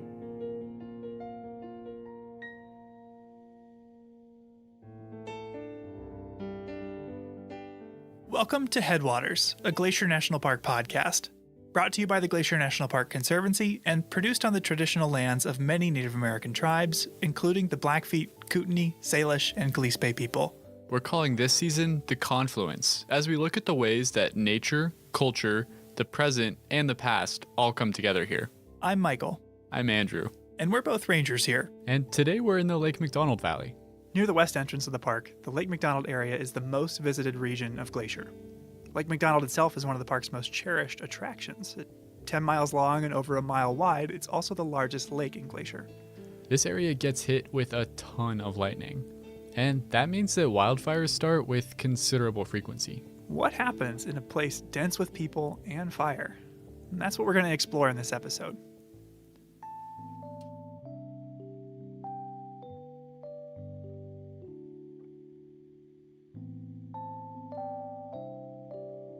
To start out, I wanted to talk to someone who knows the park as well as anyone, even better than most rangers. My name is Chris Peterson, and I am the editor of the Hungry Horse News. Oh yeah, Chris. Hardly anything happens in Northwest Montana without Chris writing or at least knowing about it. Seems like he's been here forever. How long has Chris been around? Since 1998, which would make it, this will be my 23rd summer. I've seen his byline a lot, but he's a photographer too, right? Yeah, you're right. After graduating college, Chris started working for a small town daily newspaper in New York, where he started to pick up photography. Back in New York, at the Daily, you had to shoot your own photos. So my photos were terrible. I was an awful photographer. Didn't know what I was doing. And so I started shooting Buffalo Bills games. You know, at a Buffalo Bills game, there's like 85,000 people there, but there's also 120 photographers. So you could learn a lot just by watching the other guys. And after he really developed his photography skills, he landed a new job. So that kind of set up my portfolio. And then the Hungry Horse News had put out an ad for a photographer, and I applied and I got the job. And the rest is kind of history, I guess. That's a big switch to go from photographing Bills games to bald eagles. Yeah, it's a big adjustment, but he took to it. But part of covering news in the West is wildfire, something Chris didn't have any experience with from his time in New York. Oh, well, in New York, there aren't, big fires, yeah, but they were all houses or, tire dumps. But it didn't take him long to get experience. His second summer, he covered the West Flat Top Fire. 2 years after that, the Moose Fire, then the Anaconda Fire. So I'd cut my teeth. All of which led up to 2003. You had a couple seasons of experience then covering summer fires.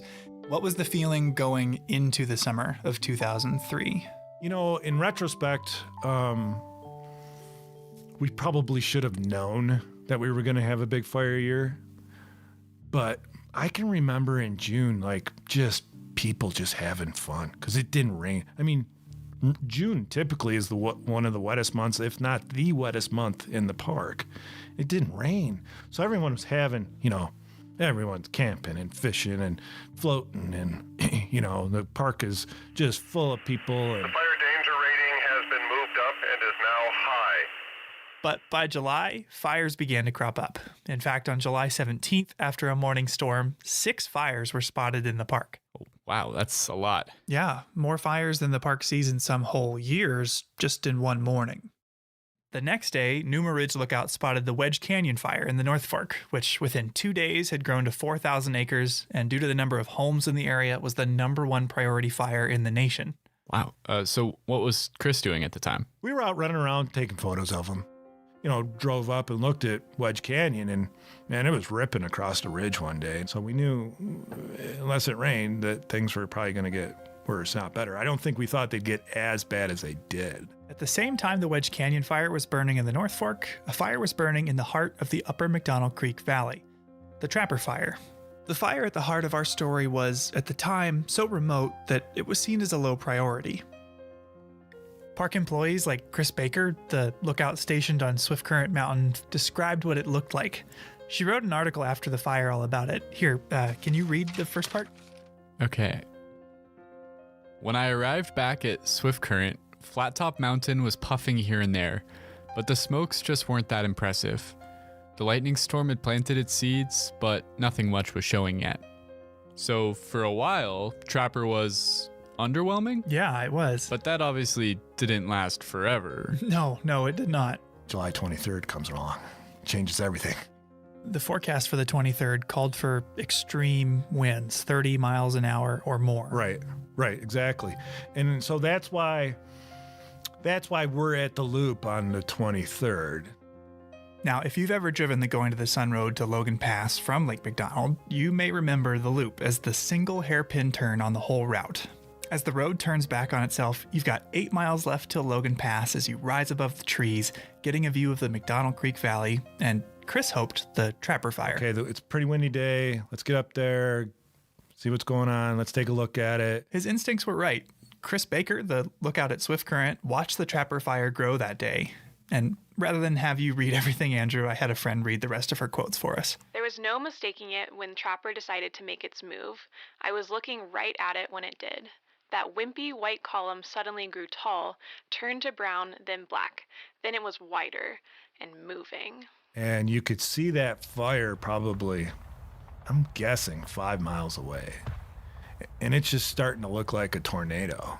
If you can imagine a really big tornado in the sense that it's like this big circular cloud of black, and it just starts spinning, and you can see it, and it's coming closer and closer and closer. Wow, that's nothing like what I expected. And Chris was far from the only person at the loop watching this unfold. I mean, more and more people showed up, and we're just watching it, and there were other people there. Everyone's taking pictures. So there were reporters like Chris there, visitors had stopped to take pictures.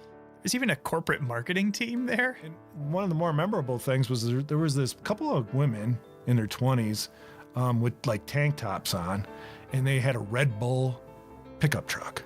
You know, Red Bull, that energy drink, but it had like a big fake can on the back of the pickup truck. As the fire was coming closer and closer and everyone was taking photos, the Red Bull staff was running around with free samples. Okay, I think watching a fire race towards you is a situation where you definitely would not need the extra boost from an energy drink. Yeah, I think you're right. But with or without the Red Bull, Chris described the atmosphere being charged with anticipation and excitement. So we're taking pictures of her with the smoke and the fire and smoke and stuff in the background, and they're taking pictures, and it just kind of got into like almost a party type of atmosphere in the sense that here it comes, and it came like right to the edge of the, you know, the canyon.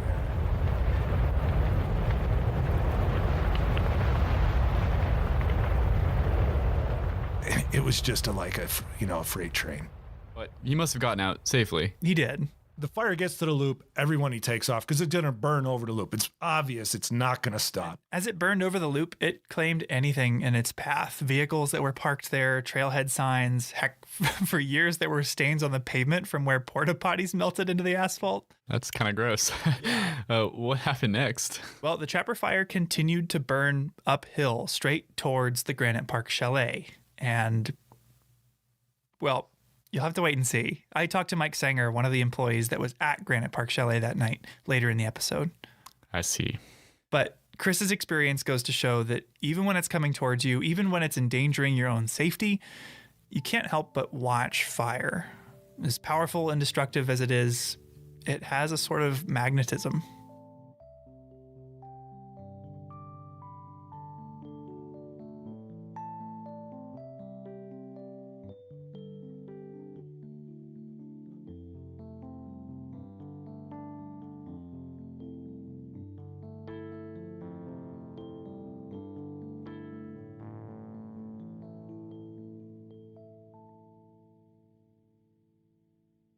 My name is Tony Cashola Sr. I'm a director for the Salish Kalispel Culture Committee for the Confederate Salish and Kootenai tribes. People interacting with wildfire here is not a new phenomenon. In fact, it's been happening for thousands of years. To learn more, I decided to talk to Tony and Cashola Sr. about the role that fire plays in the traditional Salish way of life. We talked about how, from Tony's perspective, not enough people understand the significance and value of fire. This misunderstanding of our environment makes fire more dangerous. And he talked about how national parks are a place where we can learn to connect with the natural world. So Tony, if we have listeners from other parts of the country or the world who aren't familiar with the Salish people, what do they need to know about Salish history? According to the stories from our elders, the Salish speaking people have been in this area since the last ice age. My group, my band of Salish are the most eastern Salish speaking people here in Montana. And our Aboriginal territory consisted of about 22 million acres. And then came along in 1855 when more settlers and homesteaders moved into our area. A treaty was negotiated, and it took several days before the leaders of the tribe agreed to be put on a reservation. And so that's why we are where we're at today on our 1.3 million acre reservation here. So that's kind of in a nutshell from the past where we started and how we got to where we're at as Salish-speaking people. So I wanted to have you in today to talk about fire. What role does fire have in the Salish tradition? The Salish people, they would set fires to their favorite hunting areas, their favorite spots. When the weather was predictable, they would set fires, knowing that the fire would be put out as soon as the snow got here. So there was no fear of that being a wildfire. When they did that, they could go back in the springtime, and where they had set fire, they could see all the new growth coming up, the green grass, clearing the underbrush for the berries and for all the other foods that were necessary, both food and medicinal plants. It would clear it out. It was like doing work in a garden. You know, as you go in a garden, you clean out all the weeds. That's what they used fire for. Were there other advantages to setting fires? The other thing they used, of course, before they had horses and before they had rifles, you know, getting buffalo, hunting buffalo sometimes was very difficult on foot. So sometimes they'd look at certain areas and they'd see these areas and they'd use fire to bring the herd to certain places. And then once they get to these certain jumps, that they'd build these running lanes, and they used these cliffs for these buffalo jumps to go over there. So that was another way of using the fire. That's really interesting, using fire to manage vegetation and to drive buffalo over cliffs to hunt efficiently. It's a pretty amazing technique. How did traditional people actually manage these fires? It's just like our professionals today. We have professional fisheries, water people in those areas. Well, back then they had these people that were dedicated and assigned to fires. And they were the ones that were only ones that would set the fire, because they've studied fire, they've understood fire, and so they're the ones that were allowed to set these fires. And how did they actually start the fires? Where did the embers come from? They used buffalo horns or different things to carry these embers of fire, because it was so hard, you know, to make fire. So they'd make a fire and then take these ambers and store them in these buffalo horns or something. Then they'd have these fire starters, what they call them, fire starters. They'd gallop to these different places and they'd set fire. And like I said, only those people were allowed to do that. Why do you think so many people have negative feelings about fire? One, I think, is misunderstanding exactly what fire is, what it means, and what it could do. The other thing is fear. Naturally, it's frightening. I mean, you look at California today, how dry, how brushy some of those go up like matchsticks.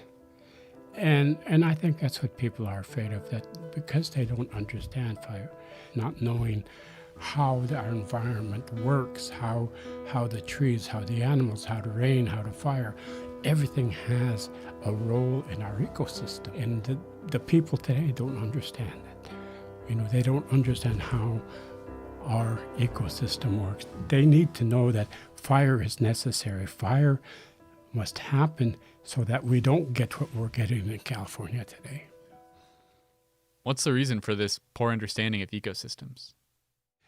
I think because of the value system that we created, and the values that we think are more important now today, that our lives are put first rather than together with other things. Everything goes hand in hand. One of the things when I was growing up, my grandparents and my parents and all of my elders that have always taught me and always said, every living thing is an equal. You treat it as an equal. You don't think you're better. You don't dominate, because you dominate, you destroy. And that's what we have as human beings. We've dominated certain things, we've changed certain things, and we've destroyed that. And so I think a lot of that is misunderstood. And national parks are kind of a stronghold of what used to be. So national parks are places that continue to be very important, especially to me, especially to natives that understand what the park is, because it used to be this whole country. And there's still a need for parks. There's still a need for the areas like this, for our spirituality, for our well-being, for our minds.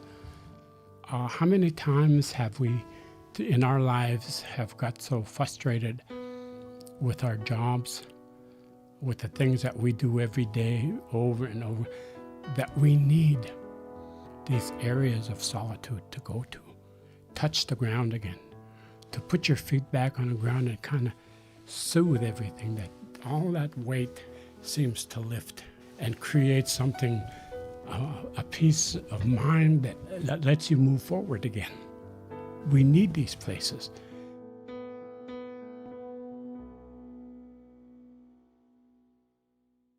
So, fire has a long history in this place. It can be a creative as well as a destructive force. And whether you like it or not, it's a factor that has to be considered in deciding how to manage this park. To learn more about what role wildland fire plays in the ecosystem here, I decided to talk to Dawn LaFleur. My name is Dawn LaFleur, and I am the vegetation management biologist for the park. What does a vegetation management biologist do? What does that entail? It basically manages the vegetation for the park. So that's anything from forest management, basically making sure we have healthy forest ecosystems, as well as maintaining native plant communities. So whenever we have disturbance, human-caused disturbance, we go in behind the disturbance and utilize native plant materials that we've collected and grown at our native plant nursery. So basically trying to manage the native vegetation as well as the invasive vegetation to maintain healthy ecosystems. I met Dawn on the site of the Howe Ridge Fire, which in 2018 burned about 14,000 acres on the west shore of Lake McDonald. It was 1 year after the Sprague Fire, which we talked about at the top of the show, and on the opposite side of the lake. At times it can be a bit noisy here now that there's not much of a forest to shelter you from the wind. That was a pretty intense fire. It was very intense. It was very unusual. We had the extreme fire behavior happen at night and came down here very fast, very quickly, and burned very intensely. About 2 weeks after this spot burned, Dawn was one of the first people to come back here and start to assess the impact. So what we were looking for were signs of vegetation, any potential signs of vegetation recovery already, as well as the impacts to our soil. The type of soil impacts Dawn is looking for are things like how burnt is this soil? Will things be able to grow in it? And she'll look at hillsides to see if any of them have potential for erosion now that root systems that were holding them together might be burnt out. Do you remember what your initial impressions were at the time? Oh my goodness. Oh my gosh. All we have left are toothpicks, was my initial impressions. For a fire to burn up essentially every tree was unusual. Typically, when Dawn visits a recently burned area, the fire Doesn't wipe everything out. It'll find a section of vegetation or trees, a pocket of trees to burn in and move around and kind of skip and create a mosaic or little islands of vegetation, which actually helps for rehabilitating the landscape afterwards. So why was this fire so intense? It was a combination of factors. For one, the summer of 2018 was extremely hot and dry. But fire suppression efforts in the early 1900s had also disrupted some of the natural cycles here.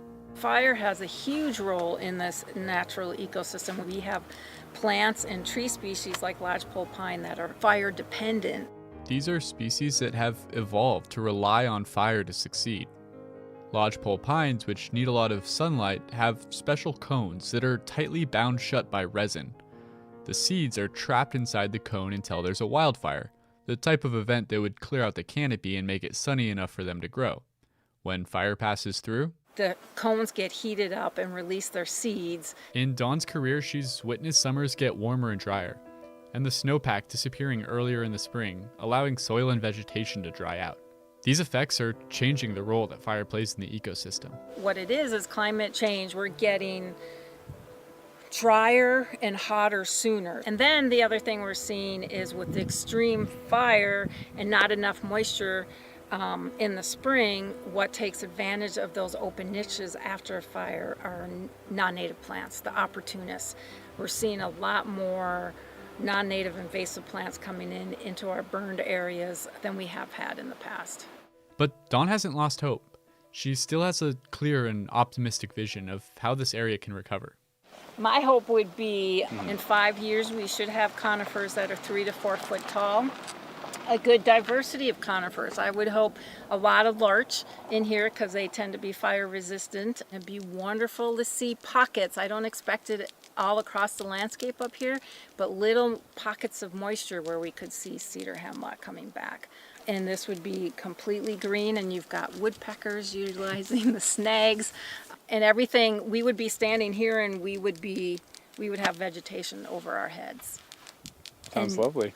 Bless. And as we get more vegetation established, that will outcompete, as we get an overstory, it'll outcompete these newly established invasives. So much more native plant diversity. Protecting plant diversity in Glacier National Park is a collective endeavor. Dawn can't do it alone. She asks that when people visit here, they take a moment to think about how their actions will affect the plant life around them. Stay on the trail. Definitely stay on the trail. Walk in the mud. Don't go around mud holes. And don't pick the flowers. Oh, yeah. That's a big one. Please don't pick the flowers. The reason to walk through the mud is that if you go around, you'll widen the trail and disturb the vegetation around it. And we leave flowers where they are so everyone can enjoy them, and because they're part of the ecosystem here. Yeah, minimize your impact by just being respectful of the vegetation. The plant life in Glacier National Park evolved in the presence of fire and is adapted to frequent burning. Fire can be a source of renewal and even catalyze the processes of growth and change that make Glacier home to an incredible diversity of plant life, over 1,100 species. As climate change affects the behavior of wildfire and fire ceases to behave in the way plants are adapted to, its destructive tendencies can start to outweigh its constructive ones. It's something that scientists in Glacier like Dawn will continue to monitor. When a wildfire changes the makeup of a forest and what kind of species grow there, the effects aren't limited to just plant life. These changes to the vegetation are going to have consequences that ripple down the whole food chain, affecting everything from the bushy-tailed wood rat up to the moose and grizzly bear. Mule deer in particular are browsers, and so they rely really heavily on shrubs and other kind of nutrient-dense species. So that's Tegan Hayes. She's a wildlife biologist. Her master's thesis was about ungulate forage in wildfire-dominated landscapes. In other words, how deer food is affected by fire. One of the study areas was not far from where we're standing right now.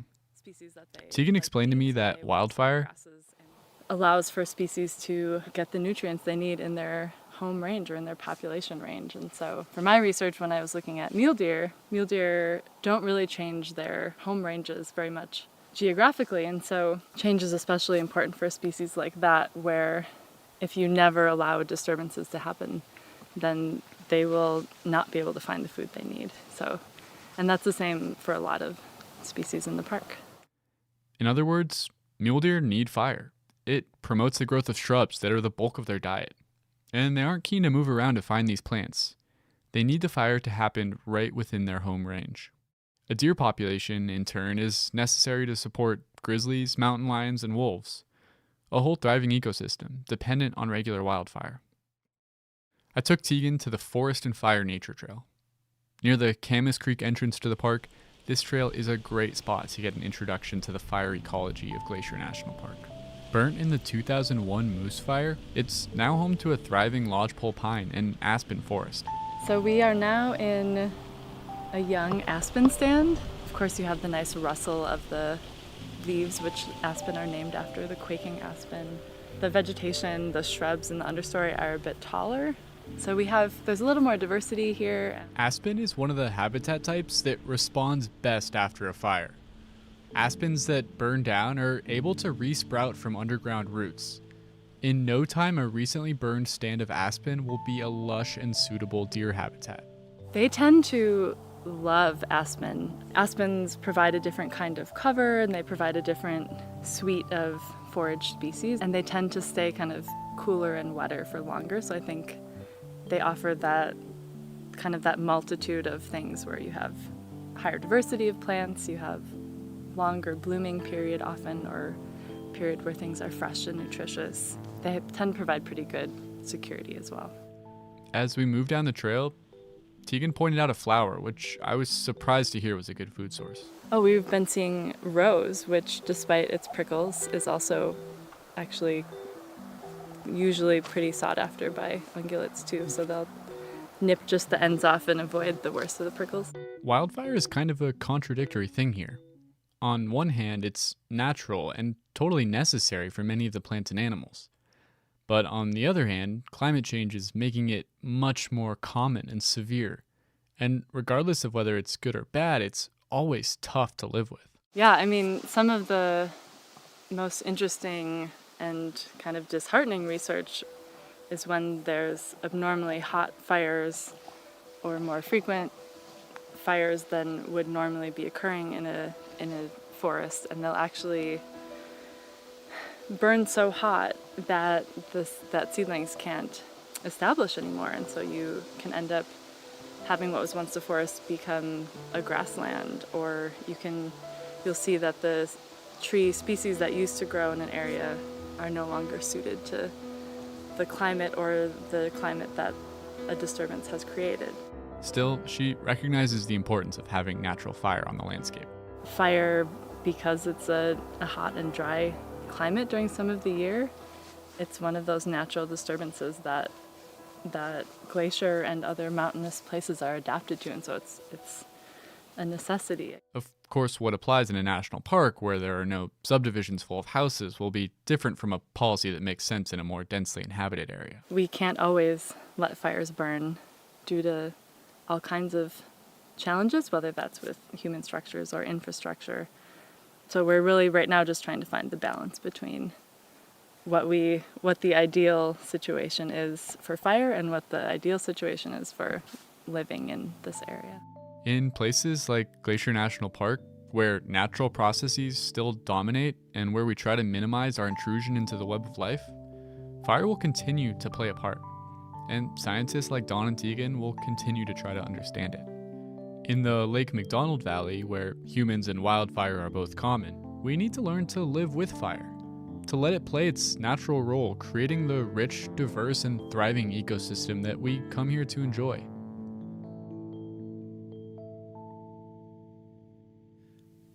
We'll be right back with the conclusion of the Trapper Fire saga after this break.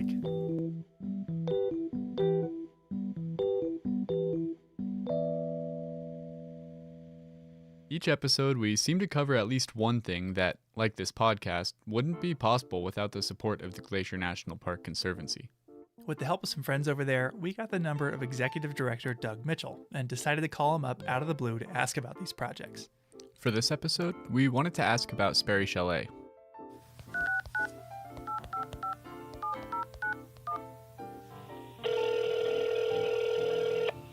Glacier Conservancy, Doug Mitchell speaking. Hey Doug, it's Andrew and Michael. How you doing? Hey, good. How are my favorite podcasters today? Oh, we're doing well. Just enjoying the beauty out here. Got to go up and check out the new Sperry Chalet, and it was phenomenal. It looked just like before, even down to the stonework. Yeah, it's really incredible what they were able to accomplish. I'm glad you brought up the stonework. I was talking to Zach Anderson of Anderson Masonry, and you know, his family were the original stonemason family. So if it looks the same, there's a reason, and the care they took to make sure that it looked the same way it did when it was originally built in 1913 is really rather remarkable. Yeah, and it's a great thing for people to check out while they're visiting and go see all the attention to detail and craft that went into it. It really is a remarkable discovery. I was able to hike there this year with some people who had never been there, and we hiked through Gunsight, and to come over the top and see Sperry, it's almost like you just have to stop in your tracks, as they did, to see how is this possible. I've hiked 13.1 miles into the wilderness, and look at what is there. It really is something. Yeah, we wanted to talk to you about it because we know the Glacier National Park Conservancy, as the park's official nonprofit partner, played a huge role in helping restore the chalet.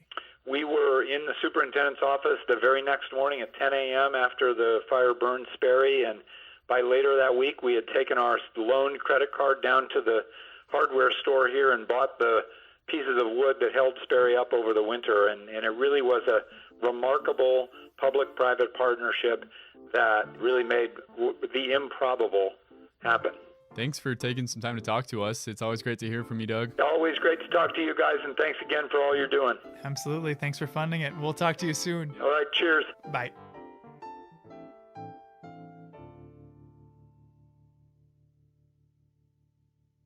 So we just heard from Dawn and Tegan about how plants, like lodgepole pines, and animals, like mule deer, can benefit from the presence of fire in the ecosystem. And from talking to Tony, we know that the Salish and other indigenous communities have a deep understanding of fire's role on the landscape and would use it, as he put it, almost like a gardening tool to invite new and healthy plant growth. Working here, a big part of our job has been sharing that knowledge with visitors, talking about the plants and animals that thrive in fire's aftermath. Yet knowing and understanding these things won't change how you respond to fire when you're faced with it, when the flames themselves are bearing down on you. So we met Chris Peterson earlier, who watched and photographed the 2003 Trapper Fire as it made a run over the loop. Yeah. But after it burned over the loop, it kept going, racing upwards towards the Granite Park Chalet, a historic compound of stone cabins high in the mountains that still provide rustic lodging and dining accommodations. To get there, you can either hike the Highline Trail from Logan Pass or start up from the loop on the Loop Trail. I hiked up to Granite Park this summer to talk with someone who's worked there since 2002 and was there on July 23rd, 2003. My name is Mike Sanger. I'm from Great Falls, Montana originally. I live in Belt, Montana now. I've worked for the Park Service. This will be my 19th year here at Granite Park. Mike keeps Granite running, managing the waste disposal system, addressing bear encounters, medical emergencies. When I caught up to him, he was fixing the sink in the chalet kitchen. And having grown up in Montana, Mike had been familiar with wildfire from afar. Seeing them in the distance, not quite as close as I did here. But in the unprecedented fire year of 2003, he came face to face with the Trapper Fire. From what I understand, you were hiking up here on July 23rd. Is that right? I was. My boss, Walter Tabb, had dropped me off the Loop Trailhead. The trail was already closed at that time, and it was smoky there at the parking lot. And I asked him, I said, well, the trail's closed. And he goes, well, you better get moving. You need to get up there. And on the way up, I passed a female ranger, and what they were doing at that time is sweeping the trails for people and trying to get them up here. And she asked me if I knew where the fire was, and I said I have no idea, but once we get to Granite, we'll probably be able to see better and know exactly what's going on. As I understand it, Mike's up there for a week or so at a time, then rotates out with a partner? Exactly. He was originally scheduled to hike back in to tap out his partner on the 23rd, but was sent up that day with a different goal, to help protect the chalet itself. And we made really good time getting up here to Granite Park. Yeah, goodness. When did it sink in that it was going to be a problem? When I got up here and I saw fire hoses strung out all over the place, and Chris Berkey, my partner, was here, and I asked him, I said, "Where's the fire?" And he pointed towards Flat Top, and it was immediately apparent that we had a problem on our hands. So they had to fortify the compound. With limited time and supplies, that meant converting their finicky drinking water pump into a sprinkler system to keep the buildings wet, an approach that they weren't confident would work at first. We went down to start the pump, and it took 2 or 3 times, and you had to talk nice to this thing, and Chris pulled it, and the first time it went off, and we're all high-fiving. And But celebrations could wait. As the fire grew closer and closer, conditions only worsened. it was really horrific for quite a while because we had no idea where the fire was. The winds were horrific. I mean, they were blowing probably 70-plus miles an hour, and we were having embers starting to come down. And what we did is we pulled all the railings from the chalet. We were trying to reduce fuel in case the fire did get here. What did it sound like? You know, a lot of people paraphrase this with tornadoes and everything else, but it sounded like a freight train. And it was just unbelievably hot. I've always had a mustache, and after this was all over, it had curled and burnt, and I just ended up whacking it off. It's the first time I'd not had a mustache in many, many years, because it was just glowing orange this direction. Around the same time, Chris Baker from Swift Current Lookout was choked with smoke. I can remember using the word surreal a lot in my journal that afternoon. It didn't take too long before my vista towards the west was nothing but amber billows of smoke and embers.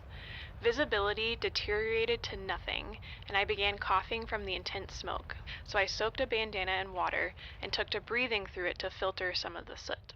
Oh my gosh. Yeah, it's a scary situation. It is. In the face of it all, Mike and Chris were doing everything they could to protect the chalet and everyone in it. And we charged our hoses. We had everybody inside the chalet sitting on the floor. We had the tables up against the windows because the wind was horrific and it was blowing ash and embers all through the area. And we charged the hoses and started wetting the roof. How many people were in it?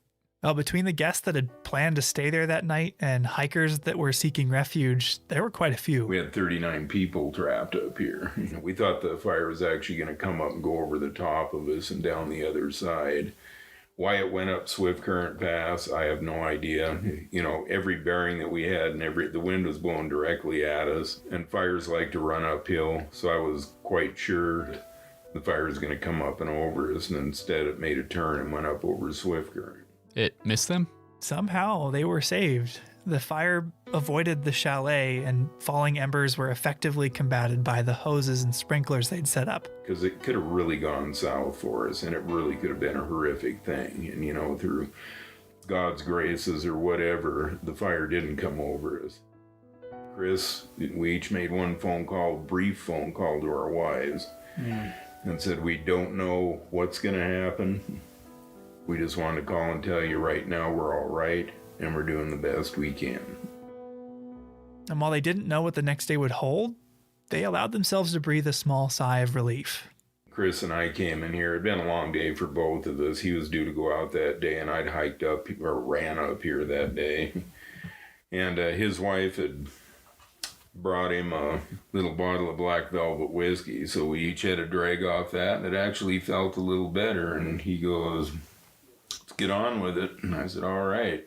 After feeding and finding beds for everyone at Granite, the two of them stayed up all night watching the flames. We'd take turns. There was a chair between this building and the chalet and one in front of the chalet, and about every hour we'd switch. Also up all night was Chris Baker, watching the flames from her vantage point at Swift Current Lookout, 1,000 feet above the chalet. Night fell, and finally I could see the fire appear through the smoke as 1,000 points of flame and torching trees. I remember just staring a lot in unbelief. Sleep wasn't even an option. This was history, and I was privileged to have a front row seat. It was a long night and a close call. Thankfully, no one was hurt, and the chalet was saved. Mike and his partner Chris Berkey were even honored by the Department of the Interior with Valor Awards for their heroism and bravery. But Mike's a humble guy. If you have the chance to meet him, you might hear him tell stories of that night. Sometimes the chalet even asks him to give a program about it to their guests. But you won't hear him bragging. He's seen firsthand the power of fire and worked in its aftermath every year since. But even then, that night standing guard after hours of fear and uncertainty, he could see a beauty in the flames. And the one thing that struck me is once it got dark and you could see the fire, you know, despite what was going on, it was actually kind of pretty to look at. Yeah. And, you know, I don't mean to sound morbid or anything, but it was. It had its own kind of natural beauty to it. A month later, the Trapper fire had died down, and Chris Baker reflected on the fire as she hiked down from Swift Current Lookout for the last time of the year.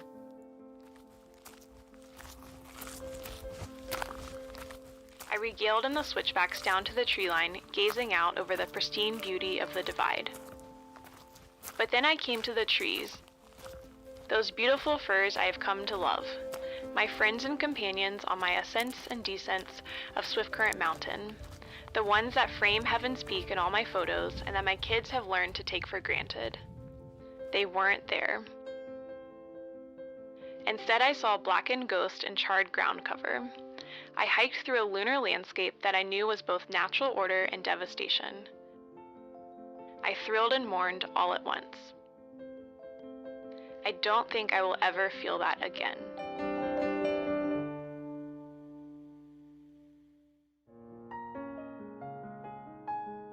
Our last story of the day is about the important role that fire plays for archaeologists here.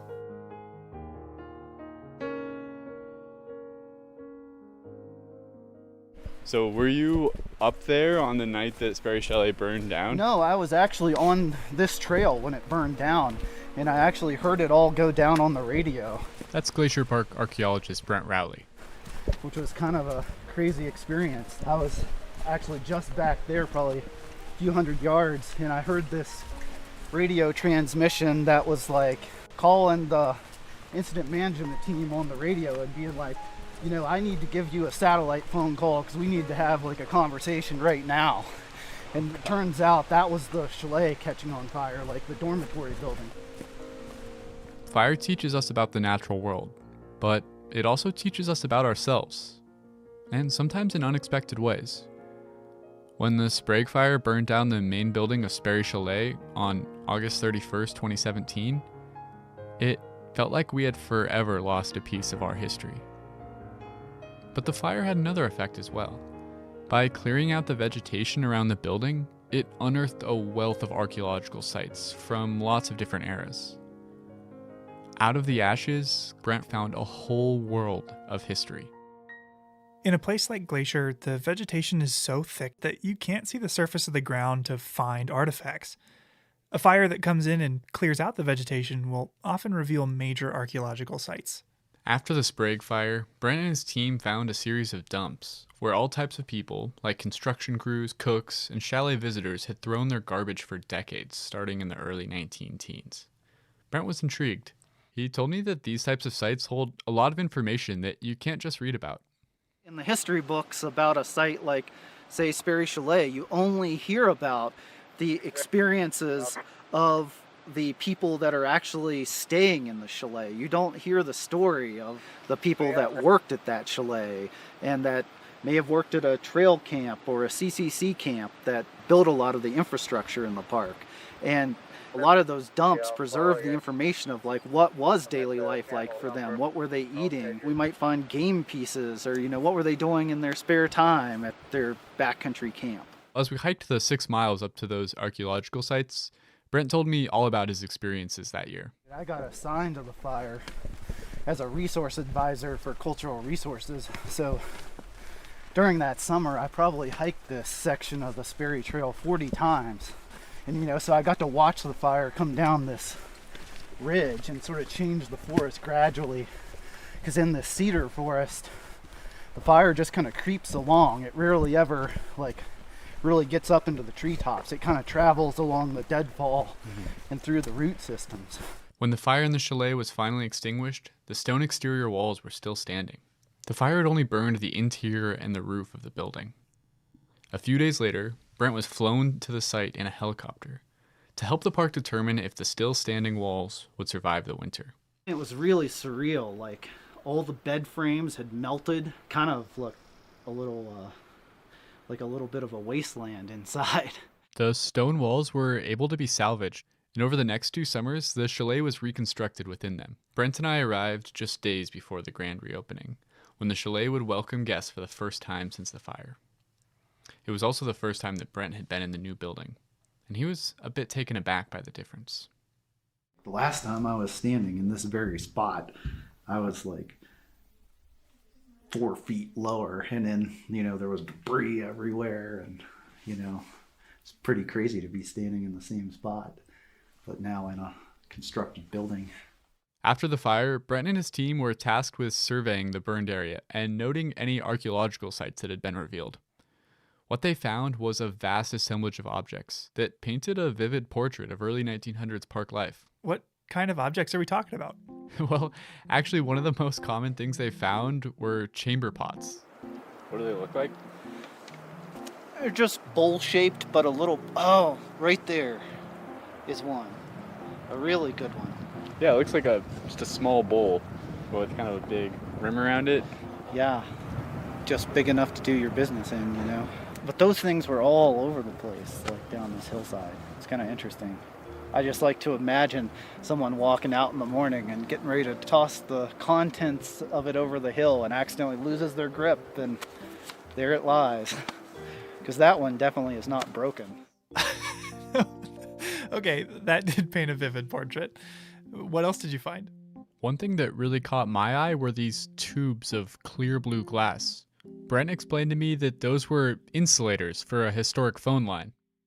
So in a phone line, you've got the wire that the message travels through vibrations. The insulators allow you to attach that wire to a telephone pole or a tree or whatnot, a solid object, without interfering with the signal. Oh. And so I'm guessing, considering there's a scatter of them here, that once they pulled down the phone line here, sometime probably in the 1940s, they just chucked it over the hill. So until the 1940s, there was phone service at Sperry Chalet? Yeah, I think maybe a lot of people imagine the early days of the park as a much wilder time. But in many ways, the visitor experience was much more managed than it is today. At least for some types of people. So I think out here on this point, there was some sort of tent camp set up, and I don't know exactly the dates of the tent camp, but I think it was certainly early on in Sperry Chalet's history, so probably 19-teens, maybe even into the 1920s. And so there's a lot of really diagnostic artifacts that have actual Great Northern Railway logos, and that differentiates it from, like, say, a worker camp for the workers that built the chalet or maintained the chalet, because those higher end ceramics would be what you would serve the very wealthy guests oftentimes that were coming to the chalet, whereas in a little bit we'll go to a worker camp and they were eating out of cans. I pointed out a ceramic shard. It was about the size of my hand, to see how Brent could interpret it. So this is probably like a large serving platter dish that would have been about, that big. Yeah. So like a communal, indicating like a communal dinner setting, where sort of family style dining, I guess you would call it today. Mm-hmm. Oh, that's interesting. From just that small piece, he was able to figure out about how they dined.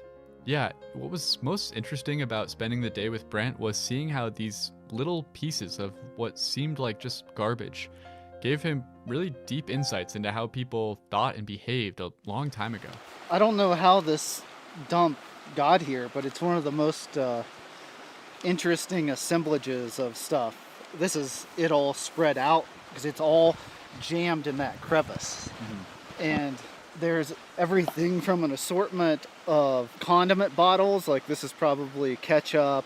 There's a medicine bottle. Here's one of those coffee ration containers. There's poison bottles, like multiple of them. So it's like a really strange thing. Like I don't know if this was like kind of where maybe some workers at some point were camped out, like the poison bottle in particular, I mean, kind of throws me. I'm like, that tells me, I feel like that it's got to be related to workers. Wait, okay, what was the poison for? Yeah, I was wondering the same thing. Brent told me it was probably to poison rodents of some sort, maybe mice, pack rats, or a particularly aggressive marmot. How do they find all this stuff? There's a couple different ways these sites get discovered. This one, a firefighter showed it to me. Okay. But usually, yeah, when we survey areas, we do transects. One of the main things that Brent has found here is the class distinctions between the different people who use this area, and how this manifests even in their trash. Up at that tent camp, everyone was always eating off of, fine ceramics and being very proper, I guess you would say. And here it's like you just open up the can and eat out of the can sort of thing, which is more indicative of, I guess, lower class status, like a worker rather than someone that's on a very expensive vacation. Do you know what would have been in these cans? Some of them. See, like a can like this where you can tell by the openings. Mm-hmm. So see, this had to be liquid. And in fact, I think this was probably a milk can. So they slit that one open. So when we record these can sites, we always record what type of openings they have, because it can tell you a lot about what was in them. Wow, so we can learn something from even just the way a can was opened. Exactly, there's so many levels to it. Brent even says that the way that trash is hidden can tell us what era it's from. In the 19-teens, the way everybody all over America treated their waste was to throw it over the cliff or over the hillside or into your pit toilet. Later on, though, people started, the ethics started changing of like, you need to hide your garbage. You put it in a centralized garbage dump. And here, obviously, they've tried to hide it. So it's probably after that ethic changed, which really started, in the 1920s and 30s. A desire to learn about people whose stories aren't always told has motivated Brent's career from the very beginning. The first excavation he was a part of, on a plantation in West Virginia, showed Brent the significant differences in artifacts from enslaved people versus slave owners. This technique of using historic artifacts to understand how people were treated in the past is an idea that still drives his work today. In Glacier, you can learn a lot about indigenous people's history prior to European settlement, and we can learn a lot about what people were doing in this landscapes by what artifacts they leave behind. And those people were often, are often not included in the history books. And in fact, I hate the term prehistoric or prehistory because it implies that indigenous people don't have history. It's just their history is documented in different ways by oral history and also by the archaeological evidence that their ancestors left behind. There are countless stories covering thousands of years of history buried in archaeological sites all around Glacier. Some of these stories will be lost forever if these sites are disturbed. So please leave historic objects where you find them. Brent says that objects are best at telling their story when they stay in their original location. Once they're removed from the site, they are kind of just meaningless objects. But when they're in the context of the site, they tell the story of like what sort of products people were using as they visited Sperry Chalet. Our discussion was interrupted by a mountain goat grazing on the forbs that had sprouted up where fire had cleared the canopy and finally allowed sunlight back onto the forest floor. We had to step off the trail to let the goat pass. And I went to work for the... Oh, crap. It's a goat coming. Hey. Move aside. Move aside. Don't eat my poles either. As we sat there talking about the history of the area, a new chapter was already being written. As Brent and I moved out of the goat's path, it was hard not to think that we needed to do the same as the goats and flowers here, to learn from what we couldn't control, and to flourish in the sunshine that followed.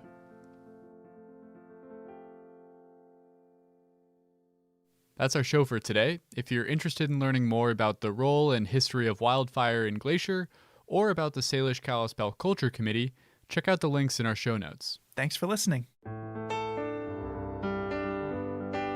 Headwaters is a production of Glacier National Park, with support from the Glacier National Park Conservancy. The show was written and recorded on traditional native lands. Andrew Smith and Michael Feist produced, edited, and hosted the show. Ben Cosgrove wrote and performed our music. Alex Stilson provided tech support.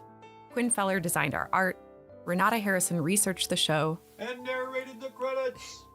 Lacey Kowalski was always there for us. And Daniel Lombardi and Bill Hayden were the executive directors. Support for this show comes from the Glacier National Park Conservancy. The Conservancy works to preserve and protect the park for future generations. We couldn't do it without them, and they couldn't do it without support from thousands of generous donors. If you want to learn more about how to support this podcast or other awesome Conservancy projects, please go to their website at glacier.org. Of course, you can always help support the show by sharing it with everyone you know, your friends, your family, your dog, and also leave us a review online. Special thanks this episode to Chris Peterson, Tony Incashola Sr., Don LaFleur, Tegan Hayes, Mike Sanger, Sarah Peterson, and Brent Rowley.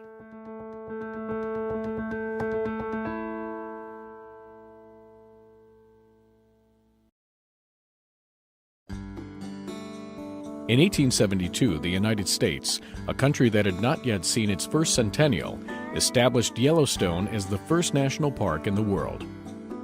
President Ulysses S. Grant signed Yellowstone into existence, and a new concept was born. And with it, a new way for people to preserve and protect the best of what they had for the benefit and enjoyment of future generations. Yellowstone Lake is one of the largest high-altitude lakes in North America, and is centered over the Yellowstone caldera, the largest supervolcano on the continent. In the southwest area of the lake, the West Thumb geothermal area is easily accessible to visitors. Geysers, fumaroles, and hot springs are found alongside and even in the lake. The federally funded Hayden Geological Survey of 1871 provided the most detailed and scientific descriptions of Lake Yellowstone in the pre-park era. The Hayden Party, 34 men in all, launched Annie, the first boat to sail on Yellowstone Lake, and began exploring the islands and shoreline. The first photographs of the lake were taken by William Henry Jackson, and paintings by Thomas Moran, along with the Geological Survey, played a prominent role in convincing the U.S. Congress to pass legislation creating Yellowstone Park. Yellowstone Lake is the foundation of the Greater Yellowstone ecosystem, the largest remaining nearly intact ecosystem in the Earth's northern temperate zone. It provides the key ingredients to a large and complex food chain that sustains many of the animals for which Yellowstone is so famous. In 1894, the Lacey Act was passed by Congress, giving full protection to wildlife in Yellowstone Park, with the exception of wolves and coyotes. This act paved the way for future wildlife and environmental movements. From the days of the Hayden expedition to the present, Yellowstone Lake continues to be a source of rich, diverse, and sometimes surprising information that is rare among the world's Great Lakes.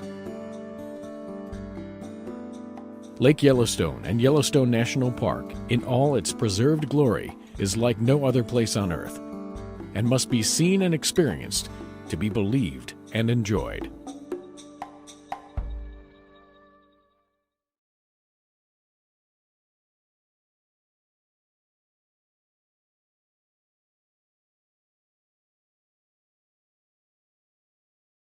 Tracks are a common design feature of many mountain roads. Generally, the only way to get up and over a pass is to switch back and forth several times to gain the elevation needed. If the Going to the Sun Road had been built following one design plan, it would have had 15 switchbacks climbing up the head of Logan Creek directly below Logan Pass.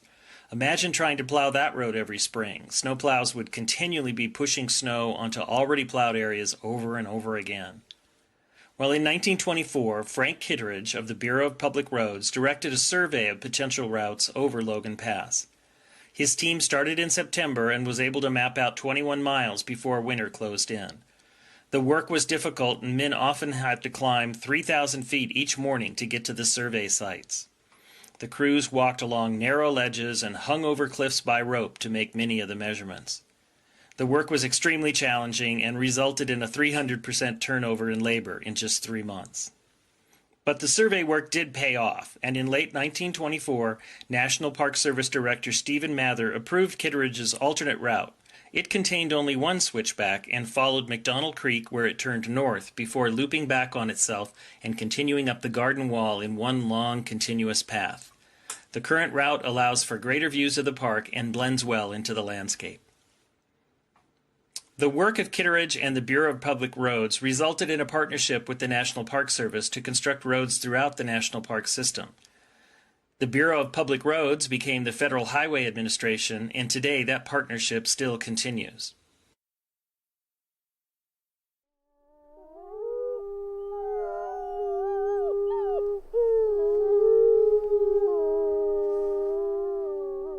From Yellowstone National Park, this is What We Do. I'm Ashton Hooker. And I'm Brett Rayburn.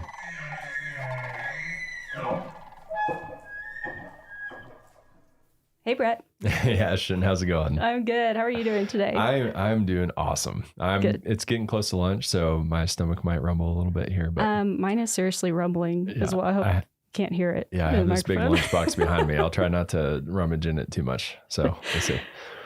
Well, today we have Addie Falgu, who is a park guide here in Yellowstone. And we're going to talk to her a little bit more about her job and what it's like.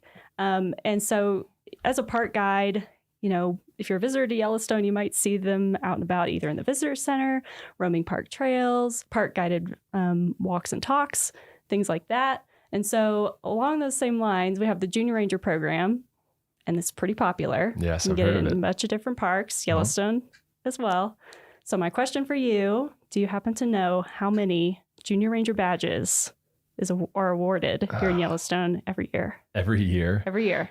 Number of Junior Ranger badges. So not just people who like get the books and don't go through to graduate. I'm going to say, I'm trying to see if Miles will give me any hints here because he orders the badges. I think it's like, I'm going to say 160,000. Ooh, wow. That's more than I thought you were going to guess. But really, you're not too far off.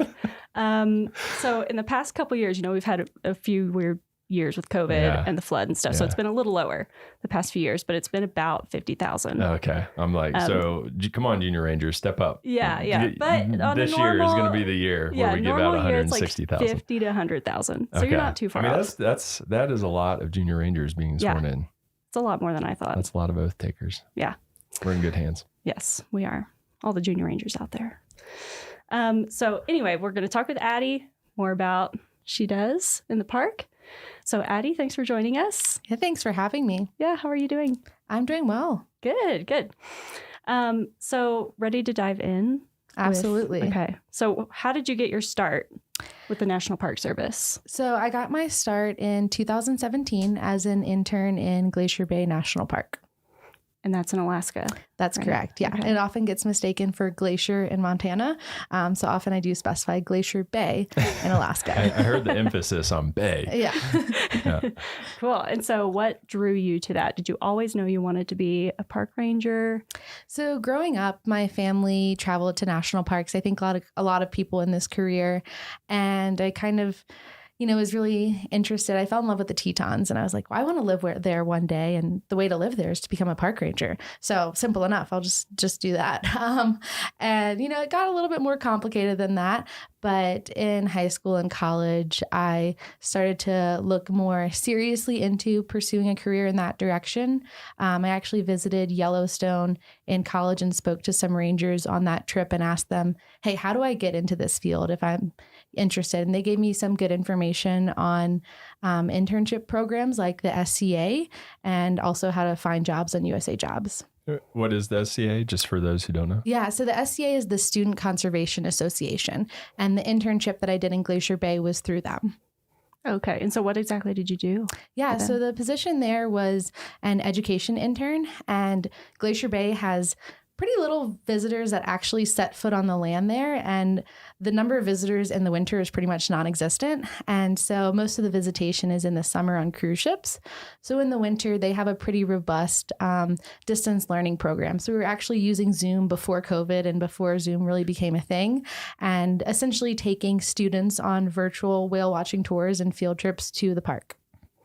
Wow. That sounds like a good gig. Yeah. So you're on a boat like while you're doing this? No. So we were in an office with a green screen that made it look like we were on a boat. I did get to go out. Shake the camera and rock it.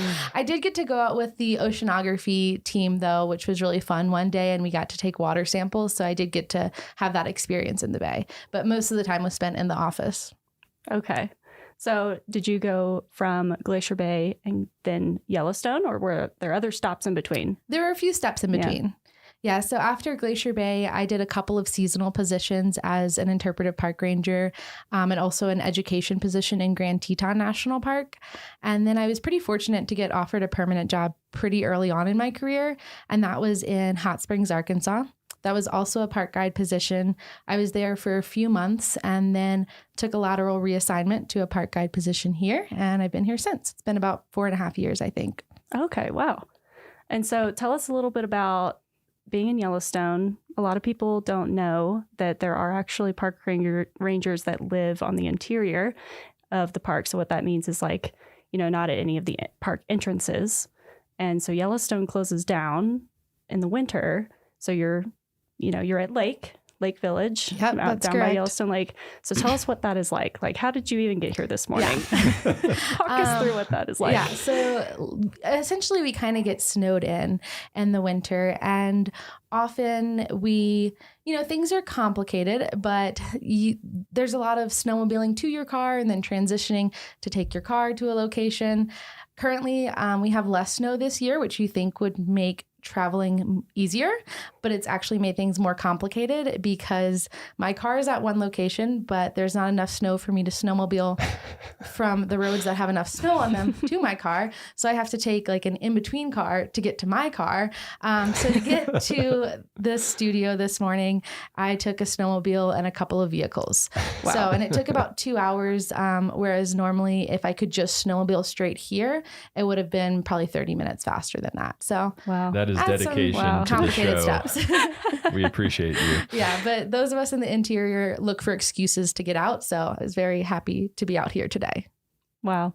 Well, we're glad you're joining us, and you took the long trek to come all the way up here. What's your typical, how often do you get out to get groceries and things like that? So it really varies depending on the year. Typically, I try to stockpile groceries in the fall so that I never need to go out specifically for a grocery trip. But if I happen to be out for another reason, then I always get groceries. But I'd say usually in a normal year, I'd probably leave twice a month each winter. So every 2 weeks. Mm-hmm. Okay. So I've seen some park rangers who live on the interior in winter. They do a lot of canning. Mm-hmm. Are you into that? No, I am the unhealthy ranger that lives off of pasta Ramen. and frozen pizza. Yeah. Yes. Hey, yeah, it's delicious. I don't do any canning, but if you just eat a lot of pasta, dried goods, that stays really well. So I can really stock up in the fall. Wow. And so in a typical winter, so one that we're not having now with not as much snow, you would normally just snowmobile everywhere, yes. correct? Yeah, okay. I would just snowmobile to my vehicle at whatever entrance it's located at. And typically it's not a big deal. I actually really enjoy snowmobiling most of the time. And there's incredible opportunities to see wildlife along the way. Amazing scenery. The sunrises and sunsets in the winter are always really special. So although it has its challenges, overall, I really like living at Lake. There's incredible opportunities for skiing around the neighborhood. But it's not to say it doesn't come without its challenges. Mm-hmm, for sure. So in your current position as park guide, do you have a typical day? Can you tell us a little bit what that's like? I know it probably varies from day to day, but... Yeah, I'd say I have a typical summer day and a typical winter day. Okay. Would you like to know about both of those or just one of the seasons? Okay. So in the summer, a typical day, a third of it is usually spent working the visitor center front desk, answering questions, helping people plan their trips, answering questions about what birds they're seeing, animals they're seeing. Like the number of questions we get, you never know what's going to come out of someone's mouth. So it can be all over the place. Another third of the day is typically spent leading a ranger guided program. So that can be a talk, a campfire program, a walk. And the remaining third of the day is typically spent out in the field roving. And so talking to visitors on boardwalks in some of the thermal areas, interacting with people at wildlife jams, making sure no one's petting bison at wildlife jams. Very important. Yeah. So that's kind of a typical summer day. In the winter, my job is kind of unique in that I staff a building called a warming hut. And so, most people are kind of putting out figurative fires in their day-to-day work, and my job is literally to go and start a fire. So I go to the warming hut, start a fire, and the purpose of that is to serve as a place for snowmobile groups to stop in and warm up. That's the sole source of heat for the building. So depending on the day, if it's really cold out, it could be 10 degrees inside when I get there. It could take a few hours to get up to temperature, but we try to get it about 60 degrees in the building and interact with groups as they stop by throughout the day. The Fishing Bridge Warming Hut is a quieter location. So on average, we've got about 20 to 40 people that stop per day. And in between groups, surprisingly, cell service is actually really good at that location. So I'm able to plug into a mobile hotspot and respond to visitor trip planning emails. I've helped with social media at times as well. And so I can stay connected and do other work in between groups. So it's more kind of office and admin work mixed in with splitting firewood. Wow. That's a good combination. Quite a variety of skills required. And so where do you live? Like, what are your living accommodations like? I'm sure a lot of people are wondering. That's the number one question I get asked at the warming hut. And what I usually tell those visitors that are asking is that we have housing at each of the developed locations in the park. So my housing area is only a couple miles away. So it's just a couple miles snowmobile ride to the warming hut.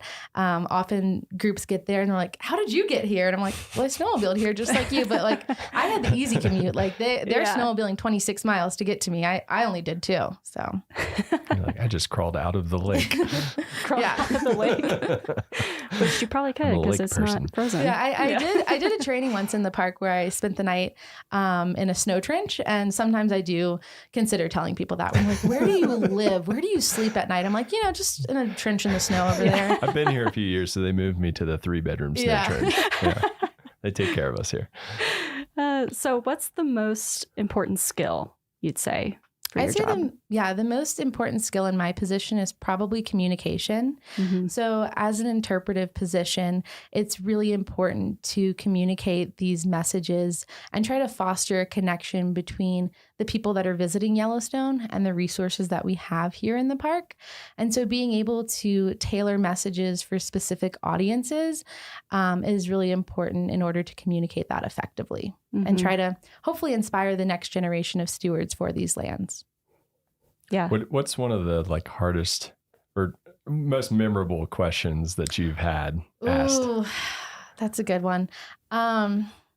So this is a funny one, but the most memorable question, there was a girl, she was probably about 12 years old and she was really shy. I was at Mud Volcano and I could tell she was kind of embarrassed to ask this question. Her mom's like, she has a question. And I was like, sure. And she's like, I don't know if I want to ask. And I was like, no, go for it. No judgment.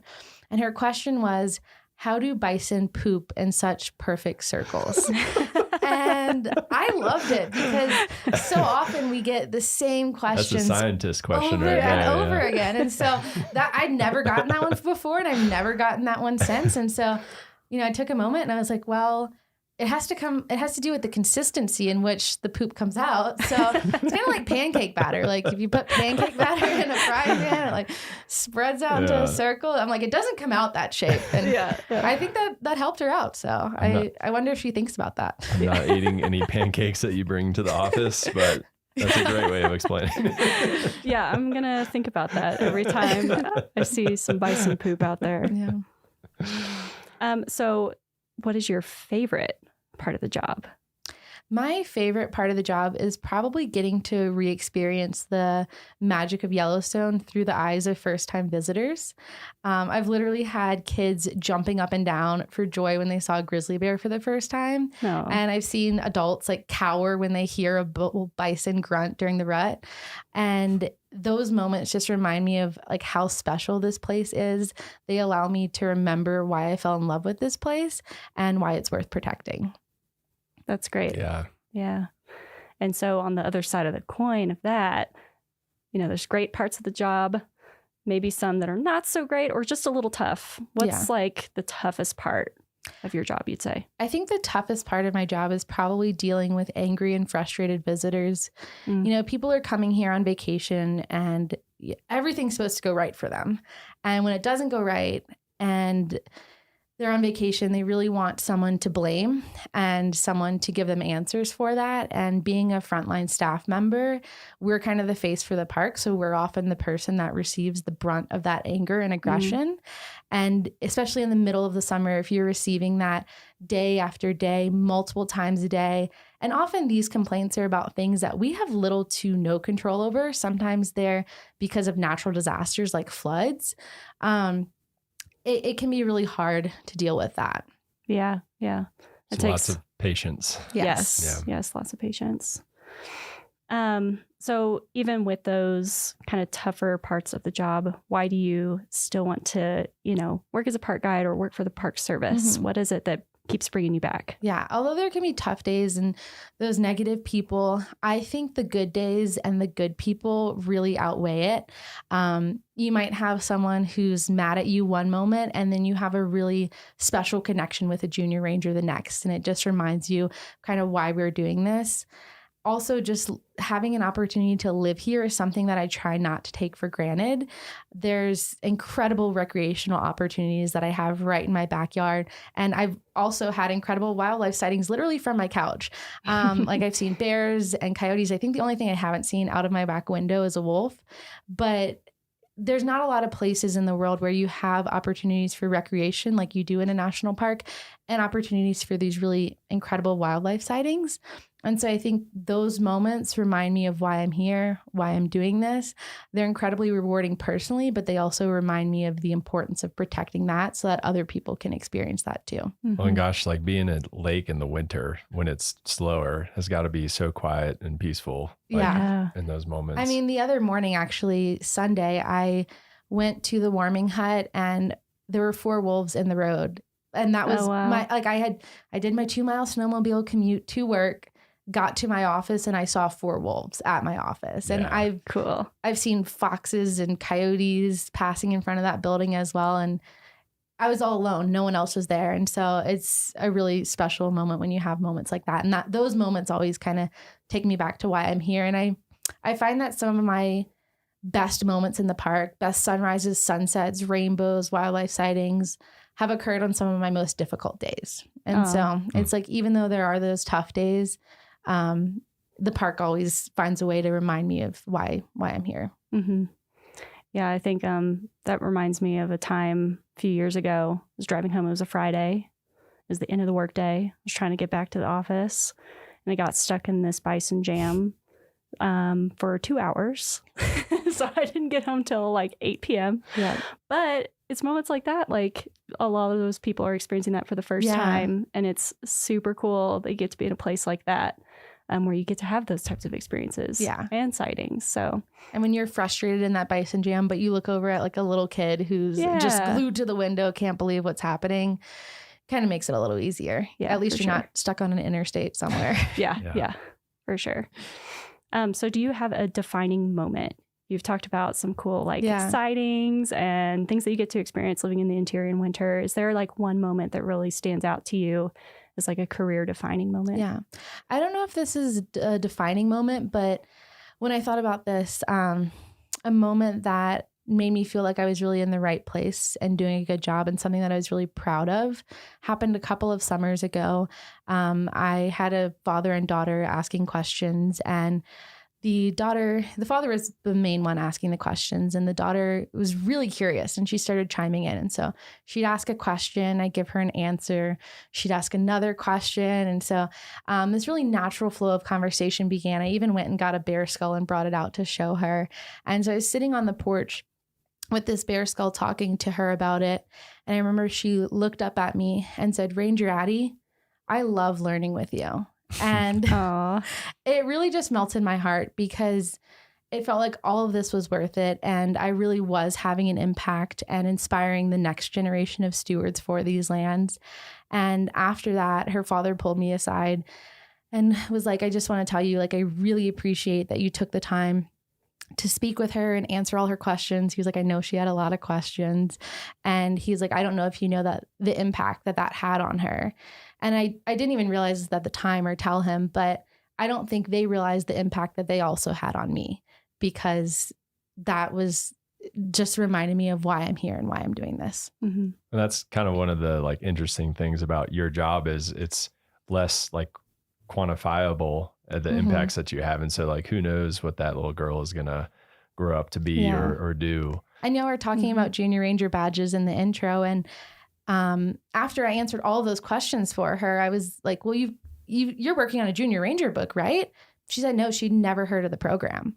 And so I got her a book, and she was like, I want you to be the ranger to swear me in. Like, when are you working again? And so I was awesome. like, tomorrow at 10 a.m. is the 1 hour that I'm here. My personal park I was ranger. like, you got a deadline for this, because then I'm going to be on my weekend. I'm going to be backpacking. And she was like, I'm finishing it. And so she came back. I think she was only 6, but she did all of her work that day and came back the next morning, and I got to swear her in. So, maybe cool. she'll be in this position in the future, you know? Yeah. Maybe she'll be a real ranger one day. That's awesome. That's awesome. And that's a lasting impact too. Yeah. That's really cool. So we'll get into the nitty gritty of your job. The park guide position that you're in, do you know what the series is on USA Jobs? So if people want to go apply, what should they look for? Yeah, the series is 0090. And do you know, are those like entry-level jobs? How far up the ladder can they go with those? Yeah, so park guide positions are typically more entry level, and mine is a GS5 position. And do you need any formal training or anything like that? There's no formal training needed for this position. Just having experience in education and interpretation is helpful. Okay. So if you were to give somebody advice on like what type of experience they should get, what would you tell them? My recommendation would be just get experience where you can, whether that's like volunteering at your local environmental center, which is something that I did, or working at a nearby state park. If you can get experience in interpretation and environmental education, that's going to be a really good way to get your foot in the door. And how did you, I mean, obviously you have to know a lot about the resource to answer all those questions about circular bison poop and stuff. So how, I mean, is that just stuff that you research kind of on the job or on your own just because you're curious? How do you get that knowledge? I'd say a combination of both. I had visited here, I don't know how many times before working here, probably 5 times with my family. And so from that, I just had a lot of basic knowledge of what are the popular sites to see and how do you be a visitor here, because I had visited. So I kind of had some of that background knowledge. I had some knowledge on the ecosystem that I learned when working in Grand Teton National Park. Some of that was on the job learning. Some of that was reading before I did that position. And then since I've been here, I'd say more of the knowledge that I've acquired has been on the job, either reading different references, learning from fellow rangers is probably one of the biggest ways that I learn, and just answering questions. It's really scary as your first day being a ranger, working at the front desk, having to answer questions, but that's the only way that you're going to know what people are asking and know what information you need to know. Yeah, I've worked the front desk a few times and I'm just like, I don't know. I don't know. But and then you're one of the main people that like is contributing to the resources that we're using. Well, in Yellowstone, there's so much information to possibly know too. So that's another thing that's like really kept me in Yellowstone for so long, is that it's hard to get bored here, because one day I'm getting questions about circular bison poop. The next day I'm getting questions from a microbiologist who knows more about the thermophiles in these features than I do. Yeah. But yeah, there's just endless knowledge to know. And so, yeah, there's still questions that I get that I don't know the answer to. And I tell them I'll go look it up and get back to you. And sometimes it's hard to find an answer, but I try. Well, that's really cool. And so the last thing we like to ask people, what is your favorite memory that you've had? It could be here in Yellowstone or any other national park, since it sounds like you've worked and visited lots of different national parks. Do you have a favorite moment? that you've had? So something that stands out to me is a moment I had here in Yellowstone, and it doesn't involve wildlife or hiking or thermal features like you might expect it to. It actually involves the ice on Yellowstone Lake, which I know some of you here have heard me go on and on about the ice on Yellowstone Lake. But Yellowstone Lake freezes in the winter, and living at lake, this is something that is a pretty exciting event to us. Like, what day is the ice going to freeze, or the lake going to freeze? What day is it going to melt? Sometimes it sings as well. So we kind of really like live our lives by the seasons of the lake. And Ice Off Day is like my favorite day of the year. I just think it's so incredible, and it doesn't happen every year. But if conditions are right, as the ice breaks up, it gets pushed out of the lake at Yellowstone River, which is the only outlet to the lake, and it flows down underneath Fishing Bridge. And as that happens, those chunks of ice all kind of get compressed into each other, and you can stand on Fishing Bridge and look underneath your feet, and it's just mesmerizing watching this like icy slushy move. It sounds really cool too. It's like a bunch of shards of glass almost. And usually it occurs late May, like Memorial Day weekend. And a couple years ago, I was actually out of the park on a temporary work assignment, and I wasn't scheduled to get back until June. And I was like, there's no way I'm going to make it back in time for Ice Off. And I was pretty sad about it because it only happens once a year. Like it's not like Old Faithful. It's not happening every 90 minutes. So I was really bummed that I was going to miss Ice Off Day. And I was moving back into the park on June 3rd. And as I'm driving along the lake, I see that the ice is still there and it's starting to break up. And I rushed to Fishing Bridge, got to Fishing Bridge in time. I'm standing there watching the ice, listening to the sounds, and I look up and there was a double rainbow. And as silly, and as silly as it sounds, it just felt like the lake had waited for me, and that was Yellowstone's way of welcoming me back home. That's awesome. That's really cool. I would like Yellowstone to welcome me back home with a double rainbow next time I'm down there too. So if you could I'll try. Could make that happen, that would be so. And I have to go back to one other thing you said really fast before we go, because you said it sings. Yeah. So as the ice cracks and forms, those sound waves are kind of sent through the ice, and you get these really unique sounds. It kind of sounds like lightsabers. It doesn't happen often. Conditions have to be just right, but it's really cool when it does occur. Sorry, can you give us what does it sound like? Can you give us your best impression? Yeah, it's like pew, pew, pew. But also there's other sounds too, but those are the coolest sounds. That's cool. I will be listening out for lightsabers next time I'm down there. Yes. Well, thank you so much for joining us, Addie. Thanks for having me today. Yeah, this was really fun. Well, that's it for this week's episode of What We Do. Thanks again to our guest, Addie Falgout. If you like what we do, rate and review the show wherever you listen. Every positive review helps new listeners find the show. If you have questions or want to learn more about a particular job, contact us using the form at go.nps.gov/whatwedopodcast. Thanks for listening. Headwaters is brought to you by the Glacier National Park Conservancy. All right, my special 4:15 tour time. We're going to get boarding here very shortly. Glacier National Park, as we know it, wouldn't exist if it weren't for Ice Age glaciers. Well, please no bear spray too. We do not want to have a spicy tour. Occasionally, bear spray. As a geologist whose mom is in town, I want to show off what the Ice Age left behind. And one of the best views of that happens to be from the middle of Lake McDonald. It looks like a flat-bottom boat, doesn't it? I'm not a nautical expert, just guessing. We can ask our boat guide. So, we're going on a boat tour.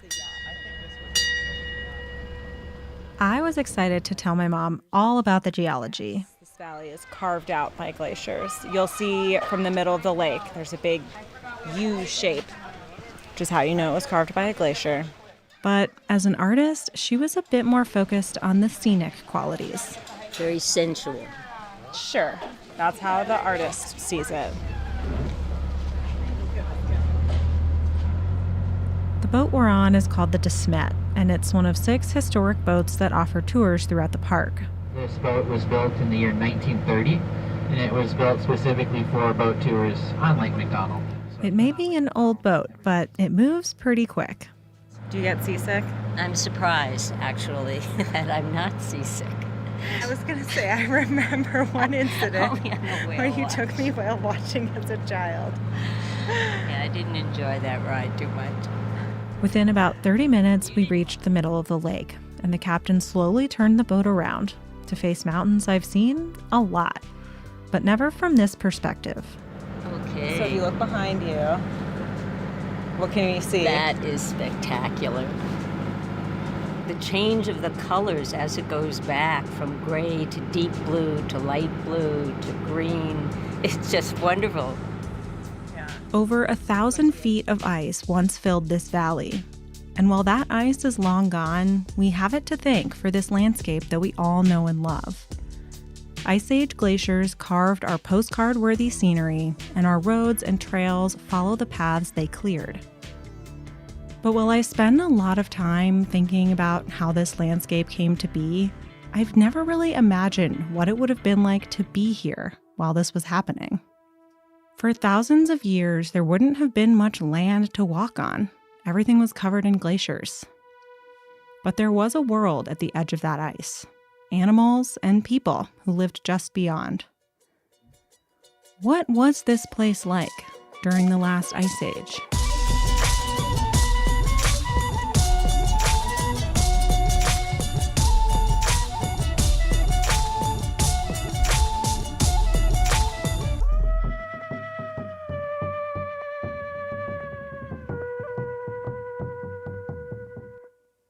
There are no photographs of most people who have ever lived.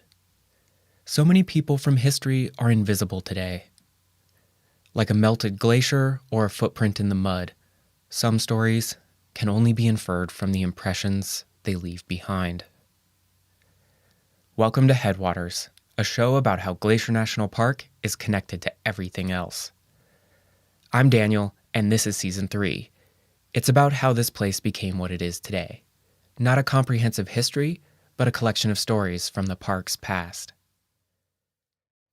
This episode is about the Ice Age, a time when this place was filled with thousands of feet of ice. It was a consequential time in the park's geologic history.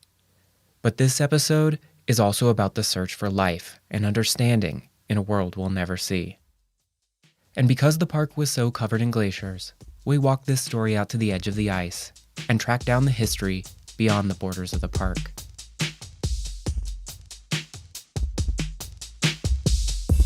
So, for starters, Michael, Perry, help me out here. Can you describe what an ice age actually is? That is a great question. Yeah, so an ice age is just a particularly cold period in Earth history. The most recent one was basically caused by wobbles in the Earth's orbit and in the Earth's axis that change the angle of how the sun is hitting the planet.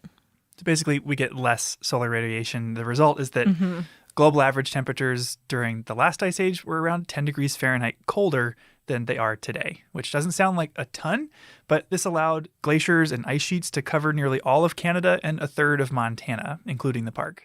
Okay, so when was this? How long ago did this happen? So there have been several ice ages, but the Pleistocene, which is the most recent, goes from about 2.5 million years ago to about 12,000 years ago. Okay, so the Earth wasn't just a solid ball of ice for 2 million years. The ice is advancing and retreating. Right. There's these glacial periods and then these warmer interglacial periods. Yeah, so as we set out to try to understand what this place might have looked like during the Ice Age, we had to pick a specific point in time. So we zoomed in on one that Perry suggested, called the last glacial maximum. Yeah, so that's basically the most recent point in time where those big ice sheets stopped growing and started shrinking. It's about 20,000 years ago, at least in this location. And at that point, there was so much water frozen on land that sea level was about 400 feet lower than it is today. But to understand what happened next, let's zip on over to a tiny state park in Oregon. Oregon? Really? Perry, if I had to ask you what the most abundant type of rock found in glacier is, what would you say? Argillite, I think. Yes. Yeah, it's found throughout the park. There are bright red and green colors that are pretty distinctive. And around here, it's in a rock formation called the Belt Supergroup. Yeah, the Belt Supergroup is found all over the Northern Rockies, but it's not found in Oregon. And yet, perched on a hill above the Willamette Valley of Northwest Oregon is a boulder made of Belt Supergroup argillite. So how did it get there? Well, it weighs 90 tons and probably used to weigh about twice that, or almost as much as a Boeing 747, before people chipped away pieces to take home with them. But the story of how it got there is the story of one of the greatest natural disasters to have ever occurred in North America. The story of Glacial Lake Missoula. Yeah, I think the Missoula floods are something that are nearly incomprehensible in today's society. This is Justin Radford. I'm the program manager for Ice Age Floods National Geologic Trail. Justin is the first and only full-time employee of the first and only National Geologic Trail in the Park Service. The trail covers about 3,400 road miles. It's a massive area, and there are people and educators and partners all along this route. So those massive sheets of ice that Perry mentioned, which covered most of Canada and the northern part of the U.S., well, the Ice Age is ending. Those are melting, which produces a lot of water. All that water needed to go somewhere. And if we use the ice here as an example, water melting from the Ice Age glacier in what's now Lake McDonald would have been headed for the Pacific, flowing through the Flathead Valley, then west through Idaho, Washington, and Oregon before making it to the ocean. But at the end of the Ice Age, water couldn't make it to the coast. It couldn't even get past Idaho and was instead stopped near modern-day Lake Pend Oreille. Lake Pend Oreille is an amazing visitor experience, a great place to go and hang out. But if you picture it with 2,000 feet of ice on top of it, well, it created a huge blockage there. An arm of the continental ice sheet had created a dam, blocking the only way out for water in northwest Montana, essentially plugging the bathtub drain that was the Clark Fork River. And all the water backing up down behind that was just massive in scale. We're talking about something in the neighborhood of 600 cubic miles of water. This ice dam was holding back the volume of Lake Erie and Lake Ontario combined, creating what was called Glacial Lake Missoula. Water backed up throughout northwest Montana and extended nearly 200 miles to the east. And it wasn't the only lake of its kind. There were at least 6 others like it in Montana, but Glacial Lake Missoula was the largest one in the West, and you can still see signs of its presence across the state today, including its old shorelines.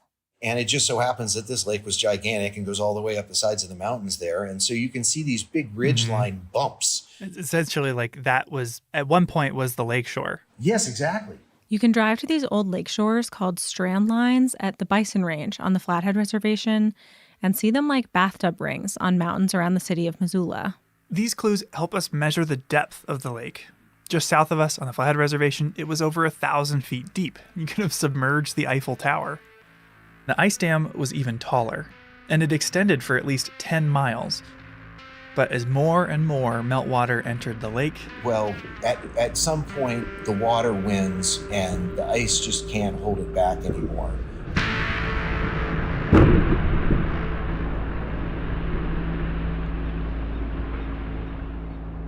We're not totally sure how it happened. Might have been like trying to hold your hand over a fire hose, but the dam failed, and this kicked off the Ice Age floods. Over a period of maybe as quick as 2 days, all of this water has left this area and started moving its way into Washington. Water began charging westward at a flow rate 10 times that of all the world's rivers combined.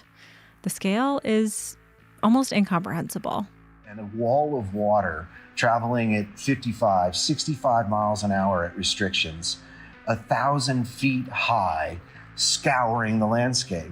And this violent, earth-shaping flood happened multiple times. It didn't just do it once. It formed this lake maybe as many as 100 times, geologists think, over a period of about 2,500 years, maybe 3,000 years. After one flood forced its way through, the ice that formed the dam would reform, repeatedly plugging that drain, essentially, and starting the process all over again. This landscape is now called the Channeled Scablands. Floodwaters taller than the Golden Gate Bridge, traveling at 50 miles an hour. Like a massive, violent bulldozer, the floods scoured away everything in their path, scraping away 50 cubic miles of earth, which is enough dirt that, if you spread it out, you could cover the entire state of Texas in nearly a foot of dirt. And not all of that material made it to the ocean. At some points, like in Oregon's Willamette Valley, the water slowed down and debris would settle out. Well, that's what people say. Well, that's why you have great wine and great vegetables and great growing that comes from the Willamette Valley, because it's got all the deposits from the floods. That's so funny. People complained about Montana wine not being great because of the weather conditions, but it's parts of Montana in the Willamette Valley that make it good. Oh, definitely. Yeah. Which brings us back to our boulder in Oregon, which was carried there in the floods, probably encased in glacial ice. Roughly 2 weeks after the floods began, all of the water would have made it to the ocean near present-day Astoria, leaving behind a changed landscape. Ultimately, though, the Ice Age was ending, and the dam that created Glacial Lake Missoula disappeared, ending the era of catastrophic floods. These floods represent just how dramatically the world was changing. The world was warming up, and landscapes like Glacier were revealed as this icy blanket receded. But the story of these floods is not one we've understood for very long. Fast forward to just 100 years ago, and these same floods would become the subject of one of the greatest geologic controversies of its day, in part because the dominant theory of geology at the time was gradualism, that landscapes formed incredibly slowly over millions of years. So many geologists believe that things happen gradual over time. There are some national parks out there that are great examples of this. And, like at the Grand Canyon, and that over millions of years story about it carving its way down. And you have this sort of gradual recession through the layers. But that didn't explain the landscape of eastern Washington. These canyon walls were all vertical, and the streams and rivers that were running through them were teeny, small. Really no logical way that river could have formed that kind of canyon. What could explain it, thought a young geologist named J. Harlan Bretz, was a massive flood. And that wasn't the accepted explanation for why eastern Washington looked the way it did. Like how No. How was that hypothesis received? Well, by the geologic community, not so well. A lot of geology involves essentially resurrecting the past based on what's left behind, or in many cases based on what's missing. And we knew at the time that this park was home to Ice Age glaciers because of our U-shaped valleys. But for geologists at the time, Bretz's flood hypothesis was a bridge too far. When Bretz first published his idea in 1923, he was widely ridiculed by his peers. One of his most vocal critics was William C. Alden, a guy I've actually heard of before because he took some of the earliest photos of alpine glaciers here in the park. Alden was the chief of Pleistocene geology for the U.S. Geological Survey at the time, and he, like many others, couldn't imagine conditions that would send this much water across the Northwest. He declared the floods impossible, even though he himself had never been to the Scablands. But Bretz was right. In time and with more evidence, the scientific community accepted the theory. It only took several decades. Yeah, this wasn't until, the 70s that we'd worked out that Glacial Lake Missoula was the source of more than one flood, and Bretz was awarded the Penrose Medal, kind of geology's highest honor. But they never convinced everyone. Alden, Bretz's vocal opponent, denied the floods until his dying day.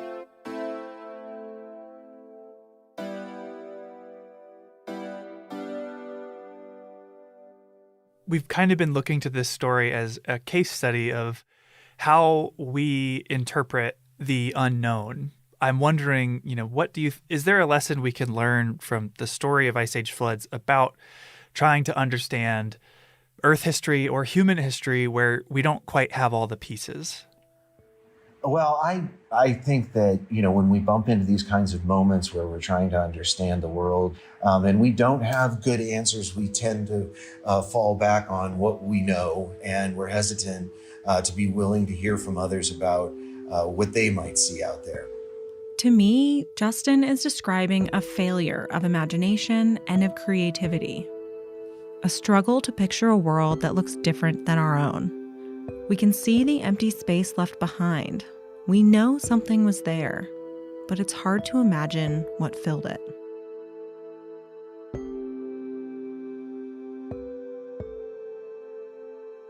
The floods help us to understand the geologic history of the Ice Age, the physical world of ice and water whose presence carved clues you can easily see today.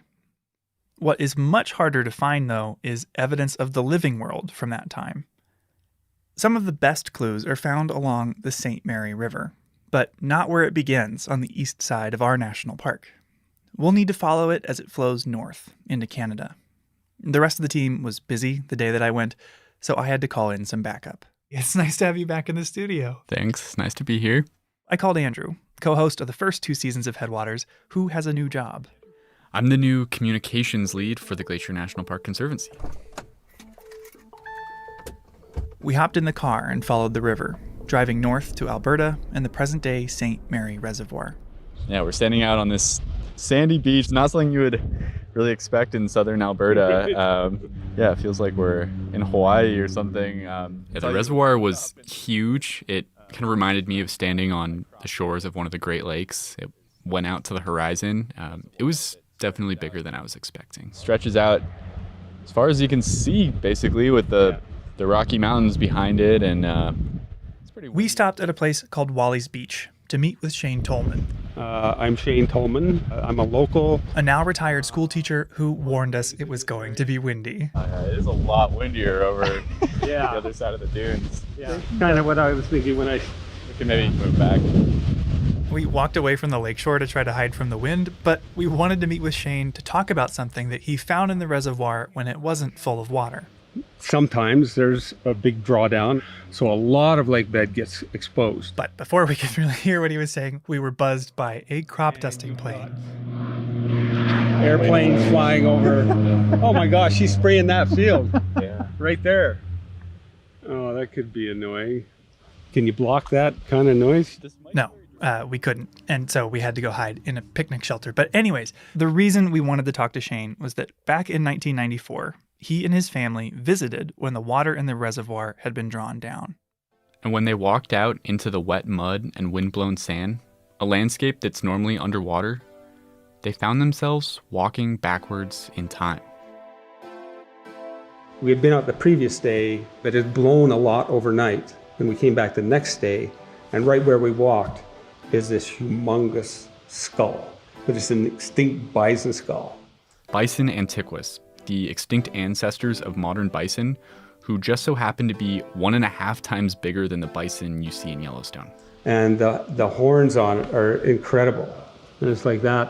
Shane showed us a side-by-side comparison, and Bison antiquus's horns are absolutely enormous.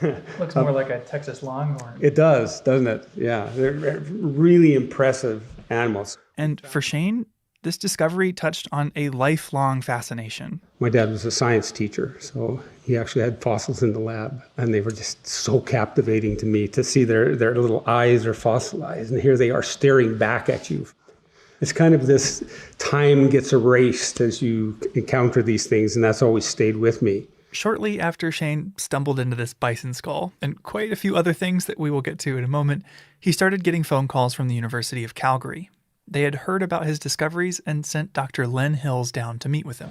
First thing I said to him was, I would like to study this stuff. How can I be involved? And he says, well, you could enroll as a student at the University of Calgary, and I'll be your supervisor. I said, great, let's do it. I enrolled in a master's program and became one of 4 principal investigators of the Wally's Beach site. As Shane and his colleagues started to study Wally's Beach, they began to reconstruct what it would have looked like. It was not the river that we see that's cut down to where it is now in these river valleys. It was a slow, meandering river. In the banks of this ancient, winding river, they found pollen and roots, which can help us understand the Ice Age ecosystem. We had spruce tree groves growing out here all over the prairies, as well as aspen groves. Then you had sedges and grasses that were growing in between. There was abundant plant life. And of course, they found more evidence of animals that lived alongside Bison antiquus. We get out there, here's this skull, and there's actually some vertebrae laying there as well. And Len picks this skull up, and he's turning it over. He says, this is muskoxen.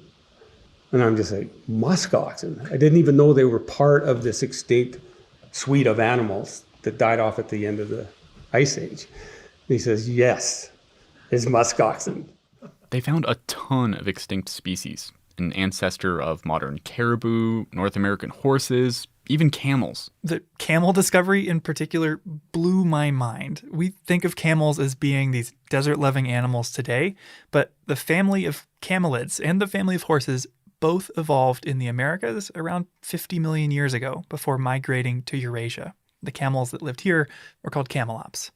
And Shane found a tooth about as long as my index finger, and that tooth was serrated. Well, there are no animals alive today that have serrated teeth. And so I knew immediately we had a saber-toothed cat. In fact, that's not just a saber-toothed cat, it's called a scimitar cat.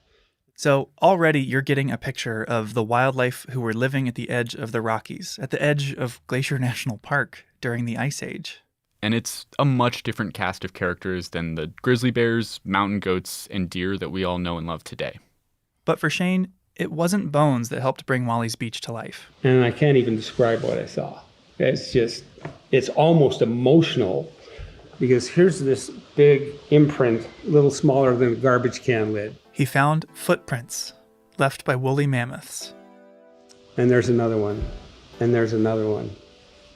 Here's all of these cracks that went out from in this spider web, out from the tracks. You could see how it had stepped in the mud and it oozed up around its toes. And it's just like, okay, here's the best set of mammoth tracks on the planet, bar none. I mean, there's only like 4 sets anyway. So it really hit us just how incredible this was. Unlike fossils, which capture animals after they die, these footprints are a snapshot of their lives. Living, breathing mammoth, not the bones, the dead part. You're looking at living behavior, and that's so cool. With each stride, they traveled on average 8.5 feet, and the weight of each step can reveal if it was left by a male or a female, a child or adult. And the way these 6-ton mammals walked can even reveal if they were injured. Take the cross-section, and you get to see the weight distribution from this angle. Well, this animal on its, I think it was its left hind foot, was limping. You can see that the deformation on this side of the track is less than on the other side of the track, so it means that there was some injury or something. How old is that track? That track would be about 13,000 years old. Oh my goodness. Now, and it's not just mammoth tracks either. Here's these mammoth tracks, but not just mammoth. Here's a camel trackway going through the middle of these, crossing over. And here's some more horse tracks over here. And what we're looking at probably looked very much like the Serengeti, because you had all those animals intermingling, and here they are moving in these vast herds and individuals. We have tens of thousands of tracks that we have observed at Wally's Beach. It is rare for ancient footprints like these to survive. You not only need wet mud for the footprints to form, but then a strong wind to blow sand and sediment on top, filling them in and sealing them away for thousands of years. But today, the same winds that once preserved these footprints are now destroying them. The same wind that pushed us into a picnic shelter has blown tracks away overnight, carried away grain by grain, a memory lost forever. And because of where they sit in the reservoir, there's nothing you can really do to save them at this point. If they're not claimed by the wind, once they're exposed, they'll be destroyed by water when the reservoir is filled back in. All that's left is to try to document them, and efforts have ranged from photographs and measurements to teams of local students and 1,000 pounds of plaster casts. But however fleeting they may be, this glimpse of these animals alive, living alongside one another, not in the halls of a natural history museum, but drinking from the river that I see now in the distance. You can't help but picture it. And for Shane, imagine yourself there, following in their footsteps. So I hope this doesn't sound too corny, but here's how I kind of pictured it. I stared at the footprints disappearing into the swirling sand to the east, and time blew away with the wind. I had a vision. It didn't take much to imagine the giant lumbering away through the mud, disappearing into the sand cloud from what was likely a watering hole. I'm close. So close I can hear the slushing suck of mammoth foot in paleo mud. See his breath dissipate against the cold ashen sky of early winter. Taste his pungent odor in the roof of my mouth. Rising above the din of the crushing palms of his feet is the sound of chokecherry stained tusks, battered and broken, tonking against the low-growth brush as it swings its massive woolly head side to side, its tangled auburn fur blowing eastward. The trudging mountain knows I'm there, but what am I to he? Nothing.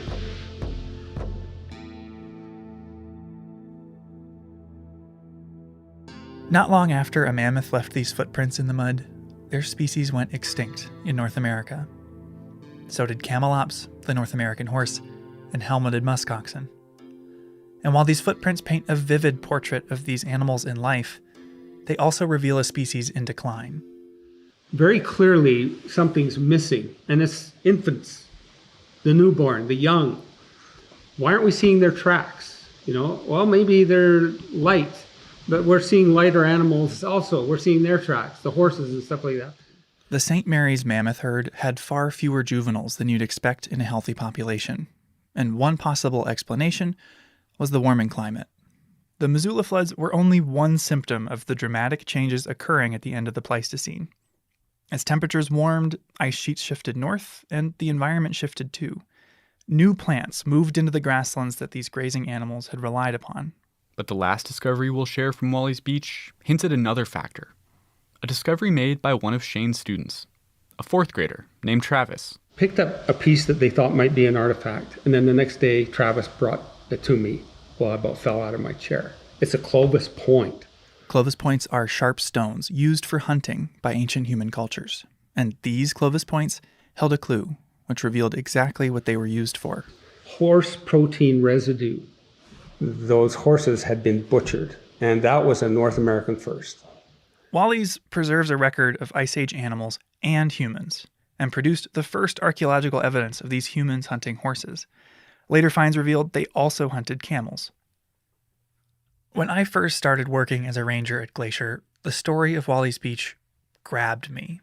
I put Ice Age horses and mammoths in a campground talk that I've given for the last 6 years, and in my program, this has always been where the story ends.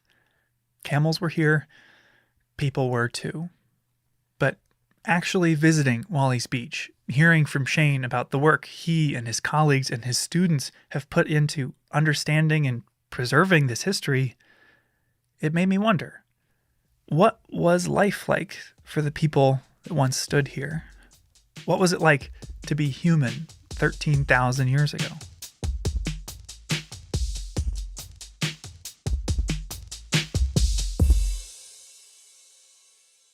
All right, let me recap. Right in our backyard, well, Glacier's backyard, Wally's Beach has a record of Ice Age wildlife. Yeah, a pretty extensive one at that. These are animals that they're really different than what we have here today. Mm-hmm. But they also have discovered evidence of Ice Age humans. Yeah, and a lot of this evidence at Wally's Beach is in the form of something called lithics. Lithics. You've probably heard of that before. Yeah, lithics are stone tools that are made by people. Exactly. That includes the projectile points that were used to hunt horses at Wally's Beach, but they've also found thousands of different points and other tools. Shane used the term Clovis point, which, if I remember right, that's one of the very oldest kinds of lithics in North America. Yeah, so the term Clovis comes from projectile points found outside of Clovis, New Mexico. They're a distinct type of lithic that have been identified all over North America and date back well beyond 10,000 years ago. So they are artifacts from one of the oldest and most widespread cultures that we know about in North America.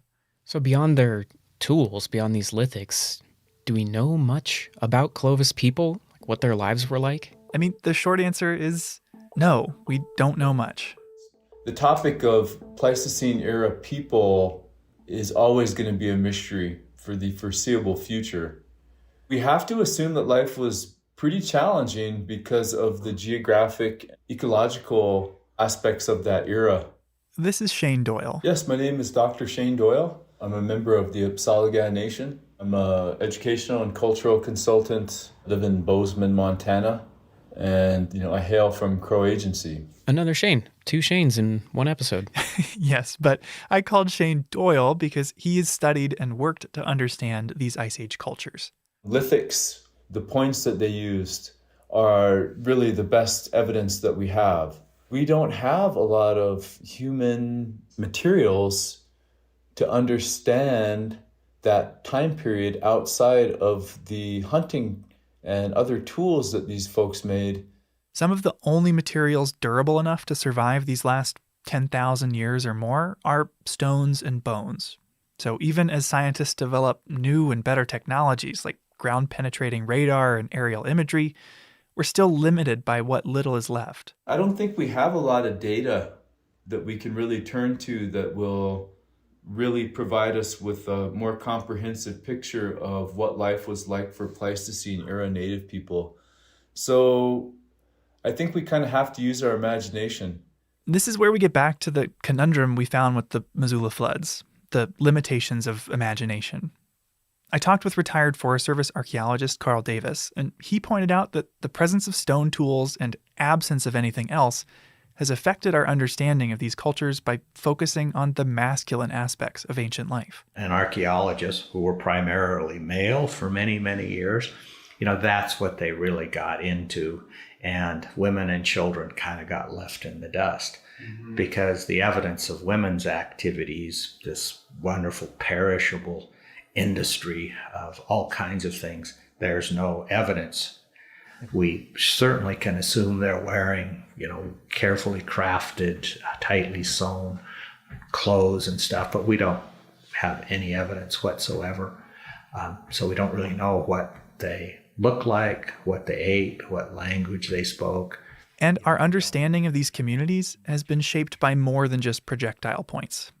I think in North American archaeology, there has been some bias about sort of giving legitimacy to the capability of these first peoples, these indigenous peoples. It may be colonialism, it may be imperialism, it might be a little bit of racism, but I think we have a hard time maybe giving credit where credit is due. That's where anthropology begins to fall short when we go all the way back to those ancient times. It's reflected in artwork that we often see represented from people of that day and age. The clothing that they wear is shaggy and their hair is unkempt and they're kind of usually slouched or like hunched over. They resonate with this very uncouth, something that modern man would look upon as undeveloped. And I reject that. I don't think that's, a very good indication of who these people were. I don't think that they didn't comb their hair. I don't think that they didn't care about the kind of clothes that they wore. I think that they always cared about that. Of course they did. Why wouldn't they? I mean, even Sigmund Freud would agree with that. I just think that it's a shame that we portray them as being, dirty savages, honestly. People in the modern era tend to think of ourselves as being so special. We have all this information that cavemen or ancient people didn't have. And, well, I think on a daily basis reflect on those ancient people and how they must have felt the same way about their lives as we do about ours.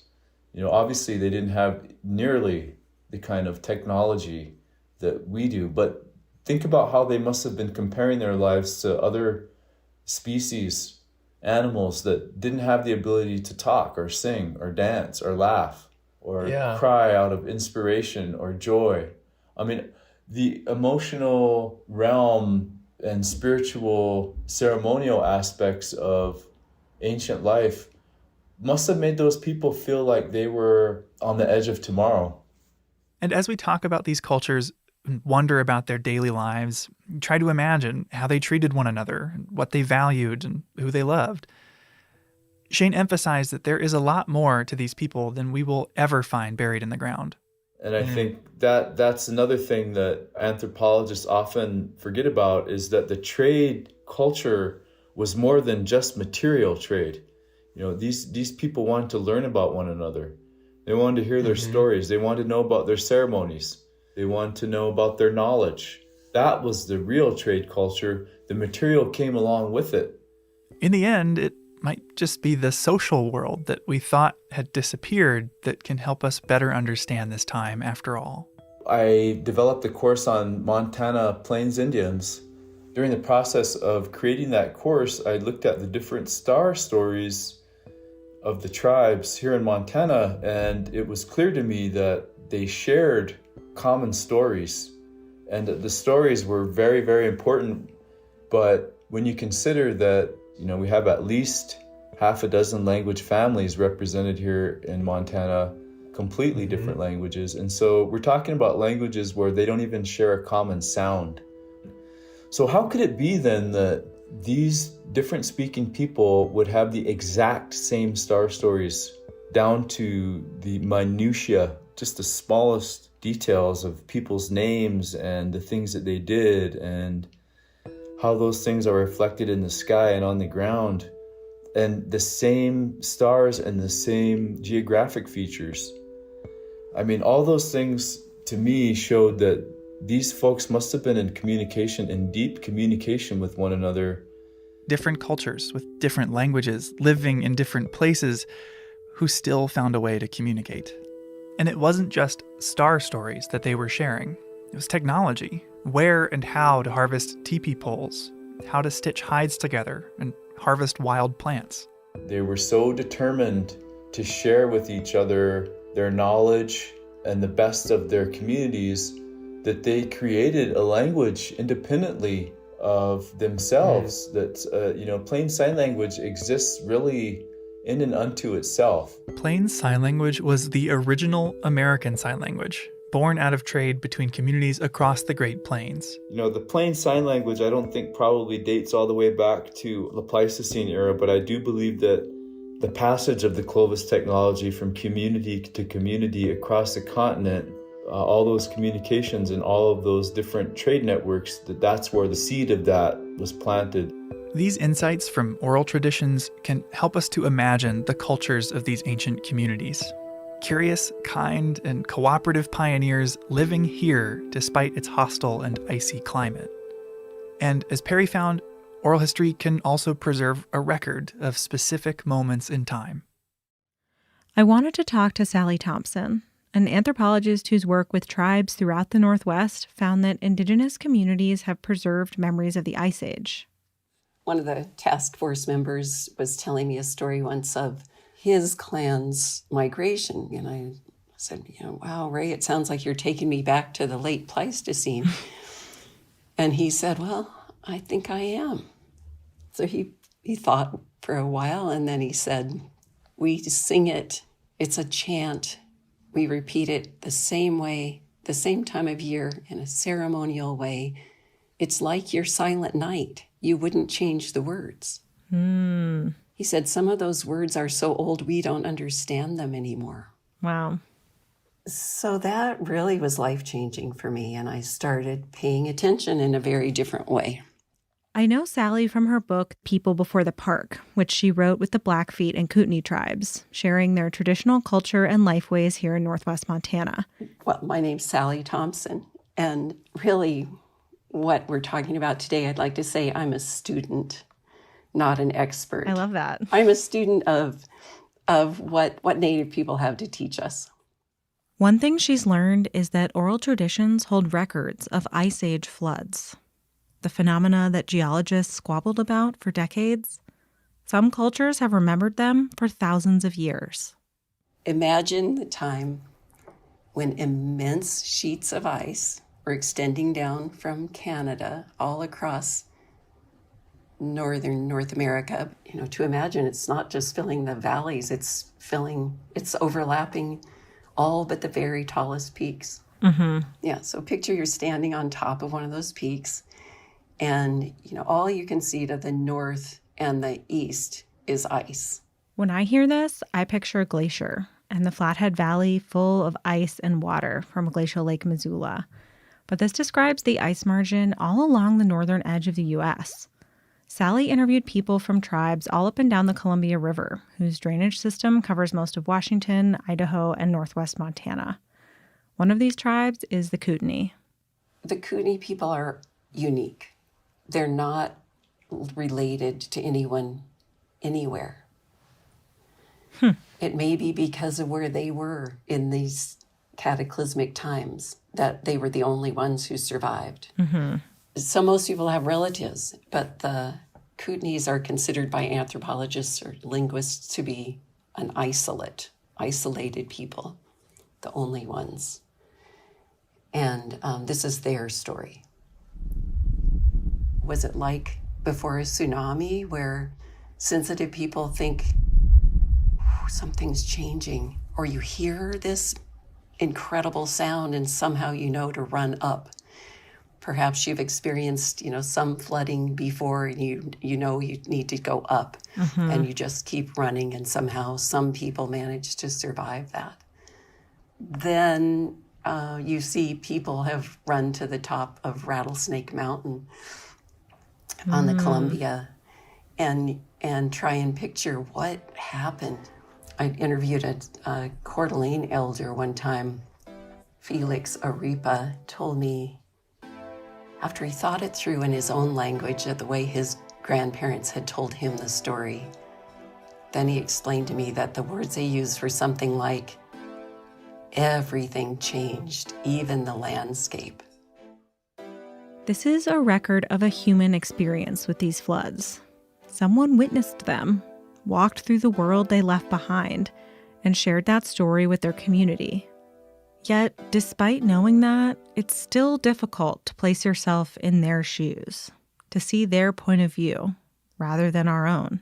Even with everything we've learned, it is really hard to place yourself in a world that you'll never see. All of these stories have helped me to picture it. Herds of camels and mammoths sharing Montana with people who, in the face of a dramatically changing world, are learning from one another and passing on memories that will connect them to today. But I find myself imagining it almost like a painting, something that I can see, but that I can't touch. What would it take to bring this history to life? To be able to imagine myself there, like Shane Tolman did with the mammoth tracks? When I posed this question to Shane Doyle, he turned my attention to May of 1968 in rural Montana when 2 construction workers began digging rocks out of a hillside. And so they were digging into a cliffside to get some flat sandstone rocks out of the cliff. And when they dug into the cliff, it was covered with this red dust that we call red ochre. Red ochre is a really sacred material. Past the red ochre, they found lithics. And beyond that, human remains. They were digging in a grave. Found on the property of Helen and Dr. Mel Anzik, these human remains turned out to belong to a child between 1 and 3 years old. And while the haphazard digging at the site made it difficult to completely reconstruct the burial, it was determined that the child had been buried nearly 13,000 years ago. He was probably no more than 3 years old when he died, was buried with a treasure trove of antiquities, over 118 priceless Clovis artifacts. Pretty much every tool that has ever been identified in any other Clovis site was found at that burial. These were valuable, treasured items that were rare and that were hard to produce. And they buried him with a child. This child had no social standing that we could measure or compare in any other culture at any other point in history. Even today, children are the most vulnerable people in society. They receive the least honor, they receive the least attention, they receive the least amount of resources devoted to them. If you look at what that burial spoke to, it spoke to what that community valued. Why would they put all of those items in there for a child who had never hunted? He was not a priest, he was not a ceremonial leader. He was not a warrior. He never produced any economic value. He was really just as children are today, but they present a resource that you have to provide for, part of your family that you have to attend to constantly. Mm-hmm. The U.S. has a law that establishes the legal rights for tribes to repatriate or reclaim human remains uncovered in cases like this, but it wasn't passed until 1990. This is before NAGPRA, Native American Grave Protection and Repatriation Act. So all the materials, since they were found on private land, they were just taken by Mel and the 2 construction workers.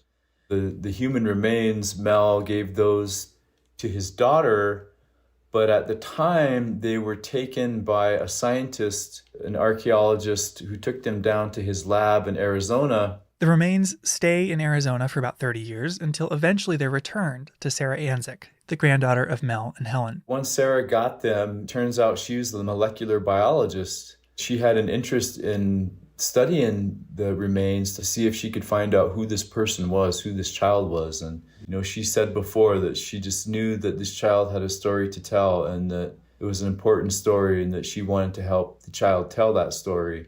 So she reached out to a lab in Denmark, and they set out to sequence the child's genome in an effort to understand its DNA and uncover who the child is related to. The head guy over there, the scientist of the lab, his name is Eske Willerslev, and he and his team took on the study, and it took them 3 years to complete the genomic sequencing of this ancient remains. But when they did finally get the complete genome, they were able to compare it to other populations around the world, and it's pretty clear that he was one of the very first Native Americans on the continent. At the same time this discovery was starting to ripple out into the scientific community, the Anzik child was also at the center of an effort to repatriate the remains, to place them back where they were buried 13,000 years ago, which is how Shane got involved. I don't expect there's really like a roadmap for how to conduct a repatriation. Maybe there is, I don't know. So how did you decide how to actually perform the reburial? And what did it look like in the day? There is no roadmap for repatriation. There are procedures that have been developed over years in certain circumstances that fit the bill, but this one was kind of different. Because it was so old, and we have to assume that the child was related to all of modern people today, that's a lot of people to try and bring into the process. I kind of took that task on to reach out to Native communities, to let them know what we were doing, to ask them if they wanted to participate. It took a long time. We had to have a lot of meetings. There were a lot of different folks involved, not just the tribal communities here in Montana, but also the Montana Burial Board. Sarah Anzik, she still maintained possession of the bones right up until the moment they were placed in the ground. Scientists, they still had materials from the Anzik child in their lab. The reburial was supposed to be comprehensive, and so they had to agree to put all of what they had of the boy in the lab into the ground. There were disagreements over where to rebury the boy, over how to rebury him. Some people believed we should just rebury him with like a rawhide pouch, put him in the ground so he could go back to Mother Earth. There were also suggestions to bury him at the Montana Historical Society out on the public lawn so that people would be dissuaded from trying to dig him up and steal him. I mean, you name it, there was a whole gamut of suggestions and ideas about how to rebury him and where to rebury him. And finally, at the end, we just decided to put him back as close to where he was as possible and put him in a nice small little casket. And, it was just a beautiful day. It was a beautiful ceremony. And like I said, we all felt good about it. Here's a thing that I've thought about a lot. We were there that day, not just to show respect to that boy, but we were there to show respect to ourselves. When we respect others, we respect ourselves. And when we do that in a community, in a gesture where we all come together in a ceremonial way, that's a very powerful healing experience.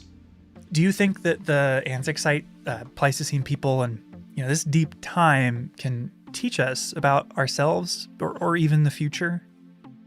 Well, I think we can learn a lot from those ancient people about strength, about resilience, about love, about what really matters in this life. I guess one theme that we see today in Hollywood is the post-apocalyptic world. We think when all the chips are down that we'll turn on each other. When I think of those ancient people, I'm inspired. I just think, they loved each other. And from everything that we can tell, they respected each other. I'm sure there were instances where that wasn't always true. But the Anzik grave and the show of love that was displayed for that child makes me believe that that wasn't just an isolated case. That this was part of their worldview. They believed in treasuring their relationships. And in a way, that's what it was when we reburied him that day. To me, This story pulls your focus away from everything that separates us from Ice Age people. The ice sheets, scimitar cats, and more than 10,000 years, and shows instead our shared humanity. And to Shane, it illustrates what's possible when scientists and native communities work together. I think we'll be able to tell the stories that right now we still can't really wrap our heads around, because we'll be able to wrap our hearts around what it means to be a human, and we'll be able to take that understanding and place it into these ancient time periods, and that will be able to inform and provide us with a better picture of why these people laughed, what they laughed about, what they cried about, who they loved. It's pretty hard to not understand what the Anzac burial represents. If you're a parent and your greatest fear is to lose a child, and you understand that this is what these people did, that message is pretty clear. 12,600 years later, you can still relate to the anguish that they must have felt. How unfair, how cruel, how impossibly difficult the loss that they suffered was. And the only way to heal from that is to just give the last full measure. That's a message that is crystal clear to me. There's nothing about that I don't understand. It's true that sites like Anzac are extraordinarily rare, but the kindness that we can see there must have been common. In every laugh shared round the campfire, which echoed across newly ice-free valleys, and in a piece of hard-won camel shared as a meal with a loved one. Or in the simple joy of standing by a river and squishing the mud between your toes, right beside a set of fresh mammoth tracks.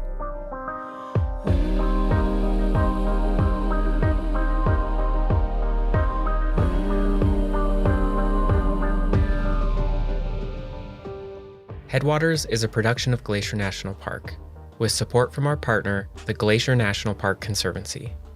This season of Headwaters was made by me, Daniel Lombardi, Perry Sassnett, Michael Feist, and Gabby Echeverry.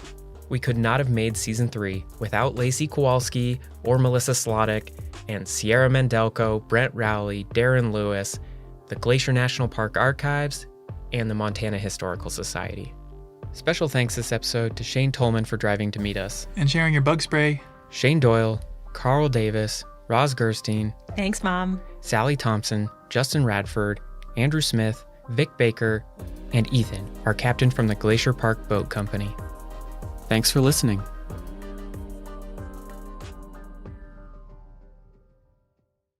Next time on Headwaters. We use art to find new perspectives on one of American history's most momentous yet misremembered events. Lewis and Clark was just a story that I did not remember from school. When Daniel called and I thought, oh my gosh, really? I don't know if you want a tribal voice talking about Lewis and Clark. I just thought they're revered by so many. That's next time on Headwaters. So Headwaters was made possible through the Conservancy, right, Andrew? Yes. But you also fund a lot of other projects. What are some examples of that? Yeah, one I wanted to tell you about today is our wilderness condition monitoring work. We have this really cool project happening right now to outfit a lot of the park's wilderness rangers with tablets so that they can make live reports on the condition of the wilderness while they're out and about. Used to be on paper reports that got lost and never found their way to the same place. They would show up wet and crumpled, and all sorts of different things would be written on them. So now everybody's got the same form. It comes all into one database, and we can learn about threats to wilderness so fast and respond to them so that nothing happens to our beautiful wilderness here. Well, that's awesome. Well, I guess if you want to learn about that project and more that the Conservancy funds, check out their website, and thanks. Yeah, visit us at Glacier.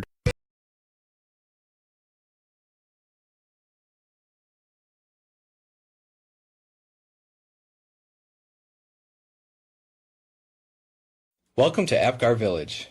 Apgar sits at the foot of Lake McDonald and is the hub of activity on the west side of the park. You can find all services, with the exception of gas, in Apgar Village. There are several gift and souvenir shops located in the village, and Eddie's Restaurant offers casual dining. Looking to spend a night? The Village Inn has cozy rooms overlooking picturesque Lake McDonald, and the Apgar Village Lodge offers cozy rooms and cabins. The Apgar Visitor Center and Backcountry Permit Office are also located here.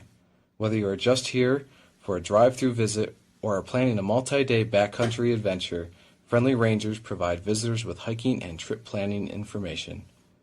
Families will find the Discovery Cabin an enjoyable and educational place where kids can have hands-on experience learning about Glacier. Other family activities are available as well. Horseback rides along McDonald Creek and through pine-scented forests offer a chance to see areas not often seen by most visitors. Boats long have been a part of the Apgar scene. Early visitors boarded steam-powered boats for an 8-mile journey up the lake to Lake McDonald Lodge. Boating is still a popular activity on the lake, and boat rentals are available from Glacier Park Boat Company here at Apgar and in other locations around the park. If you have your own boat, a public boat launch is your access to this largest lake in the park. There is something for everyone at Apgar Village, whether you are staying in the area or just passing through.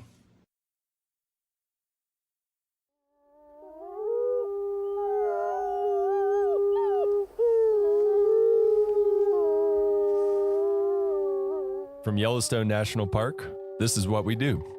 I'm Brett Rayburn. And I'm Jake Frank.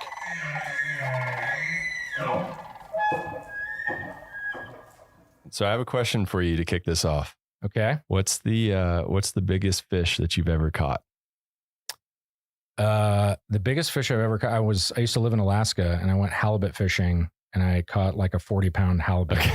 That's the biggest I've ever caught. That's way bigger than I thought you were going to say. I was expecting, and that's like a little, much less impressive size. Well, that's a fairly unimpressive halibut. Okay. So for that species, anyway. All right. Well, you've got me beat. Are you big into fishing? No. About the only fishing I do is when I'm fishing through the freezer for frozen cod that I get from the store. So that's about as much as I do. Before you cook it, do you like hold it out way in front of you and have someone take a picture so it looks bigger? I have been known to do that. All right. Yeah. Follow my Instagram for all that content. So you've caught some pretty impressive fish. It sounds like. Not really.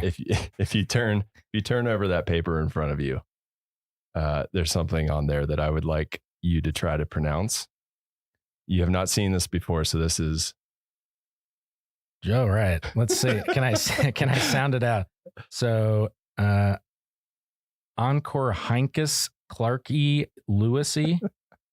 Was that how I was way off? I actually don't know. This is like one of those trivia questions I don't even know the right answer to. So sure, you did well. All right. That's better than I would have done. This scene, but my guess is that this is the binomial name for the Yellowstone cutthroat trout? Yes, that is the scientific name for the West Slope cutthroat trout. The West Slope, not the Yellowstone. Yep. Okay. All right. And so today we're going to talk to somebody who probably can pronounce it better than you just did. Although I still think that was a pretty good guess.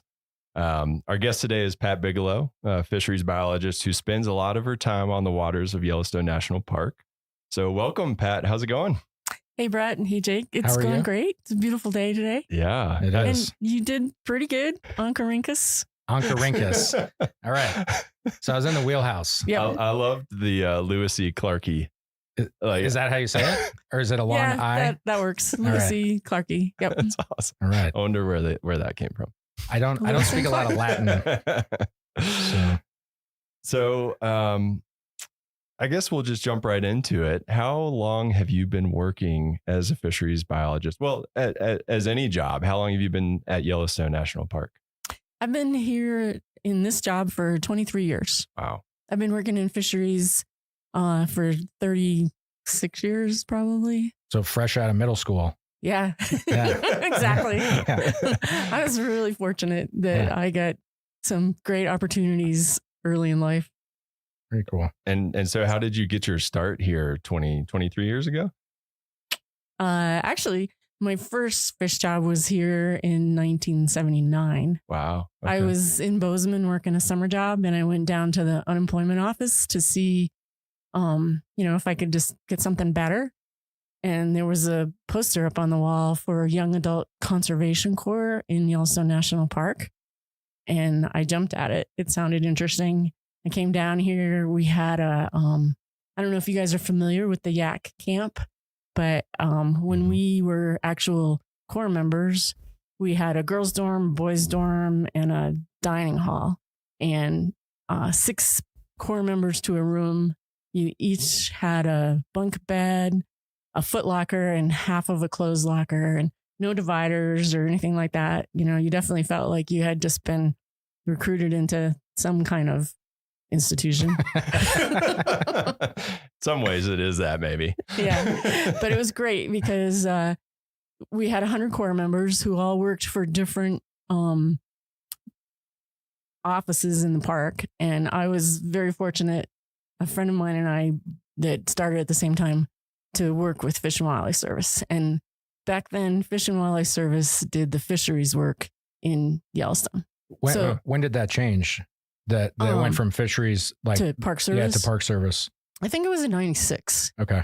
So Fish and Wildlife Service started here even before the Park Service because of the unique fisheries opportunities and the Yellowstone cutthroat in particular. Mm-hmm.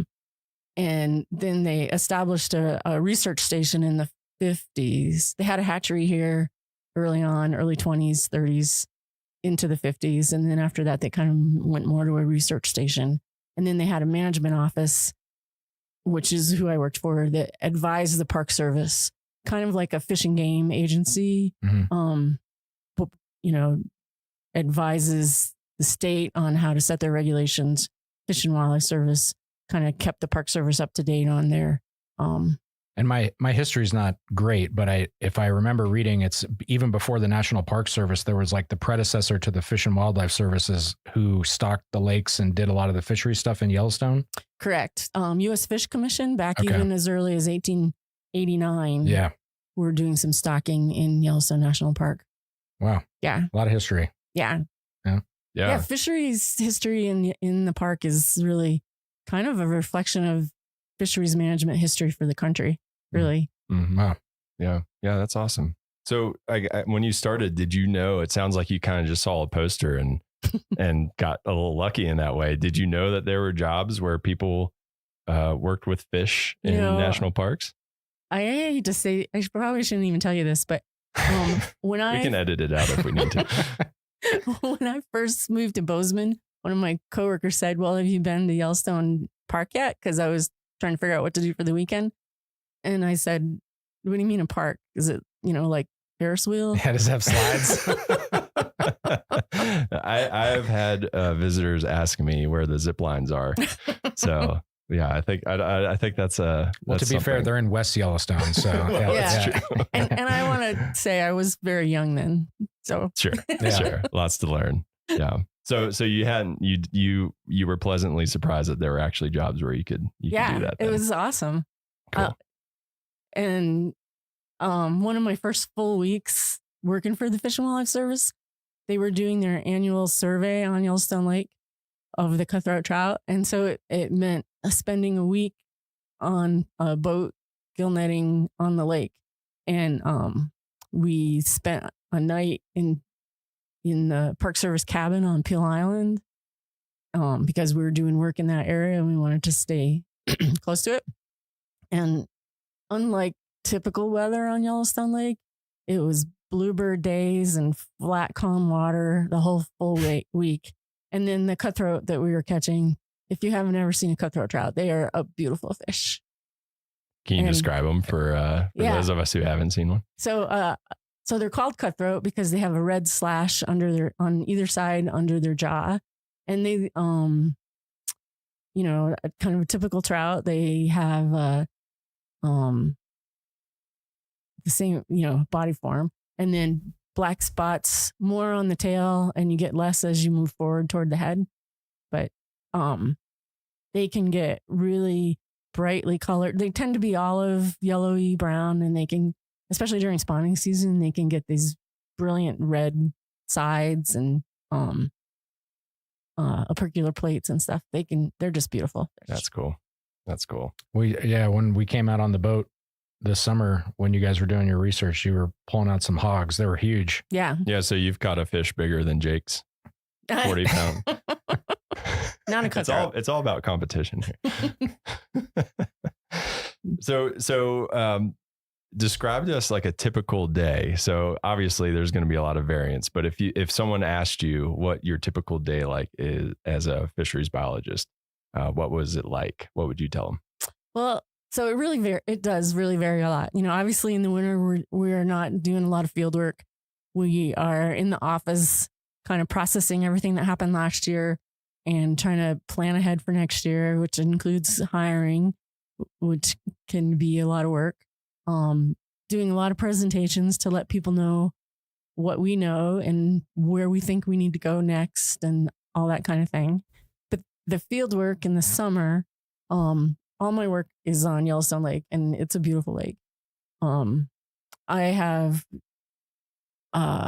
I oversee some contract work on the lake, which is 3 to 4 crews, sometimes 5, of netters to try to depress the lake trout population. Lake trout are an invasive species on Yellowstone Lake, and they'll eat the cutthroat trout. And so we're trying to eliminate them.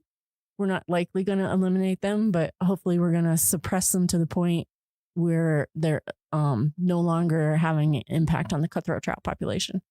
And so we have these gillnet crews that will put out miles of gillnet and lift it every day to remove the lake trout. We also have a telemetry operation where we purposely put acoustic tags in male lake trout and let them go, and then kind of relocate them so we can give that information to the netters to help zero in on their day on, where to put their nets and stuff. And so that term I've heard that I heard it with something else though. It's like invasive species. You can you put a tracker on them, then they go to where they betray their friends. This whole idea of like a Judas species. Can you talk a little bit about that? That's that always made me laugh. The idea of Judas fish Yeah. is you put a tag in them that you can follow, and they take you to where their friends are and betray their friends.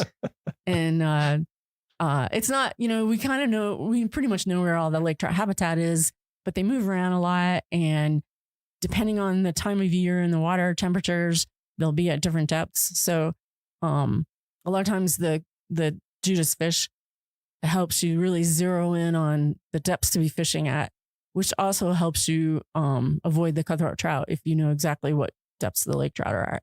And so if I'm on a boat where we're doing the tagging, we'll collect lake trout from the netters that are still in really lively condition and do surgery and implant. First, make sure they're males. We don't want to tag the females because they're the ones with the reproductive potential. So we want to make sure we kill all the females, and then implant the tags, make sure the fish recover so that they'll behave normally when we release them and let them go. Or if it's actually tracking the fish, we have 2 hydrophones in the water on either side of the boat, which helps us give a direction to find the fish so we can zero in on their location. And so then you're basically on the lake driving predetermined transects all day until you pick up a fish, and then you zero on that fish, and then you continue on your way. And for the listeners who haven't seen Yellowstone Lake or been to it, it's a huge lake. So that's not an easy task. Yeah. It takes us about 4 days to cover the whole lake. Yeah. Wow. And we don't actually even cover the whole lake because we avoid the really deep habitat because we aren't expecting to see any lake trout out there, and we're not going to set nets there anyway. And then I think good backstory is we talk about lake trout being invasive versus the Yellowstone cutthroat. I mean, I guess is there a reason why we as managers prefer one over the other? Why are we trying to get rid of lake trout? So the cutthroat trout, Yellowstone cutthroat trout, like I've said already a couple of times, they're just beautiful, but they are the native species in Yellowstone Lake. Yellowstone Lake is the most important population of Yellowstone cutthroat trout for that species, and just sheer numbers. And they evolved with only one other native species, which is the long-nosed dace that is, gets to maybe 6 inches and is very much along just the shorelines. That's the fish I would catch. So they're just, the cutthroat trout are naive when it comes to larger fish predator, piscivore. And the lake trout are native to the Great Lakes area. And they're also a beautiful fish, but they are a voracious predator. And so you take a really naive fish and then a really excellent predator and put them together, and it's just not good for the cutthroat trout. Mm-hmm. And the lake trout, I think the oldest one on record was 62 years old. Lake trout? Not from Yellowstone, but just species wise. So if we weren't out there taking out the lake trout, nobody else would be either. They reside deeper in the lake. They live longer. They get bigger. They have a lot higher reproductive potential than the cutthroat trout. And if left unchecked, they would decimate the cutthroat trout population. And when you say like no one else would get them, you mean like other predators, right? Like bears and fish or bears and birds and otters and all that kind of stuff. Right. Like birds and otters, most predators tend to target the fish when they're shallow, and the lake trout don't spend much time being shallow. And then when the lake trout get big, they're too big.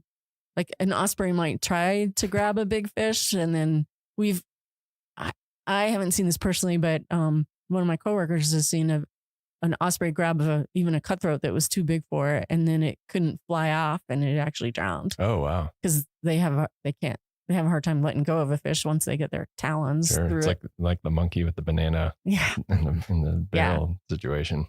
But yeah, lake trout. Well, they're impressive in their ability to eat other fish. They can eat a fish. The only thing that stops them is how wide they can get their mouth open, and they can eat a fish 2/3 their own size. Holy moly! Yeah. Can you do that, Jake? No. Yeah, it's like a 150-pound fish. Burrito. That's a big burrito. Yeah. So you obviously know a lot about fish, and so that's an important skill to have as a fisheries biologist. What aside from that, or maybe not even aside from that, what do you think is the most important skill for someone who thinks that that's a really cool job and might be interested in applying for jobs like that? It's probably similar to most jobs. I think the most important thing is to have a passion for what you're doing and a positive attitude and be flexible in what you're doing day to day. If you want to actually go into fisheries, a Bachelor of Science is an important aspect of your education. Typically, you're going to want to end up going back to school to specialize and get a master's degree. I would highly recommend for anybody thinking that way to get a lot of experience, or as much as you can between your masters, before your masters, and after your bachelor's. It helps you get a better idea of what's available, what kind of work you can be working in, and gives you really good skills. So then when you do go back to get your master's degree, you are a better candidate because you're not learning everything all at once. Oh, that's great advice. And you probably want to go out on a boat and make sure you don't get seasick, right? Because I mean, do people get seasick on the lake? They have, yeah. Yeah, I'd imagine it gets choppy. Yeah, and That'd be tough. We have had a few volunteers come out from different places, even other fisheries biologists that come out, and they're really excited to give you a hand and be helpful. And they're looking for the horizon. Yeah, then they're a liability. I've been there before. Well, and a quick follow up with the masters. Does it matter if you're specializing? Like, say if somebody's like, my goal is to work in Yellowstone, do they need to get a master's related to the species that are here? Or can you, if you happen to be, say, getting your master's in some other fish species, does that qualify you? Like, can you learn what you need to on the job, or does it really help to focus in on the actual species that you'll be studying in the park that you want to end up in? I think the broader the education you have, the better. And you can focus in when you get to the particular job. Because the other thing is, even though Yellowstone might be your goal, that might not be your next step. Gotcha. So that's good advice. And then also, it's good to think outside of the box sometimes too. And if you have more familiarity with other habitats, other species and stuff, that you can bring in maybe a new perspective that somehow is different than what people have thought of before. Mm-hmm. Cool. Yeah. Well, and it sounds like your typical day is pretty cool, especially in the summer when you're out on a boat. What is your favorite part about your job? You can probably tell I love Yellowstone Lake. So being on the lake is awesome. But I think the most rewarding, well, two things are most rewarding, but one is I work with amazing people, and being able to sit down with a coworker and talk about strategies and, you know, how things are going, what happened over here, how we can pull that together, how we can best use our crews, and to just keep making things move forward is super rewarding. But then also taking somebody, like we typically have student volunteers every summer, and they typically don't have much for experience. So taking somebody who really knows nothing about what we're doing and bringing them through a season and seeing them increase their skills and increase their confidence and get more sure about what they want to do and be excited about protecting the resource. That's pretty awesome. But then the other part is actually seeing the work that we're doing make a definite impact on protecting Yellowstone Park's resources. That's really rewarding as well. Yeah. Well, and we'll let you slide, even though you gave us 3 favorites. Yeah, we said one, but we got 3. But it's okay. That's your one mulligan for this podcast. Okay. Oops. So with that, this is the hard question. What is the toughest part about your job?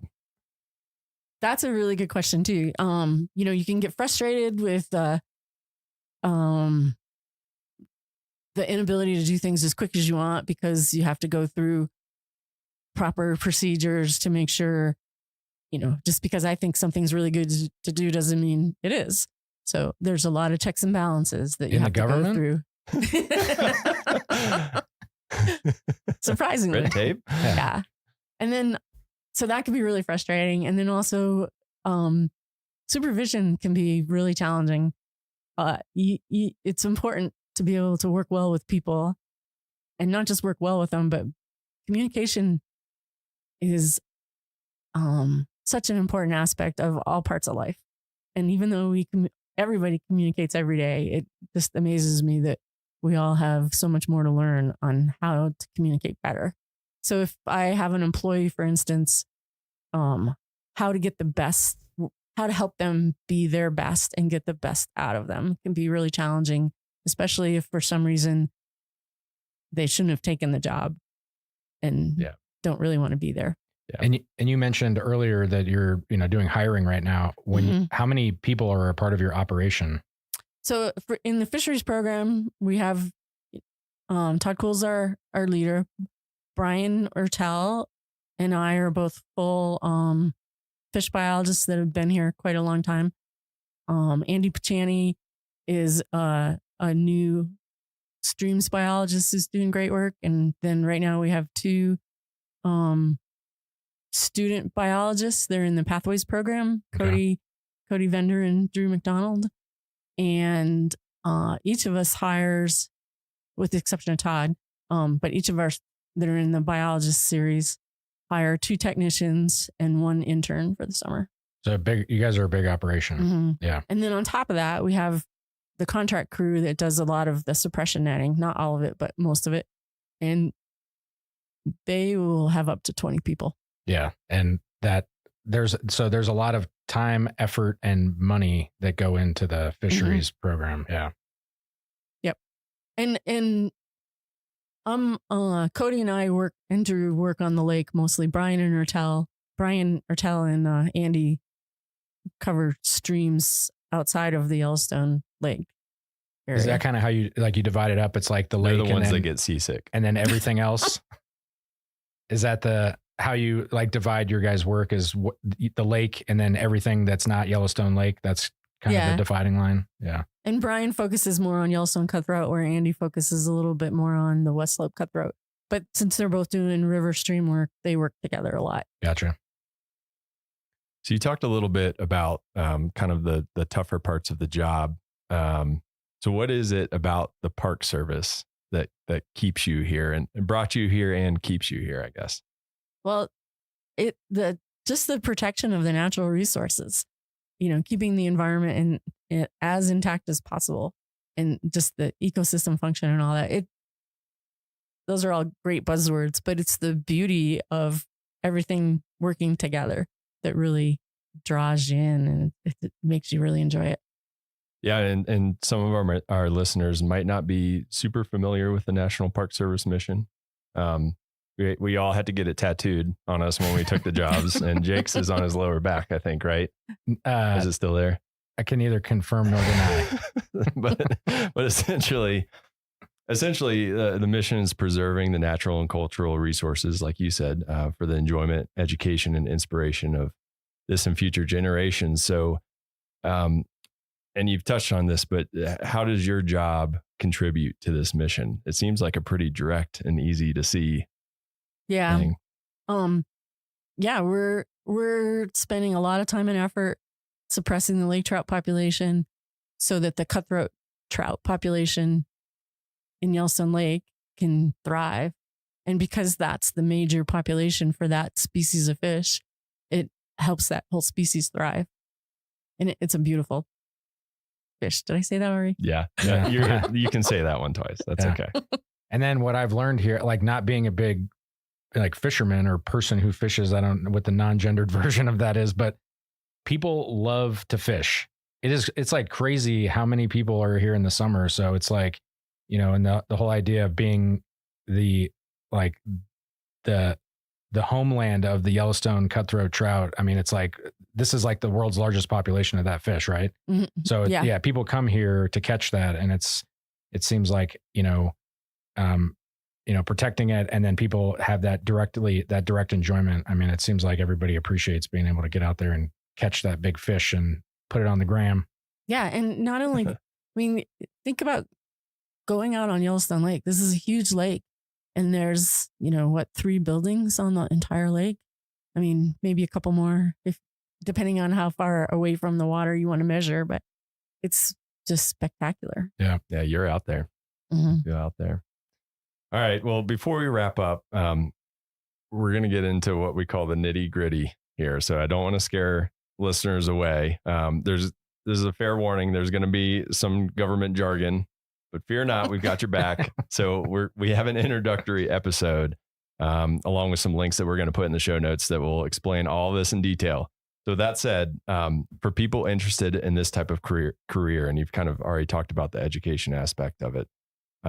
So if I want to be a fisheries biologist, what's your job series in USA Jobs, series and GS level, and all that nitty gritty?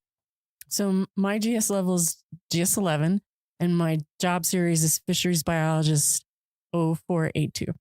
And then like a lot of the seasonals that we're hiring this summer, they are fishery biological technicians (fisheries), and because there are a lot of different biological technicians, and they're all in the GS 0404 series.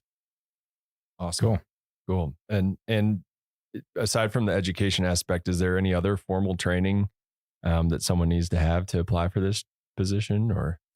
Not formal. A bachelor's is great. But like I said, the more experience you can get with different agencies, different areas, the better off you're going to be. Sure. Yeah, that makes sense. Do you have any other advice for people interested in that career path aside from what you've said already? It's a great career. It's really fun. I've worked, when I left here from my first 4 years that I was here with the Fish and Wildlife Service, I did some work with the state, Wyoming Game and Fish. I worked with Fish and Wildlife Service in California, Northern Idaho, Washington. Every job I've ever had has been really fun. Come work with Pat, is what she's saying. All right. Well, before we let you go, we like to ask everyone that comes on the podcast one final question. This one's my favorite. So what is your favorite story or memory in a national park? It doesn't have to be in Yellowstone, although you've been here a while. So there's a good chance it will be, but it doesn't have to be.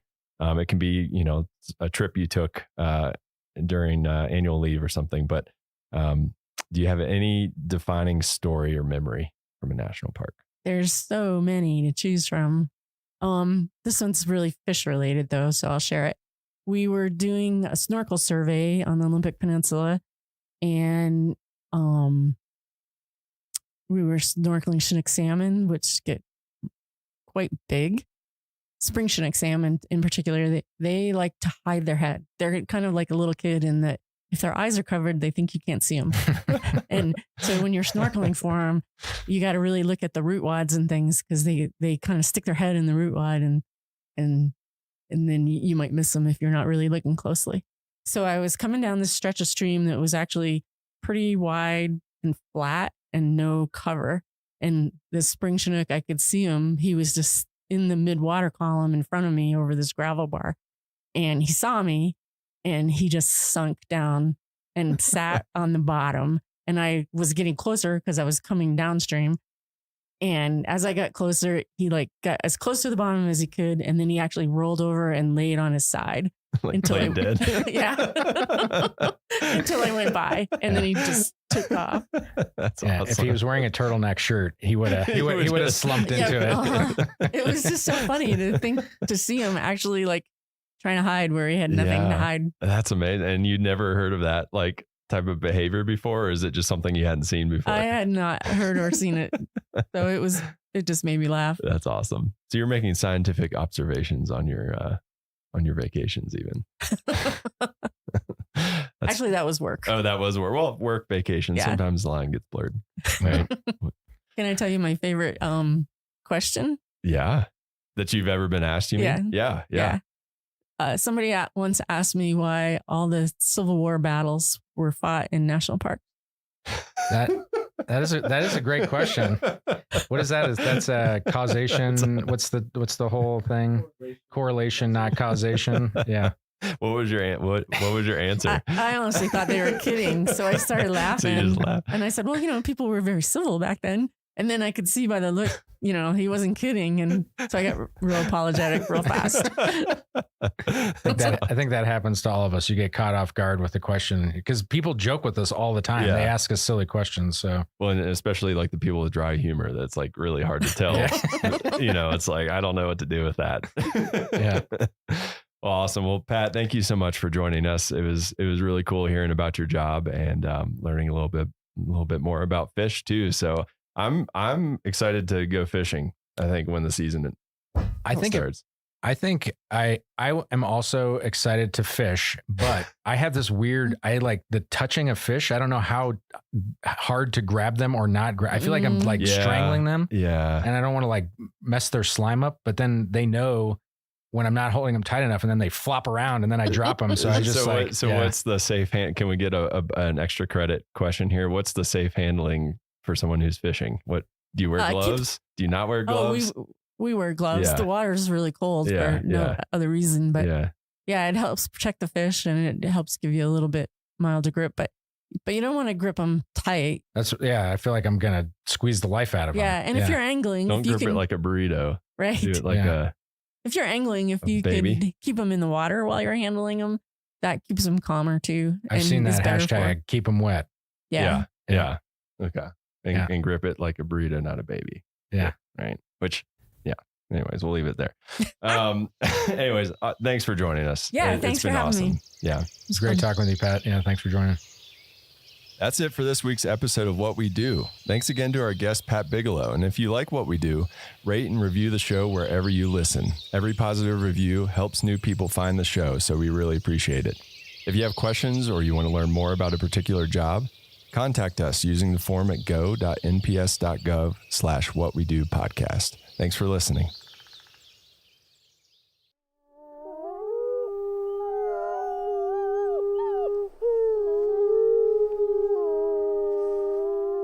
From Yellowstone National Park, this is What We Do. I'm Jake Frank. And I'm Miles Barger.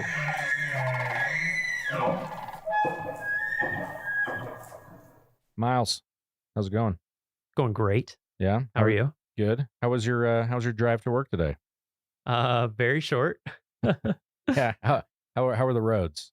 Very clear and in excellent condition. That's good to hear. Honestly, yeah. So, speaking of roads, to start, I have a trivia question. I'm curious if I would say this is on the easier of some of the questions that we've been hearing, but okay.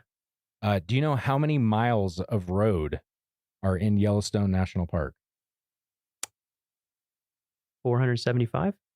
That is very close. 452, I think, is the number that I've been given from facilities in some of the reports that I've read. But yeah, 450 plus.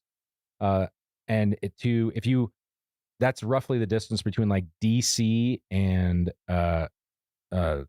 South Carolina, Charleston, as the crow flies. So it's like multiple states. So it's a lot of roads that are in the park that we maintain in harsh conditions. In harsh conditions, on a volcano, no big deal. Yeah, yeah. So yeah, it's either burning the road away or it's frozen and under snow, or both. Or both. Yeah, for many. And so to talk a little bit about that, I think when people come to the park, they just drive on the roads. You kind of take that for granted, but there's a lot of work that goes into keeping those up to date. So today we're joined by Brian Batzloff. He's the engineering equipment operator supervisor for the special projects crew. Did I get that correct? You got that correct. All right. Well, Yep. Thanks for joining us. Thank you. Yeah. How are you Thanks doing for today? having me. Good. Yeah. How was your drive to work today? It was wonderful. Yeah. And when the roads are in bad shape, and you're like, man, that pothole, like what happens in your mind when you're driving and you hit a pothole? I try to figure out why it's there. Who do I need to call to get this fixed? Exactly. Yeah. So, we'll go ahead and get started. When and where did you get your start in the National Park Service? Here in Yellowstone, actually. I started, got my first job here in 1998. I was a carpenter's helper in the carpenter shop here in Mammoth. And then that was my last year of college. And then I went back to school, tried out some telecom work for a little bit in Atlanta, Georgia, and then decided I wasn't a city person. So I came back here. My family's from the area here right outside the north entrance. So I'm actually a third generation to work here in Yellowstone. Oh, that's awesome. My dad and my grandfather both worked up here in the park. Actually, my grandfather's on both sides. What? Whoa. Wow. So what jobs did they do? So my grandfather, ironically, he at one time held my position for a short time, which is, I didn't know that until recently when I was going through some of my dad's stuff, and I actually found his old nameplate from his door on there. So I have it in my office now. Oh, that's actually super cool. too.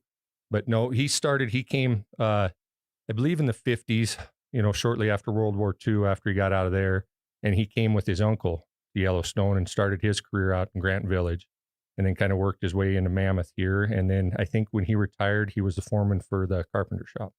Awesome. And you mentioned him working at Grant Village. You are on special projects. That's based out of Mammoth. Yep. Have you worked at other areas in the park? I did. My first full-time position at Yellowstone was out at Old Faithful. And I was a heavy equipment operator out there for about a year. And then an opening came back with special projects. And they actually approached me for a lateral transfer for that position. So between the job that you currently have and that first job, you mentioned that you had some movement in there to get where you currently are. Can you walk us through all the variety of jobs that you've had? So, like I said, my first year I was in the carpenter shop as a carpenter's helper, and then had that year where I was down trying to do the telecom stuff in Georgia. You're Rumspringa. Yeah.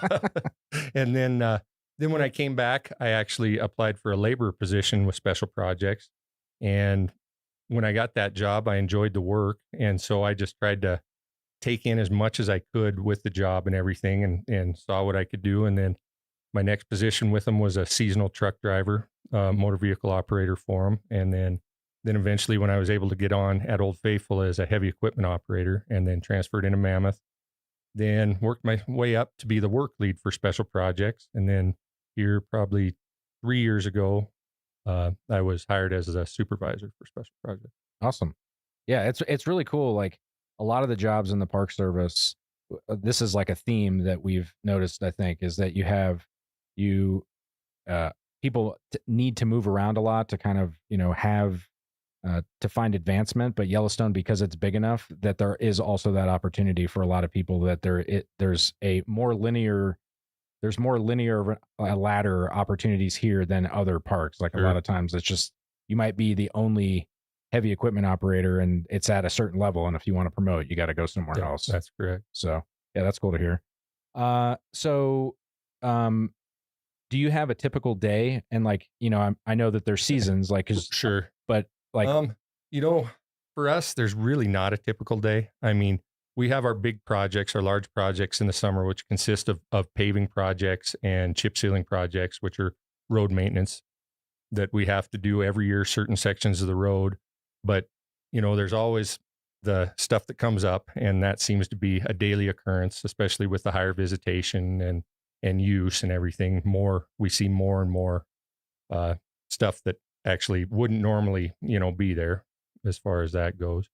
But a typical day, you know, I try to get into work probably about an hour before our team shows up, and then get everybody rolling, as my group likes to be out the door and working. So I try to have them out the door by 7:00 on the dot there, so they can get after it. And then kind of whatever the day takes us is where it kind of goes there. So if not a typical day, do you have typical seasons of the, you know, you mentioned a summer season. So like what sort of projects do you guys do in different times of the year? So like for the summer season, like I just mentioned, basically the chip seal and the paving projects. And unfortunately, it's the time where we hinder the most with the public and the visitors.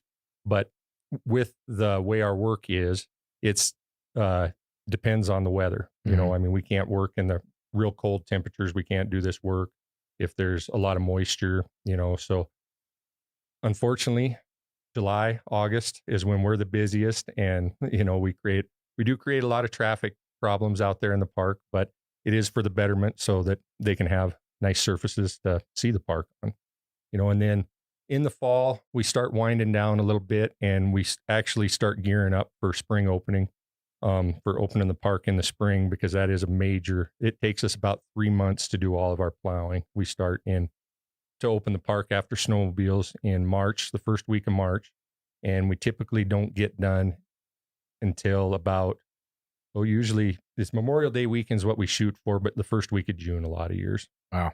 And that's because we have to cover also the Beartooth Highway, which is outside the park, but it's 11,000, about 11,000 feet, I think, is the elevation up there. So there'll be snow 30, 40 feet deep up there in early June. So for somebody who's interested in, you know, getting into this line of work, is there a skill set or something that that is the most important to have for, you know, like a lot of it's just you got to be willing to work hard, you know, and put in the time, because our groups put in a lot of time. We use a lot of project money, so in the summertime we have the ability to have overtime, and it takes the overtime to get these jobs done. But it'll be typical when we're on our projects, we'll work 12, 13, sometimes 14-hour days, 5 to 6 days a week if we need to, you know, for 2 or 3 weeks at a time. And then, you know, as we jump to the next project. So you've got to be willing to, you know, put the time in and everything, but it pays off in the long run. So speaking of overtime, I know that your crew was responsible for when we had the flood in June 13th, 2022, you guys were basically the first responders, you know, more or less to the road that is now paved. Like It was an old dirt road. What, like, your crews did that? Like, how much time and effort did you guys, like, I mean? Oh man, that seems like you worked around the clock. Just about, is my memory. Just about. We were, we started. For people who don't remember, for people who don't remember the flood, the one developed road between headquarters and the rest of the world basically just got wiped out. So I remember you guys were on it. Seemed like instantly. Yeah, they gave us the okay. I can't remember the exact date. I believe it was 2 days after, and we needed to get the old wagon road from Mammoth to the north entrance in Gardner shaped up to where we could get access, because basically Mammoth was cut off, you know, to everything. And at one point, both Gardner and Mammoth were cut off to everywhere because Highway 89 was also flooded out at Yankee Jim Canyon. And so, yeah, we started on and, you know, talking with Cam and everything. It's like, do what you got to do to get it done. So we started on 14 hours a day, 7 days a week. And we just hammered it out until they kind of got things in place to have a contractor come in and kind of take it the rest of the way to final completion. But yeah, you guys crushed that. Thank you again for all of that. No like problem. Us that live in Mammoth, I think we can't thank you guys and your team enough. That was really awesome. I couldn't believe how fast it was. Yeah. I mean, yeah, just if anyone had been on the OGR before that, it was basically like, yeah, if it rained a little bit, rained, you couldn't ride a bike. It's ice. Yeah. I mean, it wasn't ice, but it was just the way the dirt is around here is just so slippery. And so to see it go from that to passable in a passenger car, you definitely wouldn't recognize it now. If you know, you wouldn't realize what was under there before. It's amazing. For sure. Yeah. So, what's your favorite part of the job? Yeah. You know, that's kind of a tough question. I mean, there's a lot of things. Of course, when you've worked here as long as I have, there's so many different things you could jump into. But I just like,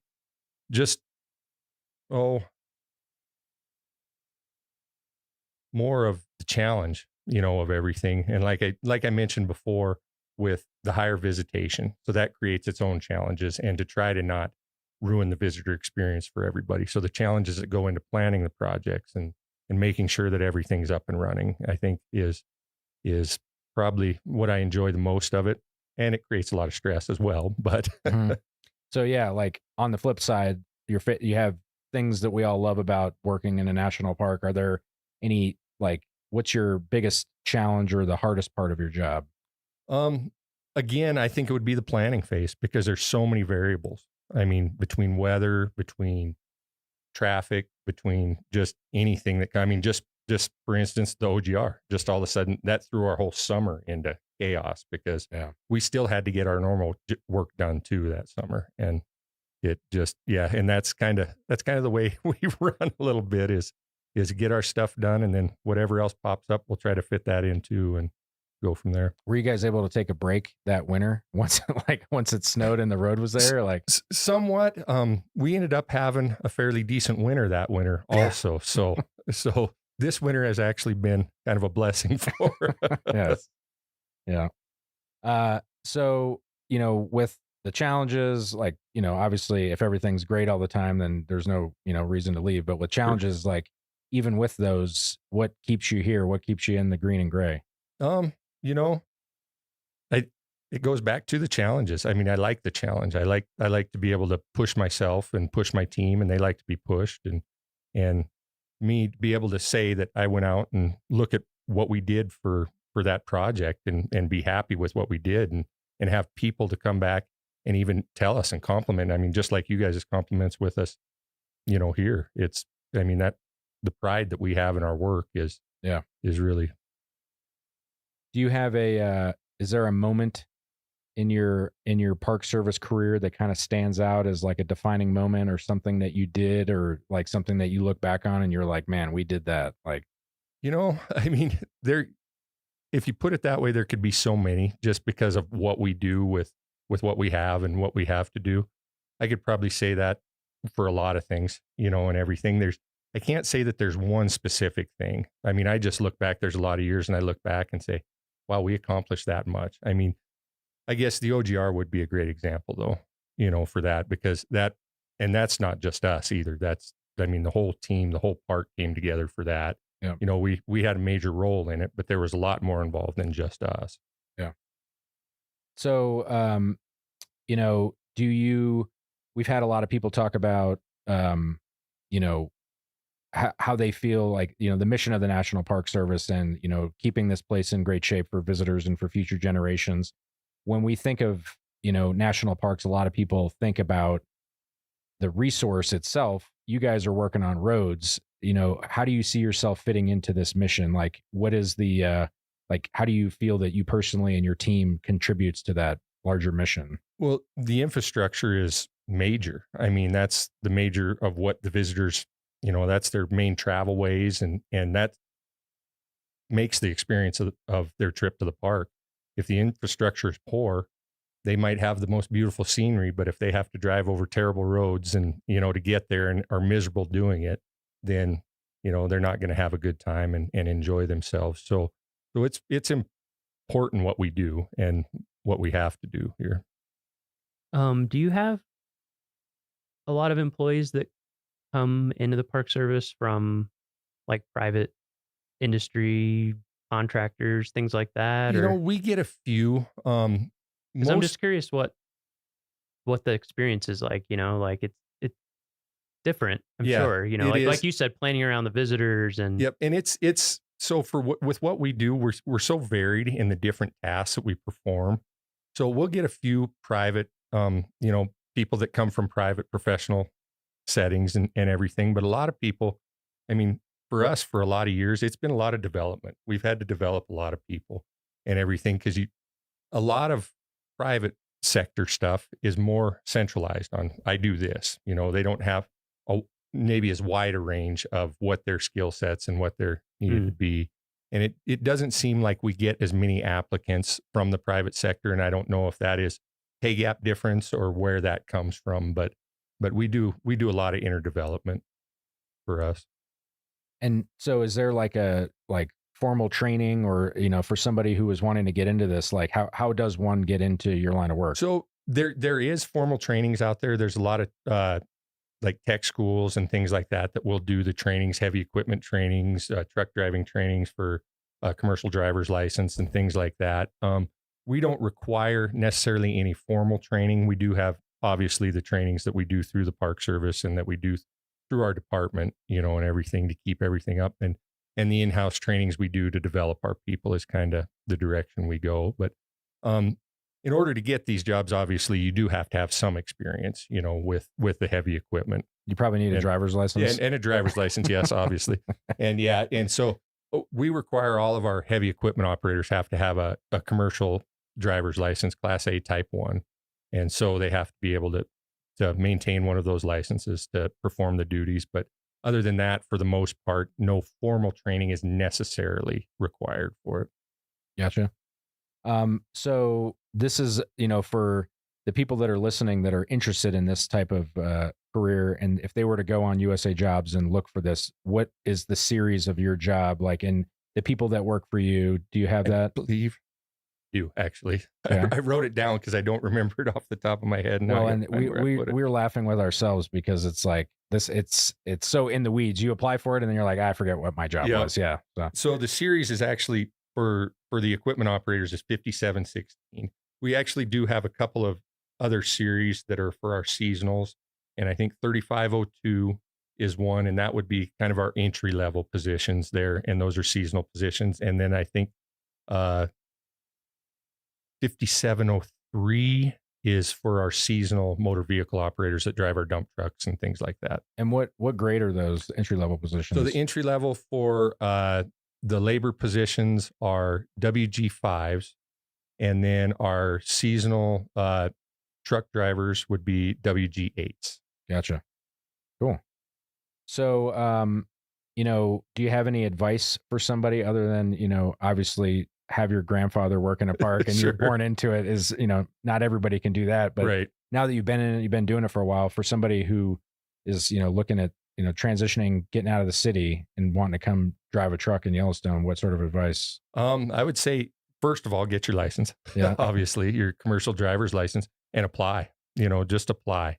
Get out there and apply for multiple jobs. See what you can get, because there's different things. What we do might not be best suited for what you want to do, but you don't know till you get there. Mm-hmm.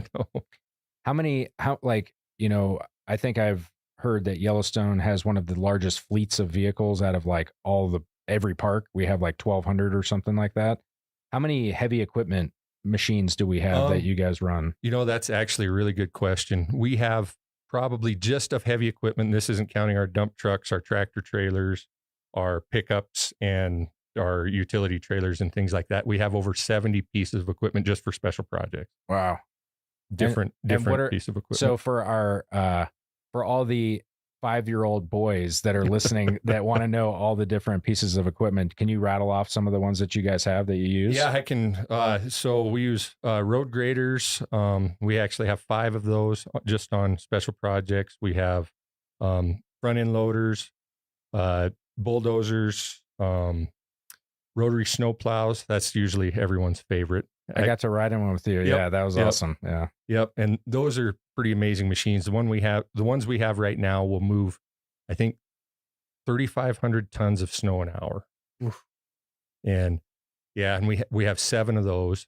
Wow. Because as like you were saying before, we have over 400 miles of road in the park, and as what we plow in the spring, we have to plow over 300 miles of that in the springtime over packed snow that's been groomed all winter and packed down like concrete, basically. So, and we have basically 2 months to get that done.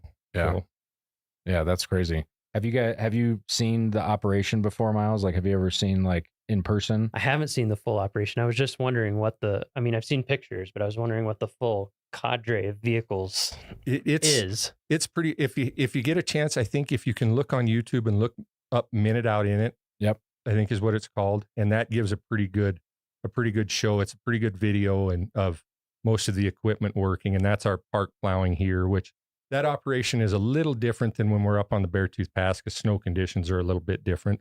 But in that operation, we have one grader that has a V plow on the front of it, and we hook 2 bulldozers to the front of it, and we have to pull it through the snow, break up the snow. Yeah, it's crazy to see. Yeah. And then you got the cleanup crew that comes in behind Yep. and widens and widens everything out with Do you have a mechanic with you? We run 2 mechanics with us the whole time out there, and then we have 2 actually separate rotary plows that run in the areas when they get out in the park. So they'll split off from the main crew and they'll work in the areas, and they'll have a mechanic with them so that we can open up the areas while we're still opening the roads.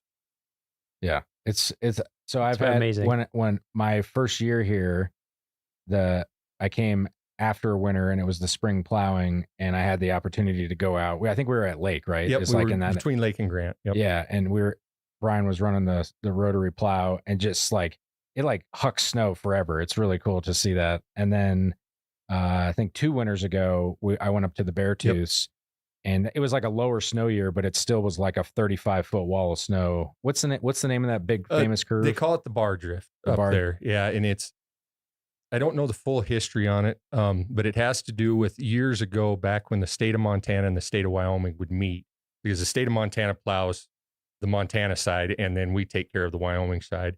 They would meet up there, and then they would cut a bar into the snow out there in June or whatever, and then the town of Red Lodge would come up and they'd have a big party. And I believe, I'd have to look this up to get verification, but I believe there's some pictures out there. At one time, they even had an elephant up there. Which is so random. You know? Yeah, it's really like just unbelievable to see that operation. And again, that happens in closed areas. Like it's just another thing that happens behind the scenes. You know, you drive through construction in the summer, but you're not driving through the plow operations. Right. And so, yeah, that's like a huge thing and the schedule that you keep. I used to work in Glacier, and they also have a road that requires crazy plowing, the Going to the Sun road, but they don't really put a time limit on it. It's kind of like it's open when we're done. Yeah. You guys are like cutthroat, like we got to hit these dates. These are when the things open. And we're pretty proud of that. We haven't missed for the park. We haven't missed an opening date since I've been plowing out here. And I think I've been plowing since 2007 or 2008. Yeah. Yeah. Knock on wood. Yeah. There we go. So, yeah. Another thing I was wondering about is like, I assume you kind of get to know different areas of the park when it, being on a volcano is so weird. Sure. It's just like, has it been interesting over all these years to get to like, there's probably going to be a pothole there this year. Sure. And like, because the weirdest things pop up on the road, I'll just, one day I'm driving, it's fine. I'd come the next day and there's just like a 3-foot tall, 3-foot wide bubble in the road. And some of it's so unpredictable because the geothermal stuff moves so much. I mean, there could be an area that you've never had problems with before, and all of a sudden an issue pops up, and I think Jake was kind of saying before, we built roads on a volcano. What's not a volcano, we're on high mountain slopes or over swamps. So we don't have the most ideal areas that our roads corridors are built on. Yeah. And I hadn't thought too about the increased visitation, and also like vehicles just keep getting bigger. Right. Yeah. Like RVs are bigger. And then a lot of electric vehicles are really heavy. Yeah. Like it's amazing sometimes when I read the weights on these things. I'm like, whoa, 7,000 pounds for a normal size pickup or something. I hadn't thought about that, but yeah.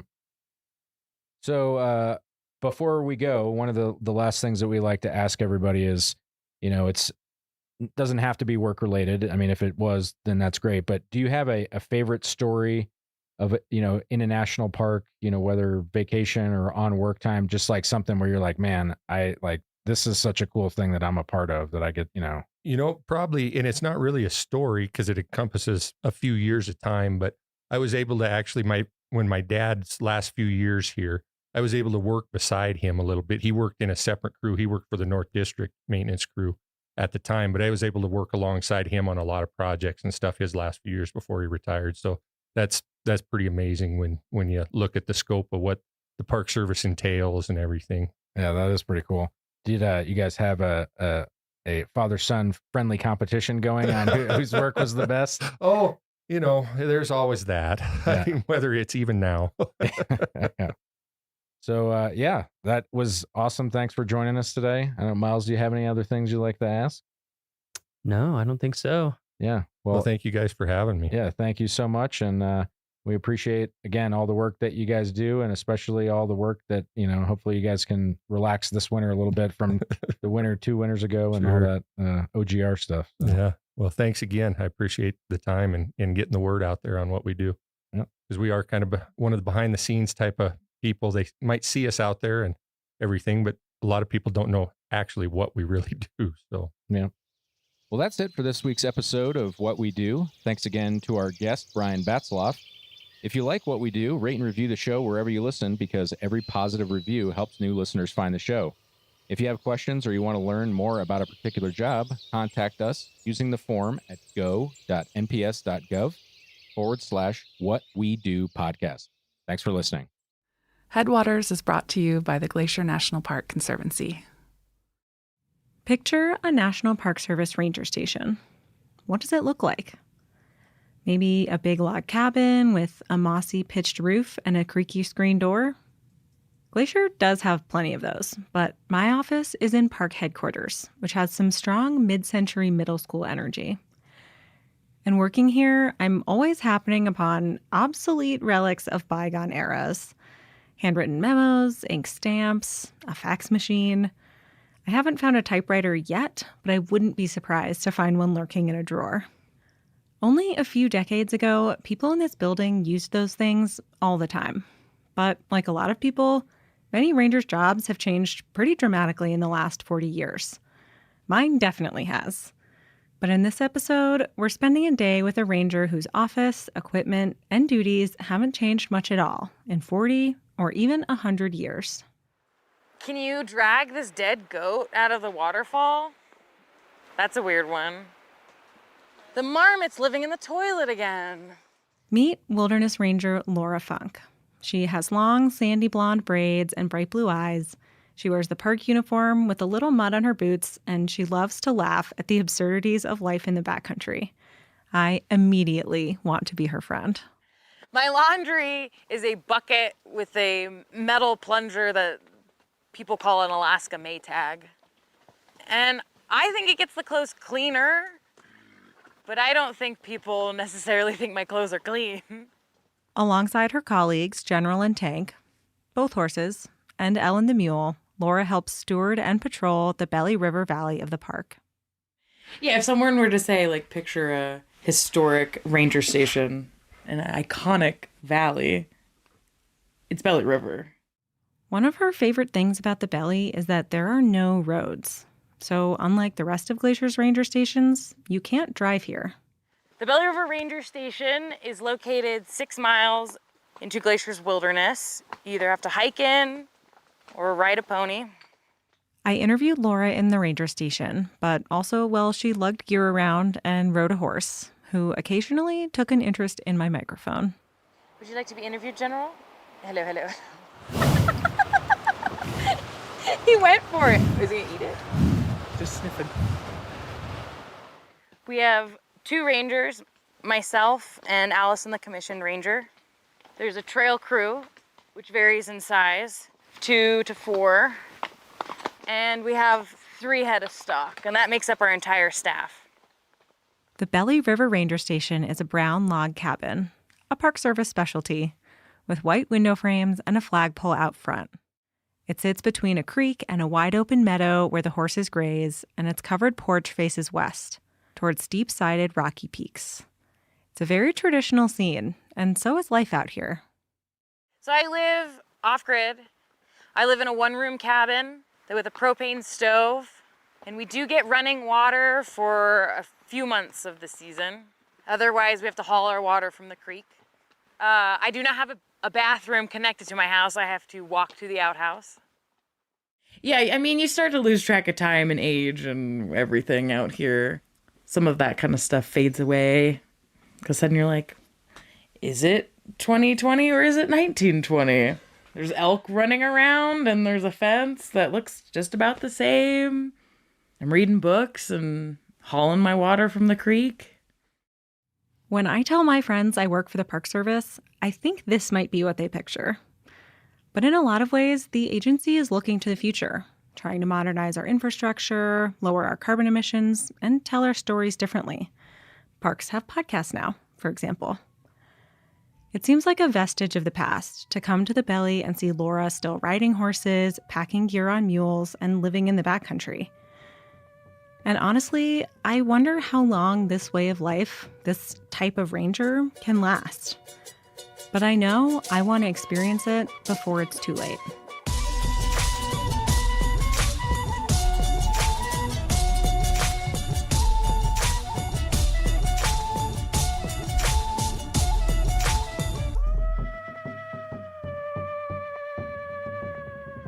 I'm Perry, and you're listening to Headwaters, a show about how Glacier National Park is connected to everything else.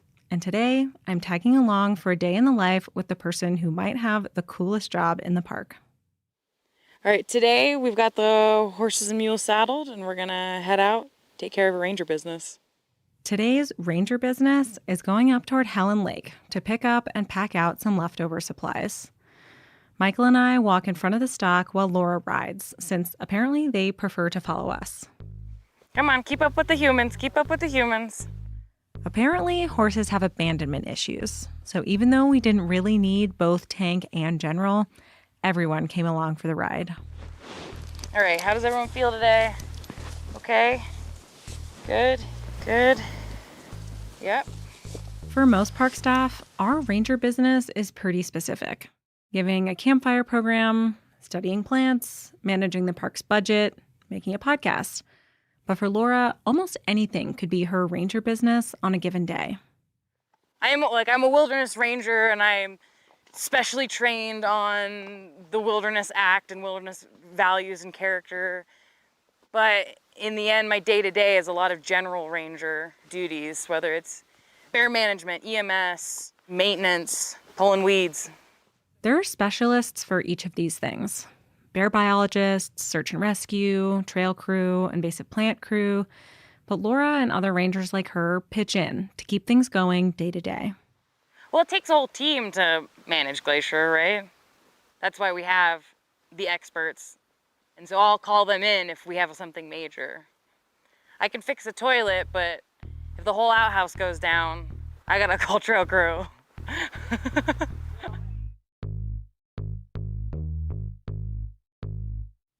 A lot of people talk about the quote, "Jack of all trades, master of none." But the full quote is, "Jack of all trades, master of none. Better something than nothing done." And that's kind of what I live by out here. And this is much the same as the ranger business that rangers have been doing in the Belly River for decades. Take this entry from an old logbook in 1994. September 14th, 1994. Patrol with Bob on stock to Elizabeth Lake Head to deliver additional gear and supplies to the trail crew. Dug out the fire pit and replaced the campground map with an updated version. Also pulled another handful of hawkweed.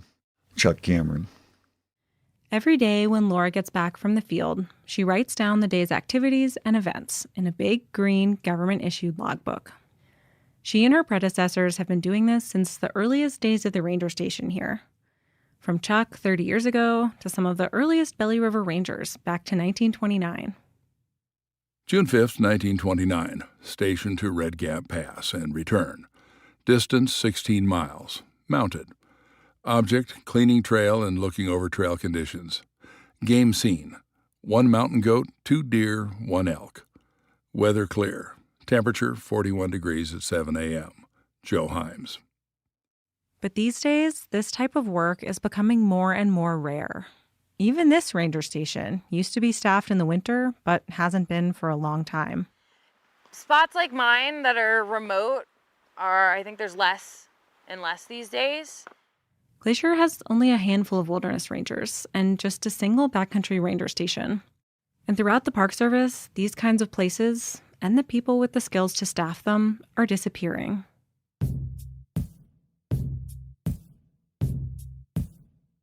In addition to all the odd jobs Laura does, a huge part of her job is talking to park visitors, most of whom are on multi-day backpacking trips. As we hiked up the trail past Dawn Mist Falls, a scenic and loud waterfall, we ran into our first hiker of the day. Hi there, how's it going? Good, how are you? Good, where are you coming from today? Helen. Helen, how was it? Beautiful. Good. I think it's probably the best view out there, maybe. Yeah.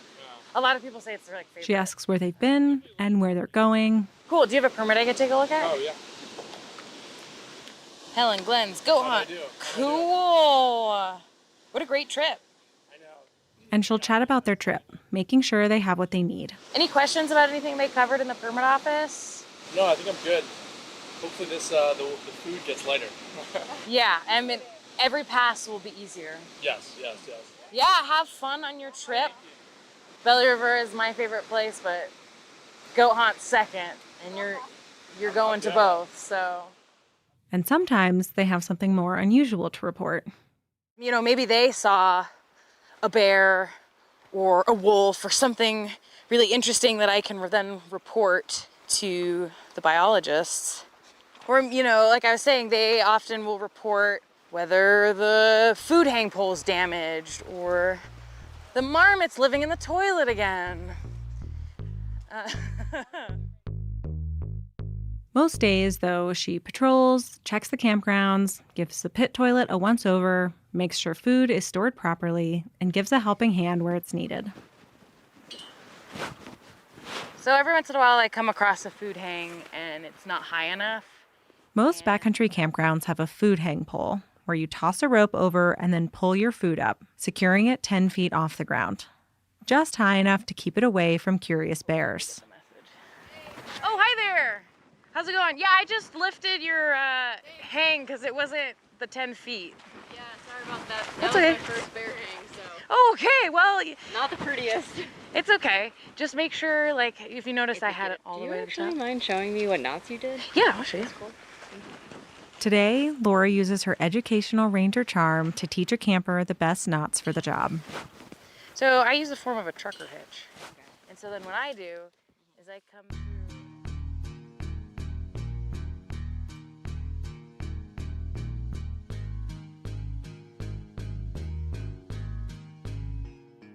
It's about 6 miles from the ranger station to where the gear was stashed for us to pack out. So we had plenty of time to chat as we walked through the forest and along the choppy turquoise waters of Elizabeth Lake, with colorful Seward Peak and the sheer ptarmigan wall beyond. I'd never been to Montana before I got this job. Yeah, I'd worked at Olympic as a wilderness ranger intern in college, and I always thought I was going to go back there, but then I got this job and was like, oh, I guess Glacier's my place. So did you always think about being a backcountry ranger or working for the Park Service? Was that always something you were interested in? Definitely not. I went to a liberal arts college, and my major is American Studies, and I had a thesis that focused on public land history, but I took that summer internship at Olympic and realized, well, this is what I need to be doing. This is where I'm happy. And it makes perfect sense that someone who loves history but wants to work outside would end up working here and living in a log cabin. So if you're talking to me about Glacier or Belly River, I often go into the history part versus anything else. Is that part of what drew you to the Belly River? Definitely the history and the legacy of Belly River. Having a mentor, Chuck Cameron, that worked here in the 80s and 90s. He got to share a lot of his experiences out here and the experiences of his mentor. So continuing on that legacy and preserving the ranger station, the institutional knowledge, passing that on is something that really drew me to Belly River. Chuck is one of the voices you've heard reading logbook entries from his time in the Belly River in the 1990s, along with one from Joe Himes in the 1920s. Both were rangers in Glacier for over 40 years. A long line of rangers connected by the tools they use, the horses and mules, and the way of life that makes up this job. It's definitely a connection to the past. We're using similar Decker saddles on the stock. That technology hasn't changed much. Yeah, we're using the same tools. I mean, literally some of the same tools that have been around for a long, long time. And yeah, we're patrolling the same trails. It's a different experience day to day, but they were doing patrol reports. We're still writing in the logbook every day what we got up to. September 22nd, 1992. Patrolled a Stoney Indian bench today to pull the 3 plank bridges for the season. Went up there with a wrench and came back with a wrench, a Pulaski, old wire, a huge tarp, an empty Southern Comfort bottle, an old 10-pound syrup can, and a fishing net. Quite a haul for one patrol. South winds, 67 degrees at 19:30 hours. Chuck Cameron. And so, yeah, what are we packing out So today? today we are packing out old parts of an inverted U food hang. It's not a difficult hike to retrieve the old food hang pole, but all the same, I'm glad I'm not being asked to add a 25-pound chunk of metal to my pack. So the reason we're having the ponies do it is because this would be more awkward for a human, and we might take multiple humans to do what Ellen can do by herself. Glacier has a staff of packers who supply trail crews in the backcountry for 8-day hitches or carry gear in for bat biologists or the fish crew. But for a few sections of metal pipe, Laura and Ellen can manage. So there's definitely a technique to manning loads, and with practice, people can become really quick and really neat with theirs. Like you? I would not say mine is the prettiest.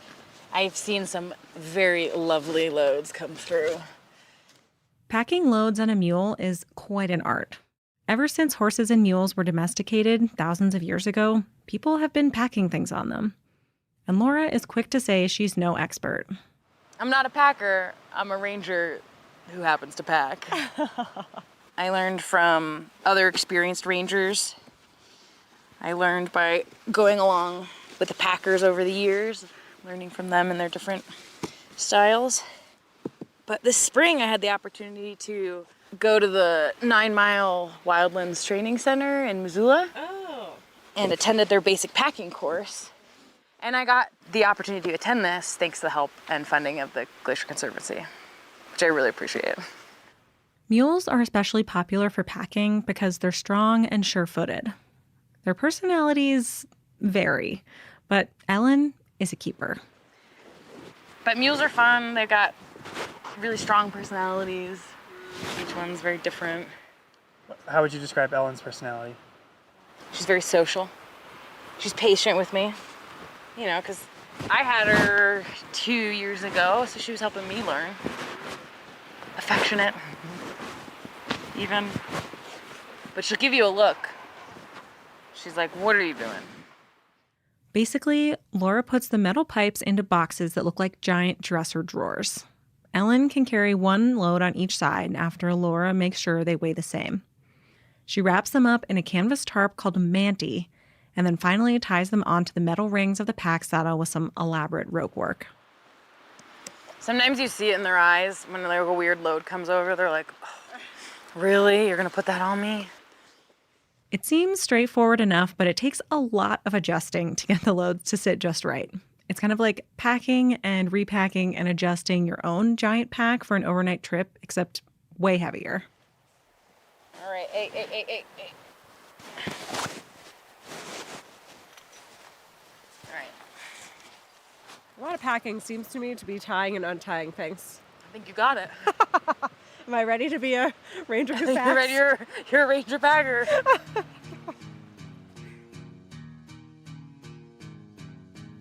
Spending the day with Laura, I feel lucky to see her in action and get a glimpse of what she and her predecessors have been doing here for over 100 years. But there aren't many people who know how to do these things anymore. And I guess part of me is wondering, does anyone need to know how to do these things? Do these traditional skills still have a place in the modern world? How do we decide what's worth holding on to? I was reading like a book where it's like one of the tests in the application to become a ranger was, can you saddle and pack a horse properly and quickly? And it was just part of like the job application and the interview process. And everybody could ride and pack and shoe, and all of the ranger staff could do it because it was just a way of life out here of surviving. This isn't the case anymore, though. You see older rangers that are reaching towards the end of their careers, and the younger folks can't ride or pack. And it's something that rangers have been doing for 100 years. And so it's like, does it end now, or do people like me start learning and riding and packing? And we have a lot of young packers in the park, but specifically like the ranger packer. I'd argue that it's a good idea to keep these thousands of years old skills alive just because, whether it's practical or not, so we don't lose them. But for Laura, it's not just nostalgia. I value it because I get to use it, day in, day out here to do my job, and I can do my job better with these three. Because it's useful. It's like, this is the easiest way to get a bunch of heavy stuff from point A to point B if you're not going to get a helicopter out here, which is expensive and dangerous. It's practical, but it's also iconic. So it's that dreamy scene of, the string going through the mountains, over the passes, through the valleys. Today, that was us. And it felt like a link to something I didn't know I was missing. And I get the sense that's how a lot of people feel when they come here. September 1988. I live in here with 2 horses and a mule, and some people would say that I'm a fool. No power, no phone, and all alone. But I say Belly River is a home. With the family and friends I've made over the time, I have precious memories that will always be mine. Written by Chris Burke for Vivi O'Shea.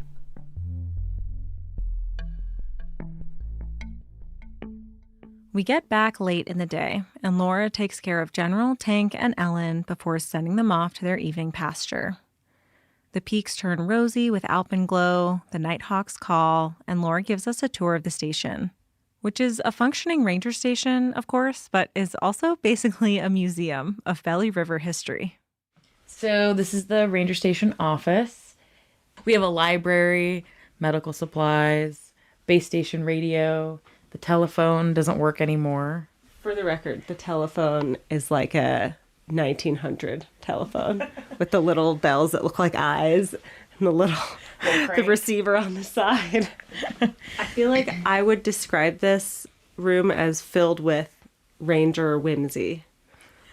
I think that's probably accurate. We have a typewriter that I think was used until the 90s. Maybe we'll get it back in working condition. Some fun drawings of the mules that worked here in the past. A photo of the old Bear Mountain Fire Lookout. And then next to it is Joe Cosley, the first Belly River Ranger. Some homes have a photo of the Pope hanging on the wall in a place of honor. The ranger station has a portrait of Joe Cosley. I do not look to him for my values and ethics based on his actions. But he's an icon for here. Infamous. Joe Cosley, the first Belly River Ranger, was hired under the rationale that to catch poachers, you should hire a poacher. Unfortunately, he never really stopped poaching. But that's a story for another time. We also have the historic Belly River file, which has old newspaper clippings, any stories or interviews that people have done about Belly River. I feel like not every wilderness district is like this. Definitely not. It's easy to romanticize these old traditions and ways of life, but it is hard work. They always ask me, this is the dream job, how do I get your job? But they never ask me that question when my head's inside of a pit toilet or I'm covered in just gross mud and it's pouring down rain. And it's not just the physical challenges that can make this lifestyle tough to maintain.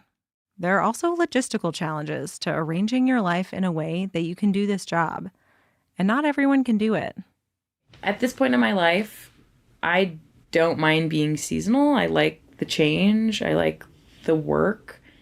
It's just harder and harder to live in this area on seasonal wages and to find housing available in the winters. Logistically, it becomes more difficult when you're trying to balance multiple jobs, multiple healthcare plans. I've had 5 healthcare plans in 1 calendar year from seasonal work. So I'd like to do this as long as possible, but who knows what the future holds. May 8th, 1990. It's a fine day here in Belly. I'm in for the 1990 season and glad of it. About 40 elk, 4 white-tailed deer, and 4 Canada geese on the way in, snowing the whole way. Stored shutters in the annex and caught a glimpse of the saw-whet owl in the large aspen to the east of the pasture. Fine dinner and cribbage lessons provided by Ursula. Good to be back. Chuck Cameron. The Stetson that I'm wearing is the hallmark of the ranger profession. I always tell them, put your hat on, that's what makes you a ranger. I always tell them, put your hat on, that's what makes you a ranger. That's what makes you a ranger. No one person can do this job forever, but you'll learn a lot if you stick around for a decade or two. And you can pass that on to the generations after you. I mean, some of the most beloved rangers of Glacier have come through Belly River and, yeah, stayed a long time. Tracy, 16 seasons. Bruce as well for a long time. Dave Shea was here. Chuck Cameron. And then Joe Himes, staying here through the winters. Oof. I wish they would let me do that, but I'm just a seasonal. Definitely the people that have worked here before or currently do hold this place close to their heart, and it's something we all share. Well, I think it's like the relationship goes both ways too. It's not just like I live here and it's pretty. It's like I take care of this place every day. Yeah. And it takes care of me. Yeah. And I think that there are definitely people and cultures that have been like that for a long time. And I think I didn't necessarily grow up in that. And I think a lot of us didn't. I know the Park Service preserves historic buildings and objects, basically the ranger station and a lot of what's in it. But maybe it's also part of our mission to preserve ways of life and skills and traditions that, if we're not careful, might otherwise go the way of the fax machine in my office. We would lose a connection to the past, and we'd lose very practical skills in what and how we manage these lands. Yeah, and it feels like this building would go from being like a living home and workspace to kind of a museum. Yeah, it would just be a memory, a memory of the past, or this is what it used to be like, instead of this is what we're doing now. We're still living out here. We're still ranging. I came to the Belly for a peek back in time, but if Laura has her way, this might be a look forward, too.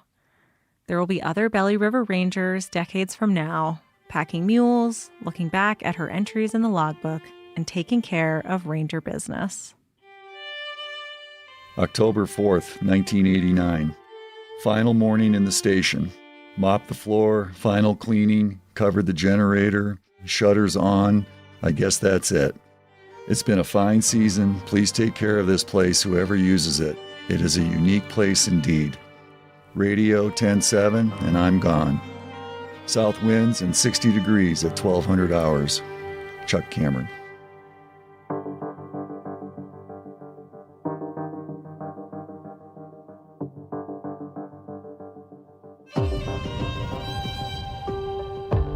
That's our show.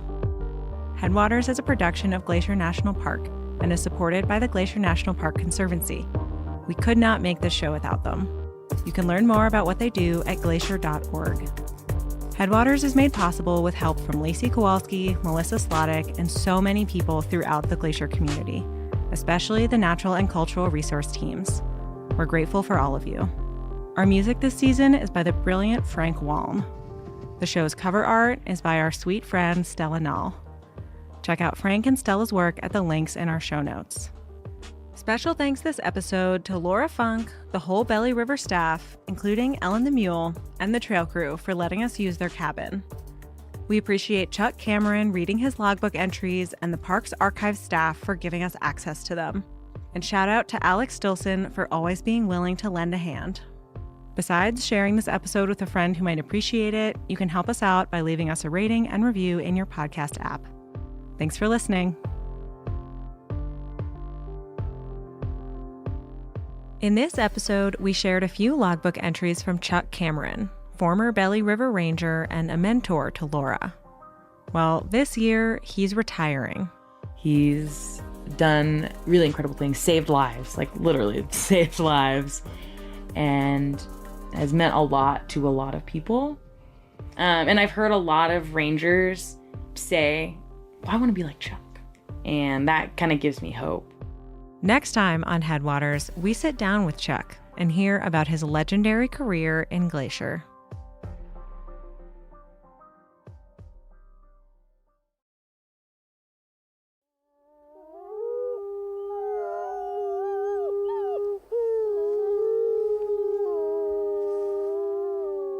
From Yellowstone National Park, this is what we do. I'm Brett Rayburn. And I'm Ashton Hooker. All right, Ashton. First of all, it's great to see you. How's it going? Good to see you too, Brett. I'm good. How are you? Good. I'm awesome. So I have a question for you. Okay. Have you ever hitchhiked before? You know what? I don't think I have, honestly. The way your face went, I thought you were about to tell me an epic hitchhiking story. No, I'm actually surprised I haven't done that though. Well, I did some research in the superintendent's compendium, and hitchhiking is legal within Yellowstone National Park as long as you follow some certain rules. So one of those rules, which is in Section 5, Part 4.31, which I'm sure you read by heart, all the time, says that you can hitchhike as long as a sign isn't bigger than certain dimensions. Oh, wow. Do you know what the max dimensions for your hitchhiking sign would be? Wow, this is a very niche question. I honestly have no idea, but I'm just going to take a random guess. I'm going to say it can't be bigger than like 5 by 5 feet. So 5 feet. That's a really big sign. I was trying to, that's like go a little spinner. Bigger than I thought. That's huge. It's 2 feet by 2 feet. So you're going to have to trim. That's a more like usual size of sign. Yeah. So next time you're recruiting someone to pick you up for hitchhiking, it just needs to be under that 2 feet by 2 feet. Okay, and you should interesting. Be good. If you want to hold a 5-foot sign, those sign spinners, that might be your go-to. So our next guest probably knows or is a lot more likely than we are to know Section 5, Part 4.3 of the Superintendent's Compendium by heart, because she's a law enforcement specialist here at Yellowstone National Park. So, Katie Anderson, have you ever cited someone for hitchhiking with a sign? Like if Ashton gave them their 5-foot by 5-foot sign, have you ever cited someone for that? No, but I would have definitely stopped and taled to her if she had a 5 by 5 sign. I would want her life story. That catch your attention. Her. Yeah, I feel like you don't even need to know the compendium to know that, like, that's probably someone you want to talk to. Exactly. Well, there's always a first time for everything. So I'm guessing you see a lot of things, something different every day as a law enforcement specialist. But I want to backtrack a little bit first before we get to your current position and talk about where and when you got your start in the National Park Service. Yeah. So thanks so much for having me. My where and when. So my career with the National Park Service began in 2001 as a GS3 park guide at Assateague Island National Seashore in Maryland, living with those wild ponies, which was pretty much a childhood dream being fulfilled right out of the gate. Yeah, that's pretty awesome. So was it the wild ponies that got you to that job, or how did you hear about the Park Service? Well, so the Park Service goes way back for me. I'll have to go many decades back from that.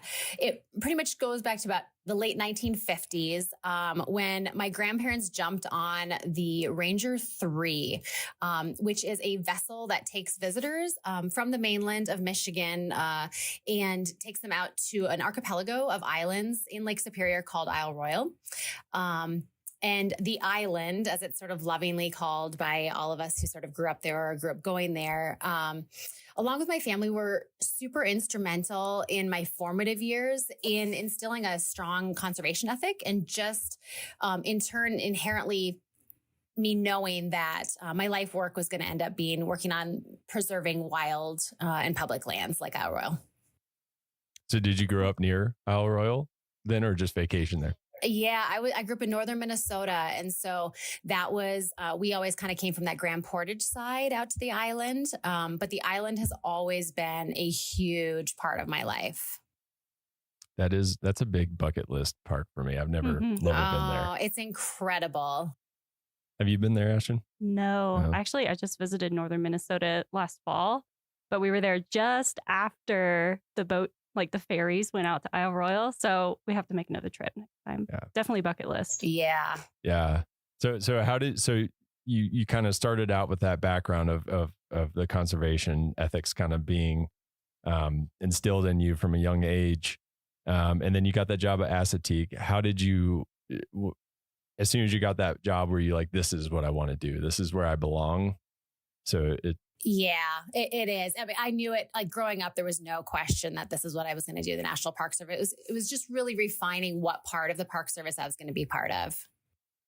And so how did you get from playing with wild ponies to where you are now? What are the steps and iterations of jobs and units that you've worked at? Yeah, so that is, there are such interesting journeys for us in the National Park Service, for a lot of us. What's neat about the National Park Service is that you can really experience the entire country on a deep level by working in the national parks, really from coast to coast. And that's pretty much what I did for those first 15 years with the Park Service. Right after I finished my season at Assateague, I made my way into the heart of DC to work for the Wilderness Society.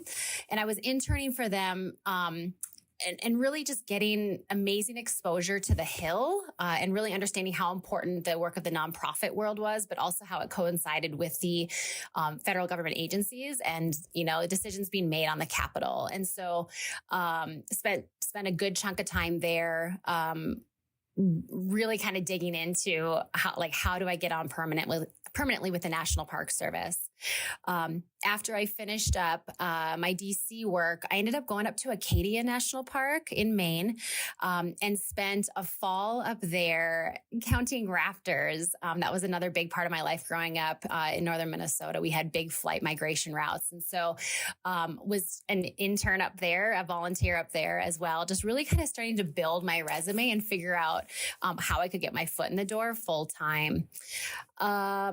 As I learned about the different types of rangering, sort of the longer I got in, I made my way to the Apostle Islands National Lakeshore, another archipelago of islands in northern Wisconsin. I used to live in Bayfield. Yes, in exactly. So the Apostles well. And I dipped my toes in interpretation and lived out on Stockton Island. And it was an amazing experience. And from there, I put myself through a seasonal academy, which was kind of the norm in how to get permanent in the law enforcement ranks. And so put myself through that academy because I really wanted to be running more of like the adrenaline junkie calls that were kind of coming with rangering. And I really wanted to get in on some of the craziness. And so then I spent the next 5 years of my career seasonally at Rocky Mountain National Park as a seasonal law enforcement ranger, doing the front country side of things and then also the backcountry work. I was able to jump in on the search and rescue operations, really got my first experience working fatalities and working the family liaison roles. And then also starting and really integrating the other side of my life that had always been so strong for me. And that was having a horse component in my career, and started my mounted patrols at Rocky Mountain National Park. Oh, cool. Wow. Yeah. So you've done like a lot of things. I have, and that was the seasonal days. And I'll make it brief on the permanents, but the permanents were really neat because that rocky experience. In my off season, I had been doing ski patrol work full time and had some avalanche background. And so Yellowstone picked me up permanently to be working on Sylvan Pass and be doing avalanche control up there as well. So I sort of could bring a skill set of the rangering skills as well as sort of my other life loves into one job. And then ran down to Grand Canyon for 5 years and got some crazy experience down there. And that experience on the South Rim, being a South Rim Ranger for about 5 years, really built the core of who I am as a person and ranger and supervisor at this point in time. And then returned to Yellowstone to the justice operation and the law enforcement office as the court liaison, and which I can say is now definitely one of the best jobs I've ever had. And into the role that I have now full time as a law enforcement specialist for Yellowstone National Park. That's awesome. And I guess we should mention to folks that you're joining us remotely from Glacier National Park. So you're on a detail currently at Glacier as well, right? I am. Yeah. Within the National Park Service and just federal agencies in general, we're able to do either temporary promotions or details, kind of where a park unit will borrow you for a period of time and let you get some really good experience. So right now I'm the acting chief ranger in Glacier and filling in a period from when the old chief ranger retired and when they get their new chief ranger in. Yeah, that's an awesome opportunity to have some of those. Mm-hmm. So do you have a typical day in your position at Yellowstone? I'm guessing not, but what is a normal, if you had to, I'm doing air quotes for people listening, what's a normal day for you look like? Completely not normal. So, it's really interesting. The Yellowstone Law Enforcement Office is super unique in the National Park Service. We've got a full-time federal magistrate, so a judge right there. We've got a United States attorney right in the building. We've got a United States marshal who works on all of our arrests with us and our warrants. And Yellowstone cases are all prosecuted in-house, and our sole purpose in my operation is in support of the field staff, so the field rangers who are doing all the patrols and the response to emergency stuff, and really our office provides subject matter expertise. We assist with, search warrants and blood draw warrants on DUIs and filling out criminal complaints and really just supporting our partnerships in and out of the house. Yeah, that's a lot of different things going on. And I'm guessing it's that like variety that you're seeking. I mean, you talked about being an adrenaline junkie. Obviously, you don't seem like you're the type of person that just sits down often. Yeah. You're always out doing stuff is the vibe I'm getting from you. Yeah, the operation is a dream for me because it's super dynamic. There's a ton going on. It's slightly out of control. There's a lot of stuff happening. And there's always just like kind of big balls or big issues floating up in the air that need to be tackled. And I like that. That's definitely the energy that I like dealing with stuff at. Yeah, for sure. And that's something, not every person is going to thrive in that type of environment. Like, what are some things that you do that helps you, juggle all those things that you say is up in the air? Like, what qualities do you need to have to enjoy a job like that?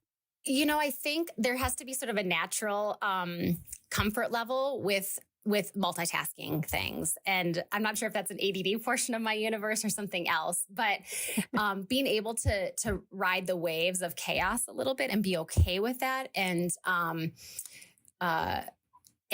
take a left-hand turn when you were supposed to take a right-hand turn that day, like that is absolutely critical. I think it's also super cliche, but communication, like literally being able to communicate with everyone from defendants who are sitting in your jail, prisoners to the chief magistrate judge and beyond is it's completely mission critical in our operation. I'm sure 90+% of my day and my job as a law enforcement specialist is just building trust and bridges with the field and all of our partners through just so much. Like you cannot over communicate in this job. Sure. Yeah. Yeah. Yeah. That makes a lot. I mean, and like communication can make the difference between like de-escalating somebody and escalating somebody. I mean, that can make a huge difference in what your day ends up being like. Absolutely. So is that your favorite part of the job, that variety, that, you just never know what's going to happen doing a lot of different things, or is there something else? That is a huge part of what makes me love my job. I think if I was really going to be pinned down on having to say what my favorite part of my job is sort of in the last decade of my career here, I would say whether we like it or not, the National Park Service is like a giant family and it needs tending to very similarly. My favorite part of the job, I think, is probably having really meaningful connections with my team and my peers. And those many levels above me. And being at a point in my career right now that I'm given some creative liberty to create the type of work environment that fosters those connections. I think it's so interesting because I think that adrenaline junkie is like your younger years, and the older you get, it's just life is short, and the relationships that you have at work, which is where we spend most of our time, and at home are just so critically important. Yeah. Yeah. And that's been that's come up a few times in our conversations with people, especially those that have like lived in the interior of the park or like remote areas. It's like that community is so important because that's who you have. Yes. And so you do a lot with those people. You work with them, and you have them over to dinner and all those things. And I think that's part of what is so special about the National Park Service experience that you just don't get in other jobs. Yeah, it's not a lot of work environments where you work with your coworkers and then you also go live in the same neighborhood as them. Yeah. Like they're literally your neighbors. Yeah. So that's a big difference. I know when Jake takes his recycling, Right. I can see what he's been eating for lunch if I wanted to. Perfect. That is a perfect example of how this works. Yeah. So on the flip side of that, what's the toughest part of the job? Similarly, I think I went the first 2/3 of my career here, I have gone full-blown energy. Like I've done things at 1,000% and really kind of gone full send on everything. But it takes a toll. Like this career is not for the faint of heart. We see a lot of the underbelly and the darker sides of society. And to have to deal, and we have to deal with the aftermath of all of that. It is us. We are exclusive jurisdiction here. We don't have other agencies coming in to sort of take the case from us. It lays in our hands. Yellowstone sees up, 2 to 3 million people in a really condensed portion of the year in the summer there annually. And all of those visitors and those of us living in the park bring our issues and problems and addictions with them and with us. And so it's really critical at this stage in my career, and we've seen the aftermath of not sort of dealing with some of that stuff and talking about it, that we actively process the cumulative work stress and the trauma. And thankfully, Yellowstone National Park is at the forefront of supporting their team with the Yellowstone Resiliency Project. And the National Park Service is building out some exceptional peer support, mind-body wellness type programs to support us proactively for a fulfilling career, but more importantly, for our well-being the day we retire and beyond. And so we're still coming out whole. And that has been a huge culture shift that has accelerated, I would say, in the last 3 years. And so the toughest part of my job is like the loss that we see through trauma and, undealt with issues. But also just the light in that is that I've got the opportunity right now with my own career to, like hyper focus on those things and be part of shifting a culture nationwide, really. Yeah, that's awesome to hear. I mean, especially we all take our jobs home with us somewhat, but in your position especially, I'd imagine that that's like one of those things that's really hard to not take home, and I mean, that could really eat away at you if you don't take care of yourself when you're home with your family. Yeah, absolutely. Yeah, and you mentioned the Yellowstone Resiliency Project. I'm not sure, a lot of people might not know what that is. Do you mind just telling people a little bit about what that entails? Yeah, so the project came about in cooperation with the Yellowstone. I believe with Yellowstone Forever was where that partnership really came about after the Yellowstone flood and after the loss of some coworkers to suicide. And there was just some forward thinkers and support from the superintendent's office and the chiefs to move forward in that partnership to fund mental health resources in Yellowstone. I mean, one of the most amazing parts about living in Yellowstone is its remoteness and its disconnect from the rest of the chaos of the world that's happening around us. But the downside to that is we have a hard time with resources and getting them. And so the Yellowstone Resiliency Project has funded bringing in healthcare providers for counseling and touch bases and just connections. So we're not kind of going through these big life events and sort of suffering on our own. And there's, bigger conversations that are sort of happening on like where next, what next for these programs. But absolutely critical for every division in the park to have this resource to be tapping into and just normalizing the conversations around it. I mean, this is the human experience that we have right now, and nobody is alone in their suffering. We all go through it. And just the pressures of life, create environments that we need to take care of ourselves and one another. I mean, that's just the reality in the Park Service is we have to take care of one another. So this Yellowstone Resiliency Project is brilliant. The folks that are working on it have just done an incredible job implementing it. And we are so lucky to have that team working for us. Yeah, definitely forward thinking. That was the key point I think you brought up there. It's like one of those things that plays dividends. It's you're playing the long game when you're investing in people's mental well-being. And so that's awesome. I guess cycling back to kind of your career, it sounds like you've had a lot of moments that you could probably choose as a defining moment. Do you have one defining moment that you would say, kind of defined your MPS career or set you on a trajectory or that you can look back on? I think about it often because I get asked that a lot. Like, what's the best park you've lived in? What's the best position you've ever had? And I can honestly say that I am so, like, at the core of my being, I am so incredibly proud of every single job that I've had with the National Park Service over the past 23 years. I'm so proud of myself as a GS3 at Assateague Island, like, that I ever even like stepped into it and got that job. I would say it all builds on itself. It builds character. It builds who you are to the core of your being in each of these positions that you're in. And I would say just sort of sitting here in this window now, like watching the snow dump, on Glacier Park, the acting chief ranger in Glacier National Park right now is one of those highlights. And I feel so honored to have the support from my Yellowstone team, which is like my core team, to take on this role and to have this connection now with yet another incredible gem of a park and the amazing people that call this place home.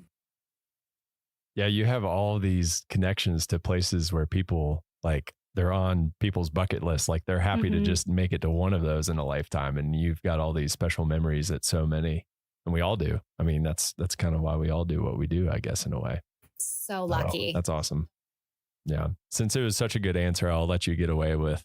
I technically said you had to have one defining moment, but I'll let you get away with it because it was a really good answer. But if you know me, there's never one. I always juggle at least 3 things. So I'm the same way.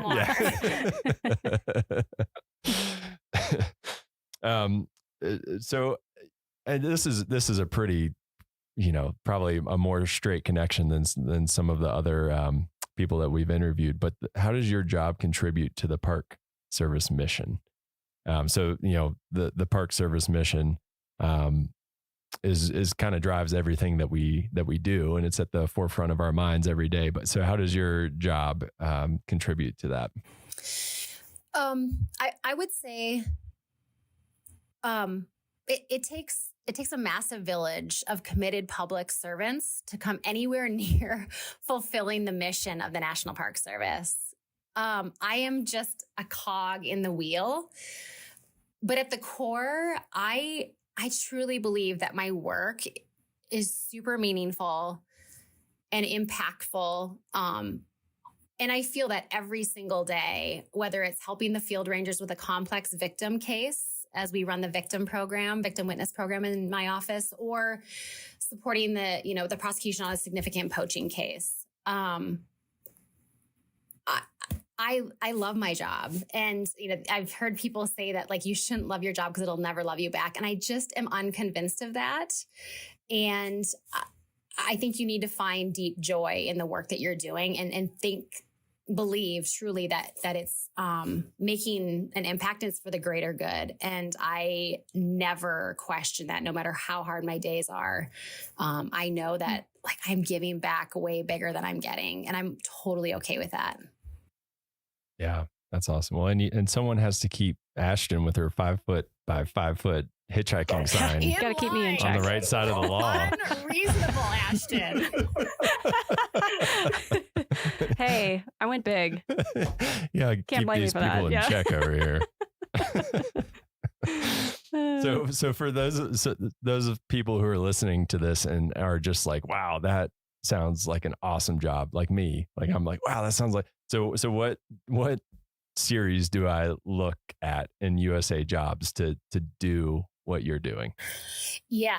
So the series that post on USA Jobs, which is where all of our federal jobs are posted, is 0025. So right now that's the Ranger series. And at some point there may be a shift in that, but right now 0025 Park Ranger Law Enforcement is what folks would be looking at in USA Jobs. And is that the same series for like all the positions kind of working their way up the ladder? Yeah, it is. So everything from your field level law enforcement, GS 5, all the way up into your chief ranger positions. Awesome. That makes it easy. I feel like a lot of times it jumps around and gets complicated and it's hard to keep track of all those numbers. So 0025 is the one to remember. And do you need formal training to get that like GS5 position? You do. There's a couple routes now. Kind of the old ways where we would put ourselves through a seasonal academy, a law enforcement academy that's sort of connected with the National Park Service, and then you would apply to seasonal positions like summer positions. This last year, a new system, a direct hire initiative was sort of started, and we're hiring things a little bit differently. So in that case, a couple times a year, there's announcements that are flown nationwide for the National Park Service law enforcement positions. Either way, you'll spend a significant amount of time at the Federal Law Enforcement Training Center in Glencoe, Georgia. And then in a field training park as you build the foundation to your law enforcement career. How long are you in that field training park for? The field training park is, I got to think about how many weeks this is. 13. I think it's 13 weeks. I'm kind of talking off the cuff here, but, and sometimes that's your home park. Yellowstone we're really lucky. We're one of those parks to have a field training park and staff in place that can field train folks in person. Awesome. And what's the kind of stuff that people are exposed to in that training? Like if somebody's interested in going through that, like what would they expect to be exposed to? Yeah, I think this kind of ties into to another portion of some of the questions. At the core of these jobs, we are federal law enforcement officers. Like that is the core of what we're doing. And so, for example, FLETC, the Federal Law Enforcement Training Center, they do foundational, like basic law enforcement training. So everything from some people's first day on the firearms range with your pistol and your shotgun and your rifle, to patrol tactics, like how do I literally drive my police car? How do I do high speed pursuits, kind of chases? How do I care for victims in cases? How do I physically maintain my fitness and show that I can ground fight with somebody that I'm going to need to go hands-on with in my career? How do I handcuff somebody? What are my arrest procedures? So it really takes you through all of the basics of how to be a cop. Wow. Yeah. So it's like a good crash course then. Yeah, you make it or you don't. It is a crash course. You have to have the mental space and be really there to want to do it, because it's not all fun and games at all. Sure, for sure. I bet you build some really strong connections with the people that you go through that with, kind of like, boot camp or something. Absolutely. Well, before we let you go, Katie, do you have, we like to ask this of everybody because it's just fun for us, and I come up with more things that I want to do in my summer vacations, but do you have a favorite story or memory? It doesn't have to be from Yellowstone, any national park service unit that you visited or worked at. Do you have a favorite story? It's going to come from Yellowstone. And I don't know if it's a specific story. I think what I would say is this kind of speaks to the specialness of living in these places. Living in Yellowstone is like being a National Geographic episode every day. And I would say it's amplified when you live in the interior, which I've lived in several times, and I don't now. But what I would say is you can almost gauge the rhythms of the year, like the seasons of the year, by the flow of the wildlife and the thoroughfares and the tracks that they are walking. And, just this season right now, as I'm not in Yellowstone, I'm in Glacier and I don't have the bison out my window. I'm starting to wonder if the cow bison right now with their big swollen bellies, if they're starting to make their way towards Mammoth Hot Springs and down to their calving grounds. And that always is like my sure sign that spring is coming. And I just think that's just one of the most incredible parts about living in Yellowstone, is that you can just, it feels very prehistoric to be living there with them and just watching these old rhythms just float by. Like we are truly just there in somebody else's world. And we're just guests. It's amazing. Yeah. Yeah. That's pretty special. Yeah. I love being in a place where it's like you said, those connections to like the natural world. Like the bluebirds are like, I heard a bluebird, spring is coming and everyone's just as excited as you are. Yeah. Where some places people will be like, what? The what? So that's awesome. Well, thank you so much for joining us and taking the time. I know I speak for all of us, but we thank you all for your service and thank you for keeping us safe. I know I live like literally all of my neighbors are law enforcement rangers, so I just feel like the safest person whenever I'm out and about my home. So thank you all for what you and your team do day in and day out. Yeah. Thanks so much for having me. Thank you. All right, that's it for this week's episode of What We Do. Thanks again to our guest, Katie Anderson. If you like what we do, rate and review the show wherever you listen. Every positive review really helps new listeners find the show, so thanks for doing that. If you have a question or want to learn more about a particular job, contact us using the form at go.nps.gov/whatwedopodcast. What's up, Rocky Podcast listeners? This is the Rocky Mountain National Podcast. It is Friday, June 30th, the last day of June. So happy early July to everybody. We appreciate you coming along for the ride. This week's episode is super cool. We have Cynthia Langeth. She is the ranger, the lead interpretive ranger up at the Alpine Visitor Center. So we're going to learn all about things alpine, from the flowers to the animals to the weather and things to watch out for. All sorts of stuff like that. So definitely stay tuned. Before we get started, we wanted to give you a couple of pieces of news. First of all, Old Fall River Road is open. It just opened up like while we were recording this. So Old Fall River Road is now open for your driving, walking, or whatever pleasure. It is one way up only. If you don't know that, it's one way from the bottom to the top. And we have had some times where it's been super busy last year and we've had to shut down traffic in the middle of the day. So if you're planning on coming, as with everything, arrive early or come later in the evening. It's a beautiful road. So if you've never done that before, check it out.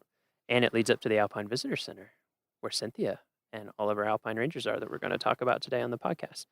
Another thing with roads, we do have road construction going on if you're coming to the park. So Moraine Park Campground Road, there's some construction there. It can be like 5 to 15 minute delays pretty soon after you turn off Bear Lake Road. And then we also have some pavement preservation stuff, keeping our pavement in good shape throughout the park. And that's just in various areas. So if you come to an area where cars are stopped for a little bit, that's probably what it is, unless everybody is stopping in the middle of the road and looking at elk, which you should not do. So hopefully that gets moved on. But otherwise, it's probably pavement preservation.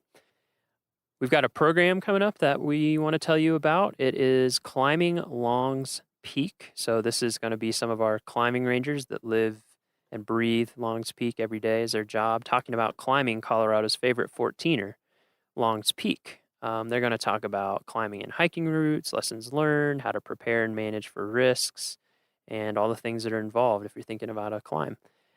This program is free and open to anybody, and it is going to be at 7:30 p.m. on the evenings of July 5th and July 21st at the Beaver Meadows Visitor Center. So again, 7:30 p.m., July 5th and July 21st at the Beaver Meadows Visitor Center Amphitheater. So come and check that out. And one last shout out before we head into the podcast, the Rocky Pledge. So we've been putting this on our social media, and we also have it on our website. We have come up with something this summer called the Rocky Pledge. It is a pledge that you can take by yourself, with a group, out loud, in your head, whatever, however you want to do it. We just ask that it be meaningful to you. So if you go to go.nps.gov/Rocky Pledge, you'll see our Rocky Pledge logo, you'll see the pledge itself, and you'll see ways that you can join in. We just have so many people coming up to the park now. And actually, in a future episode, you're going to hear about that very soon.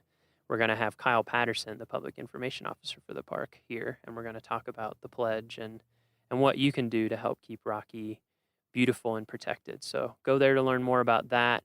We're also encouraging people to take shots on social media. You'll see our logo is like two hands lovingly encircling a bighorn sheep. So if you want to go out in the park and take pictures with your hands encircling stuff or any creative ideas, anything like that, just tag them with a hashtag Rocky Pledge. And we go through and look at that hashtag and we repost shots. And we have a bunch of followers. So, win-win for everybody. All right, we are going to head into the podcast. Again, this is Cynthia Langeth, the Alpine Visitor Center main interpretive ranger, and you're going to learn all sorts of stuff about her and the Alpine.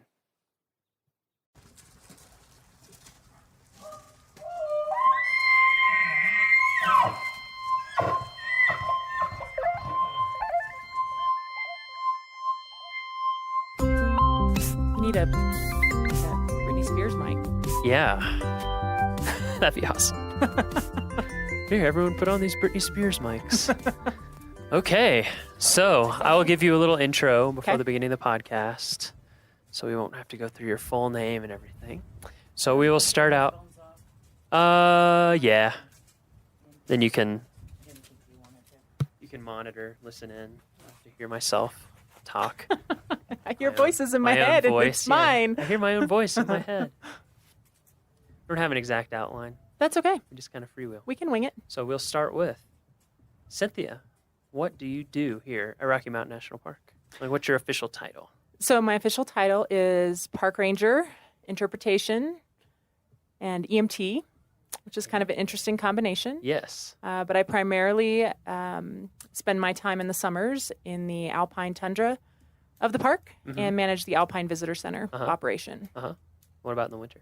So in the winter, there's a lot of catch up from summer. Yeah. After hosting 3.5 million of your closest friends, it Yeah. takes a little cleanup time. So in the winter, we do a lot of preparation for the summer, and I also get to lead snowshoe walks and full moon hikes in the nice. winter, which is pretty awesome. Cool. Yeah. Well, maybe we'll come back and talk about that in a little bit. So, Alpine Visitor Center. Rocky's pretty famous for its alpine tundra. It is. Is it not? On the way driving up here, we saw lots and lots of people eager to see it. So I thought we'd start by just talking about alpine tundra, what it is, what makes it what it is. Nature, it is because of what it is. Yeah, so I guess first we could talk about tundra in general. So what is tundra in general? Yeah, so tundra is, I guess, a slightly more generic term that just describes ground that is free of trees. And kind of historically, it's also been defined as, a lot of permanently frozen ground. That certainly, I don't think, is necessarily the case from a scientific standpoint today. Mhm. But when tundra was kind of initially used, it was to describe an area free of trees that had a lot of permanently frozen ground. Mhm. And then that either, occurs where you are at a, really far north latitude Mhm. in the Northern Hemisphere, or you're at a really high elevation, which is, of course, what we have here in the park. Right. Okay, so tundra, place without trees, that's due to temperature, I guess, instead of dryness, sort of. Alpine tundra is because of alpine being high elevation, right? So it's due, Exactly. due to Versus the elevation. Arctic tundra, which would Right, be due to the latitude-based. Yeah. Yeah, so if you want to find tundra due to latitude, you have to go very far north. You or do. if you want to find tundra somewhere like Colorado, you just have to go up to, in Rocky, where does tundra begin, generally speaking? What's the range? So generally speaking, it occurs around 11,400 feet in elevation in Rocky and kind of in the this region of the southern Rocky Mountains. Certainly as you go further south, tundra is found at higher elevations. As you go further north, it's found at lower elevations. I mean, there's alpine tundra at the equator, Right. if mountains are high enough. If it's tall enough. Exactly. Yeah, I worked in Denali National Park for a while, and I think their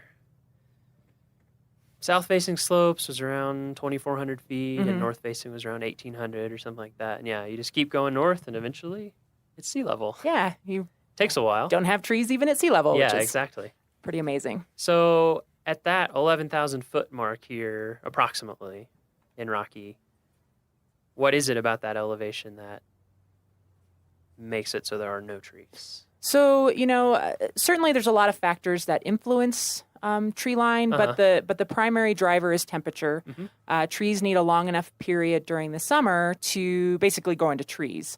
They need to have enough time to put on new growth and grow upwards. And if the average warmest temperature during the summer months is below 50 degrees, then you pretty much don't have trees anymore. So that 50-degree isotherm, as it's called, is the determining factor for tree line. So yeah, it's just too cold. Trees don't have enough time to grow up into trees. Right. It is too cold and harsh for any tree to make it. Yes, we definitely get the little kind of shrubby trees we call krumholtz, which technically are the same tree species you find down in the big, majestic forest, but they're a little stunted up here. Yeah, Krumholtz. That's an interesting Isn't that word. a great name? Yeah, it's a German word, right? Yes. Crooked wood. Crooked wood. Yeah, you see it. I'm trying to think of some places visitors go. They're really good to see it, like Rainbow Curve or... Yeah, Rainbow Curve is definitely approaching that getting kind of close. transition zone between the forest and the alpine tundra. Yeah, and even even at pull-offs like Forest Canyon, Medicine Bow Curve, you can see examples of krumholtz. Yeah, it's really amazing. It's almost like natural bonsai or something. They just grow super close to the ground, It's really definitely gnarled. They Mother creep Nature's along in little pruning. pockets. Yeah. Yeah. Anywhere where they can find a little bit of shelter from the wind, even from themselves. It's amazing how thick it can grow in places too. Okay, so alpine tundra. Rocky has a lot of alpine tundra, right? About a third of the park. About a third of the park. And the park is just under 250,000 acres, so a lot of areas of alpine tundra.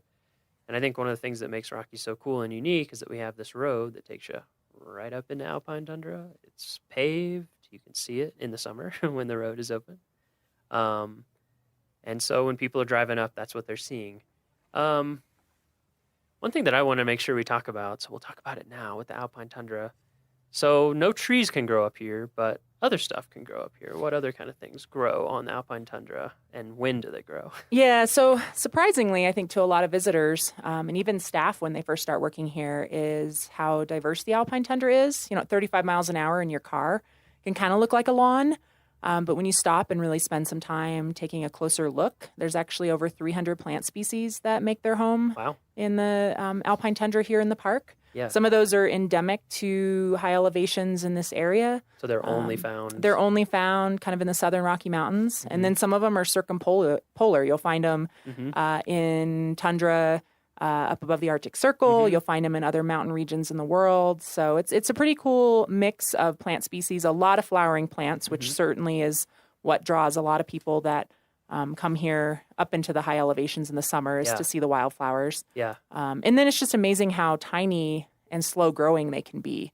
You know, the growing season here is kind of short compared to what most people are used to in their gardens. And about how long is it? Well, it depends. It depends. Right. If you're in a really sunny, windswept area where you're snow-free for a longer period of time, you know, you might have a really posh growing season of like 90 days. Ooh, 90 days. Yeah. We're talking like, you know, living the life.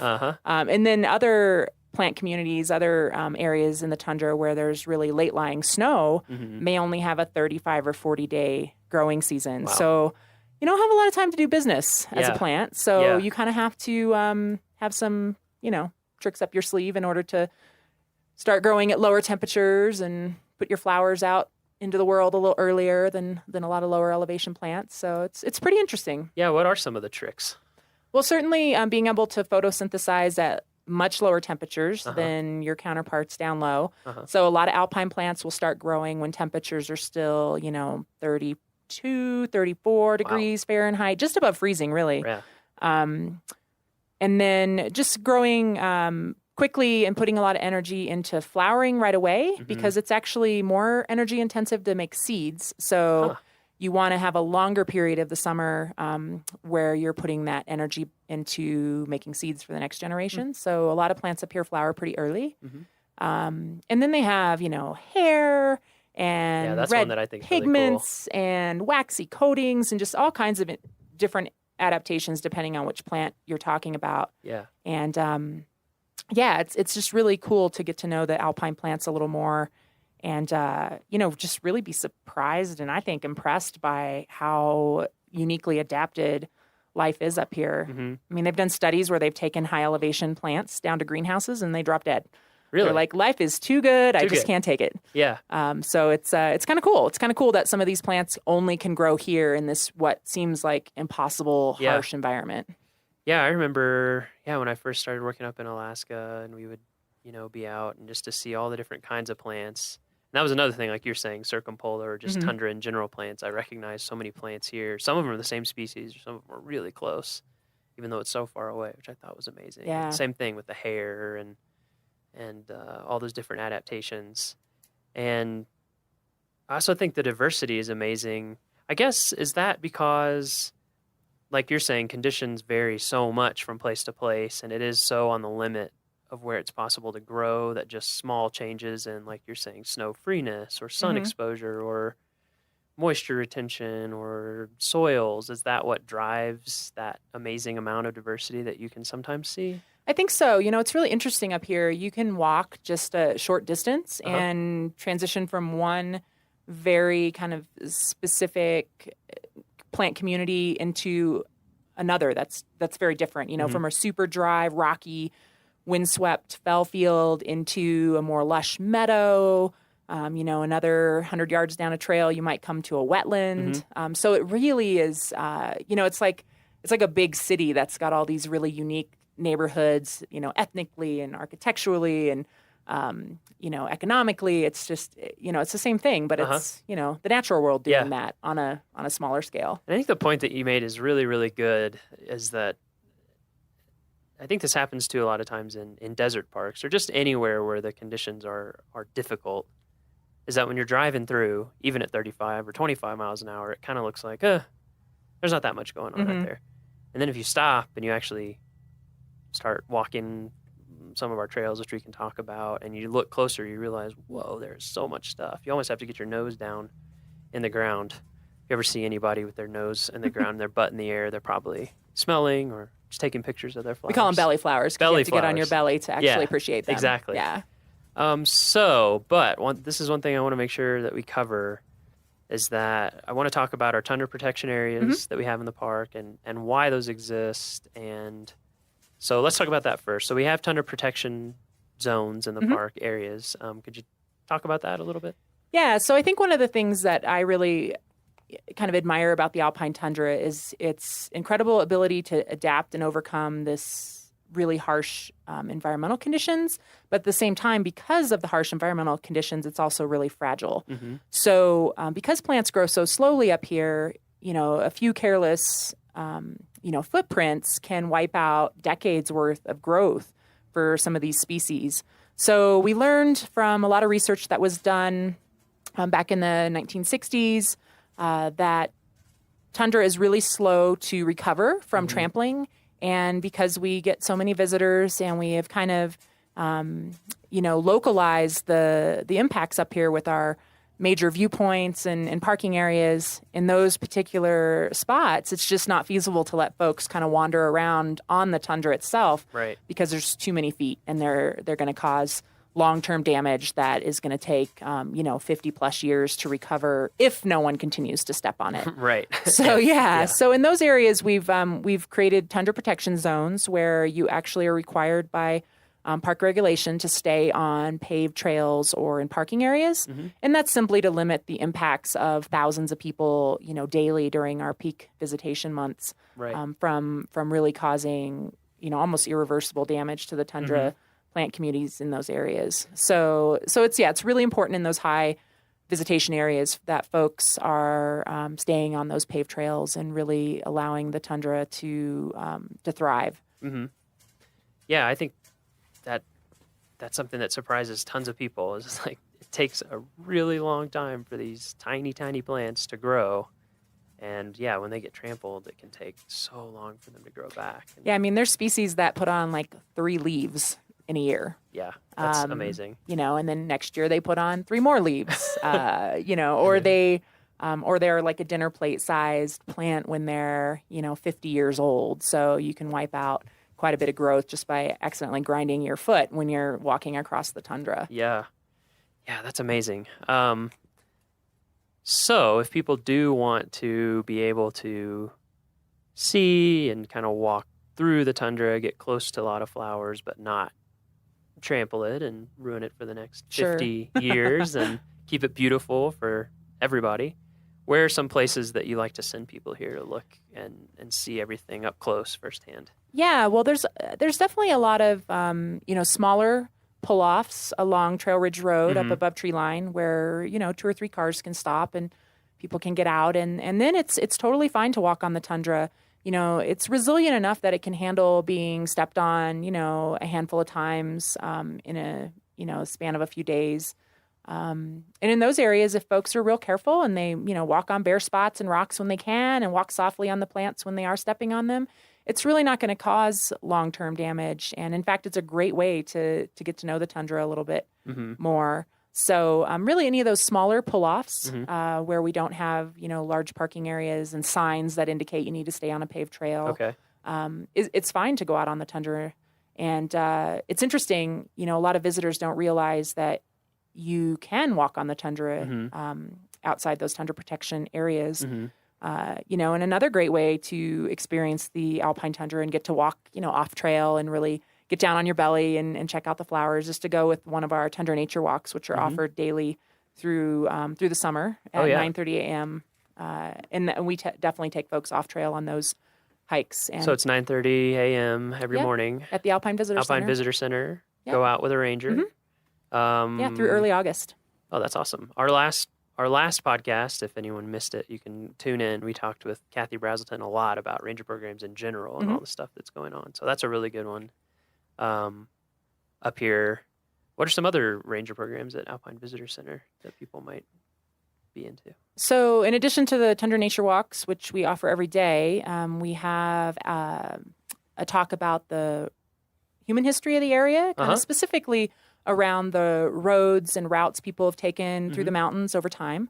We call that Road to the Top, and that one's offered twice weekly. And then we also offer all about lightning talks 3 times a week, and that one is really good just to learn a little bit more about how to be safe in the park, not only above tree line, but just when you're out exploring and adventuring in general. But certainly, big reason behind the All About Lightning talk is lightning is one of our environmental hazards in the summertime. So we like to educate folks as best we can about how to plan ahead and how to, make good decisions when they're in the park so that we don't have anyone injured or killed by lightning. Mm-hmm. Yeah, lightning is a big one up here, Yeah. I think. I mean, everyone knows Colorado gets a lot of lightning, but when you're up here above tree line and there's no trees, the tallest thing around is often you. Could you talk a little bit about, just some of those really general tips for folks as they're coming to visit? 'Cause I think it's something that people just, the Alpine is so different, Alpine tundra, from what most of us live in or experience on a daily basis. And that's one of the things that I think people just don't think about until you're seeing it and it's too late and it's scary. Yeah, I think the Alpine tundra is kind of otherworldly to a lot of our visitors for a multitude of reasons. And one is, the weather up here. You come up from Denver, it's, 95 degrees, and then you step out of your car up here and the wind is blowing and the wind chill's, 42 degrees and you're still wearing flip-flops and a tank top. Yeah. So that kind of throws people for a loop. Even right now, I don't know what it is in Denver today. I think it's in the 90s. Yeah, it's supposed to be real hot today. And right now it's in the low 60s up here. With a breeze. I'm glad I have on a wind jacket. You've got on a vest. And this is a hot day. Yeah, this is a really nice This is a really warm day up here. So yeah, definitely. That's a great tip. Yeah, and then I think too, when it comes to thunderstorms and lightning, so many of our visitors, and myself included, growing up, you watch storms build from a distance, and then they are, they're coming your way or they're moving away from you. But you kind of have this this almost like theater experience when it comes to weather a lot of times. And when you're in the high mountains, the weather often builds right where you are. So you don't see it coming. You are in it as it's developing. And so I think it takes people by surprise sometimes. It happens so fast. It really You'll does. see something off in the distance. And like you said, when you're like, oh, look at that storm. It's coming. And then... Or those puffy clouds are getting a little darker at the bottom. It's there in minutes. Yeah. Sometimes. So I think it does take people by surprise. And then, I think a lot of visitors just don't take lightning as seriously as they should here in the park as far as a real risk, a real hazard. So, definitely just getting out and playing in the high elevations early in the morning when there's less likely to be thunderstorms is always a good idea. Check the weather forecast ahead of time because we certainly can have thunderstorms develop in the morning. We've had thunder and lightning at 10 a.m. It's not always, noon or 1 o'clock. And then, just make sure you have kind of an escape plan. Don't push yourself. If you think the weather is changing, turn around. The only safe place to be in a lightning storm is in a substantial building or in a, hard-topped vehicle. Even outdoors, if you get below tree line, if you get into the forest, you're still not as safe as you would be inside. So I think it's really just about making good decisions ahead of time and choosing wisely about how you're going to recreate and how you're going to spend your time in the park so that you don't put yourself in one of those situations that can become dangerous really quickly. And then I guess since we're on the topic of safety, the other thing I wanted to talk about, make sure that we hit is altitude. So yes, we're at Alpine Visitor Center right now. We're at what altitude? So we're at 11,796 feet, so almost 11,800 feet in elevation. Okay. And Trail Ridge Road goes a bit over 12,000 feet in elevation. Yep. So I'll tee you up for a question. So is there less oxygen at altitude? There is not There less is not. oxygen percentage-wise as far as the amount of oxygen in our atmosphere. However, there's less available oxygen to you because the molecules are more spread out. So if you kind of think about a box of air at sea level and a box of air at elevation, the percentage of oxygen is still the same inside that box, but there's less oxygen molecules at elevation. So you're getting less oxygen as you breathe. Yeah, for sure. Significantly less. Yes. So your body is working a lot harder to get the oxygen it needs. And, a lot of people think like, oh, I'll be acclimated after being here a couple days. And for a lot of visitors, they do feel better after they're here for a few days, especially if they're taking care of themselves, they're getting sleep, they're eating probably more than they're used to eating. They're drinking a lot of water. Caffeinated beverages do not qualify as fluids when you're coming to altitude.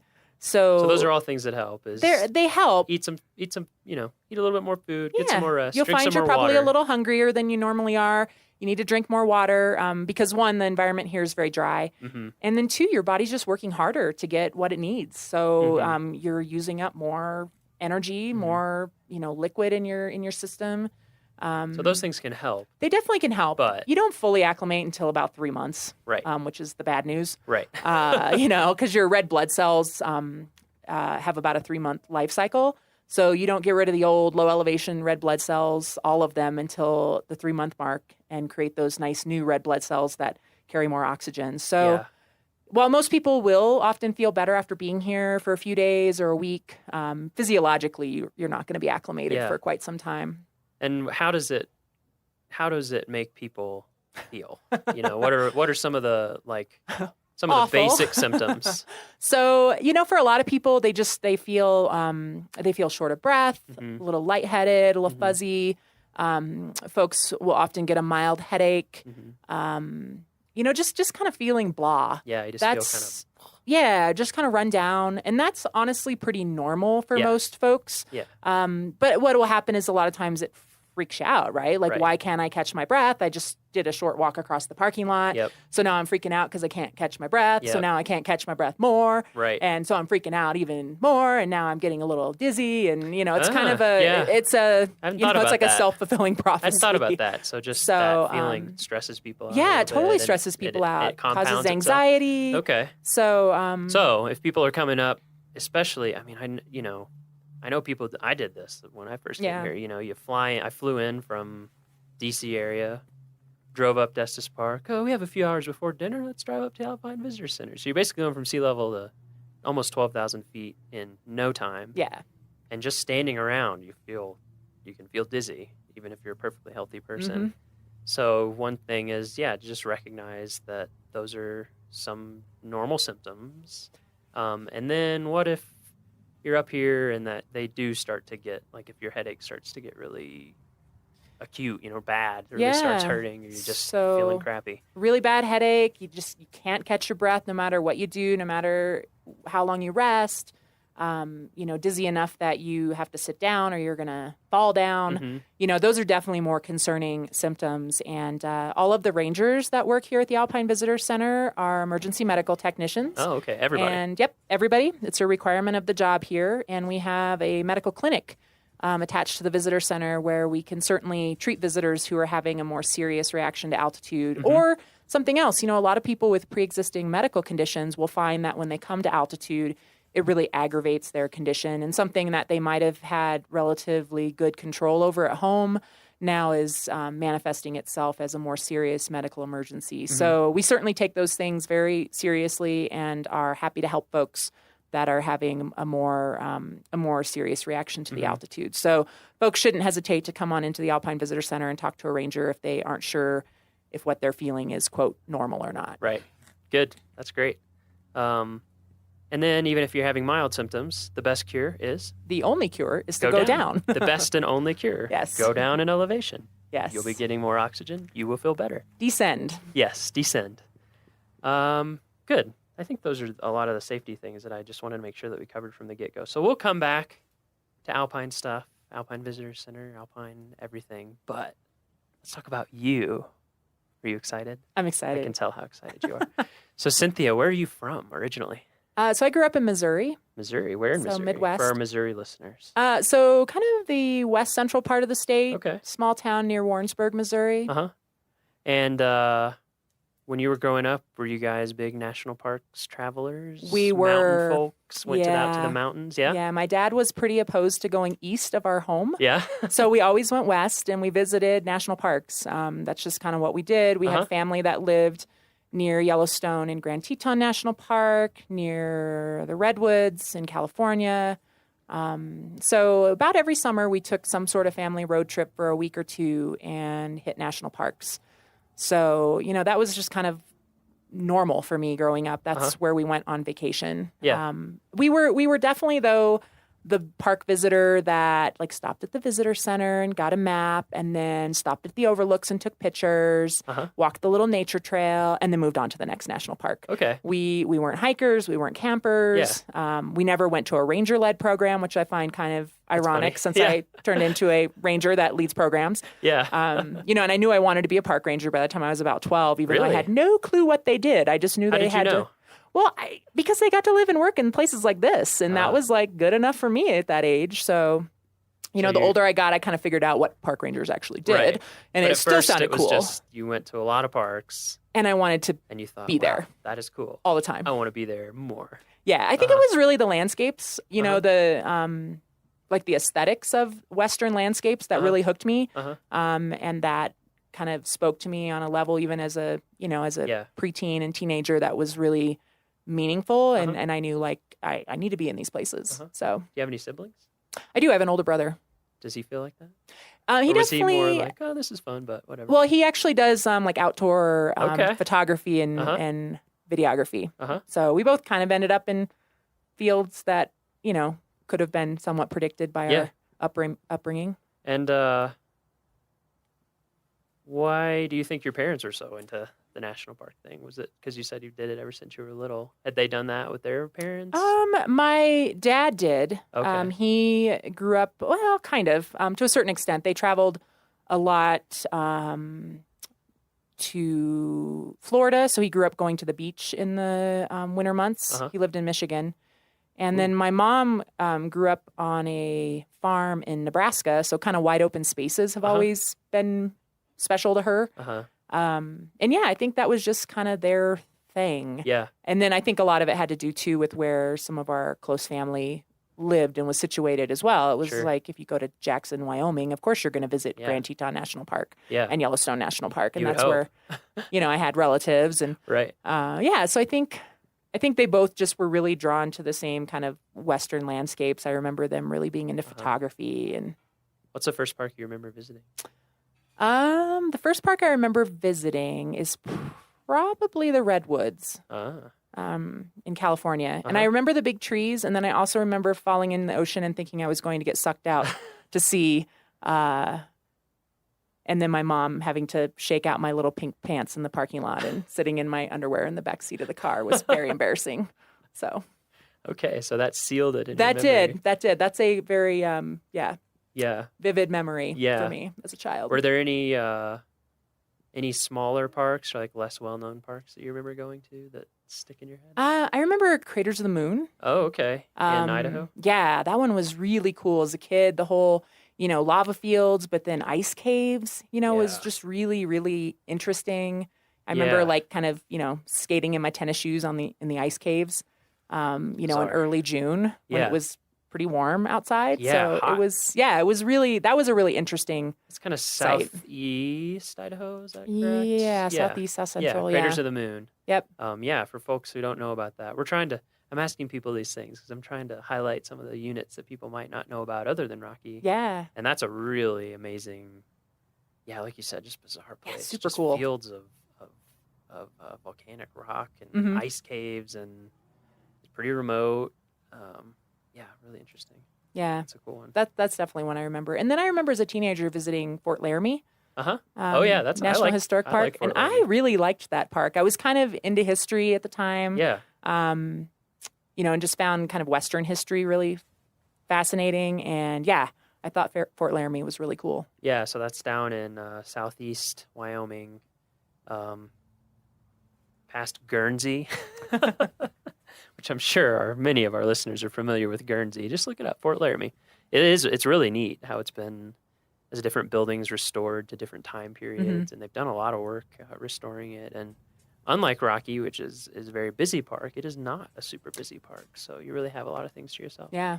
And at Guernsey State Park near there's a visitor center created by the CCC with exhibits from the WPA, and it is like in original condition. Wow. Yeah, so all the exhibits you can go in there and see, and they're all hand calligraphy, painted. It's really incredible. It's almost like cool. it's almost like a WPA museum. And it's kind of, it's just in this little park, and the building is very park rustic type architecture, huge stones and timbers. Guernsey State Park. Yeah, Guernsey State Park. Yeah, shout out. We didn't hit that on our family Yeah, a lot of road people trip, don't know about it. I don't know if they want me telling Yeah. people about it or not, but now they know. Now they know. It's really worth seeing.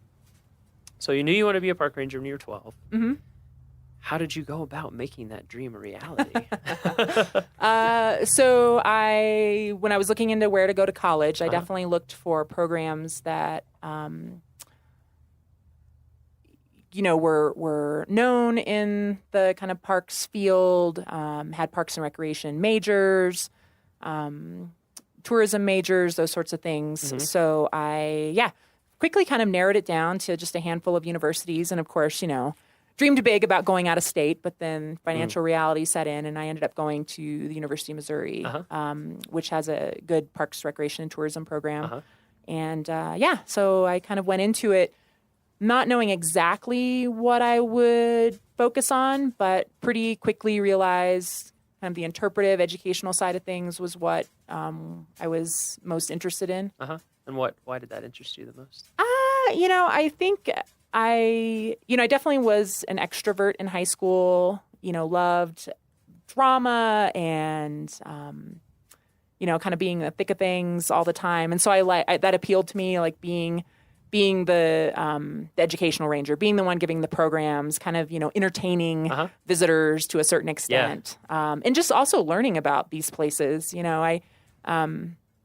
I grew up in a rural area, and I just, I always loved just exploring the creeks and forests near where I grew up and trying to figure out how things in nature worked. So I think that was appealing too. Like that was my job, figuring out how things in nature worked and then explaining that to park visitors. So, yeah.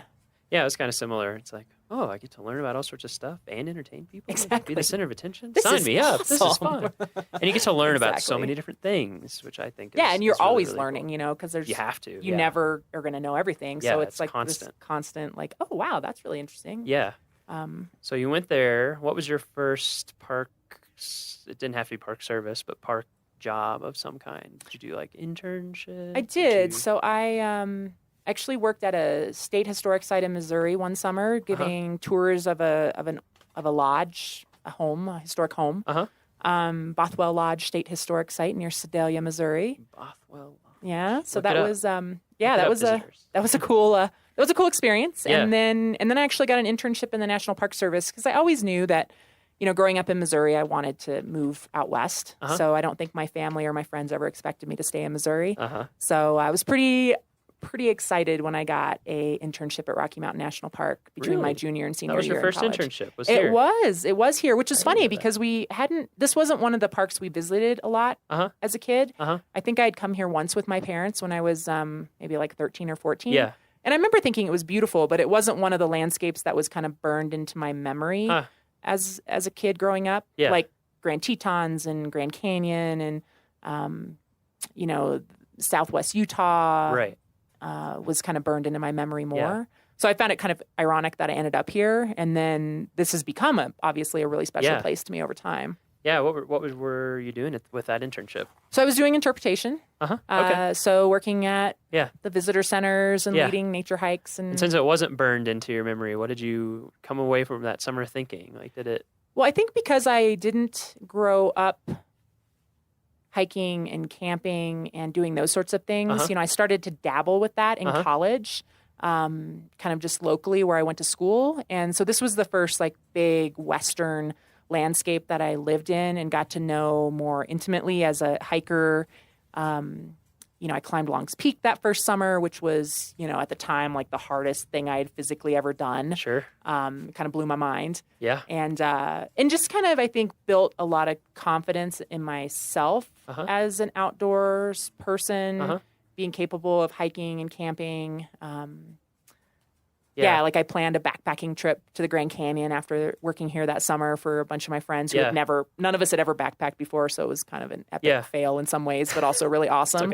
That's how you learn. Exactly. Yeah, it was kind of the same way. I grew up, I was in Boy Scouts, but didn't do like backpacking or that kind of stuff. And then, I had an internship in Yellowstone one summer and just got after it, started backpacking and hiking and learning through great success and great failure, shivering nights and where you forgot something important or those things like a sleeping pad. Like a sleeping pad. Oh, it turns out they're not just to pad you, they're to keep you from being freezing cold. That's interesting that this was the first place that you came. So what about after that? What was your first Park Service job? Did it take a while? Or? It didn't. Okay. The next summer after I graduated from college, I actually got a job back at Rocky Mountain National Park working at the entrance stations, collecting fees and selling passes. So that was my first, paid job in the park ranger uniform. And it was a great summer. It was super fun. I was fresh out of college, working with a lot of other folks fresh out of college. So it was kind of like summer camp. And it was, it was a really good experience. And then I was able to transition into more of an interpretive position the following summer here at Rocky Mountain National Park.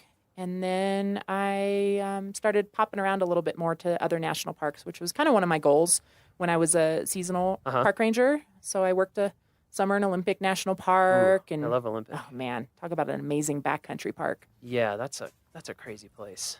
Just ocean to glaciers in no time. Yeah, Rainforest. 12 feet of rain to 12 inches of rain. Yeah, exactly. A year. Yeah, really cool park. And then I worked winters in Death Valley for 3 years, which I also love amazing. the desert. Your comment earlier about Yeah. the desert and the alpine kind of having some similarities. Yeah. I definitely have always Tons. seen that and felt that. And I think it's one of the reasons I'm drawn to both environments, both landscapes.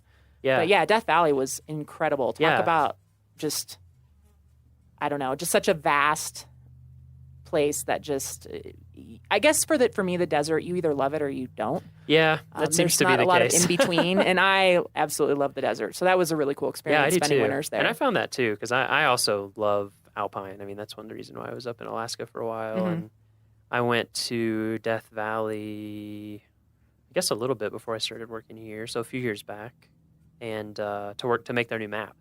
And so we got to go all over the park for 8 days. I mean, we didn't get to go back on all the dirt roads because we didn't have time to ride on washboard for 4 hours, 8 hours on a day, you know. And change 2 flat tires. Yeah, exactly. Yeah. But I agree. I feel like there are a lot of similarities. Same with the plants, like we were talking about earlier. Yeah. Just lots of hidden treasures. It's an amazing place. I feel like a lot of people end up just driving through there. You kind of live in Southern California, like on the way to Vegas or somewhere. Yeah, it's you know? it's what you travel through to get from point and A the to speed point limits are B. kind of high, and you kind of blow through there. And in the summer, it is brutal. Ridiculously hot. At least down in the lowlands. Up high, it's nice.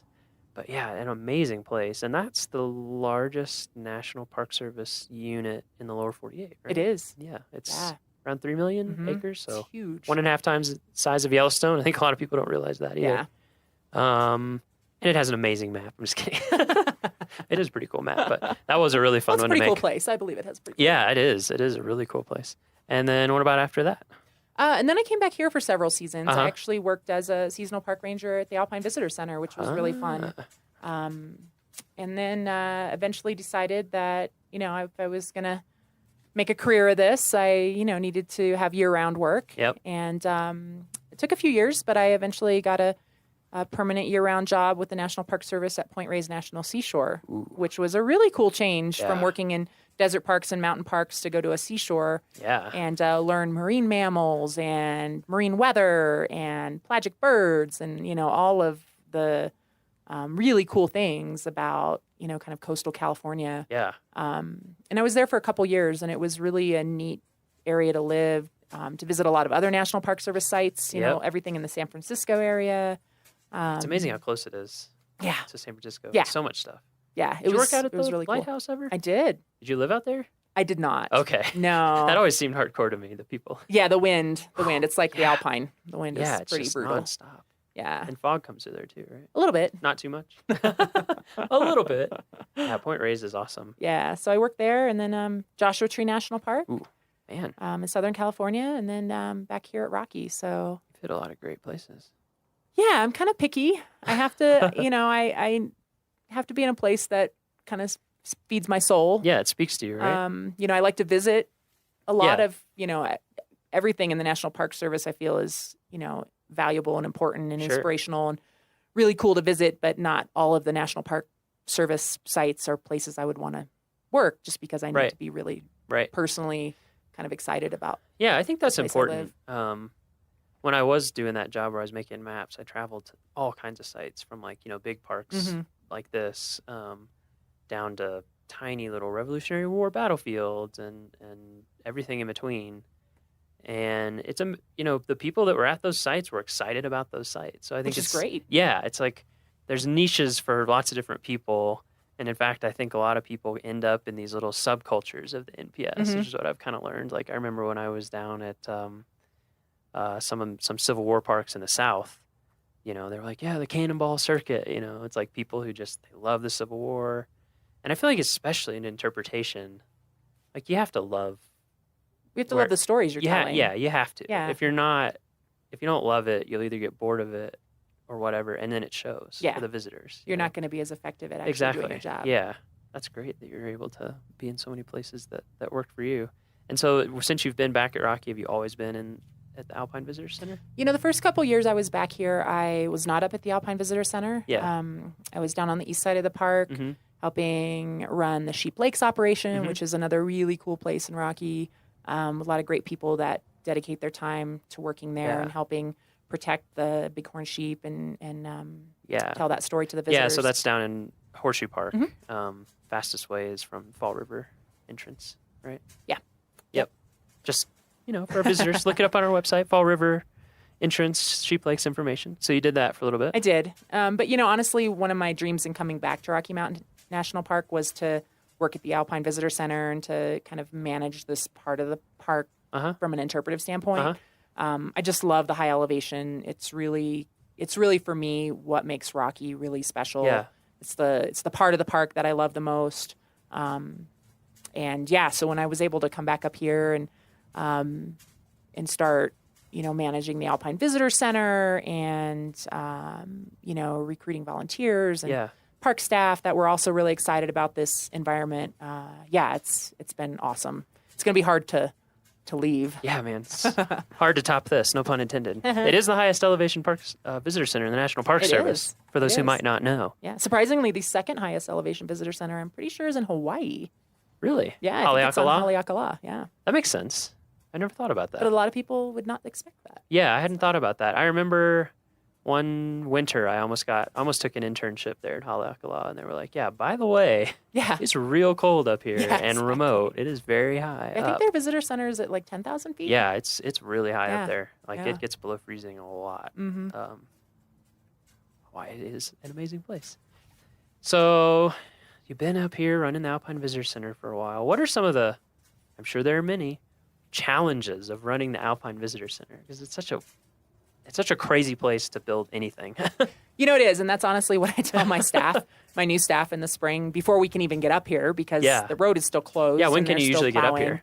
Usually late May. We shoot for Memorial Day weekend, but that more times than not doesn't happen. It's so usually, you don't have long between when you can get here and when it opens to the public. No. Okay. It's kind of honestly a ridiculous place to have a building. Yeah. In the grand scheme of things, it's a little over the top. So I think just the location is kind of ridiculous. We don't have running water for the first few weeks that we're open in the spring, and for the last 3 or 4 weeks that we're open in the fall, which is not a big hardship or anything, but it surprises a lot of visitors. Yeah. They're not prepared for it. Absolutely. They don't understand why they can't have a flush toilet. So little things like that make it kind of challenging sometimes. The weather is totally squirrely, especially in the early season and late season. We can have blizzards blow in, 60, 70 mile an hour wind gusts. Yeah. Lightning. I mean, our building has been struck by lightning before. Yeah. When it's really kind of dicey, you step outside and you can hear our lightning rod on the roof humming. And that's always a sign to go right back inside and tell people to put their umbrellas away. So yeah, when people drive up, they'll see, or if they look at pictures online, these huge logs on the roof. That's for snow load, I assume. It's to hold the roof on in the winter so it doesn't the roof blow on off. From the wind. Yeah. Okay, because the wind up here is crazy. Yeah, 100 mile an hour plus in the winter. And then, all the lightning, rods sticking up. Yeah. So there you go. Yep. So yeah, the building tells its story pretty well. Yeah. But yeah, it's just, and then, people, like I mentioned earlier, it's kind of otherworldly for a lot of visitors. They pop above tree line and it's like no other place they've ever been. Yeah. And the road doesn't have guardrails and their heart's pounding a little faster and they can't quite catch their breath and the road doesn't have guardrails and they're freaking out and they pull into the parking lot and they're having a full-on panic attack. And, we calmly and confidently reassure them that the road is just as wide here as it is in Kansas. And, it can be really scary though. Yeah, it does scare a lot of people, understandably. So just the kind of the visitor dynamic, people coming in not feeling well, people coming in freaked out about the road. Yeah. People coming in just super, blissed out because this is a pretty incredible environment. Yeah. So you get the full gamut.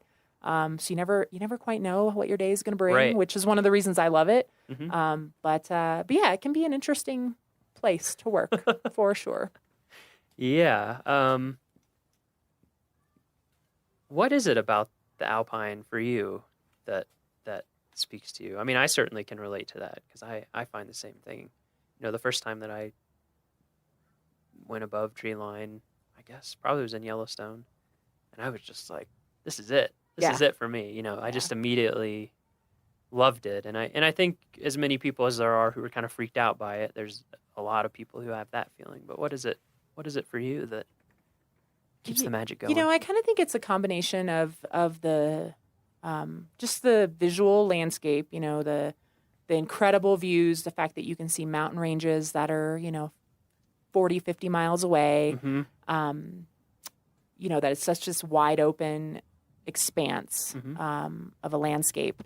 And that kind of combined with the really hardy, cool, quirky adaptations to the plants, interesting animals that are only found in the high elevations.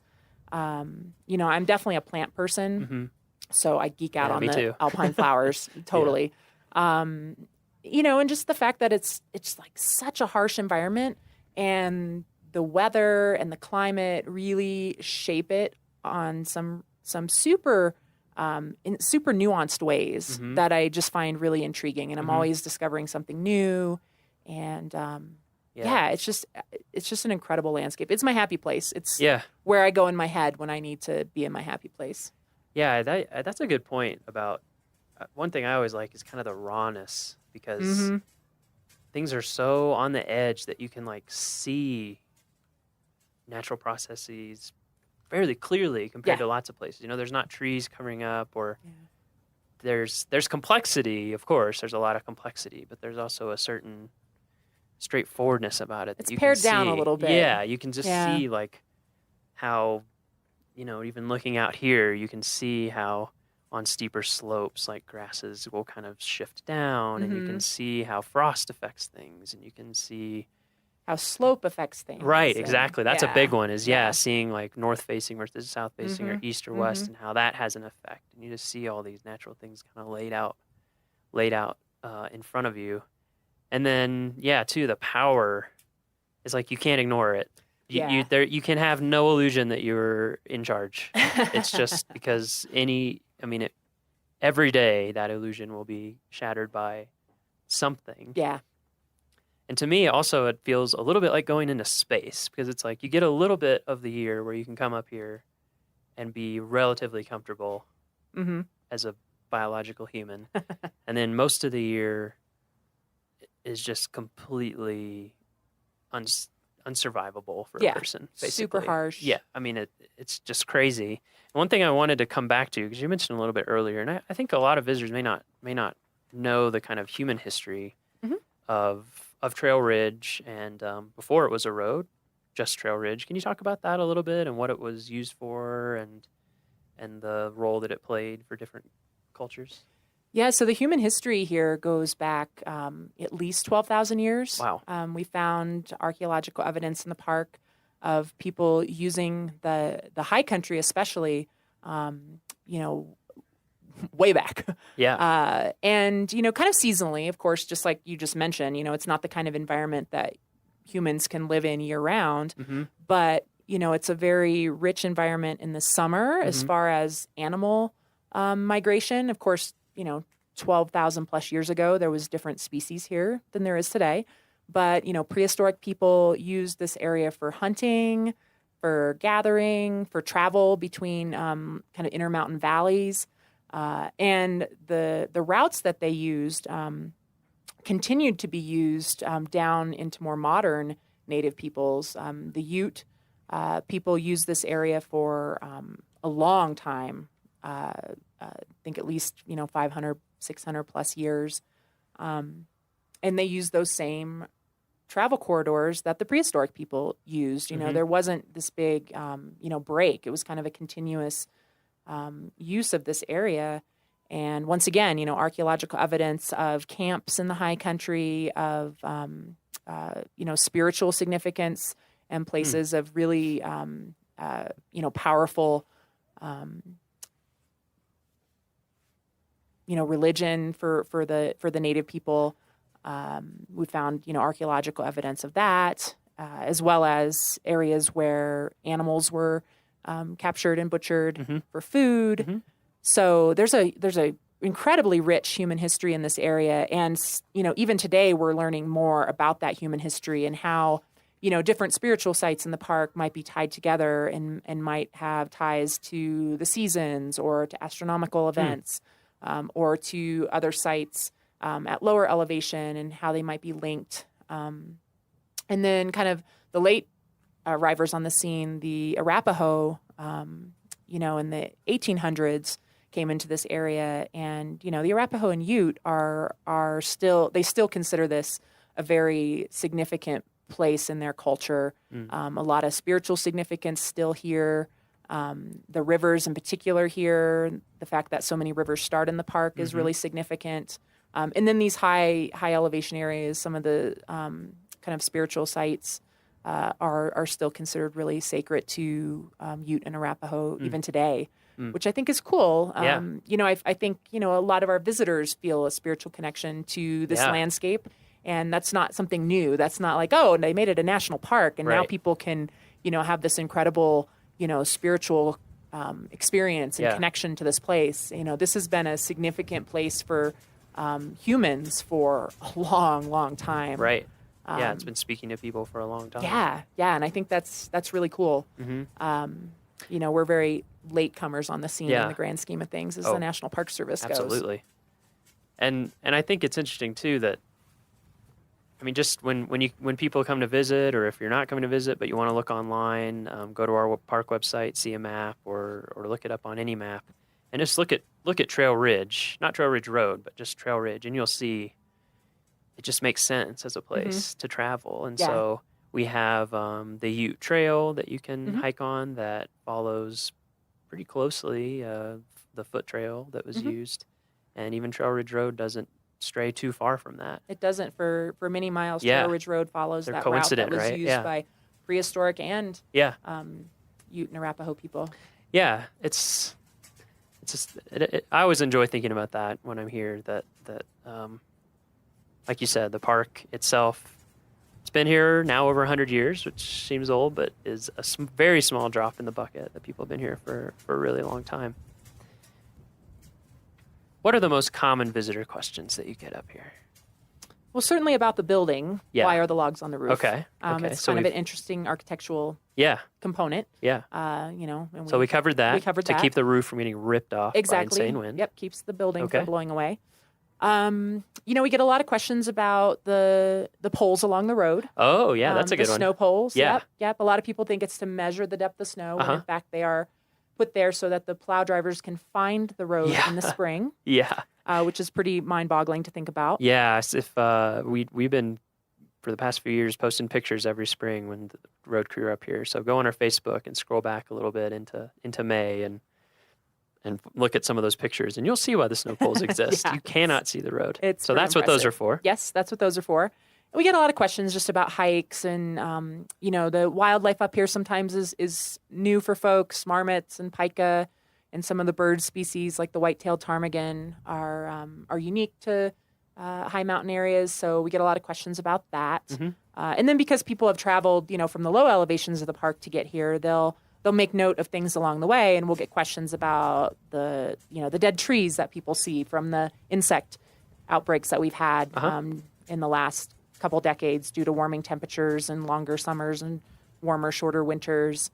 So we definitely get questions about that. Yeah. And and just people wondering where they can go to explore more. Right. Folks, they are intrigued with this landscape, and being on a mountaintop is a pretty awesome experience. And so we get a lot of, what's a good peak to hike, or where can I, get out and explore the tundra a little bit more. And what about critters?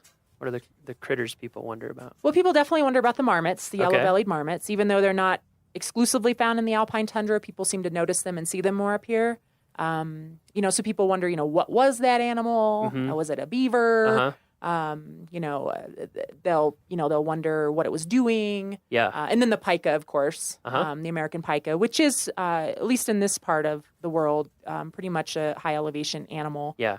And an animal we're definitely really watching. We mentioned how this is such a harsh environment. It's kind of like life on the edge. And, because things are so fine-tuned to the environment up here, changes in the environment definitely can have significant ramifications for some of these species. And the pika, because they're so well adapted to cold, but not so much to warm in the summers. And then they of course, can't be too cold in the winters. We're concerned about changes in snowpack affecting them in the winter, and then warmer temperatures in the summer affecting whether or not they can gather enough food to make it through the winter. Right. So people ask about the pika, and it's a good opportunity to talk a little bit about some of the research that's ongoing in the park and some of the things we're learning about this environment as it does change with the changes that are happening in our climate. Yeah, any changes to averages you can start to see pretty quickly up here a lot of time. I mean, on the decade scale, which is enough for people to be able to actually notice. Even people who visited here or worked here for a long time. Well, even something as simple as a snowfield. We get a lot of questions about the snowfield right here from the Alpine Visitor Center that we're looking at. And, we used to consider it a permanent snowfield because in the history of the park, at least, no one had ever seen it melt. And then I believe it melted for the first time completely in 2003. It was gone. And it doesn't melt every year now, but, I wouldn't consider it a permanent snowfield anymore. Right. And so, that's one of those changes that people who have visited, over the years might witness themselves. So it's not always a change that a scientist has to do in-depth research to determine. Sometimes it's as simple as noticing that, wow, I've never seen that snowfield as small as it is, or wasn't there always snow here in late August? And this year there's not. What's going on? So the alpine tundra definitely, has a lot of, I think, important lessons about changes that are happening, and then what that might mean for the future. So we'll end with 2 questions. Okay. Second to last question, penultimate, whatever the word is. If you could give, we've covered a lot of tips about safety, where you can see things, animals, questions, things like that. So kind of apart from that, more general, if you could give people one piece of advice or just something to keep in mind as they come to Rocky, they come to the Alpine, maybe come to the Alpine Visitor Center, what would it be? It can be practical, or it can be more not practical, I guess. I mean, I guess I would just say, take the time to really notice the little things. A place like Rocky, the landscape itself can overwhelm you because it's just like yelling at you in your face. Like, look at me. This view is amazing. Yeah. How can you notice anything else? Sure. And I think, that alone is very powerful. But I think when folks kind of zoom in on a more a more micro scale, Mm-hmm. they can really discover some true treasures, whether it's noticing how an animal is behaving Mm-hmm. or noticing that teeny tiny, alpine flower at their feet that they almost stepped on because they were enjoying the view. Or just noticing, something down at lower elevations with, a rotting log in the forest and what's growing around it. Mm-hmm. Sometimes those little things I think sometimes can layer on top of the overwhelming landscape pieces of a place like Rocky Mountain National Park and just add an incredible richness to your experience. So take the time to notice the little things, whatever that might mean wherever you are in the park. That's great. Take the time to notice the little things. And finally, so your first internship was at Rocky. You worked here before, you worked here now. What does Rocky mean to you? Hard question. Wow. Tough That's question. a hard question. What does Rocky mean to me? Kathy had a hard time with it too. Probably everybody will, but I'm going to ask everybody anyway. I think it's changed over the years. When I first came here as kind of a, wide-eyed intern, it meant, just this really wild landscape, that I had to kind of prove myself in and figure out, how to be confident and capable in. And I think now, having worked here for a long time and having explored a lot of other Western landscapes as an adult, backpacking and, really, really getting to know places. I think now I see it more as a place to introduce people. Like it's not as wild to me now that I've spent time in other places that are, bigger acreage wise and less visited people wise and, maybe a little more remote. Like I don't feel kind of that sense of real kind of wildness and almost, an edge of danger to it as I did when I first came here. So now I see it as like a really cool place to introduce other people to like wildness. So I kind of see it as like the baby pool for our visitors. And, and I see a lot of our visitors experiencing it that way. This is the first place they've really hiked very much. And, this is the first place they figured out how to pee in the woods and, how to use a water filter. Sure. And so I kind of see it now for visitors. It's what it was to me, a long time ago. Right. It was the place I kind of like got my wilderness legs under me and really learned to love wild places and exploring them on a more intimate level. Yeah, I think that's a great point. I think about that a lot with Rocky and with a lot of national parks in general is that, there's a lot of public land other than national parks and a lot of it is really remote and out there with little to no visitor services, certainly no paved road that goes up to 12,000 feet. But this is a place where you can come with your family or you can come regardless of your experience level and see what, the Southern Rockies can be, what Alpine can be. And then when you look at a map and you see all this stuff that is so hard to get to, you can have a personal appreciation and connection for it and understand the importance of it. I think that's a great point. Yeah. Well, thank you so much for talking to us. You this are has very been welcome. super fun. Yeah. And anytime I can talk about the high mountains, I'm happy. Yeah, exactly. When people come up to Alpine Visitor Center, maybe you'll see Cynthia. If you do, say hi. Yeah, stop in and say hi. And we hope we'll see you soon.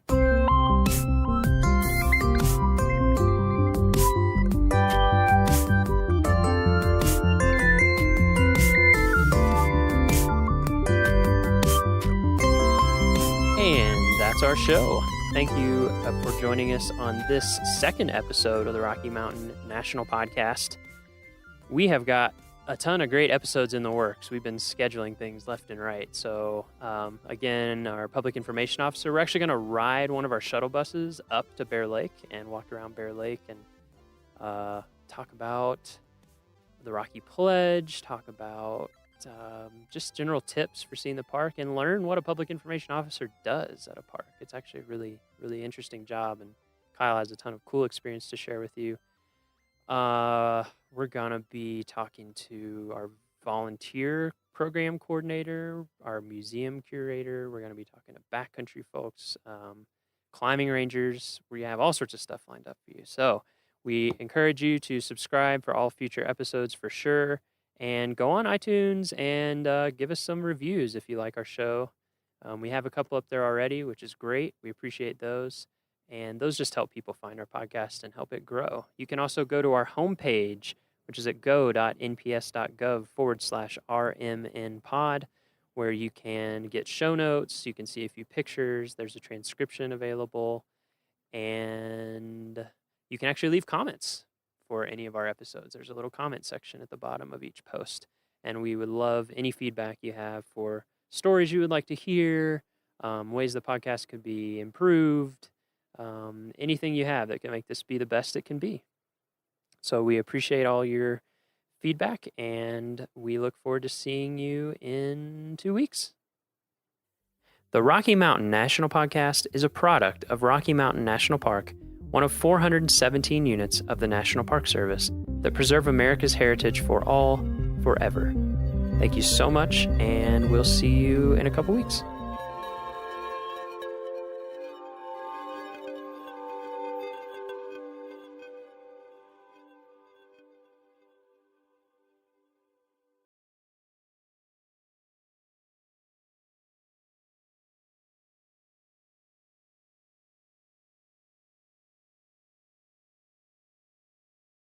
Of wildflowers in the summer, Lunch Creek flows down a natural rock staircase from the striking backdrop of Pollock Mountain. It was named for its popularity as a lunch stop for early visitors to the park and remains a popular stop on the road today. No formal trails exist here, so please enjoy the area from the paved parking.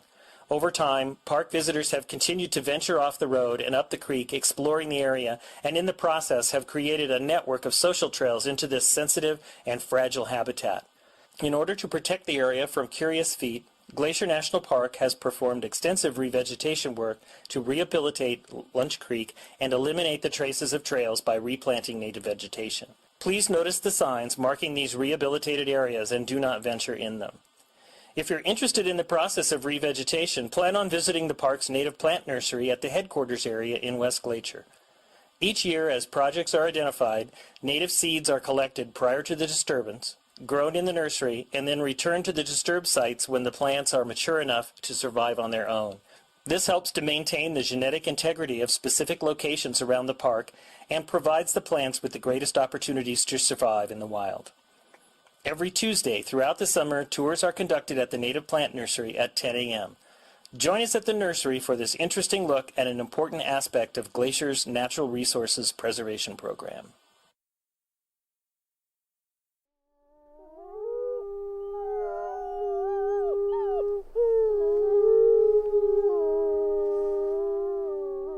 From Yellowstone National Park, this is what we do.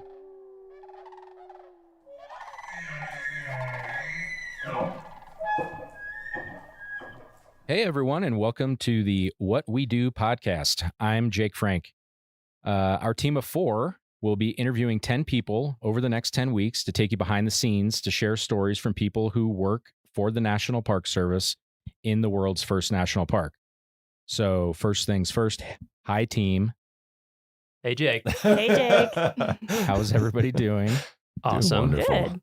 Why don't we do some quick team intros? So if we do, let's say, your name, your title, maybe your division, how long you've been in Yellowstone, what your favorite hobbies are. And maybe if there's any other parks you've worked at. Miles. All right. I'm Miles Barger. I'm the Publications Program Manager here at Yellowstone in the Division of Resource Education and Youth Programs.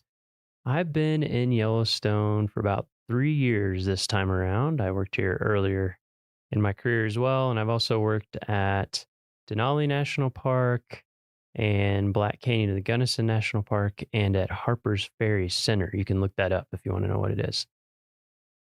Brett, what about you? Yeah, so I'm the newbie here. I've only been in Yellowstone for about 2 years so far. Before that, I was at Shenandoah National Park for 12 years. And I'm the digital media specialist here, which basically deals with the website social media, the NPS app, and digital exhibits in the visitor centers. Ashton, how long have you been here? Well, Yellowstone's actually my first park, and I've been here for about 4 years now as a digital communications specialist for the superintendent's office. So working on similar types of things as Brett, web, social media, and the like. So what about you, Jake? I'm the old guy here, apparently. I've been here a little less than 8 years, got here in 2016. I've worked at a handful of parks. I started in the Tetons and then went to Glacier, then Carlsbad Caverns, then up to Denali. Miles, me and you, whoop whoop. Yep. And then worked for Rocky, also Miles, whoop whoop. That's right. So Miles is I've been following Jake. Yeah. And then Yellowstone, and then I got my first permanent job in Glacier doing media, and then came here permanently. I also am a digital communication specialist like Ashton. I also work in the superintendent's office with Ashton. But it seems like everybody here on the team, we're all involved in media, web, social, photography, videography, kind of a little bit of everything. Podcasting now. Our resume is getting longer the longer we're here, so it's good stuff.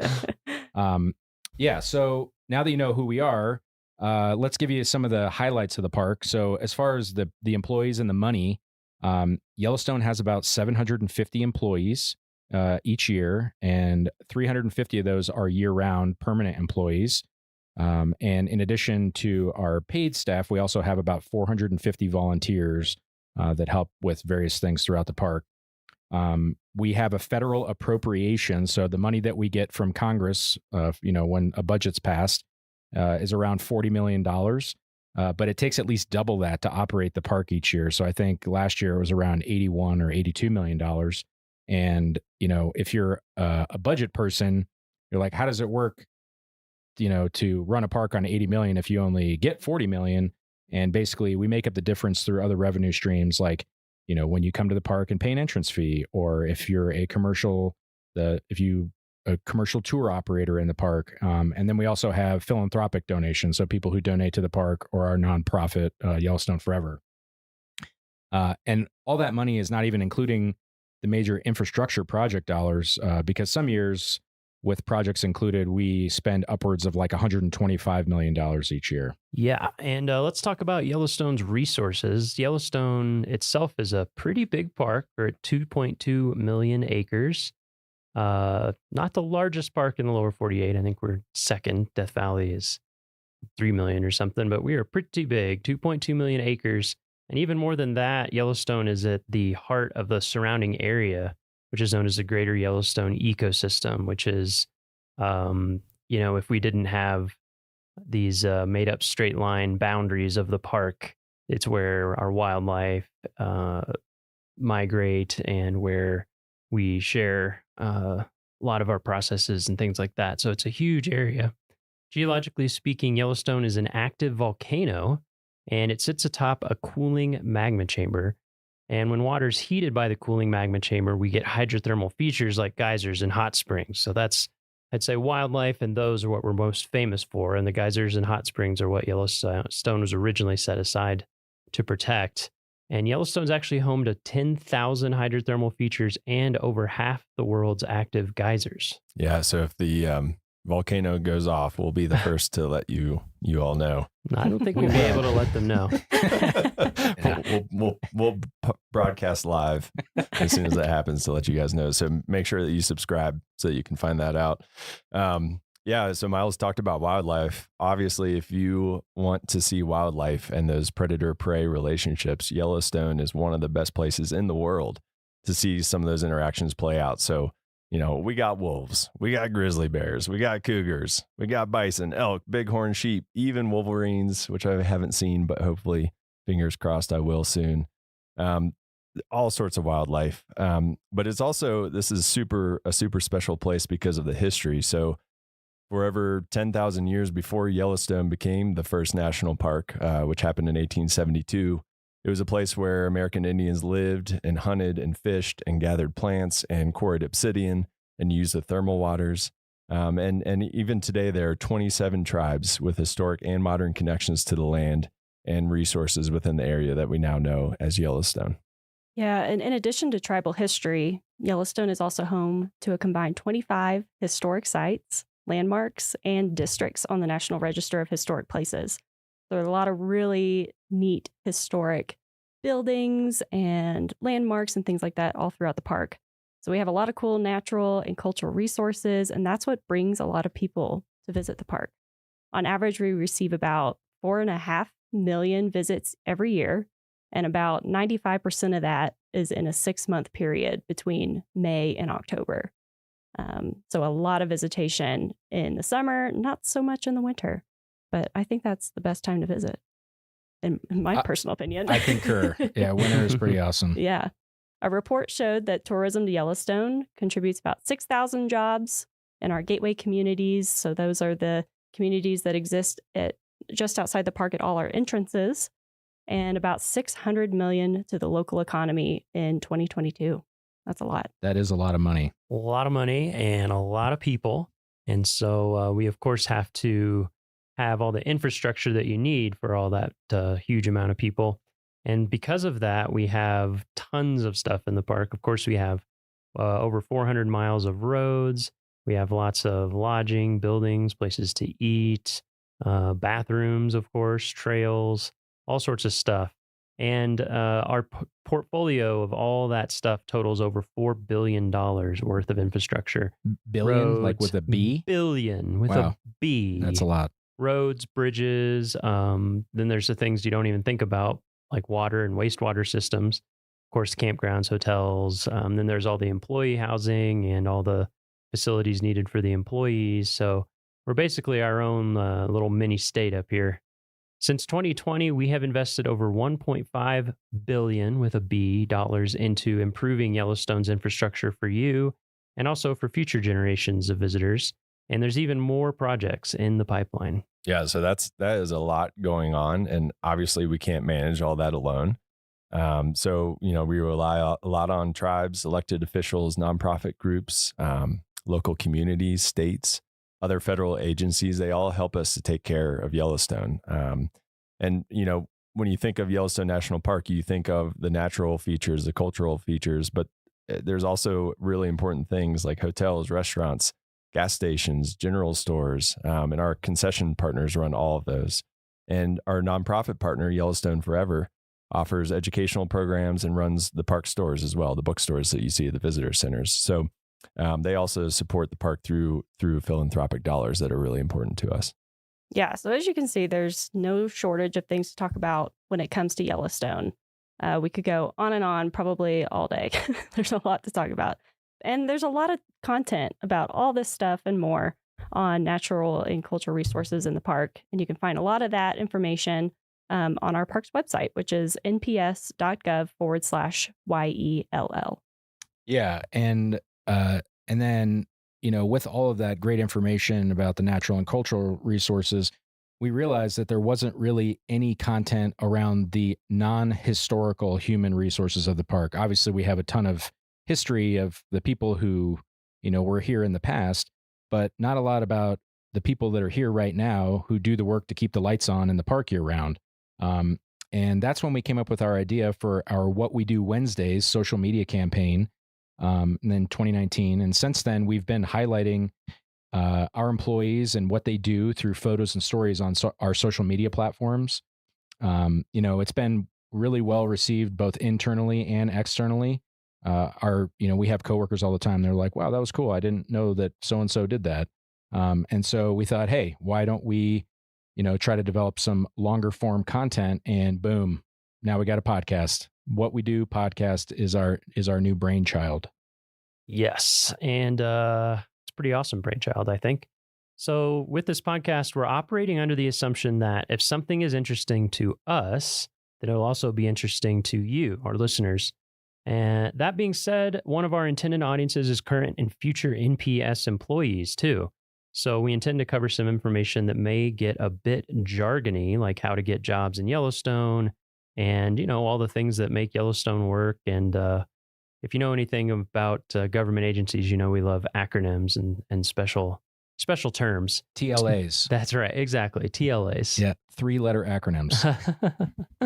So to help you out with all those TLAs, and other terms. We've created a web page with a glossary of terms and definitions, and you can find that at go.nps.gov/whatwedo-podcast. Yeah, I'm probably going to be referencing that sometimes.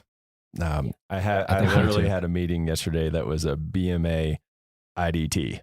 That was that was the calendar invite.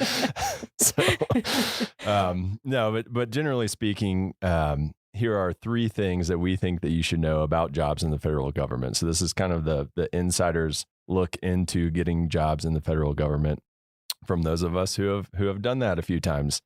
And the first thing that you really need to know about is usajobs.gov. This is the website where all government jobs are posted to. So if you're interested in applying for jobs at Yellowstone or in the National Park Service or in any federal agency, really, you need to get familiar with that website. So after you listen to this episode, after you hit subscribe, go to usajobs.gov, create a profile and check out what jobs are on there, because there is a lot going on there, especially across not just the National Park Service, but the federal government in general. So highly recommend that you use the resume builder if you've never applied for government positions before. Resumes are a little bit different than they are in the private sector. They're not the one pager that you often use in the private sector. They're a little bit longer because you have to prove why you're proficient in all the skills required for the position. So that's why I recommend that resume builder. It kind of helps get you started when you haven't applied for a government job before. And I'd also recommend that you set alerts for saved searches for positions that you find that you're interested in. So if you listen to an episode and we interview someone that is doing a job that you think is really cool, go on usajobs.gov and maybe set an alert so it'll email you anytime that job comes up. We could go a lot more in depth about writing resumes for government jobs, but that would take way too long here. Boring. Yeah, we're not going to do that. But just know about usajobs.gov. That's a huge first step. Yeah. And the second thing that we think you should know about jobs in the federal government is there are 3 main types of positions. So you'll see seasonal positions, term positions, and permanent positions. So first, the seasonal positions, those usually last for a specific amount of time during the year. So for example, in Yellowstone, we hire seasonal workers for the summer and winter seasons, and those can last about 5 or 6 months or so. I think it's 1,039 hours is the max. So Yes. 1 hour short of 6 months. Mm-hmm. And then the second type, those are term positions, and those are usually project-based. So maybe a park needs to hire someone to help with a specific type of project going on in that park. They'll hire this person, and that term position usually lasts for like 1 year, but it usually will not exceed 4 years. And then lastly, permanent positions. And those are your typical year-round permanent jobs, which is what all 4 of us who are on this podcast today have here in Yellowstone. We're very lucky. Very lucky. Yeah, and the last thing are pay scales. So there's 4 types of pay scales in the government. We have the federal wage schedule, the law enforcement officer general schedule, the general schedule, and the executive and senior level. So wage grade or WG, these are like our trades and our craft and labor employees. And the idea is that, those wages are connected to the wages that are in the same where the park is located. So if you're getting paid the same amount for the people that are doing the same kind of work in your area. And that's like the people who are in our facility maintenance and operations division. Law enforcement officers, obviously, those are our park rangers, the ones that carry the sidearms that are in, and they're out there, protecting the visitors and the resources. And then the GS is basically everyone else in Yellowstone minus 1 person. And that 1 person is our superintendent. We have, once you've risen to a certain level in government, you can apply it to the senior executive series. And there's only a handful of parks that even have SES positions. I think it's like Yellowstone, Grand Canyon, Yosemite, Everglades, and a few other parks. They have SES superintendents. Otherwise, most of those positions are at regional or national levels.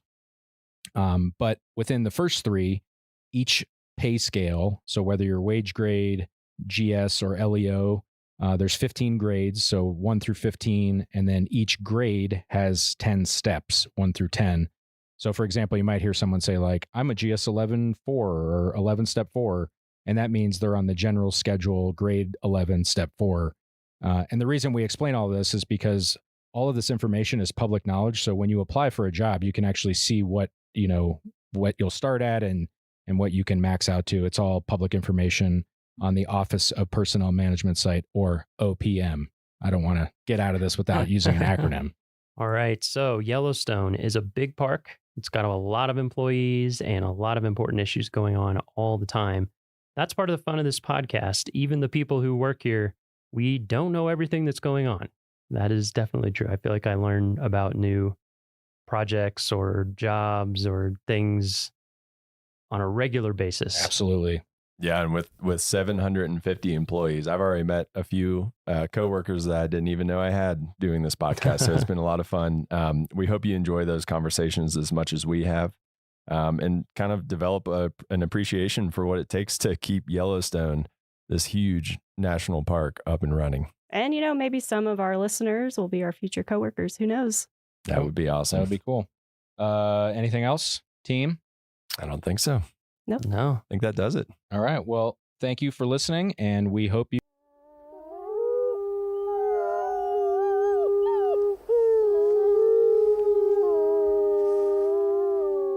From Yellowstone National Park, this is what we do. I'm Brett Rayburn. And I'm Miles Barger. So I have a quick question for you before we get started on this week's episode. Have you ever hiked with a llama before? I have not hiked with a llama before. Is that because you don't want to, or is that because you've never had the opportunity? I think it'd be awesome. I've never had the opportunity. I've definitely seen them around at other parks, but I've always wanted a trail goat. That's a thing. Some people hike with trail goats. Yeah. So wait, hold on. So what? All right, explain this really quickly before. No, I've seen people in like national forests. They'll have, you usually need at least 2 because they're herd animals, and they can carry up to like 50 pounds each. So you can use them as kind of mini pack animals, but you don't have to put them on a string, and they just gather at night. Anyway, what a chick magnet that would be. That'd be a conversation starter right there. Well, so my trivia question today doesn't have to do with goats. It does have to do with llamas. So do you know how many llama outfitters currently have contracts to do business in Yellowstone National Park? I do not. I will guess 11. It's actually 3. So you had a string of doing really well on these trivia questions that might have come to an end here. Failure. So there are 3 outfitters currently that would let you go hiking with a llama. So it's possible. Maybe a bucket list item here. Our guest this morning is someone who probably would have known the answer to that question. So she's Becky Wyman, a concessions management specialist here at Yellowstone National Park. Becky, have you ever hiked with a llama? I have not. No. So it sounds like we need like a work trip. I think so. To come out of this summer, because I love nothing more than hiking and not carrying my own stuff. It makes it quite nice. That sounds awesome. Well, it's awesome having you here today. So we didn't invite you here to just talk about goats and llamas exclusively. Although, if they come up more, I'm totally fine with that. We invited you here because you have a super important job in the Park Service that most visitors would know nothing about. You work a lot behind the scenes. And before we get into the details about what you do, as a concessions management specialist, actually, could you give us like an overview of what concessioners and what CUAs, commercial use authorization holders, like what are all of those things? Because a lot of listeners probably just have no clue what that is. So our office oversees all of the commercial operators in the park. We have category 1, 2, and 3 contracts, plus our commercial use authorization program. The category 1 contracts include our large concessioners, currently Xanterra, Yellowstone General Stores. They do the lodging and retail type of operations in the park. We also have our service stations. Our CUA program oversees or has our fishing guides, photo tours, environmental education tours, that sort of scope. And then we have our category 2 and 3 contracts, which include our over snow operators in winter. We have a bear spray rental. We have stock outfitters that do day and overnight trips in the park. Llamas. That include our llamas, as well as a ski camp in winter that is located at Canyon. Awesome. So the Park Service doesn't actually have, like, we don't run hotels or things like that. That is correct. We have contracts that allow other operators to run those, and we oversee those contracts. That is a lot. How many are there? Just like a rough ballpark, because it's always changing, right? The number. Well, all of our contracts pretty much stay the same. We have the 3 large category 1 contracts. Like I said, the hotels and retail general stores and our service stations. We have 38 stock contracts that include the 3 llamas. We have 23 over snow contracts and 1 bear spray rental. And then I believe the number of CUAs exceeds 400. Yeah, that's a lot. So yes. That's a lot that you're overseeing out of the concessions office. It is. Okay. Well, thank you. Yeah, I just thought that would be a good overview of like what your job entails before we kind of dive into the background, and then we'll kind of come back to a typical day of what it's like working as a concessions management specialist. So do you mind telling us a little bit about where and when you got your start in the National Park Service? So I came to Yellowstone in 1998. I was a bright-eyed, bushy-tailed fisheries technician. So I started my career with the Park Service at Lake in Yellowstone, and I have never left. So it hooked you. It hooked me. No pun intended. Anyone get it? And how'd you hear about that job? I think I heard about it through USA Jobs. Awesome. Yeah, we have, and for those of you who don't know, who are listening to this and don't know what USA Jobs is, we do have an intro episode that kind of explains that, as well as some of the other jargon that we might talk about here. So just refer back to that if you have any questions. So you saw it on USA Jobs, you applied and you got it, and the rest is history. And I drove my car out from South Carolina, and I've never left. Wow. Okay, so you're from South Carolina. So you're an East Coaster. I am. Okay, that's me too. And then you found the mountains, and then I found the mountains. Gotcha. Same. So how did you get from that job, which is very different from what you do now? What was that transition like? It is. So I worked for fisheries for 3 years. Then I moved to the bison office to follow my husband up to Mammoth. And then I just became a flexible park employee and did a variety of administrative roles. I was the natural resource admin assistant for the Center of Resources, which led me to a detail with at the time, it was the planning, compliance, and landscape architecture division. So I was their admin assistant, where I made connections with people in that office that eventually would lead to my transitioning over to the commercial services division in an administrative role. And then I just worked my way up. I oversaw the commercial use authorization program for several years before I got my current job overseeing the category 2 and 3 contracts. Wow. So you've done a little bit of it. I'm a jack of all trades. Yeah, that's awesome. That's really cool. I feel like that's a theme across these episodes. We've either had like people who decide this park is for me, and then you make it work within that park, or some people say this is my job path I want to follow and go wherever they need to go to make that happen. Yeah. Or I guess the third type, which is they just want to work in as many parks as possible. Yeah. Yeah. But yeah, there's a lot of different ways you can spin an NPS career, I think. Yeah. Yeah. So you've been here and you've been at Yellowstone. I don't want to do the quick math. What did you say? 98? 25 years. Okay. And, you know, and I am in a dual career family. Mm-hmm. So the fact that my husband also works for Yellowstone National Park has contributed to me being here as long as I have. Yeah. So how many like dinner table conversations are just focused on on Yellowstone? All the or time. are you guys just like, no, too All the much time. Yellowstone. We got to talk about something else. I live vicariously through his job. He's got a much more interesting job than mine. Well, so what does he do? He's bear management. Okay. So, well, I think there's lots of interesting things in both of those. Yes. In both of those jobs. So what does a typical day in your job look like? Is there a typical day?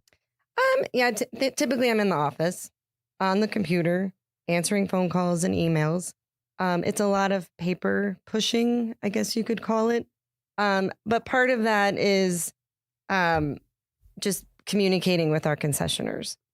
We review annual financial reports, preparing annual overall ratings, which I kind of liken that to a report card on how they're doing with their contracts. Do you use a red pen? I do not. Oh. I have one in my hand, but that's what I was. You look like you're good at writing like F. Yes. No, and we have very good concessioners. So A++. We review insurance, risk management plans, all things that are outlined in their contracts.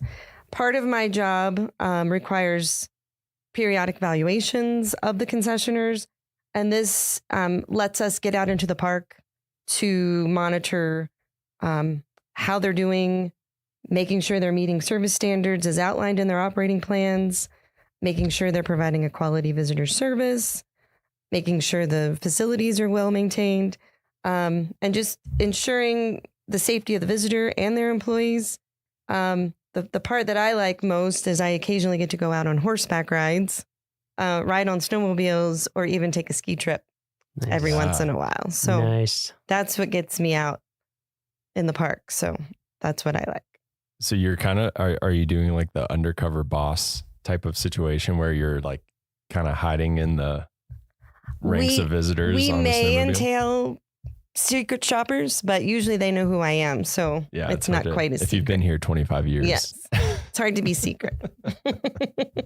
Yeah. That sounds like that's a really interesting part of that, is getting to test out those different ways of seeing the park.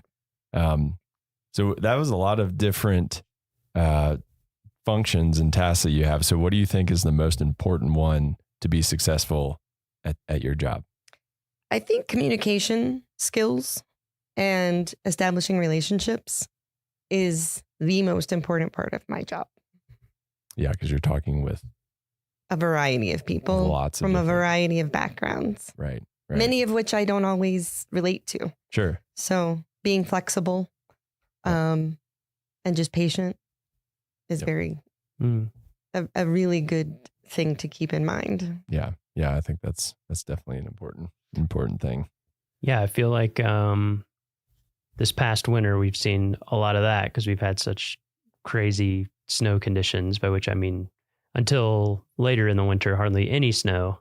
So I've been on some of those calls and just seeing the like constant communication with people and trying to make everything work as best we can for them and for our visitors and all of that. It's given me a good insight into how much communication there is with all these businesses, and they of course have their own interests that are they share interests with the Park Service, but they're also businesses, so they have very different things that they have to think about in terms of their long term.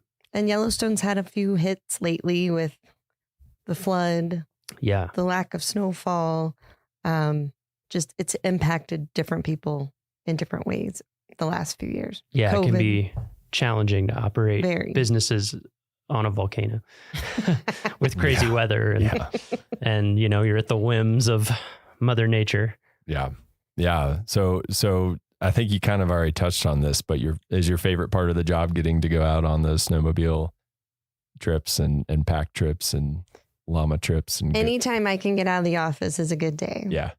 So if it includes the backcountry, it's even better. So you actually get to go on like a backcountry camping trip, like overnight. Do you do overnighters? I haven't done overnighters with the concessioners, but I have gone out with our backcountry rangers to do stock evaluations in the summer. So I've gotten to go to Beckler, which I had never been to until that.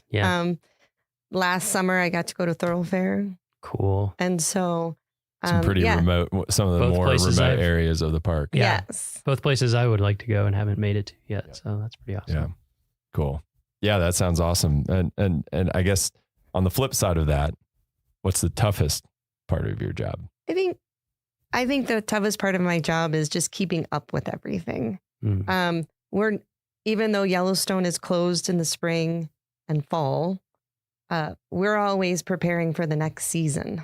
And so we never get to take a break. And if you fall behind in the management of these contracts, the paperwork, it's hard to catch up. So just staying organized and on top of things is the hard part. Yeah, I want someone to invent like this pause button that you can just hit and no emails will come in, and like you can just like catch up and then you can hit play again and then but I haven't found that yet. So some of our jobs have sort of a pause button. They have the furlough. They're not allowed to check email for like 2 weeks or a month, but yeah, you're right. Yes. What about the regulations? Are they changing pretty often, or do they stay fairly consistent? I think they're staying pretty constant, but there are some tweaks that they throw at us every once in a while. Yeah. So we have to stay on top of those. Yeah. I was wondering that. Continuing education. Yes. There's definitely continuing education aspect. Yeah. Yeah, for sure. So you've, even with those difficulties of just a lot of work coming at you, you've obviously done what you could to stay in the National Park Service and in Yellowstone National Park specifically. So why the National Park Service? What's kept you around? I think just working for an agency whose mission is to preserve our natural and cultural resources, since that is my background. And I grew up, my family took trips to the Great Smokies, Shenandoah. And so it's just been part of who I was prior to the Park Service. And so it just made sense when I landed here that I would stay. Sure. I guess it's safe to bet that you hadn't snowmobiled in South Carolina too much I had before not. you got here.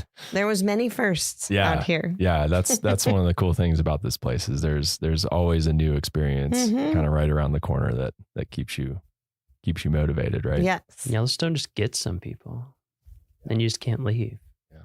Yeah, literally, you can't. They just don't want to come back. No. Yeah, literally, they won't. None of us ever want to. So, would you say that there's a defining moment in your career? Having been here, this is my first and only park, and I think meeting my husband here and knowing that he wanted to stay here kind of defined my path. And so then I just had to redefine what my goals and ambitions were and find my place. Yeah. Mm-hmm. So yeah.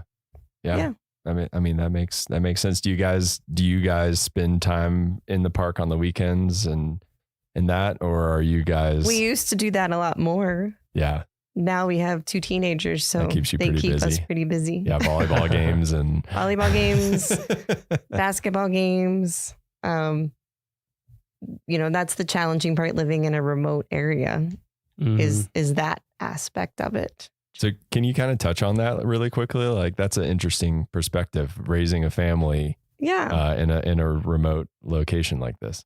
Yellowstone has been a fabulous place to raise kids, especially if you like the outdoors. But with that comes some sacrifices. We're an hour away from the nearest town, like big town for some recreational activities. But you just kind of have to roll with the punches. And if that's what you want to be involved with, you do it. We used to have them in ski school at Bridger Bowl every weekend, and we drive the hour and a half up there every Sunday. Soccer was in Livingston, which is an hour away. We had basketball tournaments and all of that, but we also threw in family trips, hiking, backpacking, fishing, rafting. I mean, you've got it all here. It's just you have to. We're an hour away from the closest vet for your pets. Mm-hmm. So it takes a special person to live here. But if you love the outdoors, I think this is a great place to be. Yeah. Yeah. That was the biggest Miles, you've lived on the East Coast too. So like that was the biggest adjustment for me, is just how like no one bats an eye when they're driving an hour and a half somewhere. That's like nothing to them. And I'm like, whoa, that's very far to me. When I first came here, that was like a weekend trip. Yep. Was an hour and a half. And so doing that just to go to the store is definitely an adjustment. And I think, like all of the parents that I know and have grown up with here, we all pitch in. We have daycare, we have preschool, we have a great school. And we all just probably have to do more here to be involved than you would on the East Coast or in larger metropolitan areas. But it creates that community as well. Yeah, you probably don't find community like this in a lot of, I mean, this is pretty special. It is pretty special. That just can't happen otherwise, because people are off doing their own thing, driving all over the place. Yeah, there's no one else to do stuff for you here. Yeah. So it's like you kind of have to hang out. Yeah, like my son's been in preschool the past 2 years, and I've been on the board because it's like only so many of us have a kid in preschool, and I've been there, done that. Yeah, I've heard lots of people here told me that when I was moving here. They were like, "Well, you'll be involved in a lot of things because you have to be, and also everyone will try to recruit your kid for everything because they're a precious commodity. They are. They're a limited supply." We need more kids. Yes. Yeah. No. So getting back to your job. So the Park Service mission is to, like you alluded to, preserve the natural and cultural resources for the enjoyment, education, and inspiration for this and future generations. Those kids we were talking about. So with that in mind, how does your job contribute to that mission? Well, I keep going back to when I was first interviewed for my administrative assistant position in the commercial services office. And Mary Murphy, who was a longtime employee of the park, made a comment that stuck with me. And she said, our division touches everybody's vacation. It impacts their experience. And so coming in, that's kind of motivated me to make sure that what I'm doing with our partners are contributing to that experience. Yeah, for sure. I mean, if someone has a bad experience, that they associate that with Yellowstone National Park and the National Park Service potentially. And then also we work with our interpretive division to help educate our guides to be better educators for their clients that they take through the park. So it's a group effort. Yeah. Yeah. I mean, something I've thought about a lot. I don't know how to quantify it, but I would guess that all of our concessioners spend more, certainly like longer term hours with visitors than any National Park Service employee. Absolutely. Because I feel like most people, if they interact with a National Park Service employee, it's going to be as a visitor at a visitor center desk, maybe for like a few minutes because we are busy and there's lines and people have questions. Or maybe they get to go on a ranger-led walk or talk. I mean, that's a small percentage, but even those, maybe you're going to be 30 minutes, 45 minutes, whereas concessioners, it can be all day or multiple days. It can be a really close relationship that people form. So I think about that a lot. I think in every park that I've worked at, that's been the case, that those really quality hours are often with a concessioner. So they're like a huge, not just an extension of what we do, but they contribute big time to that mission. Yeah, for sure. So for someone who's listening to this and is like, man, that sounds like a cool job. I like a challenge. I like to go snowmobiling every once in a while. What's the series? Do you know your series in USA Jobs? It's an 1101. Okay. So that's what people can look at if they're interested in those, and that's concessions. It's a concessions management specialist. Okay. And I believe they start at a GS7 and go all the way up to supervisory positions. There are, I don't know what the series number, but there is a concessions management assistant that might be like a 6-7. But yes, we're all over the Park Service in every park. Okay. Yeah. And that's the other great thing is that every park has those types of jobs. So if you want to move around the country, you can do that pretty easily. Absolutely. That's another great part of that job. And every park is different in the contracts and commercial use authorizations and activities that they offer. So pick your park, pick your activity, and there's probably something out there for you. Yeah, for sure. Mm-hmm. And do you need formal training to qualify for those positions? Obviously not. Just lots of experience. I come from a wildlife biology background. I think a business, accounting, finance experience would be beneficial. I've kind of had to learn on the job. But one thing that's helped me in Yellowstone is just my varied experience working here, and knowing people and programs and the willingness to be flexible and patient. It took me a while to get where I am. And I made some choices for my family that kept me from taking certain jobs. And there were certain jobs I didn't want. But I think those type things would be beneficial for someone looking at this.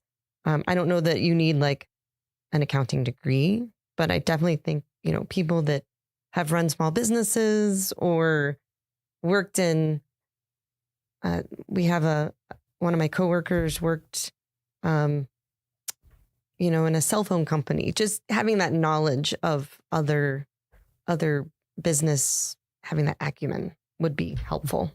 That's where I've been lacking. So it's taken me a few years to train myself. Sure. And so is your advice would that be your advice for someone wanting that position? Just kind of be opportunistic and take what you can and kind of it'll work its way. Yeah. And there's been several details that come across that I would encourage people to take advantage of to gain experience.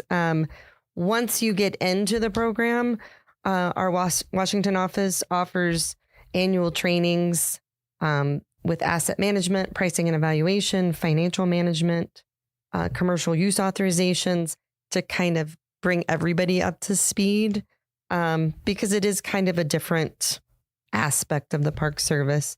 And especially for those people in parks that have collateral duties, you're a superintendent, but you also have to manage the commercial services.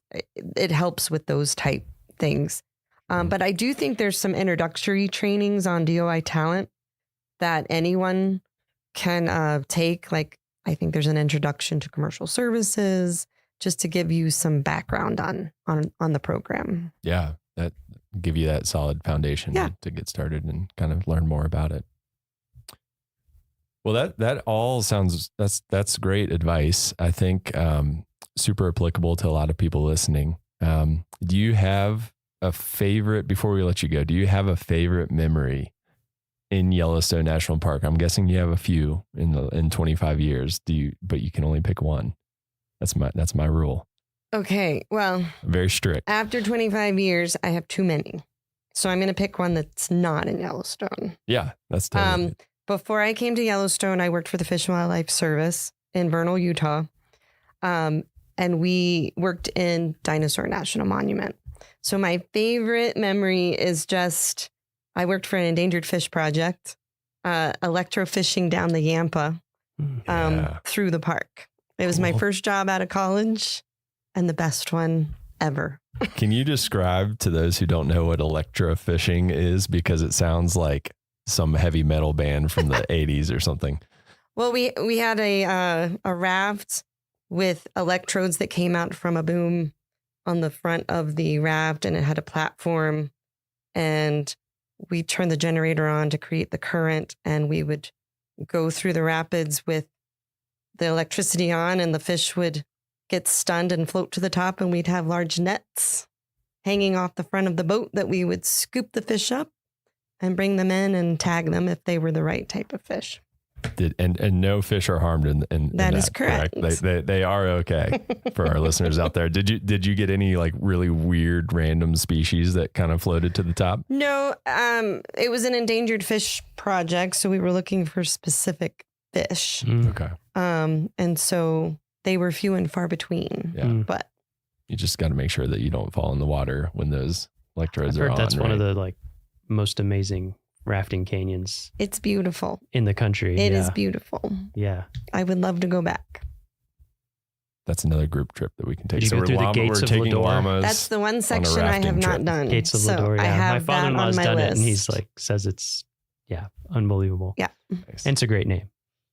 Yeah, exactly. Well, Becky, thank you so much for joining us today. It's been awesome learning a little bit more about what you do and how you contribute to the National Park Service mission. So just thanks for taking the time to talk to us and teach us a little bit more about it.